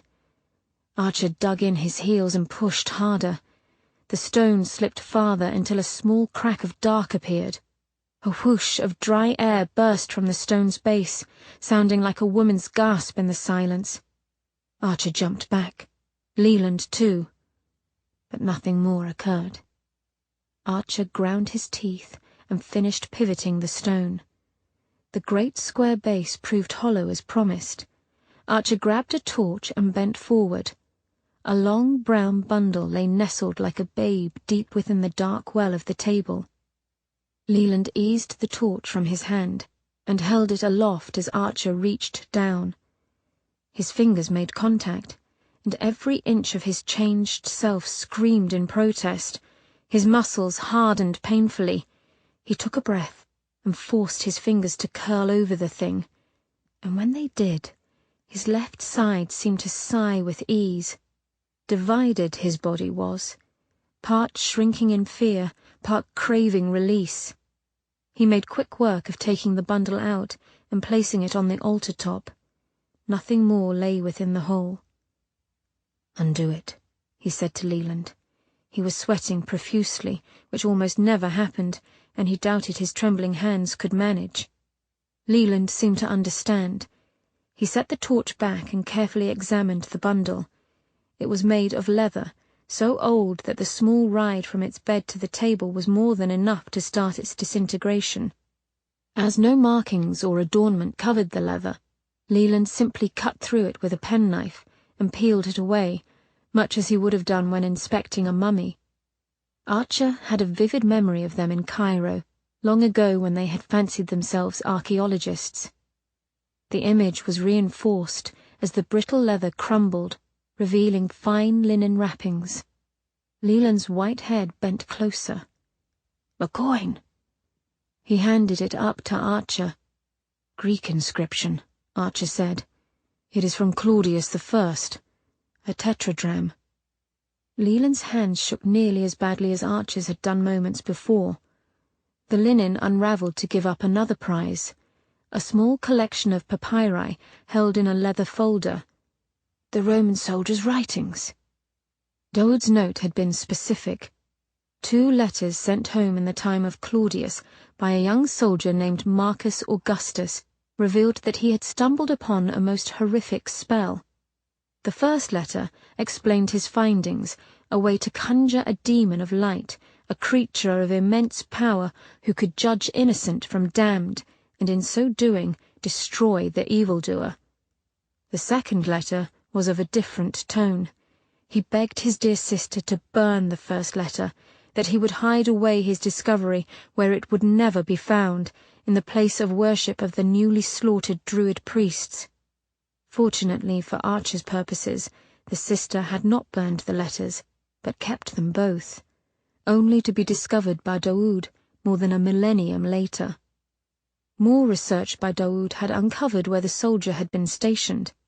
Another account from one of his fellow soldiers stated that a small dispatch of men had found a cave, and within it a sacrificial altar made of granite and basalt. The description and location of the cave matched Cavern Hall exactly. Archer could well appreciate the amount of work Daoud had done to verify the far-flung story. He missed his friend just then. "For you, dear friend. For all my slaughtered friends." Leland's fingertips barely touched the papyri as he looked them over. "Greek as well. I shall study it in a moment." Archer nodded, and the elder man put the tome aside in favor of further unwrapping the bundle. A strange hum emanated from it. Archer doubted Leland heard it, but Archer felt it with every cell. His skin twitched as the last vestiges of the linen fell away. A wide leather scabbard was embossed with symbols. The ornate hilt was bronze that oddly gleamed like new. That was all he saw before he had to step away and get a breath. "Easy," Leland murmured. "It cannot harm you now." "So say you," Archer choked out with a bit of humor. He passed a shaking hand over his exposed jaw. Leland turned the ancient sword, still safely tucked in its sheath. "Fascinating. See the inscriptions on the hilt." Archer inched a bit closer. "Egyptian glyphs." It was all he could say before backing away. "Yes, how very interesting. Not Druids, then." Leland's scholarly detachment began to grate on Archer. "Is it what we seek?" he asked with a bit of impatience. Leland's bushy brow cocked. "Need you ask? You feel the power in it, yes?" Assuredly. That, and more. A sense of his mortality. Strange that. The sensation of being in mortal danger was almost foreign to him now. "It makes one wonder," Leland mused. "Is this why Cavern Hall was chosen for the ritual?" The members of West Moon Club hadn't picked Cavern Hall.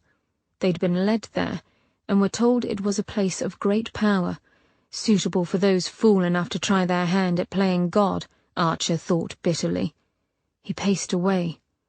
Why choose the very place that houses the sole object capable of one's destruction? "I'm thinking it was more a matter of being drawn to this place because of the power the sword emanates. One needn't know about the sword to feel its pull." "I suppose that could be it," Archer said as Leland carefully set the sword down.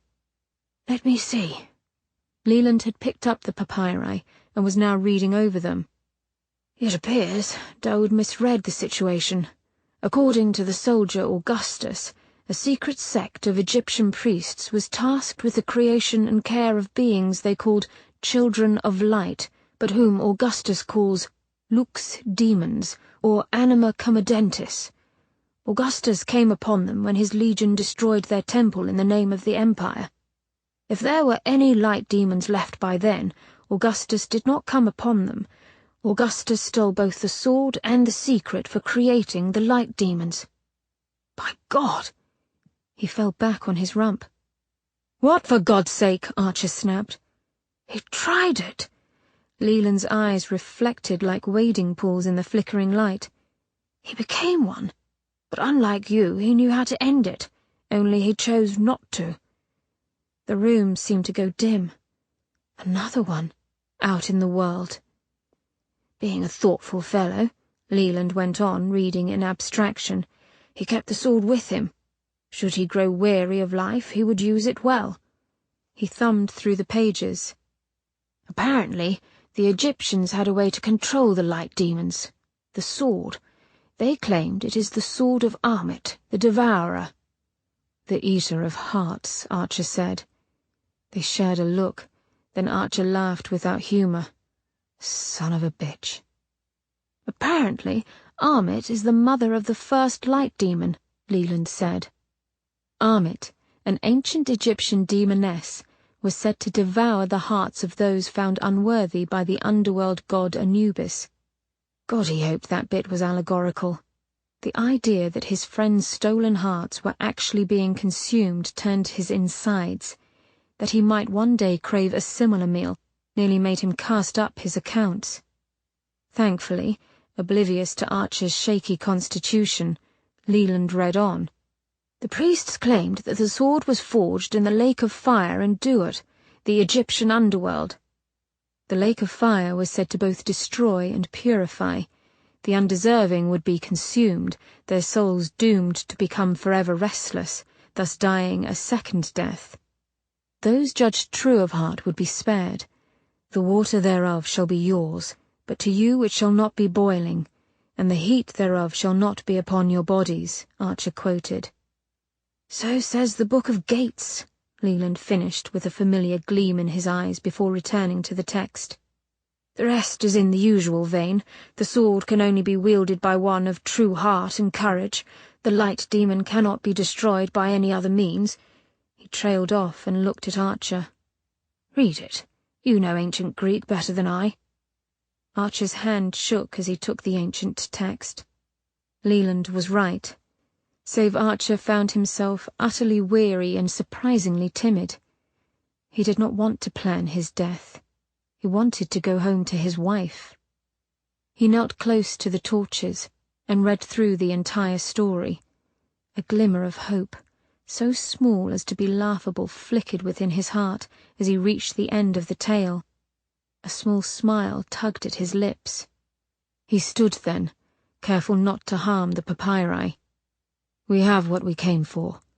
He would not take the sword. "I ask that you keep everything until I am ready." Leland got up more slowly, his old knees audibly creaking, but Archer did not help him. His friend would not want it. "There is much to plan, and text to consult." Chapter 26. The Blackwood staff found John Coachman's body in their stables, his throat cut and his heart taken. The news sent Miranda to her rooms for half the day, leaving Archer helpless to comfort her. In the cold light of morning, they buried him in the family plot behind Archer House, near an old birch tree. A gentle breeze passed over, and ghostly white limbs swayed like the skeleton of a hand reaching down to grasp at the newly turned earth. Archer took comfort in knowing this death, and the others, would soon be avenged. "How do we go about catching this killer?" Miranda asked when they'd settled down in the library. Archer, who'd been in the process of handing her a glass of bourbon, paused. A dark fear twisted his insides. God help him. No matter how much he desired to confide in Mary, he would sooner die than do so, for the impetuous woman would not think twice about going forth to seek her own vengeance. Yes, we. She took the glass from his stiff hand. Caramel-sweet perfume danced in the air. We have already established that the killer is after me, thus we must find him first. He straightened to his full height. "You are going to stay here at Archer House," he retorted crisply, "and I shall remain by your side to protect you." Of all the ridiculous plans! She took a sip of bourbon as if needing to restore herself. We might as well lie down like dogs. Archer drained his glass and stalked away. "Your confidence in me is heartening, Miranda," he said from the far side of the room. "Well then, what is your plan?" she asked, "other than acting as jailer?" A knock on the library door kept Archer from answering. Inspector Lane was calling, informed Gilroy. Normally, Archer hated being interrupted, especially when he was with Miranda. On this occasion, however, Winston Lane's arrival was more than welcome. Archer quickly bid Gilroy to allow Lane entry. Miranda muttered an oath as he gave her a grin and slipped on his full mask. Lane soon strode into the room, his bony frame lost among a brown sack suit and billowing blue Crispin cloak, his bowler hat tucked under his arm. "Miranda." He came near, bringing with him the acerbic scent of the damp London air, tinged with an unnerving hint of blood. "Are you well, sister?" Miranda gave him a strained smile. "Well enough. Hello, Winston." "My lord?" He inclined his head to Archer. "I heard you had a coach accident last night. Nothing too dire, I hope?" "The horse is spooked," Archer said. "It was a nuisance, but we are unharmed." Lane's mustache twitched slightly at the ridiculous understatement. "I am glad." He cleared his throat. "The CID thought it best, given the delicacy of the situation, that I handle this matter." "I am glad it is you," Miranda said in earnest. "I must ask you both some questions, that is, if you agree, my lord." Archer gave a nod. "You are Miranda's family. I should not think you capable of upsetting her, or he'd throw the good inspector out on his ear." "It would grieve me to do so." Lane folded himself into the nearest chair and pulled a small notebook from his coat pocket, and with it, a stubby pencil. "Now then," he said, "I am to understand this last victim was your coachman, was he not?" "Unfortunately," Archer said. John was a good lad who deserved far better. "Rather odd, as the other victims were all older, titled, and apparently members of a club of which we can find no record, though we know it exists." Masks were good for some things, and Lane proved no match for Archer's silent stare. The inspector looked away and went to the door to call Gilroy. Lane returned with an object in his hand. A dark discoloration marred part of it, and Archer realized with a sick lurch that it was Miranda's mantle, covered in blood. Lane set it down on a chair, and the scent of her perfume lifted from it, so thick just then that it seemed as though the cloth had been doused with it. A muscle along his jaw twitched. A woman's perfume was as good as a fingerprint. Miranda clearly thought so and turned pale as cold cream. "We found this near the body of your coachman." Lane peered at Miranda. "Can you tell me when you last had it in your possession?" When I entered the Blackwoods home last night, I gave it to a footman, but I didn't remember to retrieve it when we left." A small frown worked its way between Lane's brows. "You didn't think to collect your cloak upon leaving?" Miranda coloured. "I was feeling ill. I only thought about getting home." When Lane merely looked her over thoughtfully, her green eyes narrowed. "You don't think—" She could not finish, but Archer could. "You think perhaps Lady Archer had an amorous encounter with our coachman, and I happened upon them?" "Archer!" she hissed, turning to glare at him. He blinked back, unmoved. "After all," he went on, "all of the victims are in close connection with me." "Archer, stop! That is ridiculous! We did not even know John was dead when we left the party." "I believe, my lady, that Lord Archer would rather place himself as the suspect than have us look to you." He glanced from her to Archer, and his moustache lifted. "Very admirable. However, we have gone over these scenarios and found them unwarranted. More likely, that is what the killer wants us to think. He took Miranda's cloak, perhaps even killed your coachman, in an effort to place her at the crime scene. But why?" That Miranda had been brought into it. The sofa back caught in Archer's grip creaked in protest. "I don't know," he said stiffly. Lane draped the cloak over the chair. "I am wondering if perhaps the killer approached your coachman disguised as Lady Archer." Miranda's head snapped up. "Rather odd for a man to do."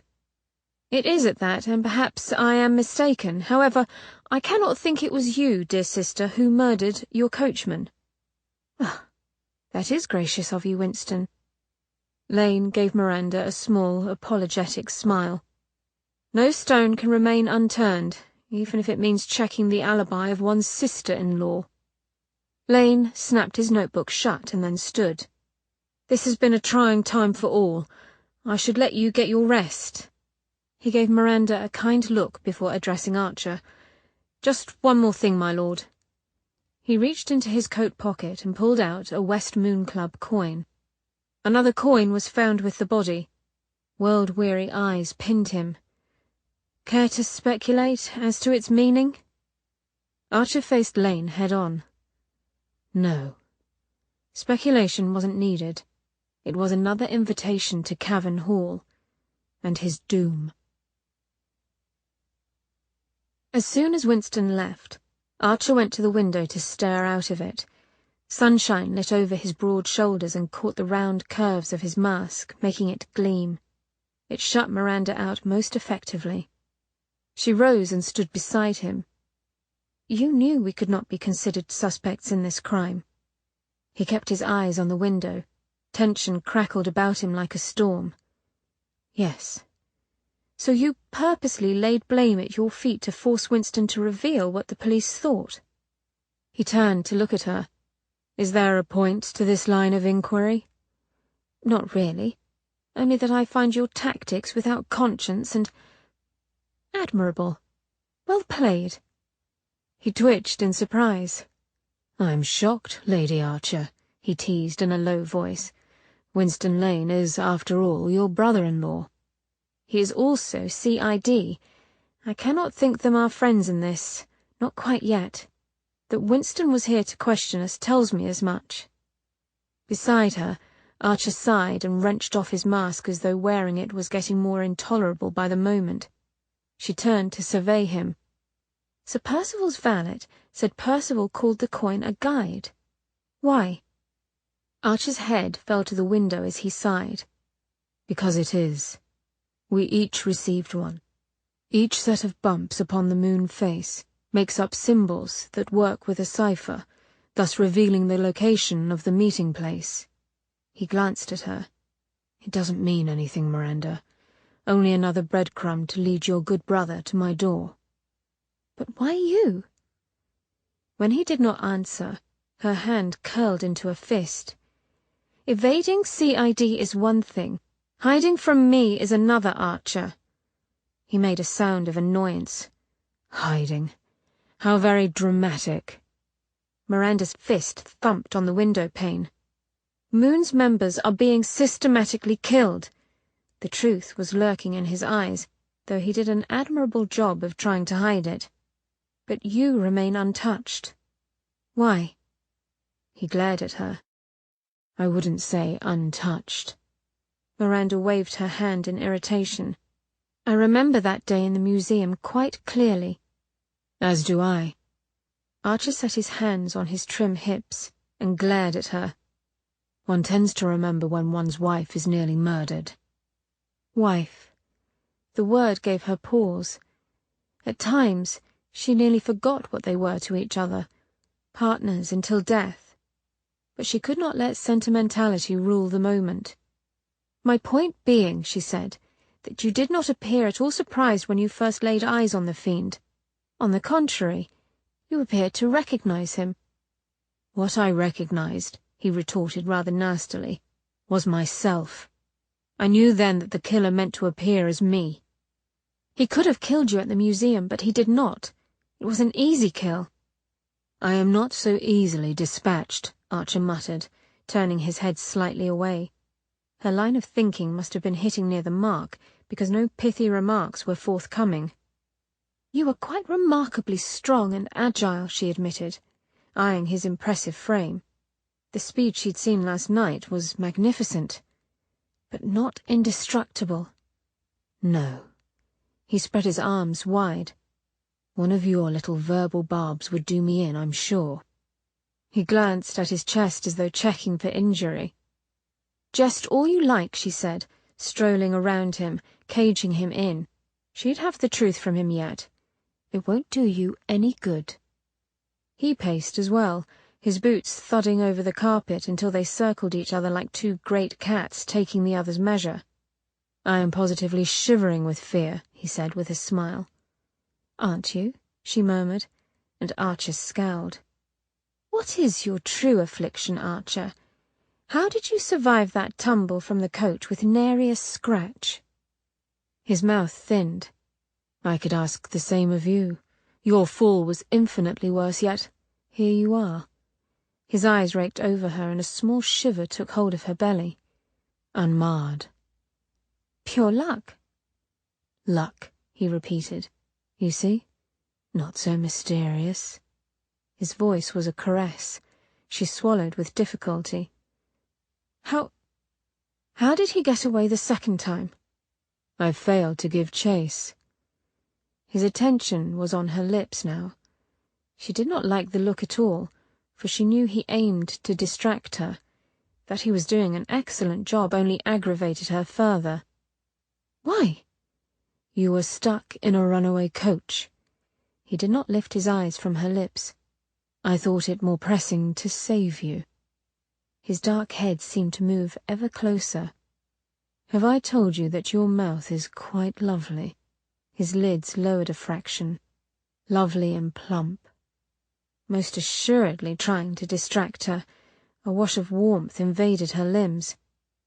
Perhaps you can write a sonnet about it later, but there is the one question that puts it all into place. Her eyes held his as she leaned in, crowding him. Are you immortal? The air in the room seemed to vanish with his sharp inhalation. Archer stared at her, shock and horror mingling in his eyes. After a pregnant silence he spoke, his voice thick and rusty. That's what McKinnon told you? She refused to be shamed. The valet said Sir Percival had the coin since 1814. All the other members are old men. No more deflections, Archer. Is it true? He whirled away and stalked to the tall windows overlooking the south lawn. Tears clogged her throat and burned her eyes, but she would not let them fall. I thought I could accept the distance our secrets put between us, but not if doing so threatens our very lives. This is too important. Her heart ached as she watched his shoulders move under the force of his unsteady breath. Let me in, Archer, she whispered. Slowly, he turned to gaze at her with troubled eyes. Mary. Something in his eyes turned her cold. Suddenly it all seemed clear. His strength, his speed. Stranger things. And if it is true, was there someone out there intent upon cannibalizing him?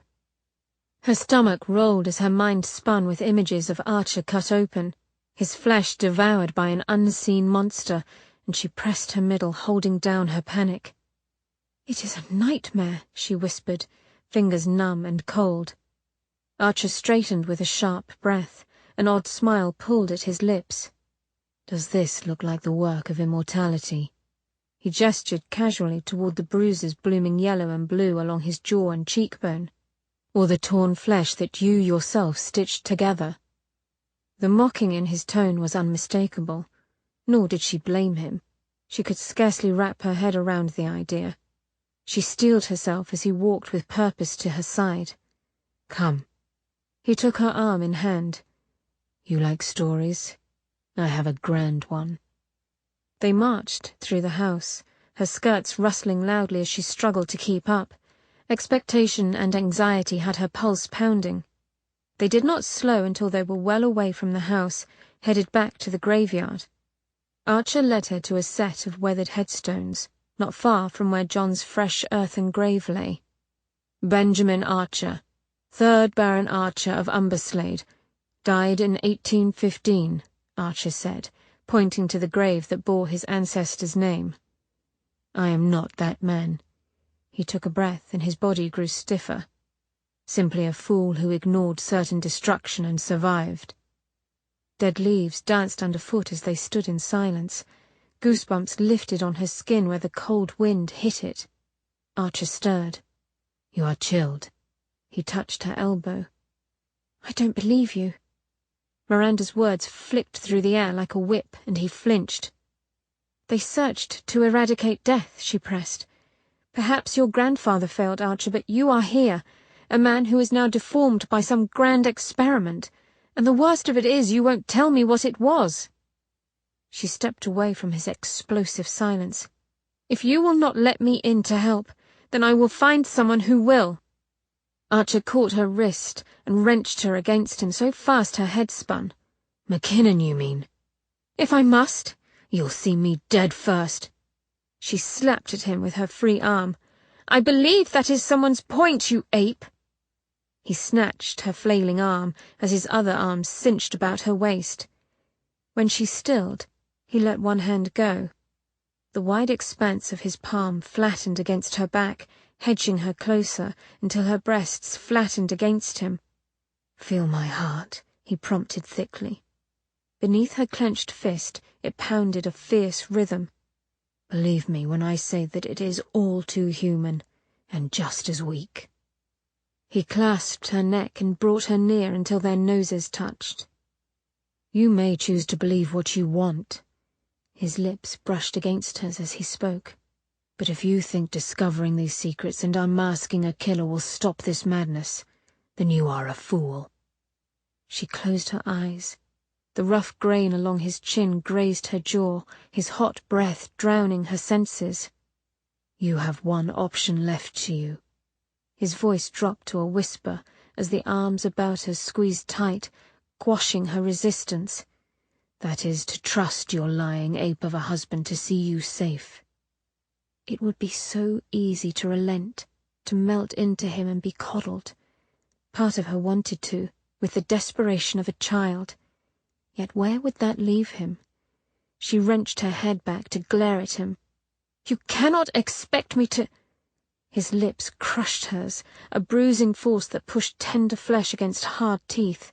She whimpered as his hands clutched her head with unmoving strength, and his lips nipped and sucked for one sharp moment. Then she was free, stumbling back without an anchor to steady her. Archer's chest heaved as he glared in dark fury. "I cannot see you die," he shouted. Startled crows scattered from the trees in a flurry of wings and wild caws. He spun round with a flap of coattails and strode over the lawn, boot heels crunching upon the freezing soil. She flinched as his final words boomed out like cannon fire over the emptiness. "I will not." Chapter 27. "My lord?" Archer started with a sharp breath. He hadn't heard Gilroy enter the library. The man stood slightly away from the desk, the silver mail tray in his hand. "Mail, is it?" he asked, surprised at how weary his voice sounded as he took the letters. The butler hesitated. His eyes were rheumy nowadays. Archer looked away from them. He did not think he could watch Gilroy fade as well. "Is there something you wanted, Gilroy?" Gilroy's thin mouth compressed. Yes, there was something he wanted very badly to say. That was obvious. Only years of training prevented the man from speaking plainly. Gilroy drew himself up full. "Lady Archer has declined dinner," he said, without a hint of reproach, which only made Archer's transgression more clear. "Shall I set up for one, or perhaps bring a tray in here?" The leaden weight in Archer's stomach intensified. Miri no longer wanted to eat with him. He ached. In every muscle, in his heart, it hurt to breathe now. Yet she still inflamed him.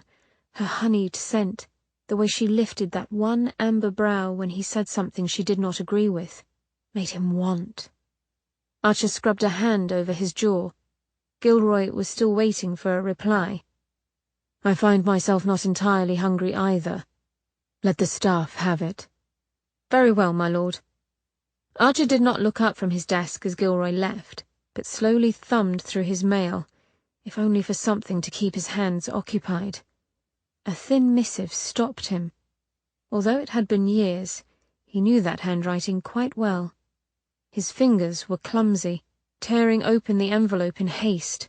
Something inside him already knew what the note would say. "It can be done. L." His eyes went to the lunar calendar lying on the desk. 2 days left until the new moon met the winter solstice. This night, and one day really. All that he had left to spend with Miranda. He raised his head, listening intently. Miri. He could just hear the soft, steady sound of her breathing, the faint rustle of her dress when she moved. Archer rose from his desk. It was cowardly and selfish, but he needed her like he needed air. She was in the salon, sitting unseeing before the backgammon board. A pang grasped Archer's heart at the sight. Candlelight highlighted the creamy curves of her cheeks, setting her rosy hair aglow. For one precious moment, he could not breathe. His vision blurred and he blinked hard. "Miri?" She turned, stiffening at his unexpected appearance. "Yes, Archer?" He swallowed past the thickness in his throat and nodded toward the board. "Play a game with me?" He was letting her beat him, Miranda was sure. The man barely paid mind to the game but sat in silence, grey eyes glittering from behind the black silk mask, watching her every move. She looked up from the game board to find him watching still. "You're staring," she murmured, and moved her piece along the board. "Yes, you look beautiful." Heat rose in her cheeks. She could only be thankful for the mellowing glow of candlelight to hide it. "You told me you cared not for how I looked." Archer leaned slightly forward in his chair. "I am an ass, Miri. You well know it. A boorish, unpardonable ass." She had to smile. "So long as you know it." Her voice did not work properly. She offered him the cup and dice, but he did not take them.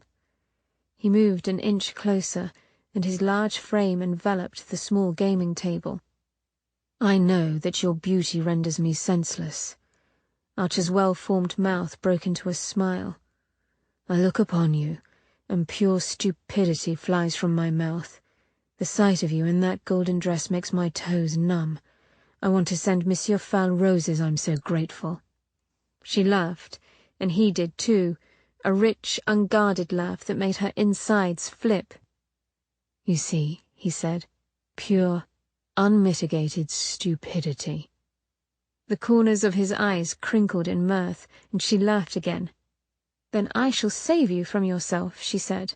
"I am appeased. Speak no more of my beauty, and spare yourself further humiliation." She touched his hand lightly. The smile on his lips wavered and fell. His eyes went to her hand on his, and a shuddering sigh passed over his long frame. Miranda drew back as though burned, but he continued to blink down at his hand resting upon the game board. "Archer, what is it?" Her fingers curled closed. "Are you ill?" she whispered as the flat planes of his chest rose and fell. "Ill?" he choked out with a sudden laugh. His gaze reached as far as her lips before he froze again, and his mouth trembled. He looked off into the fire. "Is need an illness?" he muttered as though to himself. "I suppose it is." "Archer," she said sharply, for his strange attitude began to nettle her. Her insides fluttered, sensing the coming of a storm. As though breaking from a tether, his head snapped up, and the breath left her body as she saw what was laid bare in his eyes. "Mary." One word, only her name, and yet it told her all she need know, of his pain, his desire, of what he was asking. She pushed away from the table, not knowing where she was going, only that she needed to move. "We've both done so well at keeping our distance, haven't we?" she said as he stood and stalked her. But she wanted him, so much so that her arms shook with the need to hold him. He tried to touch her cheek, and she shifted away. "And are you happy?" he asked softly. "Happy? Perhaps. Satisfied? No." Tears burned behind her eyes, and she took an unsteady breath. "Why now, Archer?" Need tightened his mouth and left his expression raw. "Because today I truly realized that I could lose you in an instant." He took a small step toward her. "That life was not a long road that stretched before me, but here and now. And the thought of spending one more day, one more breath without knowing the feel of you in my arms has become too much to bear." Suddenly, his hand was cupping the back of her neck, pulling her to him, his mouth soft and warm upon hers. She nearly groaned from the pleasure of it. "I want you, Mary," he whispered into her mouth. He pushed her against the door, the starched linen of his shirt crushing into her bodice as his tongue delved between her lips. She moaned and clutched his lapels as he kissed her with deep, slow kisses that made her knees weaken. "Beyond reason, I want you." His free hand skimmed her waist, easing down to her hip. "You want me too." "Yes, beyond reason." Again he stroked her, softening his kiss, and she sighed and tugged at his jacket to feel the hard muscles shifting beneath. He pulled away a fraction. "The lights." Miranda broke the kiss, and he looked back, pleading for understanding. A spark of anger ignited in her breast. "You want me," she whispered, a lump rising in her throat, "yet you will not reveal yourself to me." He flinched and averted his eyes. "No."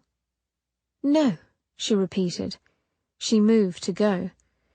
He grabbed hold of her shoulder and pressed his forehead to hers. They were still for a moment, his breath fanning her face. "Please, Mary. I've lived a lifetime of regrets. If I could have this any other way. I need you." As if unable to stop himself, he kissed her again, tender kisses that melted her defenses. "Mary." His kisses consumed her. She tore her mouth away to clear her head, and Archer went still. Each tick of the mantel clock sounded like a gong within her ears. The desolation in his expression cut into her. In truth, she needed him too. She was damned tired of denying her wants. But there were other things to consider. Fire, destruction, loss. "I'm afraid." The corners of his eyes tightened. "Of me?" "No." Miranda's fingers curled over his lapels to keep him close. "Of myself, of losing control." It hurt to say, hurt to meet his eyes. She found only tenderness lingering in their grey depths. "And I'm afraid of wasting my life always being in control," he whispered.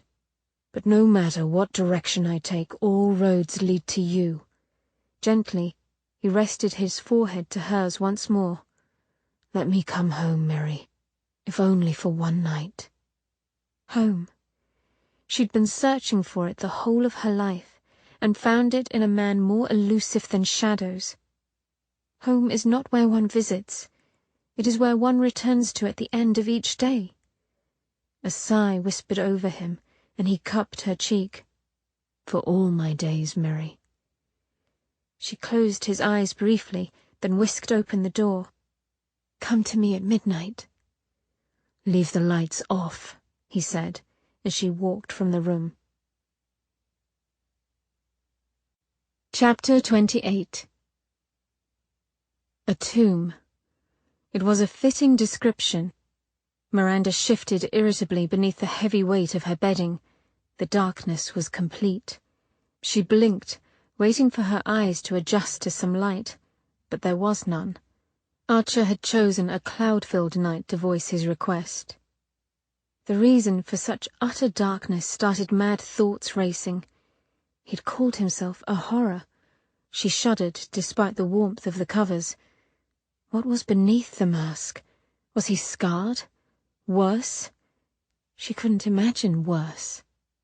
She turned to lie flat on her back, and the skirts of her peignoir slid over her thighs. The sound of her breathing and heartbeat grew overly loud in the silence. In truth, she could not dissect Archer into parts.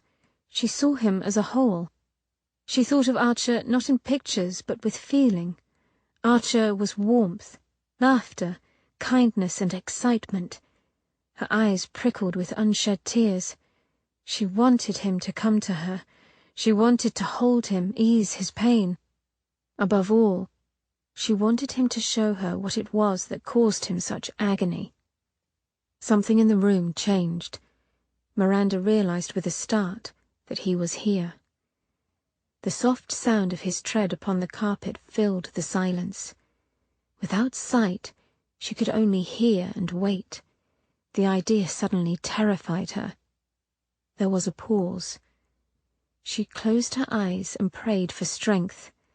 The covers lifted gently, and her breath hitched. The feather bed dipped as he eased down onto it. She turned her head and tried to make out his form. There was nothing to see, nothing but the scent of the silk dressing gown he wore, and beneath it, the delicious yet ephemeral smell of him. He might have been a ghost.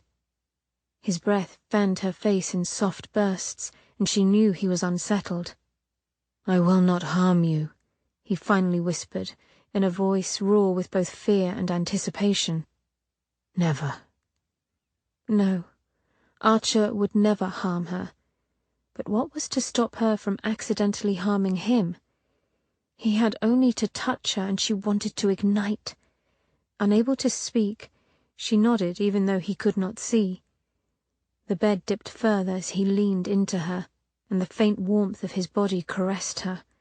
She inhaled in a rush. The brush of his lips upon her jaw set her pulse pounding, loud enough for him to surely hear it. Her thoughts spun. Archer in her bed, Archer touching her, Archer making love to her. Her breath stuttered, and Archer pulled back. "It's still me, Mary."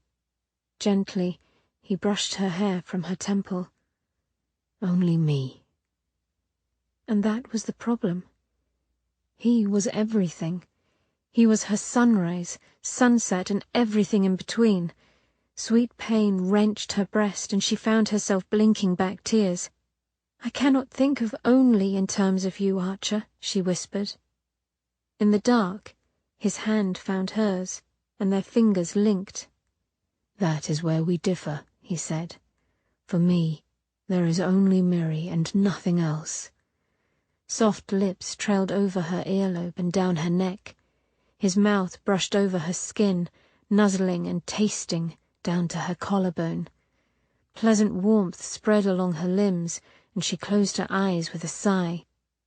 The hard line of his muscular length pressed against her. She fought the urge to turn into him and rest her cheek against his chest. He made no move to kiss her. She started to speak, but stopped as she felt, with unmistakable clarity, his fingers grasp hold of the topmost satin ribbon that held her bodice in place. Her belly tightened painfully as he pulled with infinite slowness on the end of the ribbon. The bow came undone with a gentle tug, and the silky bodice slipped a fraction. A wave of heat washed down her limbs. Archer's breath released with a sigh. His hand went to the next bow. In a haze, she wondered over the accuracy of his touch. Surely he could not see. Slowly the long ribbon travelled through its tight loop, moving by inches until she bit her lip in anticipation. It caught at the end, holding a moment as though teasing her, then released. The bodice slid open with a whisper of silk. Her breasts lay exposed, her nipples hardening against the cool air. She took a shallow breath, acutely aware of her breasts trembling from the movement. Archer groaned deep within his chest. Her belly quivered as he bent over her. The space between her legs softly throbbed, the urge to lift her breast to his mouth enough to make her shake. Her fingers dug into the pillow beneath her head. She would not be the first to... Firm lips grazed the tender peak of her breast, and then his hot, wet tongue slid over her nipple. She gasped, and he licked again, long and lazy as a cat. Heat washed over her skin and down into her belly as he continued to lick her nipple, swirling and flicking the hardened nub with unhurried languor. Whimpering, she arched up greedily, wanting a stronger touch. Archer complied, pulling the nipple into his warm mouth to suck it gently, so that she felt the heat and wetness of his mouth, the press of his tongue.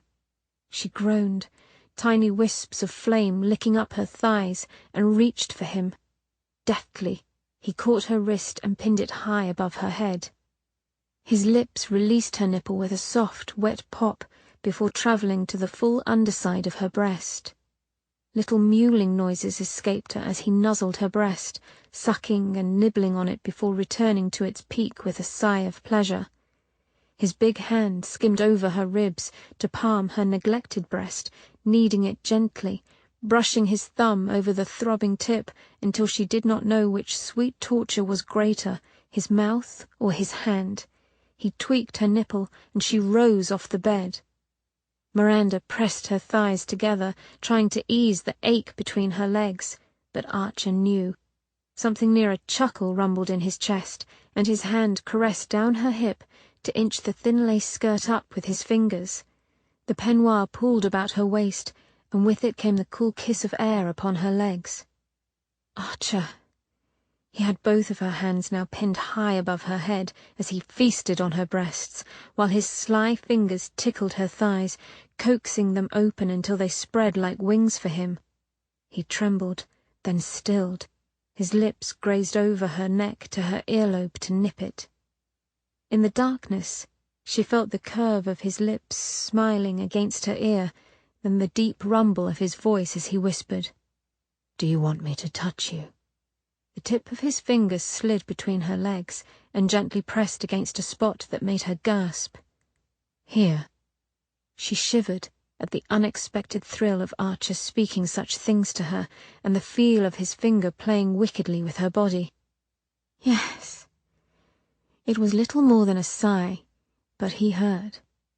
He smiled again. "God, you are lovely." He exhaled with a shudder and softly kissed below her ear. The smile returned, the rough grain of his cheek caressing her jaw. "And mine." His thumb made a slow, tortuous circle, and her abdomen clenched. She lifted her hips, turning toward him, searching for his mouth, but he moved his lips to her neck. His smooth chest pressed against her torso, his strong fingers moving slowly against her sex, delving into the slickness. Madness. She wanted him on her, in her. She could not think. She wanted his mouth, that tempting mouth she'd stared at for an eternity. "Archer," she panted, "kiss me." A strangled sound of need tore from him, and he surged upward. His lips met hers, open and fierce.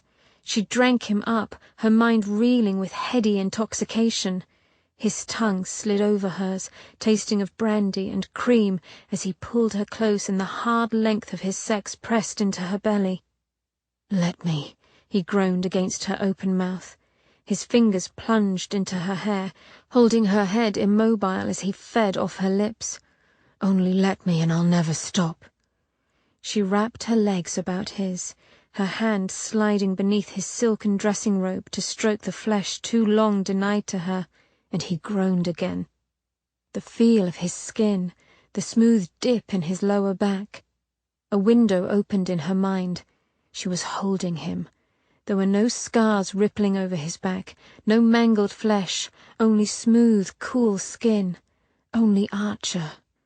Archer's bare hands on her, the hard plane of his cheek, the gentle press of his brow against hers, unmasked. It was unforgivable to do it, but she had to know. But then he would know. He would know her secret. And what would he say? Anger surged over her skin, hot and sure, toward him and herself. Would she be any different than he if she hid her secret? His large palm slid up to cover her breast in possession. No, she would not. There would be no more secrets between them. The decision barely settled in her mind before the familiar burn leapt free of her skin. Light blazed all at once, the sconces and hearth flaring to life in an instant. Miranda's eyes squeezed tight against the blinding brilliance as a mighty roar of outrage rang in her ears. He leapt as though burned, flinging the coverlet over her in one swift move. Still half blind from the sudden light, she struggled with the covers, kicking them back and swinging her tangled legs free. Black spots danced before her eyes as she righted herself. She blinked again, and the room drew into focus. He was gone. She gazed around in a panic and caught a sudden movement. In the farthest corner of the room, between the curtained window and the large wardrobe, he pressed deep into the shadows like a frightened animal. And she stalked him as such, coming as near as she dared. With his back to the corner, his hands flat against the walls, he stiffened as she drew close. Miranda's steps slowed as she gazed up at the man she called her husband. He could only gaze back, his eyes wide and slightly panicked. They stared at each other for a moment before his eyes drifted downward to her breasts. The line of his throat convulsed. Hastily, she drew the edges of her bodice together and tied it. "Thank you." The familiar sound of his warm, rich voice made her twitch. "After tasting such delights, the sight of your lovely breasts at this moment just might do me in." She could only gape at him. "How did you do it?" Soft grey eyes moved over her and then away. "The lamps. It is complicated." How could it be? She stared, unable to comprehend what she saw. "Your cheese and toast solution?" She stepped forward and he took a sharp breath, his fine nostrils flaring.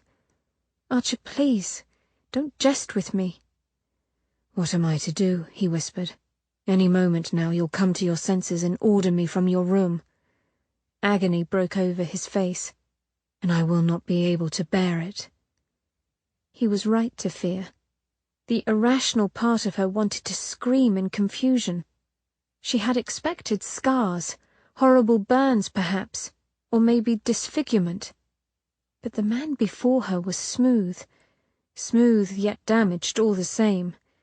The whole of his right side was altered somehow. It was as though half of his body had turned into living ice. His flesh was clear, nearly translucent, like quartz. The hair on the right side of his head was silver. He wore it shorn close to his head, short silvery hairs meeting with black. Half man, half statue. The oddity of seeing healthy golden flesh merge with clear marble in a jagged line down the centre of his body seemed unreal, as if a dream. "What has happened to you?" "Looks demon," he said with a wince. "Light demon. Or, if you want to use the more apropos term, anima commodentis, a soul-eater. That is what I am becoming. I drank an elixir. The liquid form of the demon, actually. At the time, we thought it a cure, a vaccination that would make man immune from disease. Fools. It has preserved my body while it slowly transforms me into a monster, a thing that feeds off the light of souls, craves that light more than air." "You're possessed?" she asked through cold lips. "This demon. It isn't a higher being of intelligence with thoughts such as ours, more like a virus. It infects the host and changes it to suit its purposes." He raked his fingers through his hair. "Nothing I've tried can reverse it. Only sheer will slows its tide." A desolate laugh escaped him. "Something to be grateful for, I suppose." He closed his eyes as if pained. "Once it reaches my heart, takes over my brain, I will turn, for they are the house and window of my soul." "There must be a way." "It is indestructible, Mary. I cannot be physically injured where I've changed, not in any obvious way at least. Knives, swords, bullets are unable to pierce this flesh. The only recourse I have not tried is setting myself on fire." He snorted softly.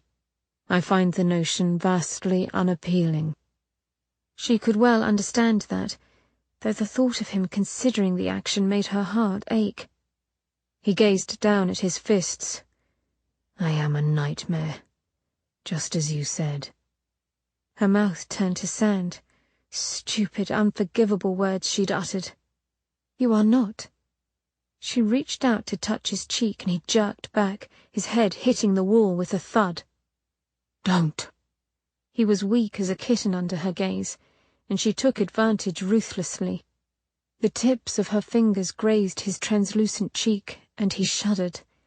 Her fingers curled, recoiling from the foreign flesh, so very smooth, just like marble. His eyes, now that she could view them fully, were beautifully formed, deep-set with friendly crinkles at the corners.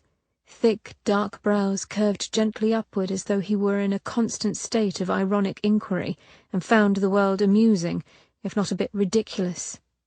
The skin around the right eye was silvery blue, making the grey of his iris all the more startling. A smudge of black remained in one of the tender grooves around his eyes. "Coal," he said, watching her as she rubbed her thumb over the smudge.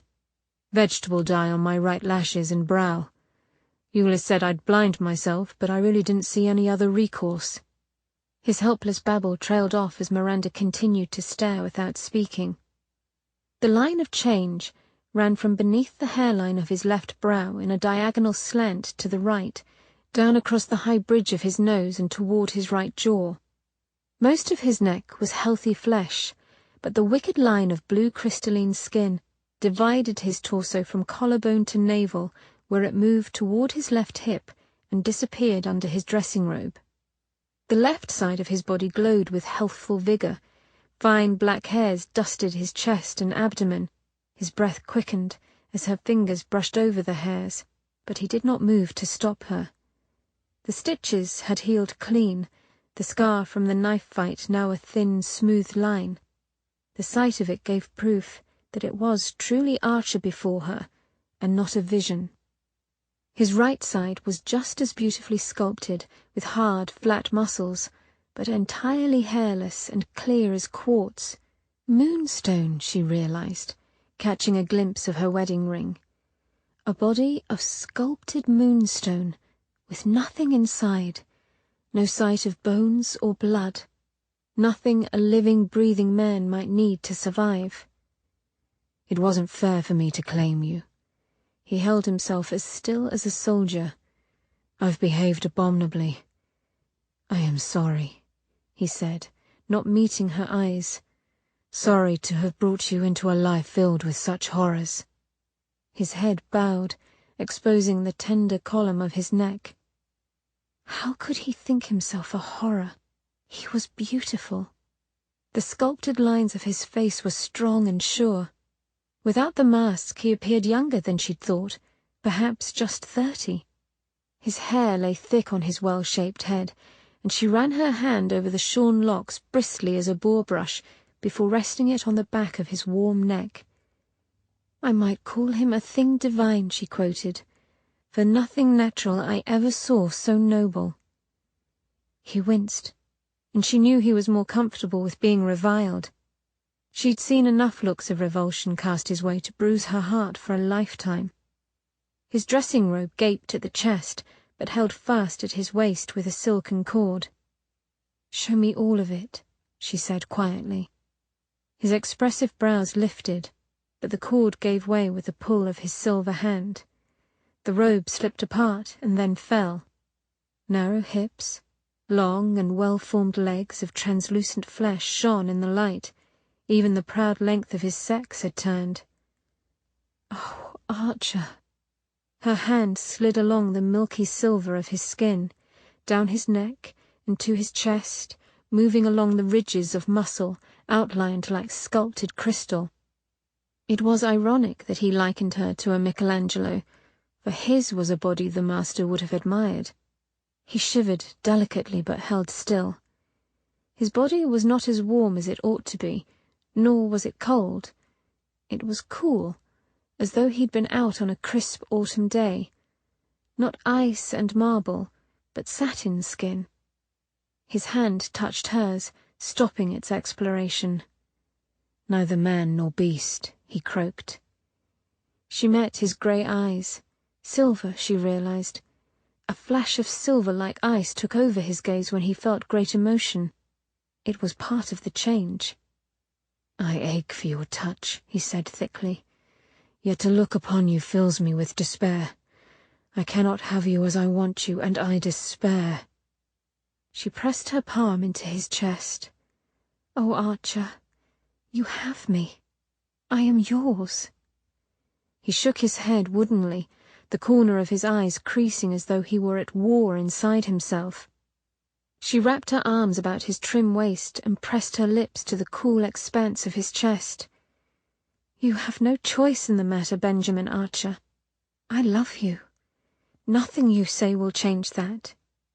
Something in him broke. Miranda felt the tremor against her arms before a great sob tore from him. His arms curled round her as he began to cry, and his strength gave out. She fell with him, landing upon his lap to cradle his head on her shoulder.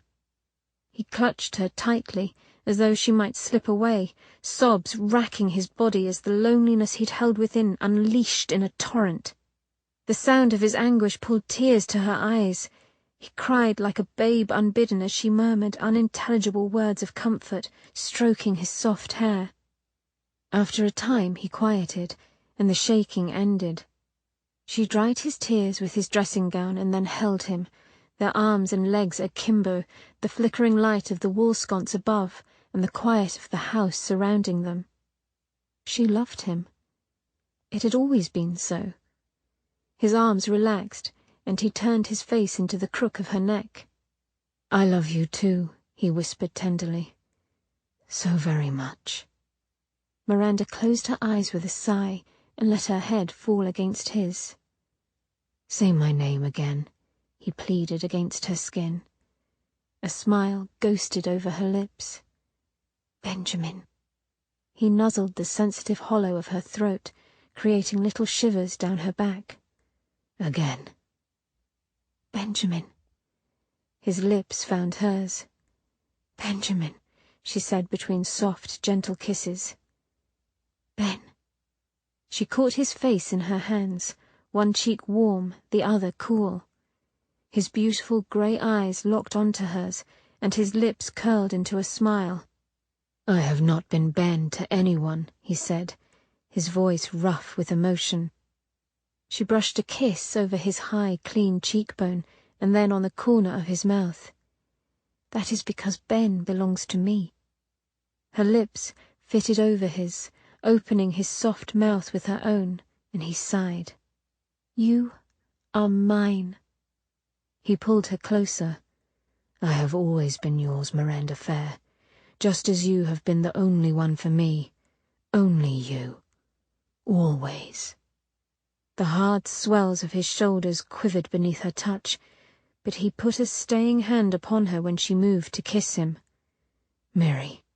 He cupped her face in his hands, and his eyes grew haunted. "I admit not being able to reason where you are concerned.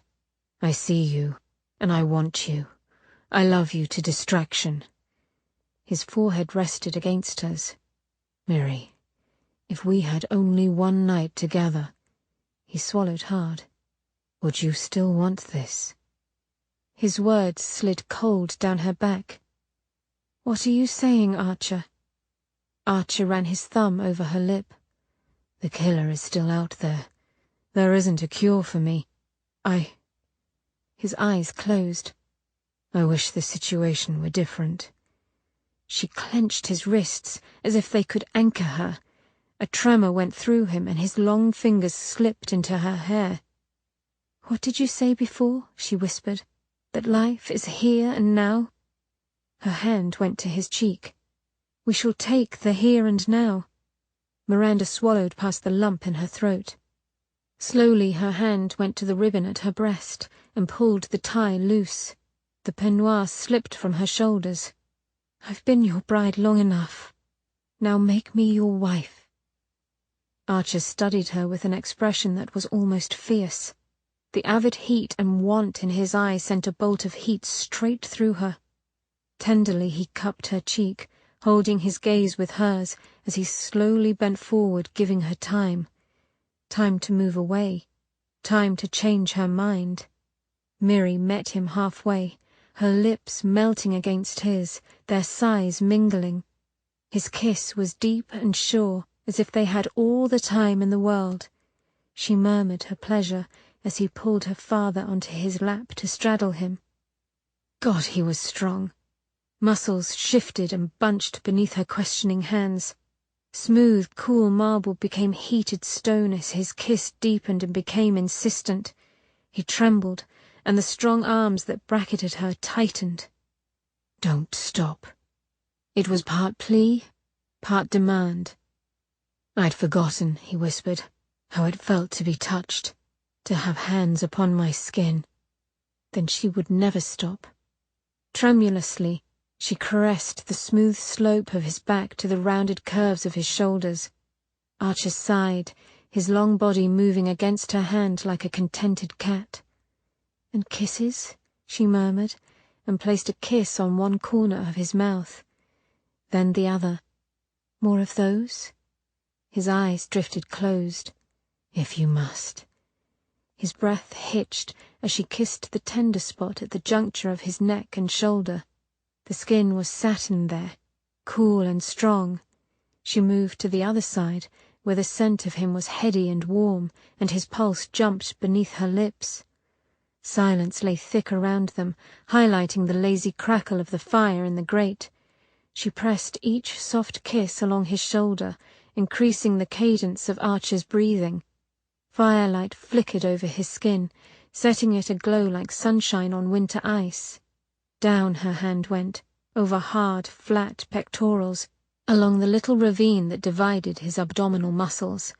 His navel was a small half-moon, and ticklish she discovered as taut muscles around it twitched at her touch. The thick length of his sex lay almost flat against his stomach, reaching toward his navel. It was changed, the color of ice. Fascinated, she wrapped her hand around it. Archer hissed sharply. His hand locked on her wrist. You will kill me, he rasped. His grip on her tightened as if to pull her away, but then he stilled, and his fingers settled over hers, holding her there, urging her on. Enthralled, she stroked down. A weak curse tore from his lips, and his head fell against his shoulder. Heat swelled over her as she stroked, watching him shiver, his muscles tensing. He was hard as marble, yet pulsing with life. She squeezed, and a choked sound rumbled in his throat. Harder, she whispered. Vividly she remembered him pushing her into a cold wall, his long fingers probing her. The helplessness and urgency, the luscious heat. Her insides tightened. His brows knitted, a look of agony darkening his features, yet his mouth was slack with pleasure. Yes, God, yes. She complied, and he convulsed, his narrow hips thrusting up to meet her as if compelled. Her core pulsed in response. She wanted to bite his neck, lick his skin, drive him over the edge. Groaning, Archer burrowed his face into her neck, his hands weakly clutching her upper arms. Faster? He swelled within her hand. Yes. A strangled sound died on his lips as she moved faster, watching his large frame shake. Heat throbbed between her legs, the empty void there wanting to be filled. Archer's fingers bit into her skin, the breath coming in shallow gasps. Unable to help herself, she leaned forward and sank her teeth into the hard muscle of his shoulder. The response was immediate. Archer's hand clasped hers, yanking it away, as his other cupped her nape and pulled her down to his mouth. The kiss was deep and hard and frantic. She wrapped her legs around his waist as his tongue plumbed her mouth in deep strokes, and he tweaked her nipples, tender little tugs that pulled mewling cries from her lips. Red lust sent her head spinning. Her arms wrapped about his damp neck, and she rocked against his sex, her breasts heavy and aching, her skin tight and hot. "Archer!" she whimpered against his mouth. Soft carpet met her back, his hard flesh and untapped strength surging over her, pressing her down, his mouth never leaving hers. "I will try to be gentle, Mary," he promised against her lips. The tip of his sex bunted up against hers, so big that she convulsed. "I swear," he said breathlessly, "I'll try." And then she understood. "It is all right." Her hand curled around his neck. "I've done this before." She broke off in horror, and their gazes locked. The tips of her breasts trembled against the smooth contours of his chest as he froze. Archer's expression shifted, warring with jealousy and something deeper. His clear eyes gleamed, and she realized it was the masculine thrill of possession. "But not with me." And with those calm words he entered, thick and hot, and parting her swollen flesh so slowly that the whole of her senses focused on it. Lord, it was not like her first time. He was bigger, almost too much for her. She felt stretched and invaded, yet a tight ache quivered in her belly, demanding that she be taken, and taken thoroughly. Heat crested over her skin at the thought, and she arched up into him, her legs parting on a breath, but he stopped, the line of his throat moving as he swallowed. He hovered over her, his arms shaking with effort, the sinews along his shoulders and chest standing out in fine relief. God! He pushed a little deeper, and then stilled again. "Too good," he croaked. "Too—" She cleared her throat. Desire steamed in her veins. "Too good?" His muscles twitched, his breath ratcheting. Jesus, yes. Brows furrowed, eyes shut, he held a look of intense pain, but for the way his lips opened, panting and soft. So utterly delicious-looking that she licked the tender column of his throat. "Mary." A bead of sweat trickled along his temple as he gave her a helpless look. "I'm a lit cannon about to go off." He swallowed hard. "It's been years, and you." That he was all but undone by her sent a possessive thrill coursing through her veins. She wrapped her arms about him, wanting to bring him closer, unhinge him the way he unhinged her. "Don't move," he rasped, "for the love of God." Smiling, she smoothed her hands over the taut swells of his buttocks and gripped them. Her legs slid up his thighs to wrap around his waist, and he groaned hard, nudging a bit deeper. Pleasure scattered through her centre. Poor Archer, he didn't stand a chance. "Think of England, darling." A choked laugh burst from his lips. "Witch!" His eyes opened and the pained expression broke into something so tender and hot her heart kicked. "God, I love you," he whispered, then thrust in with a deep glide that made her moan. His nostrils flared before the tight hold he had on himself broke. His mouth took hers, open and wanting. Their fingers twined, and he lifted her hands high above her head, holding them there as he pumped into her with hard, deep strokes. Liquid heat, thick and viscous like lamp oil, flowed through her limbs. She writhed against it, pain blurring with pleasure. So this was need. Little grunts rumbled in his throat as he took her harder. More, more and more. It was not enough, and too much. Her breasts trembled with each thrust, the silk carpet at her back abrading her skin. The floorboards squeaked as his rhythm increased. His tongue plunged into her mouth, tangling with hers, stealing her breath. A dark, swirling thing, need, gripped hot and strong. She moved against him, straining, reckless with it. Her nails scored his back to spur him on. He grunted and slipped a hand between them, finding the slick nub of sensitive flesh between her legs and tweaked it. Her body tightened in white-hot pleasure, and her heels dug into the floor as sensation punched into her. He watched her as she came apart, pushed deep within her. He ground himself against that sensitive spot that fractured her, set her body on fire. Gasping, she gazed up at him, and those silver eyes held hers. For one sharp moment he was whole and unchanged, with golden skin, tousled black curls falling over his brow, a picture of the man he truly was inside. Mine! Tenderness, lust, and love crushed her chest, so brutal and sharp that she sobbed. Archer! She touched his cheek, and like that he came, hard. His shout reverberated through the room as he bucked above her, the tendons in his neck standing out like vines, his cock pulsing within her. Another wave of blinding heat took her. She clutched him as if she could pull him inside of her skin.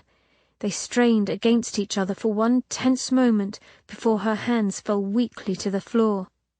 On a sigh, he settled over her, cocooning her within his arms, their sweat-slicked bodies sliding a bit as they lay panting. Slowly she came back to herself. Archer eased onto his side, taking her with him, his lips tickling her damp brow as his long fingers threaded through her hair. "Oh my," she whispered breathlessly. A puff of warm air hit her cheek.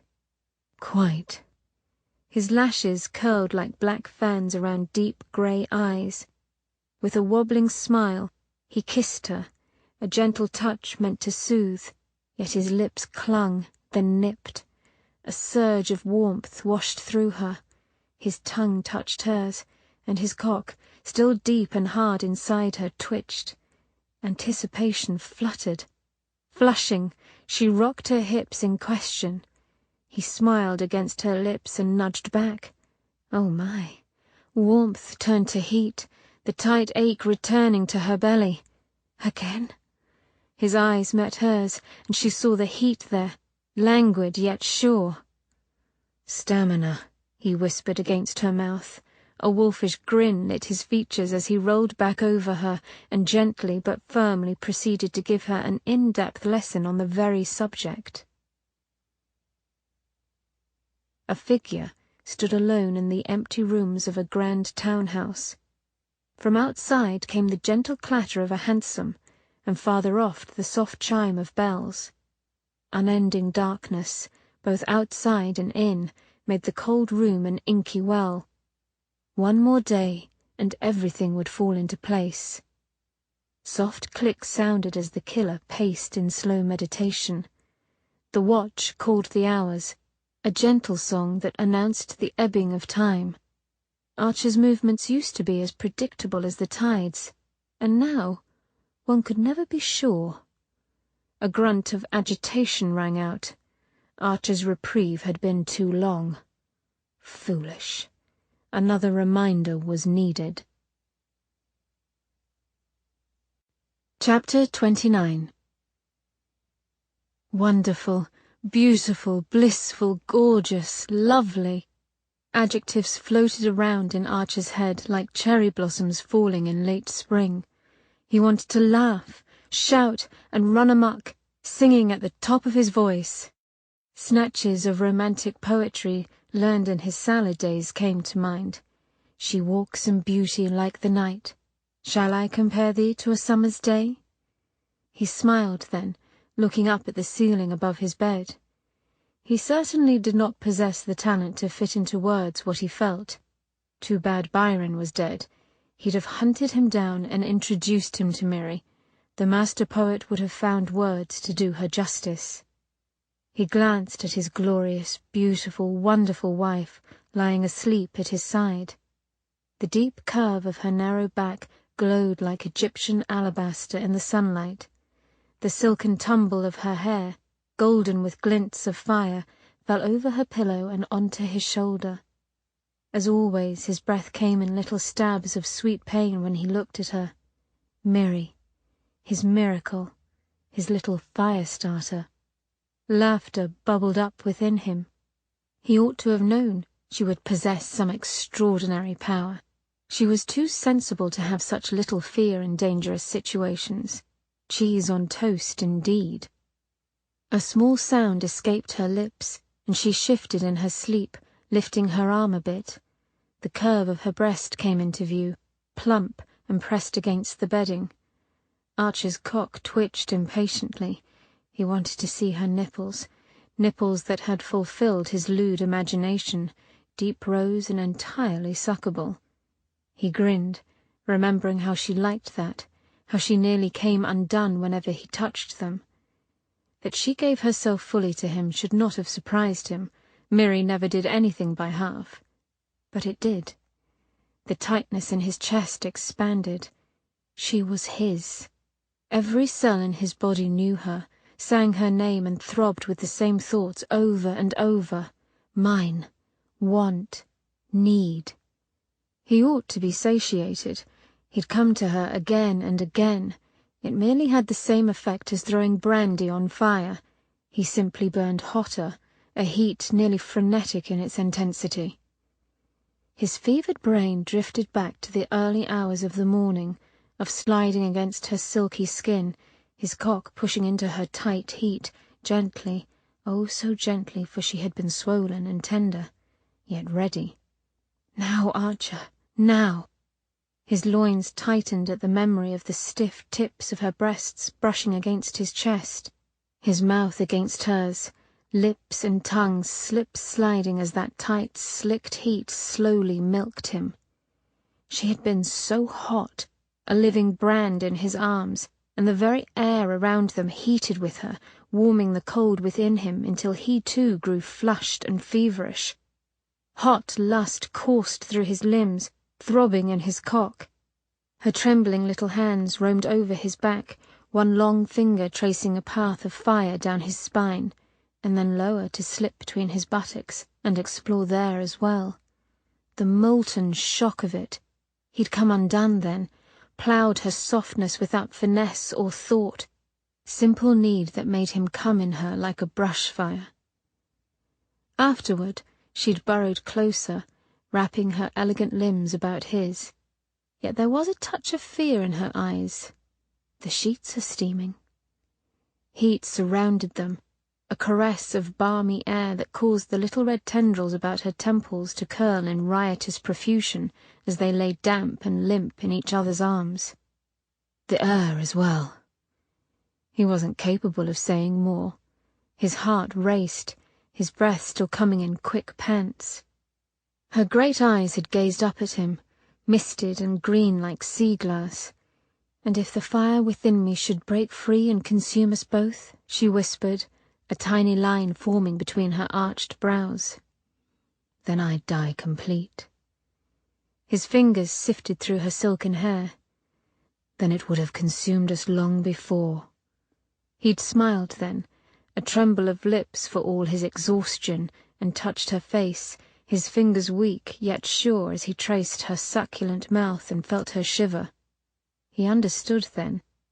Pleasure, fire, guilt and destruction, they were inextricably woven together for her. To feel pleasure in the midst of releasing such terrible power, how very well he understood that particular dilemma. His brow rested against hers. You think I don't feel that same thrill when I use what gifts I have? Her warm voice cracked like a crust on honey. You're not afraid of what I am? Had she not been so earnestly worried, he would have laughed at the irony. Instead, he looked at her solemnly. You are getting a good look at me, are you not? That isn't the same. "You're cursed." He'd laughed then, his heart as light as air. "Funny, I don't feel cursed at the moment." A weak smile broke over her lips, fighting with a frown. She was not completely convinced. He kissed her eyelids, her cheeks.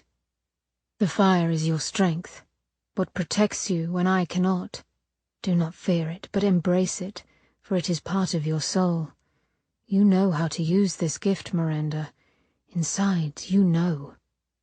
When she released a shuddering sigh and gave a short nod, his hand tightened on the back of her neck and drew her near, need and lust rekindled just by holding her close.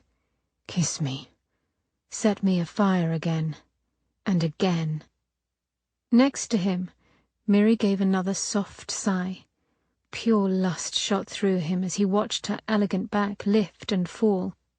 Even now, should he roll over and slip his hand down that sweeping curve, over the rounded tightness of her bottom, she would turn to him, her slim arms open, that luscious mouth soft in invitation. Despite his personal vow to give her some rest, he found himself moving to touch her as he craved, when the image of a young urchin knocking on his front door came sharply to mind. The boy handed Gilroy a small white box tied with a silver ribbon. "For Lord Archer, Governor." Cold, dark dread sucked Archer away from Miranda. He swung out of bed and headed for his dressing room, aware of each instant that his feet struck the floor, and of every hard beat of his heart. The world had caught up to them. Gilroy greeted him with some surprise as Archer trotted down the stairs, his dressing robes snapping around his ankles. From somewhere to his right, he heard a sucked-in breath, one of the footmen. Archer had left off his mask, forgotten it entirely in his haste. Did it even matter any more? The innocent-looking box lay in Gilroy's white-gloved hand, a silver ribbon wrapped round it. Christ! His pulse pounded at the base of his neck as he drew near. "The box, if you please, Gilroy." His stomach lurched at the light weight of it, and the faint feeling of something sliding about within. A smell drifted up, death and rot. Archer thought he might be sick. He headed for his library, only vaguely aware that Gilroy followed. The ribbon slipped from his fingers twice. Finally the lid lifted, and with it, the floor seemed to slide beneath him. Miranda's fragile butterfly mask, spotted with dark blood, fluttered in his hand as he lifted it from the box, and then he spied what lay beneath. Shriveled and brown, one might think it a withered bloom. Merryweather's ear. Pain sliced through him, white-hot like a brand to his heart. He stood for several moments simply trying to breathe through it, Gilroy's knobby hand upon his shoulder, holding him steady. But the pain would not abate, nor the terror that made him want to scream. Because his time was up. He'd have to part from her. Miri. He sank to his knees, away from the box and the card that fluttered to the floor, its message written in a simple scrawl. Cavern Hall. On the new moon. Chapter 30. Tender and sore and very nearly exhausted, Miranda stretched luxuriantly along Archer's bedroom couch with a sigh. She'd never felt better. Her skin tingled. Her chest felt both tight and filled with a sense of largesse, as though the world might fit inside her. Like a girl, she giggled, turning her head toward the leather backing to feel its cool smoothness. Archer had gone out with a newly hired security specialist. They were to survey the grounds for points of possible weakness, he claimed. Rather a bit of overkill, at any rate, Miranda thought, as she and Archer were a far greater threat than any fence. For the first time in memory, she felt truly grateful for her power. Her gift, as Archer called it. Her strength would protect them, and the rest they would solve together. "It will be only a short while," he had promised with a kiss. "Well, this is a fine kettle of fish," said a familiar, sharp voice. Miranda whirled round to find Eula scowling at her. Here you are, stretched out like the cat that ate the cream, and His Majesty is sauntering about the house maskless and whistling like a kettle." Her mouth puckered as though filled with lemons. "That is quite the number of eloquent metaphors, Eula," Miranda retorted, too happy to spar even with her. "Have you more to heap upon my head, or may I help you with something?" Eula's wrinkled face turned puce. "I have been taking care of him for the whole of my life, the whole of it. Seen the suffering that curse has caused him, and you two think one night of passion will solve everything." Miranda sat up, surprise and outrage warring within her, but Eula's puckered mouth broke into a wide grin and she spoke over Miranda's sputtered protest. "Package for you, madam." A rectangular package sailed from Eula's hand and slapped lightly upon Miranda's thighs. The knowing look upon Eula's face as she left the room caused Miranda's heart to trip as she curled her legs up before her and ripped open the box. A calling card slipped out, one that she recognized with a flush of irritation. He'd left a note on the back, scrawled in his slanted hand. "Every woman deserves to enter a marriage fully armed. One day Archer will thank me, even if he'll never admit it. I." That Mackinnon seemed oddly concerned for Archer's welfare left her cold and confused. With a shaking hand, she tossed the card aside and reached inside the box. A gilt frame slipped into her palm. She pulled the tissues back and her ears began to buzz. There, in precise and masterful brushstrokes, lay a face well-loved and unmistakable. The same ironic brows, gently curved tip of the nose, fine grey eyes full of humour. Archer. A mad snort left her lips as she spied a tiny dot of black just above his left eyebrow. Archer's beauty mark. Mole, rather. Men, he had insisted, do not have marks of beauty. Debatable issues aside, it was he. Unmistakably. And dressed in a double-breasted waistcoat, frock coat with tails, and a high, swaddling collar. A man of an earlier time. Even if she could invent a reason for his antiquated dress, she could not overlook the painted date upon the portrait. 1810. Nor the engraved plaque that read, "Lord Benjamin Archer, 3rd Baron Archer of Umberslade." It might all be tricks, but her heart knew it was not. She had let herself be lied to, because it was easier. More papers drifted from the box, her eyes picking up the relevant details as though pinpoints of light touched upon them in illumination. Benjamin Archer, brother of Rachel, Corina, Claire, and Elizabeth, son of Caterina and William. Lord Benjamin Archer to return from Italy, Lord Archer to attend Sister Elizabeth's funeral, and the final nail. Lord Benjamin Archer, departing for America, October 20th, 1815. Archer's family. Archer's loss. Archer's lie. Of course it was. Numbly, she picked up the papers, tucking them away. One thought revolved sickly around in her head. Benjamin Archer had drifted through life, unchanged, since 1815. She knew him too well not to know that he'd been searching for a cure all that time, and had failed. Even more distressing. What did it mean to Archer physically? Should he find a cure? He came home shortly after 3. She heard his light greeting to Gilroy in the hall, followed by the rapid tread of his boots up the stairs. Her heart pounded over loud in her breast at the thought of confronting him.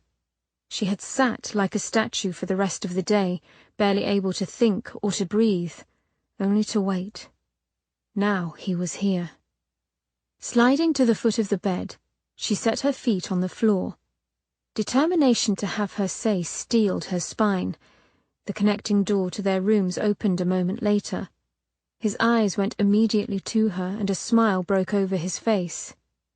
"That," he said, shutting the door behind him, "took inordinately long." He tore the silk mask from his head as he came near. Miranda's resolve softened as she saw the joy in his eyes in doing so. It was the first time he'd taken the mask off in front of her. Black coal encircled his eyes and her lips twitched. "You look like a bandit," she said as he bent to kiss her. Archer paused, caught between a grin and a grimace. "Right."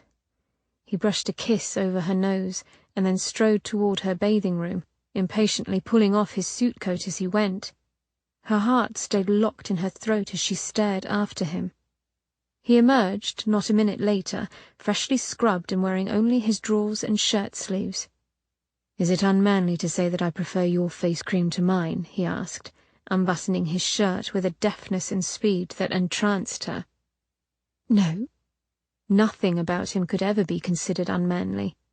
Again the flash came, of him not changed but whole and unaffected, golden-skinned. His hair not shorn, but with glossy raven locks. Ben. The shirt fell to the floor, and her breath hitched. He was simply beautiful. From the corded muscles of his shoulders and arms to the little hollow between his collarbones and the flat, matched ridges running down his abdomen like paving bricks, all of it was beautiful and enough to make words fail her. He read her look and grinned wide enough for small lines to dimple his cheeks.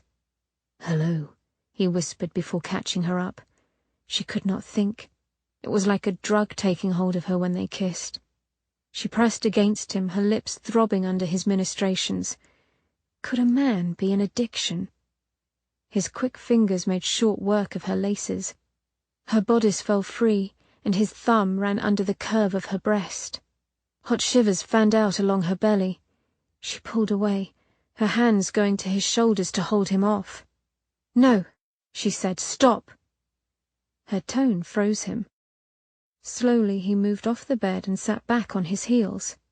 His grey eyes searched her face, and reading what was so plainly there, he set his chin firm, a fully guilt-ridden gesture if ever Miranda saw one. "Were you going to tell me?" she asked. "I don't know." The pulse at the base of his throat throbbed as he sat watching her, his body still as stone, and the ache in Miranda's chest turned to pain. "Well, that is heartening," she snapped, her fingers digging into the covers. "Honesty above all, is it?" "Who was it?" he said, still frozen in place. "Eula? McKinnon?" A hot wash of colour rose up over his left cheek, and he jumped to his feet. "Son of a bitch!" Miranda jumped up too. "What does it matter who told me? It should have been you." "Tell you?" he snapped, his colour rising. "You, who professed the possibility of what I was, a nightmare." She winced at that, but her anger flared higher. "God, how stupid I've been!" She paced in a helpless fury. "I asked you flat out, and what did you say to me? Lord Benjamin Archer died in 1815. Her voice rose as she punched the air. "When really it was you all along. Lord Benjamin Aldo Fitzwilliam Wallace Archer, 3rd Baron Archer of Umberslade." Ben watched her rant, his arms crossed over his chest, his jaw tight. "Yes. I am the 3rd Baron Archer of Umberslade," he said tightly. "Does it really change who I am?" "Of course it does." She spun round. "It makes you a liar, when I have given you all of my truths." He took a step forward, the flat muscles along his abdomen bunching. "By degrees," he said, flinging his arm wide. "Doled out like pieces of Sunday cake, and I understood that. It is what we all do." "That is not at all the same thing. There is a difference between refraining from divulging the truth and outright lying." Archer snorted. "Which appears to be knowing what questions to ask." Her fists balled at her sides in an effort to hold still. "You ought to have believed in me, believed in us, and those men, those poor old men, you're as old as they are." She pressed her hands to her face, wanting to scream but unable to. "God!" "And what should I have said?" His dark brows rose in inquiry. "I'm sorry, darling, but even if I do get better, I might turn into a withered husk and most likely die within months. Would that have eased the way?" Hearing it come from him hit like a slap. The floor tilted beneath Miranda. She could not stay and watch him be destroyed. "I'm leaving," she said through numb lips. She turned for the door. He was in front of her in an instant, slamming the door shut with his fist. "No!" He grabbed her shoulders, spinning her round, shoving her back against the wall. "No!" he said again, his voice breaking. His lips crushed against her, his fingers biting into her flesh. She yielded to the pressure, and his tongue dove into her mouth. Miranda sucked it hard, needing to taste him, and he groaned. His fists pressed into her back, holding her tight enough to take her breath away. "You can't leave me." He took her lower lip between his teeth. "I won't let you go." She nipped back, her legs clenching his hard thigh. Shaking, his hand tore at her chemise and the fabric ripped. "No!" She wrenched her head to the side, away from his seeking mouth. "No!" "Mary!" It was a whimper of pain. Suddenly, she was hitting him, striking his hard chest with her fists. "You should have told me!" He took her assault without flinching, and her hands fell to her sides. Hurting him only hurt her more. He gazed at her sorrowfully, but made no move to touch her. "My only excuse is fear," he whispered thickly. "A sorry excuse," she sobbed, breathless from her spent fury. "When have you ever felt fear? The dauntless Lord Archer. When I think of how you looked upon Cheltenham's body, you didn't even flinch. It was as if you felt nothing." "Felt nothing," he hissed. His brow wrinkled as he stepped back. "Felt nothing." He moved with a blur of speed and struck the side of the wardrobe. The thick wood tore like paper under the impact of his fist. He spun back to face her, the fine muscles along his shoulders and chest tensing as a milky light pulsed through his changed flesh, the sight of which alarmed Miranda more than his fury. "It was all I could do not to scream when we found Chelt." He grasped the short hairs upon his head as though he'd tear them out. Words poured from him like a purgative. "Cheltenham and I visited each other in the nursery. Merryweather and I roomed together in Cambridge, and Leland was my best mate. He brought me into West Club, then helped cast me out of London." His large frame began to shake, as if he'd soon break apart. Miranda moved toward him, the pain of seeing him suffer stronger than her anger, but he glared at her fiercely. "Do you have any idea?" His breath hitched. "I've had to watch them age, turn grey. I couldn't stand it. I had to get away. That is the true reason I left, not because they told me to go. And when I came back they were old, withered, a reminder of what I should be." He took a shuddering breath and his shoulders fell. "I've watched you age, from a lovely young creature to this woman who is so achingly beautiful. God!" He spread his arms wide in entreaty before letting them fall. "I lied. I lied when I said your beauty does not affect me. I look at you and I'm breathless, dizzy from it. I want to kneel at your feet and worship you, while the baser part of me wants to fling up your skirts and stick my cock in you until we forget our names." His nostrils flared as he glared at her, accusation and pain mingling within his eyes. "But none of that matters," he said, trembling before her, "because every day that I am with you, I am more convinced that God made you just for me. For in 90 years on this earth, no one has made me feel the way you do, as if every day is an adventure. You make me laugh, and I never laugh. I go around smiling like a witless fool. So yes, I kept it from you, because I am so desperately in love with you that the knowledge that you might love me too was irresistible, and I was afraid it would turn to dust should I take off that mask." A sound tore from his throat, and he turned away to lean against the wardrobe, resting his forearms over his head. The silver lines of his body glimmered in the afternoon sun that slanted through the lacy curtains. His voice drifted out, rough and choked. "How am I to resist the one thing I've ever truly wanted?" His forehead hit the wood with a thud. "I am sorry, Mary," he finished weakly. Miranda's vision blurred. There were lies, and there were lies. She went to him, sliding between his strong body and the wardrobe. Despite his distress, his arm automatically reached out to cocoon her against him as he breathed raggedly. "I'm sorry, Mary," he whispered against her hair. "I'm sorry." She smoothed his back. "Hush." Her lips brushed across his collarbone. She looked up at him through her tears and found his eyes red, his thick lashes clumping like spikes. "Do you think it is any different for me?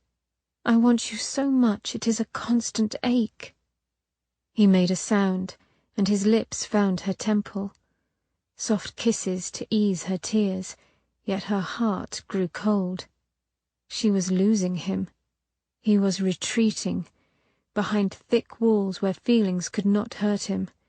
She felt it as surely as the lips upon her brow. Miranda had lived in that cold, dark place for most of her life. She turned toward him, her cheek caressing his chin. "I need to hear your voice every day or I despair. You are the balance of my soul. I cannot lose you, Ben. I would not live through it." The very idea caused her to sob, and he caught her mouth with his. "Don't cry," he whispered against her lips, his big hand cupping her cheek. "I can't bear it." He kissed her tears as she kissed his cheeks, eyes, and beloved jawline. She closed her eyes and let his forehead rest against his as they breathed together. Sick dread slid down her belly. She could sense the wild desperation filling him. She would lose him to this madness. "We can solve this together." She kissed him softly, desperately. The taste of him broke her heart anew. "We will find a cure. And this killer, it takes only a thought for me to finish him. Do you understand?" Suddenly he went utterly cold. "Yes." He closed his eyes and released a deep sigh. The fight in him seemed to drain. "I understand you perfectly." When she moved to kiss him, he cupped her face in his hands, and his grey eyes searched her face as if to commit it to memory. "Know this. There is only one truth left to me." His trembling fingertips caressed her jaw. "That I love you." He said it again, his voice broken, his arms pulling her tightly against him. "I love you. The rest is darkness." Her fingers curled around the smooth swells of his biceps. "Then let me be your light." Archer shuddered, dragging an open-mouthed kiss across her cheek to claim her lips. "Always, Mary." He grew tighter, colder in her arms. "All that I am, all that I become, is for you." Chapter 31. "No!" Miranda lurched out of bed, her heart pounding painfully. Shaking, she buried her face in her hands until little prickles of awareness set in. She whipped round, knowing she was alone, but needing to see. The bedding at her side was rumpled and empty. Archer. On his pillow lay the silver rose and a note. Pain spread through her middle, doubling her over, and she grabbed the note, seeing Archer's heavy scrawl, more slanted than usual. "Forgive me." Her knees knocked as she fell from the bed and scrambled to reach the water closet in time. She retched until she had no more to give, then fell upon the smooth, hard floor. Why? Why, Ben?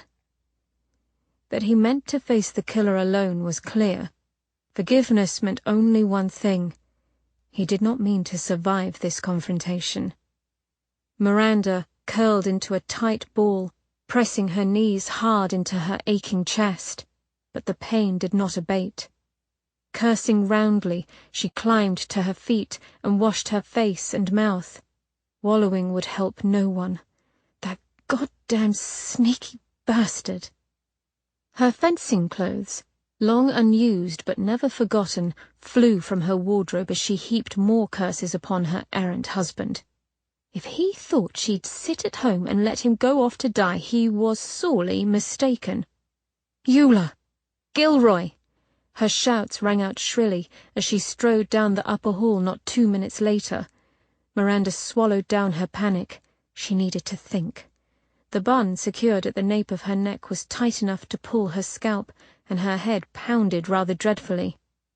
The hall remained empty. Miranda's boot heels clattered on the steps as she raced down them. "Eula!" Finally the cheeky woman appeared, shuffling with a gait worthy of Methuselah. "Trying to wake the dead, are you? What's amiss? You and Lord Rapturous run out of fresh beds?" "He's gone, Eula." Her lip trembled and she bit it hard. "For good." Eula drew herself up with purpose. "Where?" I don't know. I thought you might." "Damn and hell, I will not cry." She gaped at Miranda. Eula, at a loss for words, nearly undid her. Miranda turned from her and headed for the library, almost colliding into Gilroy. The stately butler stumbled along, hastily dressed and rubbing the back of his neck in a most unusual outward display of discomfort. "Apologies, my lady." He made an effort to straighten. "I was abed when you called. I do not know what came over me." Miranda eyed him carefully, taking note of his glazed expression. "Lord Archer is gone. Do you know where he is?" She rather thought Gilroy did not. "No, my lady." He blinked several times. "I've not seen him since he gave me a tisane for my aching joints last night." Miranda ground her teeth together to keep from shouting. Poor Gilroy did not deserve her censure. "Tisane," she bit out at last. "The bloody man gave you a sleeping draught so you wouldn't wake when he left." Gilroy's lean face went white. "You mean he has gone to face that fiend?" Despite her resolve to stay calm, she grabbed his frail arm. "Do you know who it is? Where he could have gone?" He shook his head wildly. "On my honor, I do not." She closed her eyes for one precious moment. "Thank you, Gilroy. Have my horse saddled. Make sure to tell them I shall be riding astride, and find me a riding cloak." His scandalized expression might have been laughable. "But my lady—" "Blast it, Gilroy! I can't very well go out in a silken mantle." She gestured to her trousers and linen shirt. "Just find a damned cloak that will fit me and be quick about it. I don't care whose it is," she shouted at his rapidly retreating form. Eula's eyes gleamed. "Well, if you're up for screaming like a harpy, then I expect you've enough metal to bring him back." Miranda tasted blood. "Find me a sword. Archer surely has one lying about." Her insides quaked. She hadn't practiced the sword in years, but the yearning and the need to wield it now stirred her blood, making her muscles twitch. "And Archer's spare pistol as well." "Loaded, Eula," she said over her shoulder before she shut herself up in the library.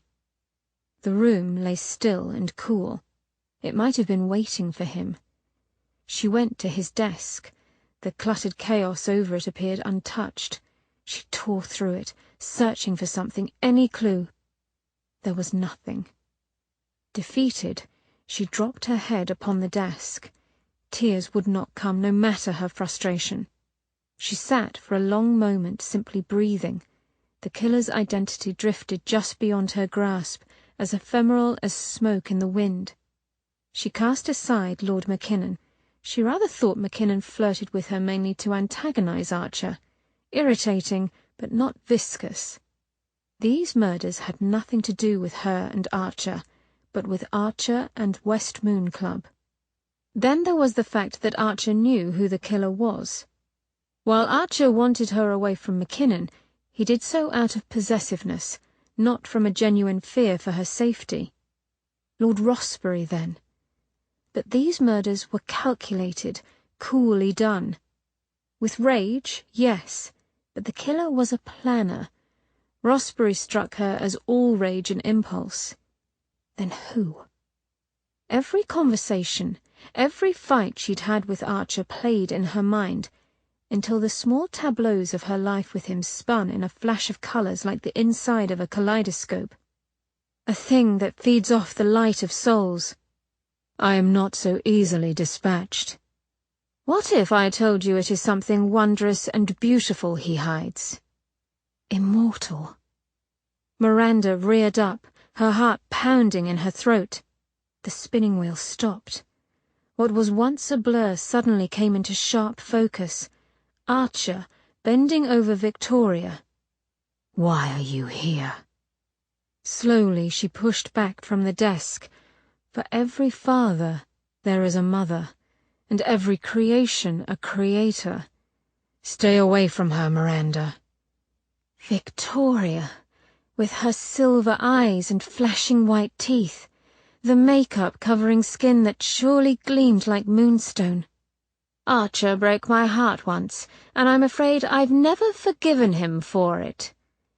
Heaven has no rage like love to hatred turned, nor hell a fury like a woman scorned. A mad cackle broke from Miranda's lips. He knew. He'd known all along. Only one thing could have escaped a man as strong as Archer. Another immortal. What I recognized was myself. And now he'd gone to Victoria. Save she was whole and he still part human. A final battle that he would not win. Unless... Bastard! Chapter 32. Too bloody long. It took too bloody long to track down the home of Lord Maurus Robert Lee, 7th damned Earl of Leland. Leland was Archer's best mate, was he? Brought him into this folly? Then he'd damned well better know where Archer was. She rapped the knocker hard enough to draw stares from a smartly dressed couple headed out. One did not pound upon doors in Belgravia. Miranda glared in kind and resumed her assault on Leland's door. It was yanked open by an affronted-looking butler who quivered with restrained irritation. "Lady Archer to see Lord Leland," she snapped. "In short order, if you will." He narrowed his eyes, no doubt seeing only her mannish costume. "He is not in? Here! Here!" She ignored this protest as she pushed past him. "Pardon me if I see for myself. Lord Leland!" The sputtering butler was hot on her heels, but skidded to a stop as Lord Leland flew out of his library. Leland made a polite bow, drawing near. "Lady Archer!" Miranda pulled the sword from her belt and pinned Leland to the wall with it. "You will forgive me, my lord, but let us get straight to the point." She nudged the uncapped sword against his cravat. "Tell me, where is my husband?" Beside her, the butler moved to grab her arm. She pulled the gun from her waistcoat and aimed it at his heart. The hammer cocked with a loud click in the cavernous hall. "I'm quite a good shot as well," she said, keeping her eyes upon Leland. "Your master might be injured during a scuffle." Leland swallowed hard, but his sharp blue eyes stayed on Miranda. "Go on, Wilkinson," he managed at last. "Lady Archer and I have need of privacy." The butler ran off, most likely to find reinforcements, and Miranda pocketed the pistol. Leland looked down his crooked nose at the sword still hovering before him. "If you wouldn't mind, Lady Archer, I shall need my throat if I'm to talk." She lowered the sword and stepped back a pace. He smiled thinly. "You know, you might have simply asked."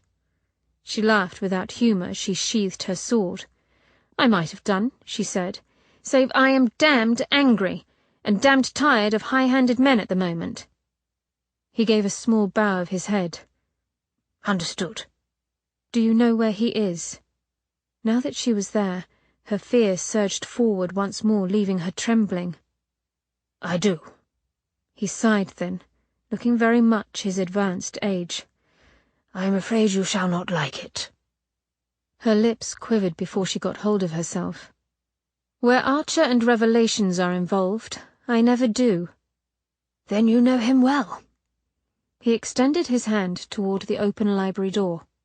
"Come, we have some time left, and there is much to discuss." She prowled the room like a wild lioness, the gold-red cap of her severely pulled-back hair glowing in the sunlight that slanted through the open windows. Leland watched her as he made his way to the drinks table.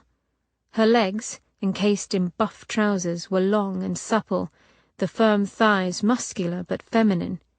He'd seen first-hand the deftness with which she wielded her sword. Power, grace, a fencer's body. He cut his eyes away from the curved arc of her bottom. For God's sake, he was old enough to be her grandfather, great-grandfather in some families. Still, that hadn't stopped Archer.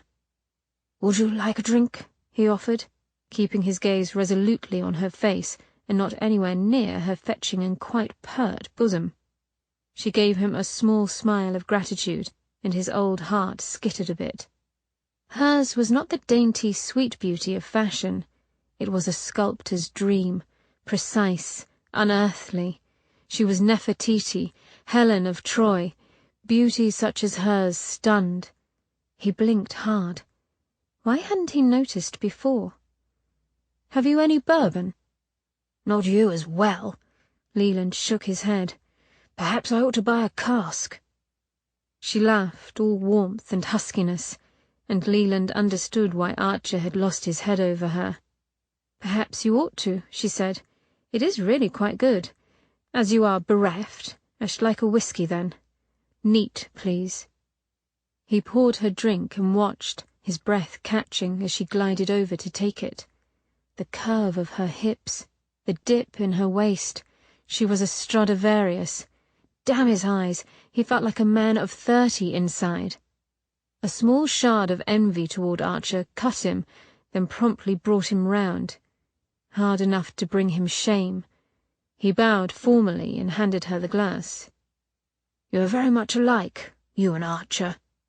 She quirked a burnished brow. "Our taste in drinks?" "Yes, that, and in temperament as well." He gave her a tight smile. It hurt too much to do any more. His oldest friend had gone off to destroy himself, and left him to pick up the pieces.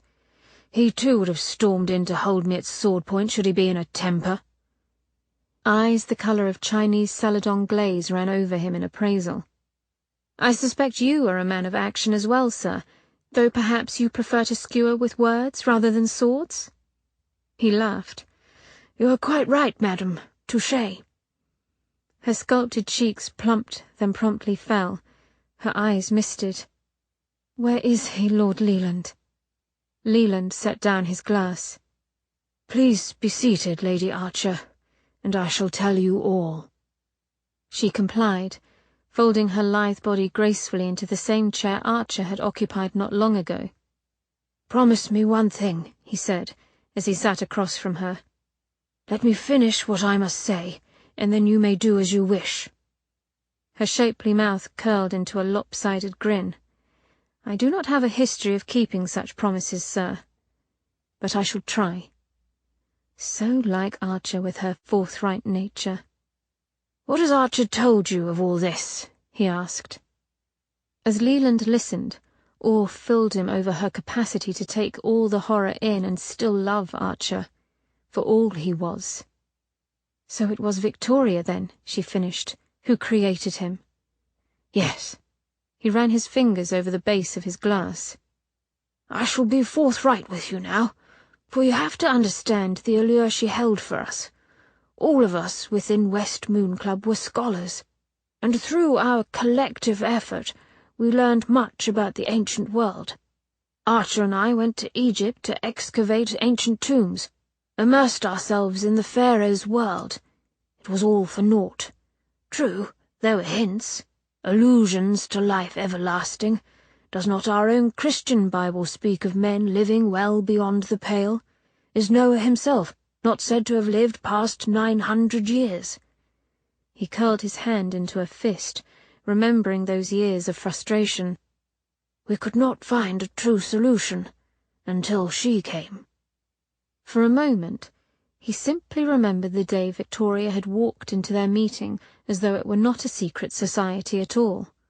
A goddess, silver and light, exquisitely beautiful. "You can well imagine the effect her appearance had upon us," he said to Lady Archer. "You've seen Archer, and she was fully transformed. We did not doubt a word she said, or her claims that she was an angel of light. His laugh was bitter. Not an angel.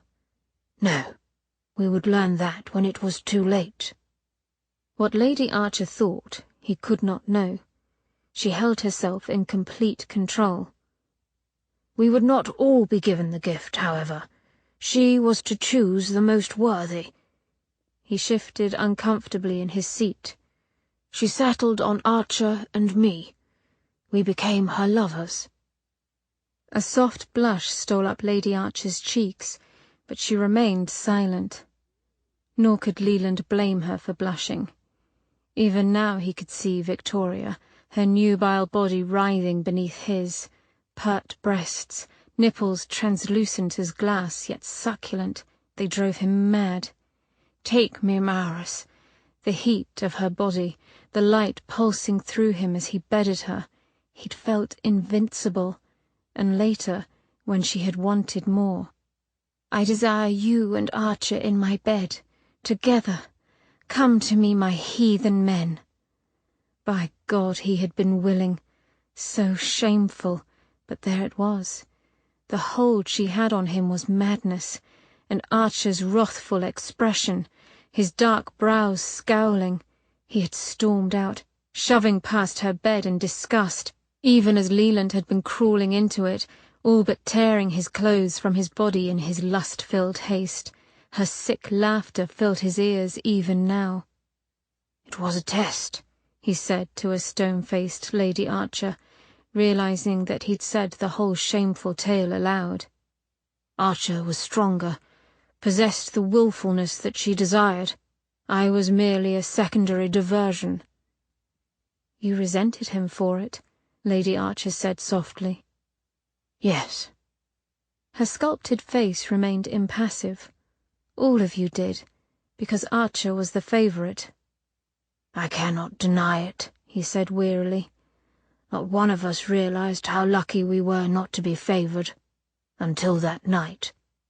There was a ceremony at Cavern Hall, a place she told us held great power. All of us drank from a silver chalice filled with a silver liquid. One sip only for the rest of the members, a taste to keep them enthralled and do her bidding. But Archer and I, we would drink a cupful. The liquid took time to work. We were to drink, and then she would bestow her kiss, the kiss of light. Victoria would push her energy into us, thus completing the transformation. We would then fall into a deep sleep for 1 day and 1 night. When dawn broke on the next morning, we would be full-fledged angels of light in body and in soul. On the night of the ceremony, Rossbury came to us. He was frantic.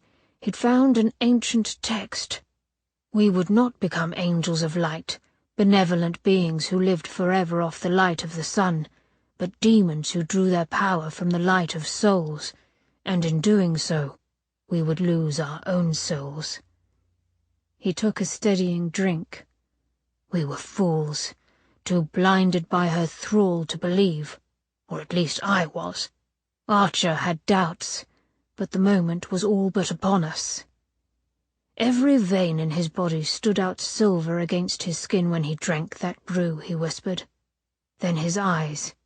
Viscous silver ran over them before he blinked it away, and the grey irises turned to mercury. Victoria simply laughed. Time to pay the piper, she said. Archer regained his strength, and with it he ran, not into her arms as she had expected, but away from her, out of the hellish cavern. Victoria had merely smiled. She wasn't angry. Leland glanced at Lady Archer.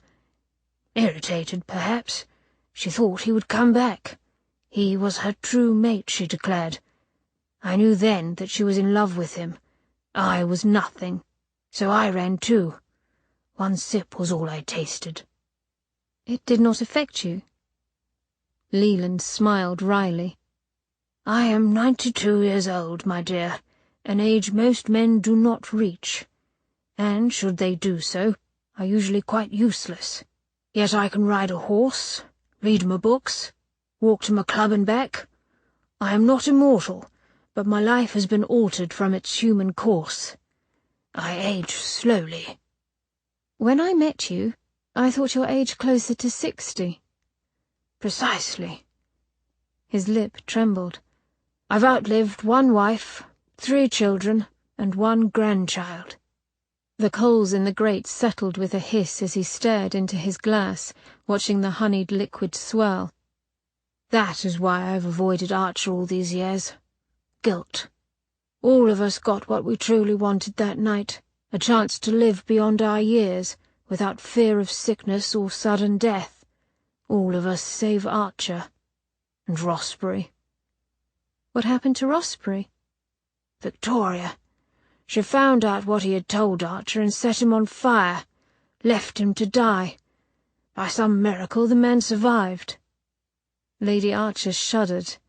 How horrible, although it is a wonder she didn't simply kill him.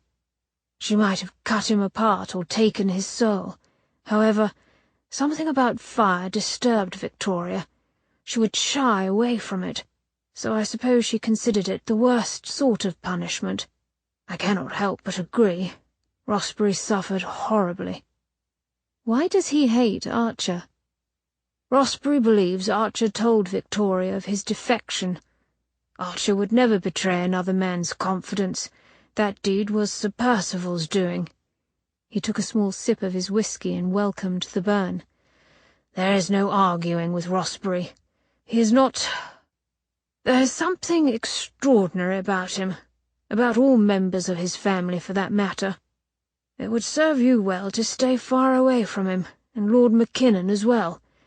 There have been mysterious disappearances connected to their lot over the years. Mackinnon knows Archer very well, doesn't he? She asked. They studied medicine together, and were good friends. Archer went to him for help in the beginning, but Rossbury soon turned his son against him. Her clear green eyes lifted to his. Then Mackinnon is... as old as the rest of us, and never had a drop of the elixir. Why he doesn't age I cannot say.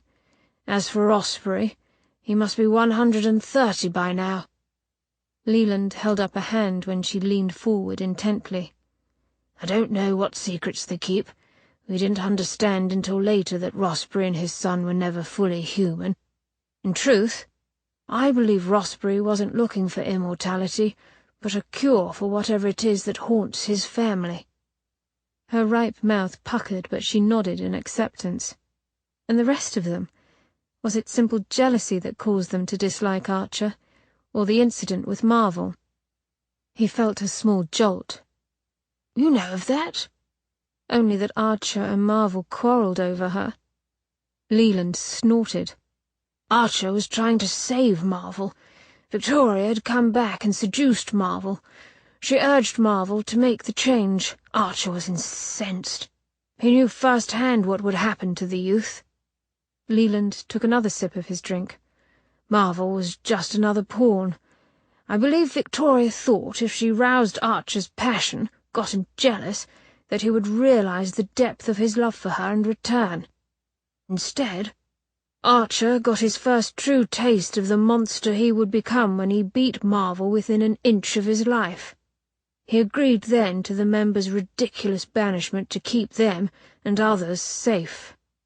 Ever the protector, she murmured, her brow furrowing. The frown increased. I still do not understand why Victoria has waited all these years to return.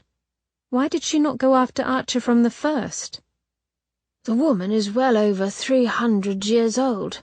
What is 60 years to an immortal?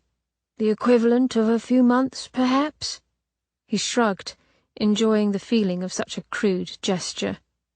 I believe she truly thought he would return to her, that Archer was merely in a mood. Unfortunately for all of us, he proved he was very much over her wiles. By marrying me? No, my dear, he said softly. By falling in love with you. She took an unsteady breath. Hell hath no fury. Indeed. Lady Archer rose from her chair in one fluid movement. So he had to change to stop her. who cannot begin to understand the power she has. Believe me, Lord Leland, I can." Her hips swayed as she paced. "If Archer possesses even 1/10 of her strength, I can imagine." Her bitter laugh cut off abruptly, and she rounded on him. "You said he would lose his soul." She paled, beginning to see the inevitable conclusion. "Yes," he said slowly. "When he changes, he shall crave the light of other souls the way you and I crave air. The very first life he takes shall damn him for eternity, and with each life thereafter, a bit of his humanity will go." She swayed and grabbed hold of the mantle. "That is why he fought this curse with everything he had," he said. "The kiss is an act of consent. Without it, the elixir must work on its own, slowly. For a short time, Archer thought he'd found a cure. There was a ring." Her green eyes sharpened. "A ring?" "The ring hid a note from his old valet, Daoud. Victoria killed him long ago, but not before he sent a message containing the true nature of the demon curse to Archer." "And he found the ring?" The hopefulness in her voice crushed him. "Yes, just recently. There wasn't a cure, my dear, only a way to end it." He forced himself up and crossed the room to his desk, all the while aware of her trembling lips and shimmering eyes. "This is the Sword of Light." He lifted the ancient weapon out of his drawer. "The only thing that can pierce a light demon's flesh. Archer must thrust this sword into Victoria's heart and destroy her." "And then?" It was the barest whisper. Leland's strength wavered. "Then he must turn it upon himself." He watched her fall apart, press her hand to her middle, curl into herself, yet remain standing. Agony slashed at her features, but she did not cry. She took a deep breath, but her resolve failed. A keening wail slipped through her lips. He went to her, only to have her lift her hand and warn him off. She got hold of herself and straightened. "Why? Why do you have the sword?" "We must not risk her finding it until Archer's change is done. I am to take it tonight, leave it outside the cavern where they have gone." She paced again, holding her middle as though holding on to her sanity. "All is not lost," he said desperately. "Archer need not lose his soul." "Only his life. Forgive me for being selfish, but it is a small consolation to me." She whipped round before stalking back to the fire. "How?" "Should he be destroyed before he takes a life, his soul will remain intact." "And just how is he to avoid that," she snapped, "when he must first destroy Victoria?" Leland blanched. She snorted. "You did not consider it, did you? Neither of you did." His hand shook as it ran through his hair, sending limp strands over his brow. "The legend was quite clear. Those who take up the light without thought of personal greed shall find redemption. Only a saviour true of heart shall wield the Sword of Light, and out of fire that comes not from man but the gods, the blade shall come alive and meet its destiny." Lady Archer stopped her restless pacing and stared at him. "Fire?" "Yes. Such artifacts usually come with fanciful riddles. Most likely it is allegorical. However, the Egyptians who crafted this sword believed that the lake of fire from which this sword was forged had the power to both purify and destroy. The innocent would be redeemed by fire, and the guilty annihilated. Perhaps piercing her with the blade shall turn her to flame," he mused. "Thought this out, have you?" She sighed. "Forgive me, I am unsettled." "Quite understandable, my dear." She took a deep breath and then steeled her spine. There is only one recourse. Emerald fire lit her eyes. I shall have to destroy Victoria. And then? Her lips trembled violently. And then Archer as well. "Out of the question!" Lord Leland's shout cracked through the air like a shot. "I was not asking for your permission, sir." Miranda's heart felt as though it were truly in danger of failing, so great was the pain, but she looked at the elderly man with resolve. "There is little choice in the matter. Archer cannot kill her, or he will lose his soul. You cannot do it because you are too frail." His mouth opened in outrage, yet he could hardly deny the truth of her statement. "Archer forfeited his life to change," he said with heat, "because that is the only way to defeat her. She is too strong otherwise." "That is where you men have failed to understand," she said. "Should you have thought it through, you would have realized your error. Archer believed he must engage in a physical battle. He thought only of his previous battles with her. Like a man, he sought to solve this problem with brawn. Were Archer here, Miranda would have hit him with something very large and very hard. Damnable man, why did you have to shut me out? Black fingers of panic crawled across her field of vision. She took another deep breath. And in his blind haste, he overlooked his true weapon, the sword. She went to Leland's desk. The sword lay upon it, a seemingly simple weapon, nothing so dazzling as to decry it the ultimate threat against an immortal demon. Her hand closed around the bronze hilt, and a sizzle of power coursed against her palm. She nearly dropped it, then adjusted her hold. Another shot of power surged through her, and deep down, the fire inside of her seemed to answer it, flaring hot in her veins for an instant. She pulled the sword from its sheath. "Careful," Leland warned unnecessarily. It was an evil-looking thing. The leaf-shaped blade was pure black, made of a metal she could not place. Light coming through the windows caught its edge with a gleam, frightfully sharp. Her hand wavered. She would plunge this into Archer's breast. "I cannot." "Victoria, think of her." He needed only to use the element of surprise, she said. "My dear Lady Archer, you cannot think that you shall take Victoria by surprise." His white brows touched his hairline. "It is folly. I will not allow it, I say."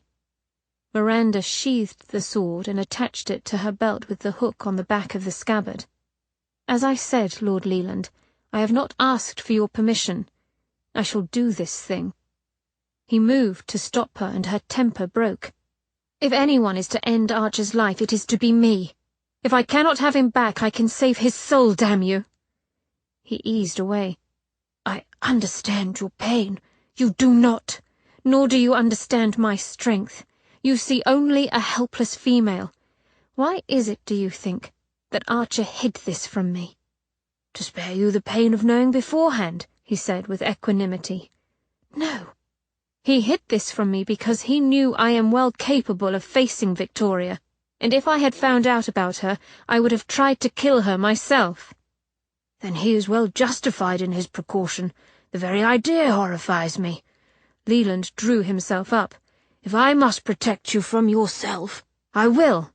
"I do not need your protection. If anything, you need protection from me." And with that, she let the fire free. Flame from candles and lamps in the room burst from their glass houses with an angry hiss. Leland let out a strangled sound, like that of a man choking upon his soup. "Impossible!" Her laugh was bitter as she reached for her cloak. "You, of all people, should understand that all things are possible." She slipped her arms into her cloak and headed for the door. "We leave now." Chapter 33. Night came quickly, and with it an icy wind that cut at the skin. Leland faltered, his thin frame buffeted by the wind. Miranda pulled her horse near and handed him the small lantern she carried. The light was little more than a pinprick of yellow on a dark mantle. "Let me—" She took his hands, feeling the cold through his fine leather riding gloves. He twitched in surprise, but she held tight. Warmth. Heat coursed from her middle and into her palms. Leland gasped as the heat travelled into him. She leaned forward, taking his neck in her hand. Softly, she blew over his face. Heat. The air steamed, hot and strong, and he closed his eyes with a sigh. When Leland revived, she let him go and set a strong pace once more. "What is it that you do?" Leland asked after a moment. They had not spoken since he'd explained Archer's plans for her. Should Archer fail to kill Victoria, or himself, he would crave souls with all his being. Loving Miranda as he did, he would crave hers above all others. Leland would take her away and hide her where Archer could not find her. The high-handed way in which Archer had deceived her had Miranda seething for a good hour, but it was hardly Leland's fault. "I can create fire," she said, as her horse picked its way up a sharp incline. She could not help the beast. She could barely see. They were out of London now, travelling into an ancient forest of oaks and beech trees. Control it on a whim, so long as there is something to burn. "What you did just now, that was not fire." His observation hit Miranda. He was correct. What she had done to him was new, and yet she had done it without thought. She'd simply known she could warm him. "The principle is the same," she said with hesitation. "Was it? I thought of heat, warmth, and thus it came." "Fascinating." The silence of the forest pressed in, cut only by the lonely jangle of their horses' bridles as they ascended the small rise. Boundless darkness stretched out on all sides.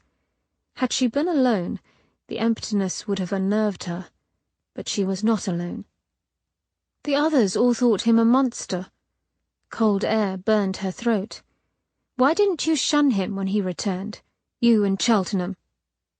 Leland kept his eyes on the road ahead. His pale face wavered like a phantom in the light of the lantern hanging on his pommel. "Because we knew he was simply a man with weakness and frailties, who yearned for the same things all of us do, to love and be loved." He glanced at the reins in his hands, then away. "That he should find it after all these years, only to have to give it away with both hands." He shook his head slowly. "It is a little thing to stand by him." They spoke no more, and headed farther into the cold gloom. By the time Leland called softly to halt, Miranda's hands were stiff claws on the reins. "We leave the horses here." He turned down the light and dismounted with a stifled groan. "I cannot stress enough the danger we are in." His eyes were glowing orbs in the starlight that eked through the ancient tree canopy. "Her senses are excellent, hearing uncanny." "Then I suggest," she cut in softly, "that we refrain from speaking any further." Grimacing, Leland offered a short nod and then took her elbow in hand. Half a mile they crept along, their feet sifting through brittle leaves to find the hard ground beneath so as not to make a sound. Sweat trickled down her back, her thighs burned under the slow movement. They headed west, the forest before them no more than shapes of black and grey. Ahead, a black bulk appeared to be a steep hillside. A tiny flicker of orange light announced the opening to a cave. Leland's soft lips trembled against her ear. "The torches are lit. Like Archer, she will be resting. We must go to Cavern Hall. That is where he will be." The scent of incense hung heavy as smoke, clogging her throat. Archer was here. She could feel him. The sense of him plucked at her skin and pushed her heart to beat fiercely.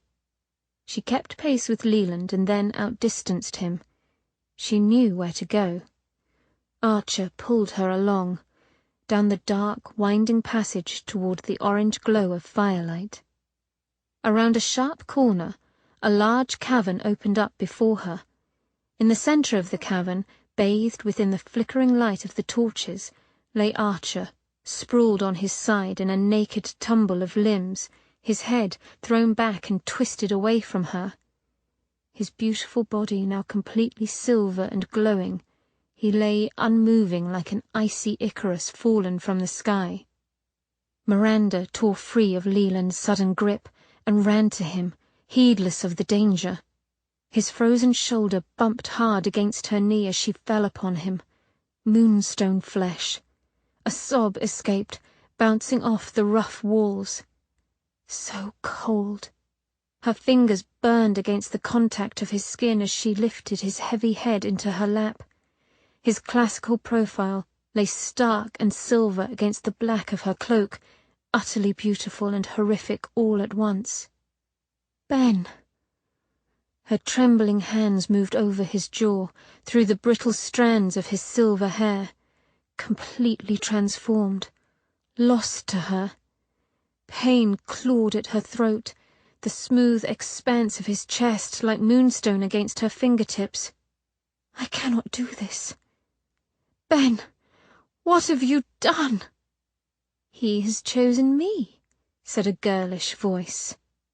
Framed by the dark hollow of a cave passage, Victoria stood like a silver angel. Free of makeup and her wig, her skin gleamed, swirling with pulsing light. Silver hair streamed like moonbeams down her back and over her gown. Such a lovely image for something so foul. Ben, is it? How sweet! Her white teeth flashed, nearly blinding. Does it upset you that you have lost? How sad! I knew all along that he was mine. As if to answer, Miranda's fingers curled around Archer's neck, drawing him protectively into her lap. You know nothing, you frozen bitch! Victoria laughed, ice tinkling into a crystal glass. My, but your tongue is most foul. Had we met otherwise, how tempted I would have been to turn you. Her smile faded, a mere dropping of her cheeks. As it is, however, I shall take great enjoyment in watching him feed off of you. Leland's boots scuffed against stone as he moved behind Miranda. Victoria's eerie silver eyes flicked to him, and the reflective gleam in them dulled. You, on the other hand, I shall keep for myself. Her wide, thin mouth lifted into a feral sneer. You need to be taught a lesson. Leland, Miranda said, not taking her eyes from Victoria. Leave us, please. Victoria and I have much to discuss. Yes, agreed Victoria. Let us ladies have our tete-a-tete. She licked her lips. I shall come and find you later. My last meal was not nearly enough. She stepped to the side and bile rose in Miranda's throat as she saw the grey husk of a lifeless body lying in the dirt. Good Christ, gasped Leland. It is Rossbury. Yes, said Victoria. He was becoming a nuisance to my Benji. I saved him for last to heighten his fear, and I must say, although his heart was tough and bitter-tasting, his soul was most interesting to consume. Miranda's fingers dug into Archer's cold neck. How much longer did they have before Archer became like this?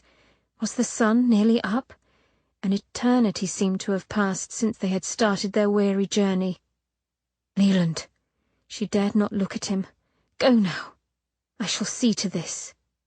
He moved back a few paces, remembering perhaps his vow to her, and Victoria laughed again, clapping her hands together in delight.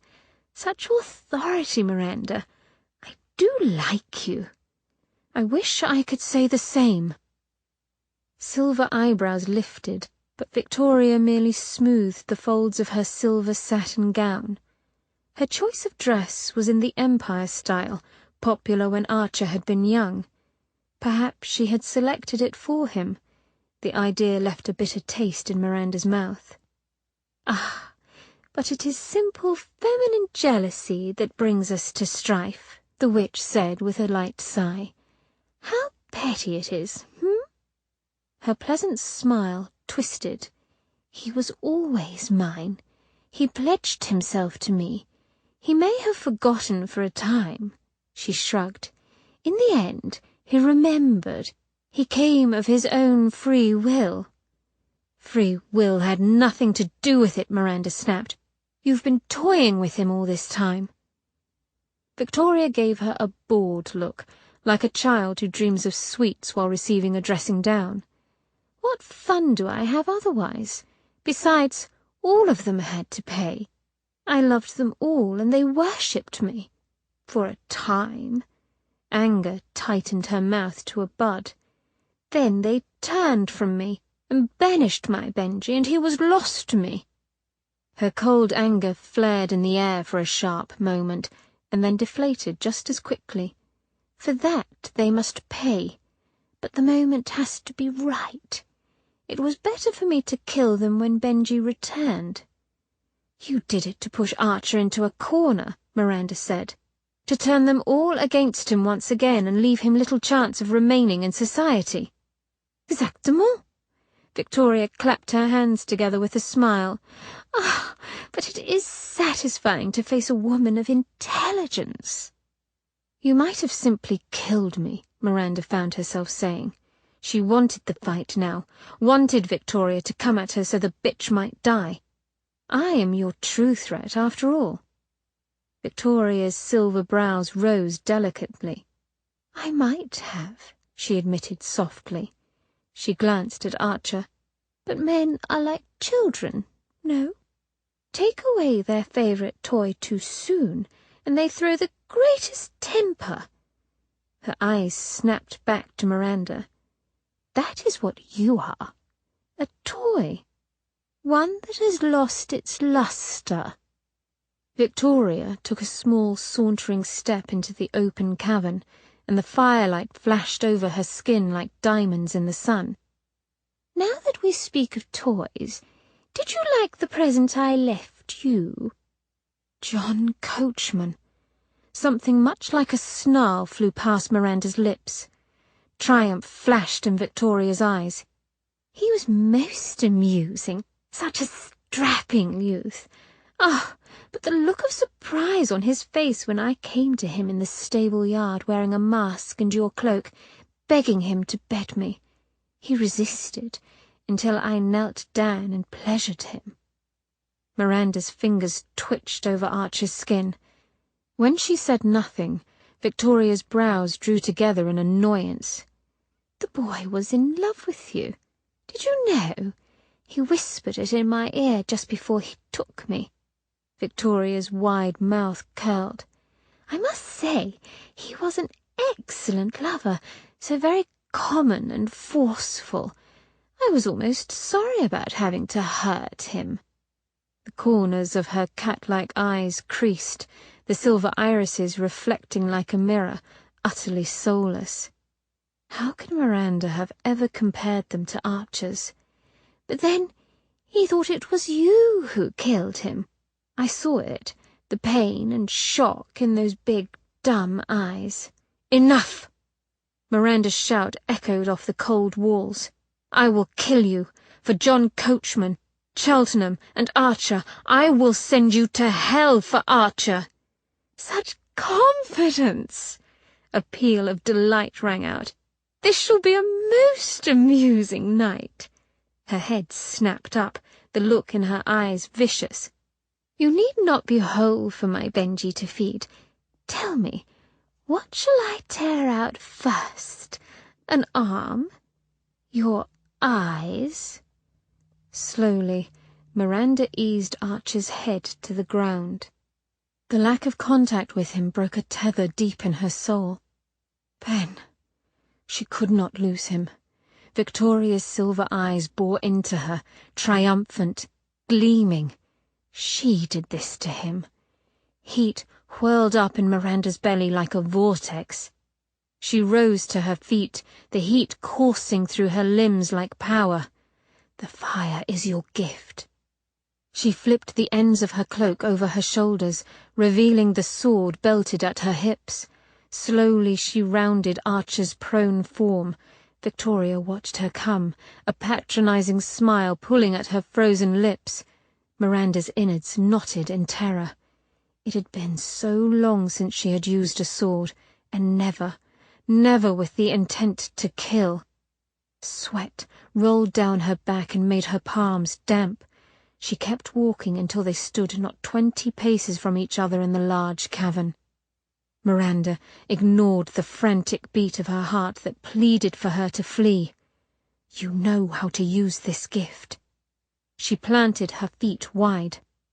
"You should be running," she said, pulling the sword free with a ring of metal and purpose. Around them, the torches flared as if sensing its power. Victoria threw her head back and laughed, but her eyes cut into Miranda like shards of glass. "Silly child, I can kill you with one touch. You should be begging."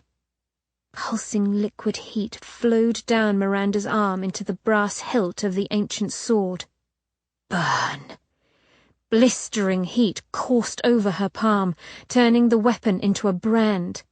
The wicked length of the black blade hissed in the cold air. Knives, swords, bullets are unable to pierce this flesh. It would be a very short fight. It would have to be. Miranda had known it from the moment Leland had told her what she faced. One strike from Victoria would kill Miranda. Her breath hitched wildly, her belly pitching and rolling. Failure was a heartbeat away. The cloak lay heavy on her shoulders, a sure hindrance to any sword fight. Her hand trembled, the pain of holding the fire and heat within her nearly intolerable. Miranda let Victoria see it all, the vulnerability and her pathetic weakness in comparison to Victoria's strength and speed. Miranda gripped the hilt tighter, securing it against the slickness of her palm. "Come and get me then, bitch!" Victoria snarled and lunged, faster than wind. Miranda stepped hard left, slashing downward as she came. The force of the swing threw Miranda backward. A piercing cry of rage mixed with pain reverberated through the hall. The room spun, and Miranda's heart locked in her throat, fear buzzing in her ears. An arm, broken like fractured glass, lay in the dirt. Miranda blinked at it, her boots crushing silver fingers underfoot, the sword burning hot in her trembling hand. Victoria's eyes bulged at the sight of her severed limb. "Petit pute! I shall rip you apart!" A silver blur of light crossed Miranda's vision as Victoria lashed out. Miranda jumped back, too slow. The blow caught her shoulder with enough strength to send her tumbling. Her head and shoulders smashed into the unforgiving earth, a whirl of dust and torchlight blinding her eyes. Miranda clutched the sword like a lifeline as she rolled along the ground. Do not fail. Dizzy and breathless, she hopped to her feet, falling against the rock wall for support. A scream bubbled up as she heard Victoria advance. Miranda's hand flew to her collar. Victoria was upon her, ready for the kill. Miranda tore the cloak from her neck and spun to the side as Victoria bore down. With a guttural cry, Miranda flung her cloak over Victoria's hurtling body. Burn! White flames burst over Victoria. She shrieked, consumed by the burning cloak wrapped tight about her. Burn!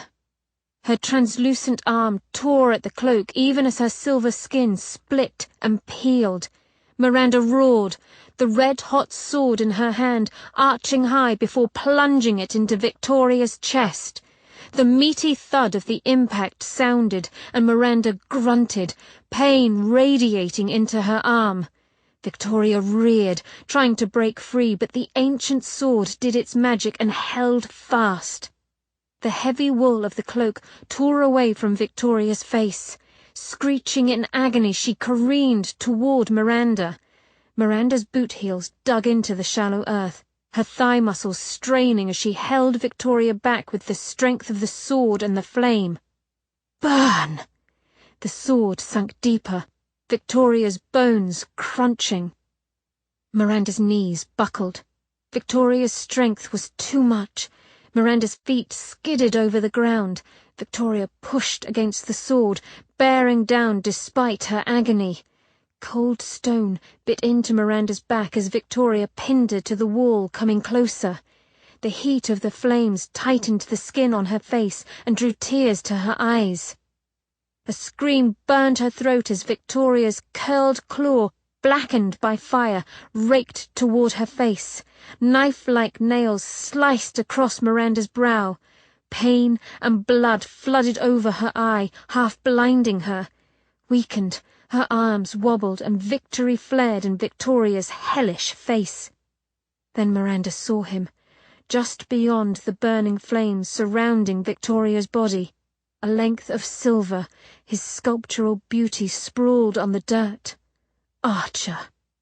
The fire within Miranda roared in defiance. Its power surged through her limbs, straight down the sword into Victoria's heart.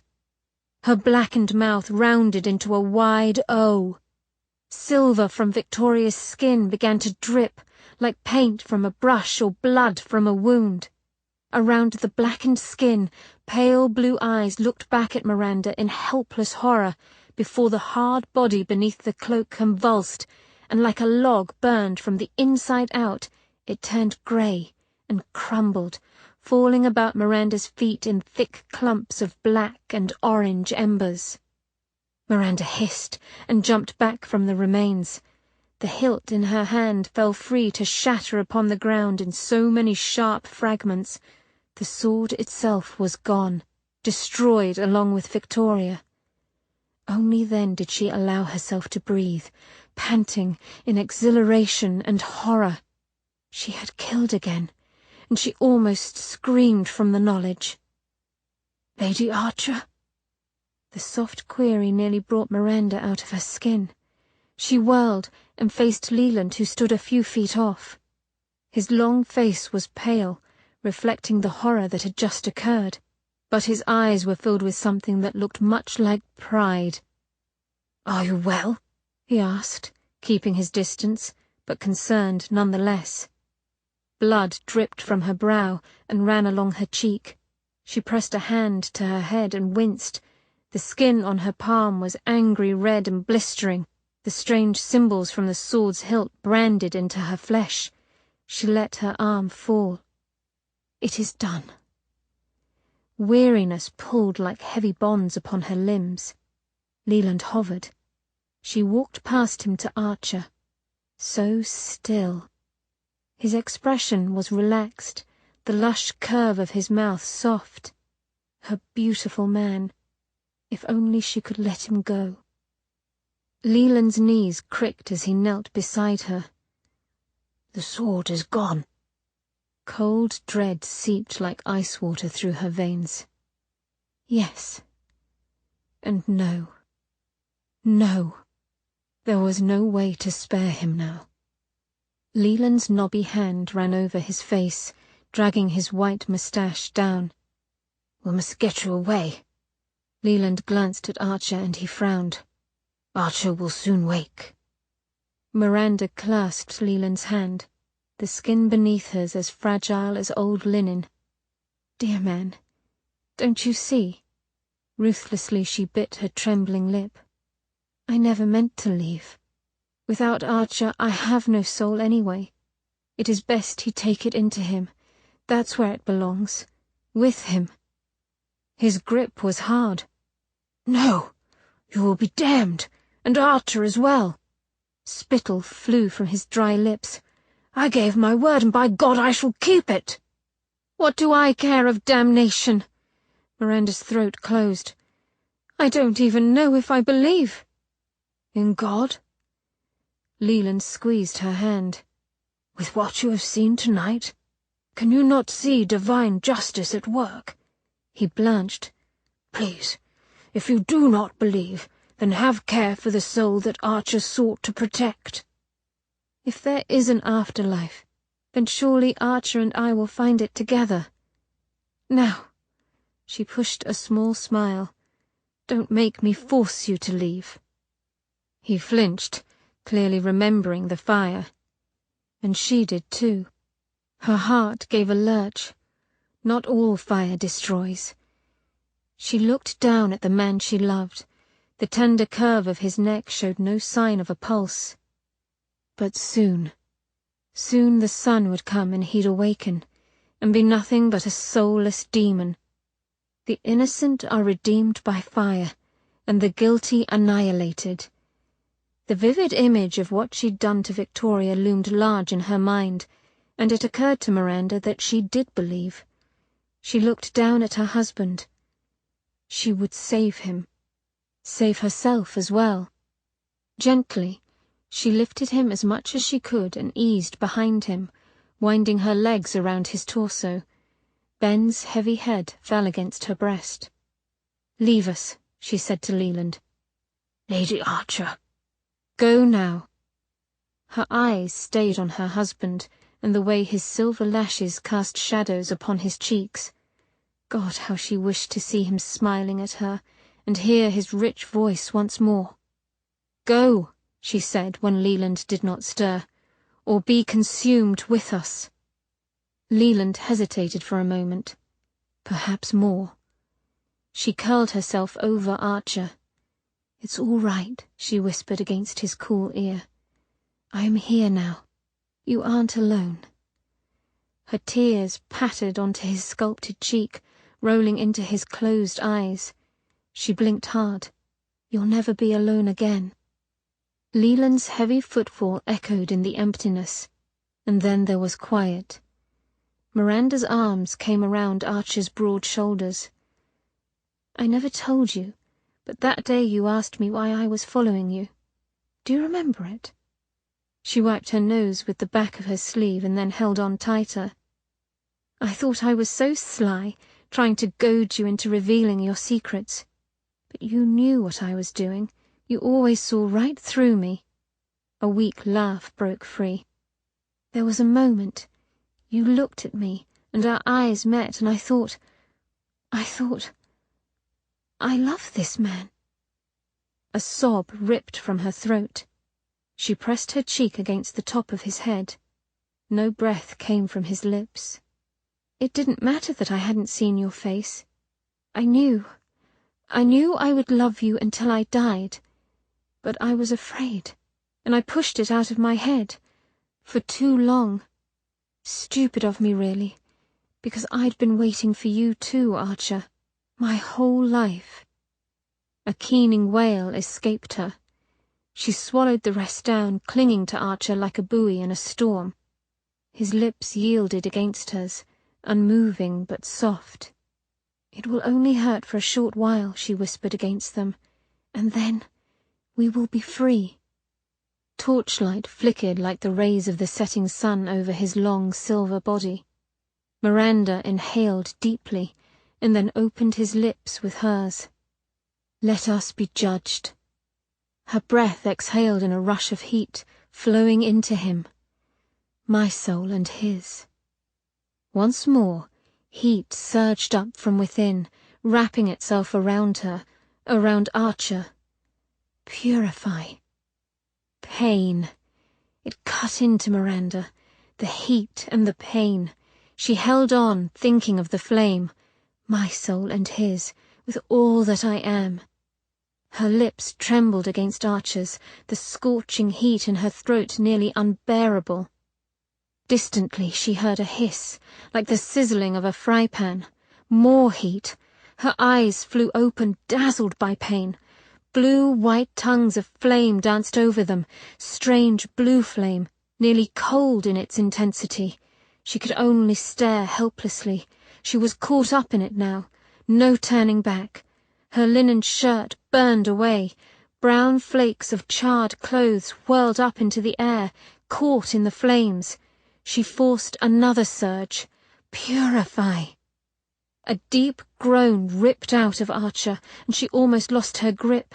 His sinewy body convulsed, bucking hard against her aching thighs. She curled over him, wrapping her ankles round his legs, holding him down. "Forgive me." White, hot fire tore over them, pulling her hair from its bun. Red gold strands lifted high, whipping round her face.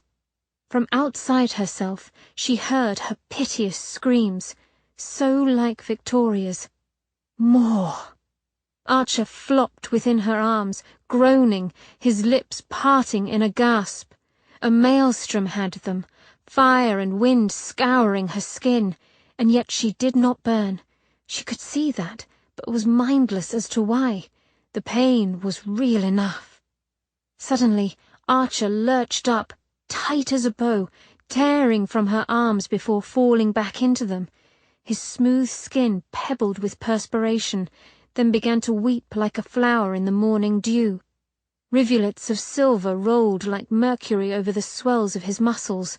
Blue tongues of flame licked it away as Archer writhed against her, his eyes shut tight as if against the pain. Something near joy touched Miranda's heart as she saw the poison bleed out of him, revealing golden skin as it went.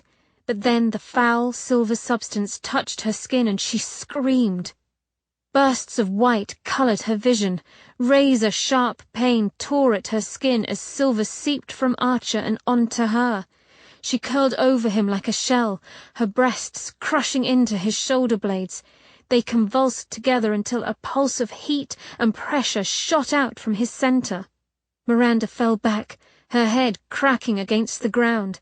The heat of the room left with a loud whoosh of air. Darkness ebbed and flowed at the edges of her vision. Ben. She sucked in a draught of air and forced her body to rise. He lay on his side once more, one arm hanging limply over his broad chest. Shadows played over skin as golden as honey as his arms softly rose and fell in cadence with his breathing. Steam rose from the ground around him, a silver mist that dissipated against the cold air. A soft groan came from his mouth, and he flopped onto his back, revealing whirls of black hair over his sculpted chest. Ben. She scrambled to his side, trembling so badly that she could nary get a grip on his shoulders. Warmth. His skin radiated it. Black, shorn hair brushed softly over her bare thighs as his head lolled toward her. High colour was on his sharp cheeks. Ben! Her voice came out in a croak.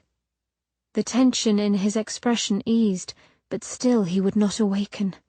Frantically, she brushed her lips over his brow. Ben! Please! Her hair fell about them like a veil, pooling onto his bare chest and shoulders. I love you, Benjamin Archer, she whispered against his ear. More than my life. A tremor rippled through him, and then his eyes flicked open, soft grey and fringed with sooty lashes. They locked onto her, and she forgot to breathe. Miri. Chapter 34. Darkness and cold. They surrounded him, unending and weighty, a frozen womb he could not escape. Deep within himself he heard his cries, terrified like a child's. End this. Set me free. Dread clawed at his soul. He would run if he could. Soft hands were at his neck, soothing. He strained toward the touch. Useless. He could not move. The hands slipped away, leaving him alone. And then the pain.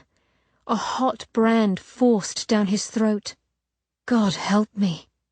Colours, red, white and orange, burst before him. Razor claws flayed him inside out. He fought against the heat and the agony. He could not endure. No more, please. And then warmth. He fell back with a sigh. Beautiful warmth, flowing like a dream. The scent of roses, silken strands caressing his aching skin. I love you, Benjamin Archer. Angel wings against his ear. More than my life. Love. Miranda. Miri. It surged through him like a cooling wave. His eyes flew open to the light, a fiery nimbus of hair and grape-green eyes glimmering with tears. Miri. She sobbed. His love. Her creamy white skin was blotched with red, her eyes and nose swollen and seeping, a gash marred one fine brow. Never had she looked more beautiful. "Ben!" Her slender arms flew around his neck, and he leaned into her with a sigh. Her plump, bare breast pressed into his shoulder. Miranda naked? She curled up against him, the satin warmth of her thighs smooth against his tender skin. He lifted his arm to hold her, his body sluggish as though moving through thick mud. The world around him was dim, almost grainy, like a photograph. "Oh, God, Ben!" Miri cried harder, her delicate frame shuddering against him. "I'm here." His throat burned, razors against raw skin. Where was here? Rough stone walls, hard dirt beneath him. Memory threatened to suck him down. A black cloak fell gently round Miri's shoulders. She took no notice. He looked up. His dearest friend stood behind her. Leland, his face withered with age, his deep-set eyes wet. "Hello, Arch. Good to see you again." Suddenly dizzy, Archer closed his eyes tight. He could not look at Leland without thinking of blood, bones, Cheltenham, the others. Victoria's mercury eyes boring into his, her dead lips opening his mouth, the smell of the grave in her kiss. "I knew you would come back to me, Archer." "May you burn in hell, Victoria." Grey light had filled him, ice cold and final. He'd changed. Panic grasped him with heavy hands. He surged upward, knocking Miri off balance. "Victoria, where was she? He had to get Miri away." Miranda righted herself and shoved her arms into the cloak, pulling it closed. "She's gone." He must have said the name aloud. He turned his head to his wife. His eyes were flat. "She is destroyed." Impossible. He blinked in a daze and then saw. His legs, the long golden skin and curling black hairs dusted over them. His breath came out in a pant. His eyes travelling upward. His ruddy penis lay against his thigh, the dark sack of his balls nestled against black hairs. Christ! Unchanged. Whole again. Miri's warm hand curled over his shoulder. He whipped around. Her beautiful lips trembled, her glorious green eyes shining. "Archer!" It was a breath. "The curse is gone." He moved, catching her up and crushing her slim body to him. All at once she began to sob again, great wrenching cries that showed the depth of her anguish. His name left her lips as though a plea. He sank his fingers into the cool silk of her hair. "More than my life."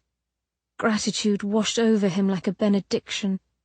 "I'm here," he whispered into her rose-scented hair. Here was home. He brought her closer. "I have you." And he was never letting go. Not for a lifetime. Epilogue. The miraculous recovery of Lord Benjamin Archer, 5th Baron Archer of Umberslade, would be remarked upon for months, if not years. Indeed, many a lady and gentleman could not account for it. The man had remained hidden behind a mask for as long as anyone could remember, only to arrive at Lord Leland's exclusive dance party and stroll directly out on the ballroom floor with his lovely wife, Lady Miranda Archer. A hush of amazement ensued as guests realized the identity of the handsome man waltzing with Lady Archer. Some speculated, rather spitefully, that Lord Archer had never been disfigured, that he'd worn the mask simply to gain attention, a rather sad tactic indeed. But this theory was soon deemed illogical. A man as remarkably handsome and dashing as Lord Archer would not willingly hide such a countenance away for years. No, his recovery was nothing short of miraculous, and one could not help but smile at his good fortune upon watching him glide his wife about the dance floor as if in a dream. It was decided at that moment by many a lady of the temps that theirs would be the first invitation Lord and Lady Archer received the next morning. As for the couple in question, they realized in an abstract sort of way the stir they created, but it did not truly touch them.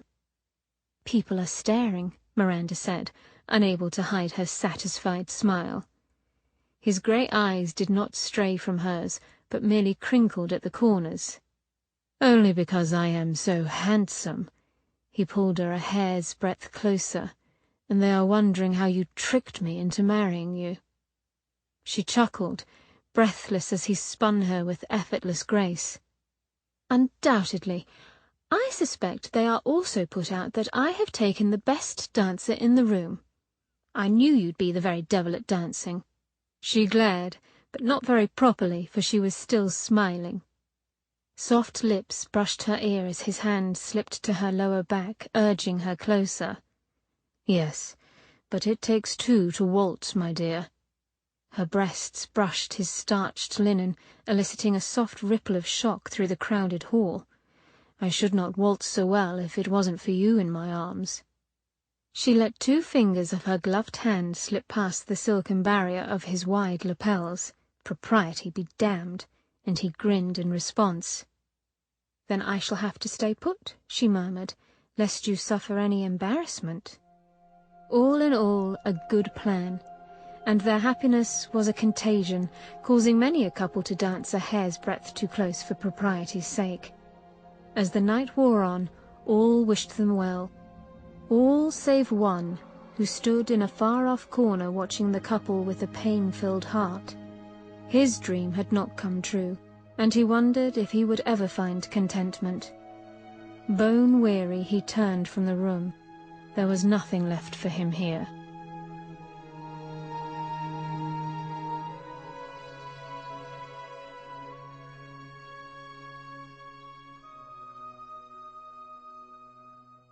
Acknowledgements. If you are lucky, you'll find yourself supported by the best, the sort whose talent only makes you look better.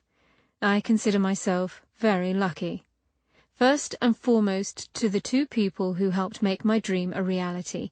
My agent, Kristen Nelson, for being part cheerleader, part Wolverine, and all heart, and my editor, Alex Logan, whose elegant editing skills and generosity made my first foray into publishing a pleasure. Every day I thank my lucky stars that I have you both in my corner. Thanks to editorial assistant Lauren Plude for your support and infectious enthusiasm, to cover designer Christine Folzer for a kick-ass cover, to copy editor Lynn Cannon-Menges, and to Amy Pierpont and all the talented people who make up the Forever Grand Central publishing team. My eternal gratitude to the best friends and writing partners a girl could hope for, Claire Greer, Jennifer Hendren, Susan J. Montgomery, and Rachel Walsh, who held my hand, encouraged and cajoled me day after day, from concept to completed work. You've all helped me more than I can say. My love always.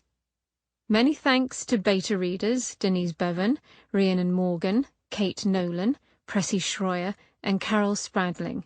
Huge thanks to Diana Gabaldon, who inspired me to write and is more of a mentor than she'll ever know. To Jo Bourne for answering many newbie questions and for being one of the best conveyors of craft I've ever met. To the wonderful writers who hang at the CompuServe Books and Writers Forum, you will not find a more welcoming and supportive writing community. To the home team, my sisters Karina and Liz, for listening to endless writer-related babble and all-around sister support, my friends Christine Child, Eileen Cruz-Coleman, Kerry Sheridan, and Amy Smith for much of the same, to Jim and Christine Molenauer for watching my babies countless times so I could write, and to the 3 who make up my heart, Juan, Maya, and Alex, for understanding when I was holed up in the office, for being my inspiration, for making it all worth it. Lastly, thank you, Hildy and Herb, my mother and father, who taught me to love books gave me the gift of storytelling, gave me life.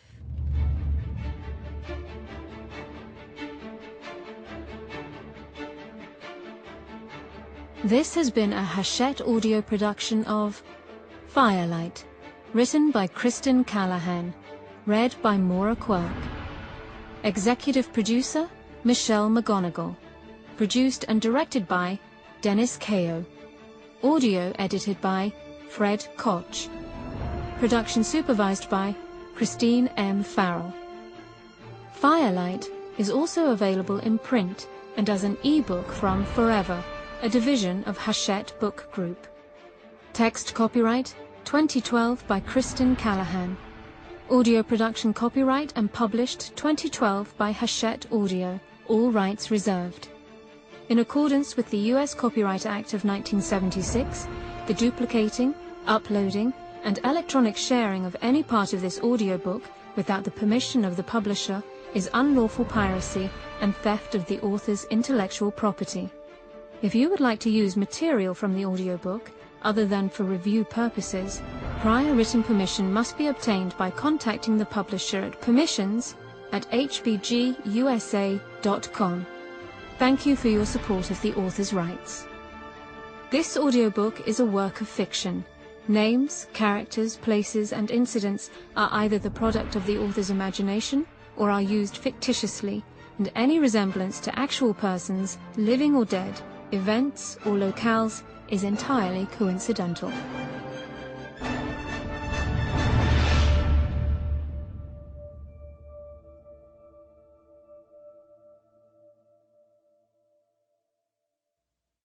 When her repressive marriage ends, Daisy Craigmore is more than ready for adventure. What she finds instead is terror on the streets of London and an irresistible lone wolf. The following is a preview of Moonglow. London, April 18th, 1883. Men were already spilling into the alley as Ian charged headlong into the fray. Someone shouted in shock. A woman fainted. A ripple of terror went through the throng of onlookers, heightening the sharp smell of fear. Men both retreated in horror and shoved forward in fascination. Women were quickly ushered away. Ian shouldered a rotund man aside. The scent of wolf overpowered his senses. Wolf and blood. Jesus. When yet another gentleman stepped in his way, Ian found his voice and said words he hadn't uttered in years. "Move aside, I'm a doctor." Though from the overwhelming amount of blood he smelled, he rather thought his rusty services would not be needed. The crowd parted, and Ian took in the scene. Bile surged up his throat. Blood was everywhere, coating the walls of the townhouse, pooling upon the ground and running along the cracks between the cobbles. A man, what was left of him, lay in a tangled heap against the wall, his face an unrecognizable hash of claw marks, his torso eviscerated. Just beyond, a woman suffered the same fate, though her face was unmarred. She'd died first. He'd bet his best walking stick on it. Already the stench of decay crept over her, and the body was stiff and white in the moon's glow. Ian crouched low and inhaled. Scents assaulted him. He let them come and sorted through the mix. Beneath the rot, terror and blood was the rangy scent of wolf imbued with something off, bitter-sweet yet sulphuric. Sickness. What sort he couldn't tell, but it was well developed. An odd fact indeed, given that werewolves weren't susceptible to disease. "He's past help," said the man beside him. Ian held up a staying hand and inhaled deeper. Beyond the filth came a fainter scent. Rose, jasmine, vanilla and sunshine. Those notes held him for one tense moment, pulling the muscles in his solar plexus tight and filling them with warmth. It was a fresh, ephemeral scent that made the beast inside him sit up and take notice. A small groan broke the spell. Someone shouted in alarm. The dead man moved, rolling a bit, and the crowd jumped back as if one. Ian's pulse kicked before he noticed the soft drape of blue silk beneath the man's twisted legs. Bloody hell! He wrenched the body aside. It pitched over with a thud to reveal the crumpled form of a woman covered in blood, and oddly, vines, thick and deep green as they flowed down from the townhouse wall to envelop her. "Step back," he said sharply, as one wayward man tromped forward. "Lord, is she alive?" Ian made quick work of the vines, extending only the very tips of his claws to rake through them, but his hands were gentle as he touched the woman's wrist to check her pulse. Slow, steady and strong. It was from her that the scent of flowers and vanilla arose.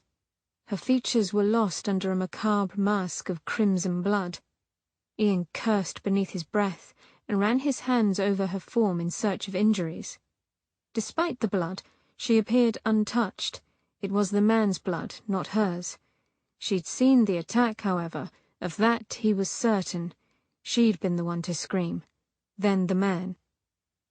He glanced about the alley and imagined the events unfolding. This couple had seen the first victim. They shouted, and then they were attacked. Ian brought his attention back to the woman. She was a handful, lush curves, neat waist. He gathered her up in his arms, ignoring the protests of those around. Her head lolled against his shoulder, releasing another faint puff of sweet scent. A curling lock of hair, red with blood, fell over his chest as he hefted her higher and stood. "She needs medical attention." He moved to go when a gentleman stepped in his way. "Here now." The gentleman's waxed moustache twitched. "You don't look like any doctor I've ever seen." The crowd of men stirred, apparently taking in Ian's odd attire for the first time. Ian tightened his grip on the female and she gave a little moan of distress. The sound went straight to his core. Women were to be protected and cherished, always. He stared down the gathering crowd. "Nora Marquis, I gather. However, I am both." He took a step, shouldering aside the man with ease. "I am Northrop, and it would do you well to get out of my way." Another murmur rippled among the men, but they eased away. Not many wanted to risk tangling with Lord Ian Ranulph, Marquis of Northrop. Those who weren't as convinced he pushed past. He'd fight them all if he had to. This woman wasn't getting out of his sight, not until he'd questioned her. And he certainly wasn't letting her tell the whole of London that she'd just survived an attack by a werewolf.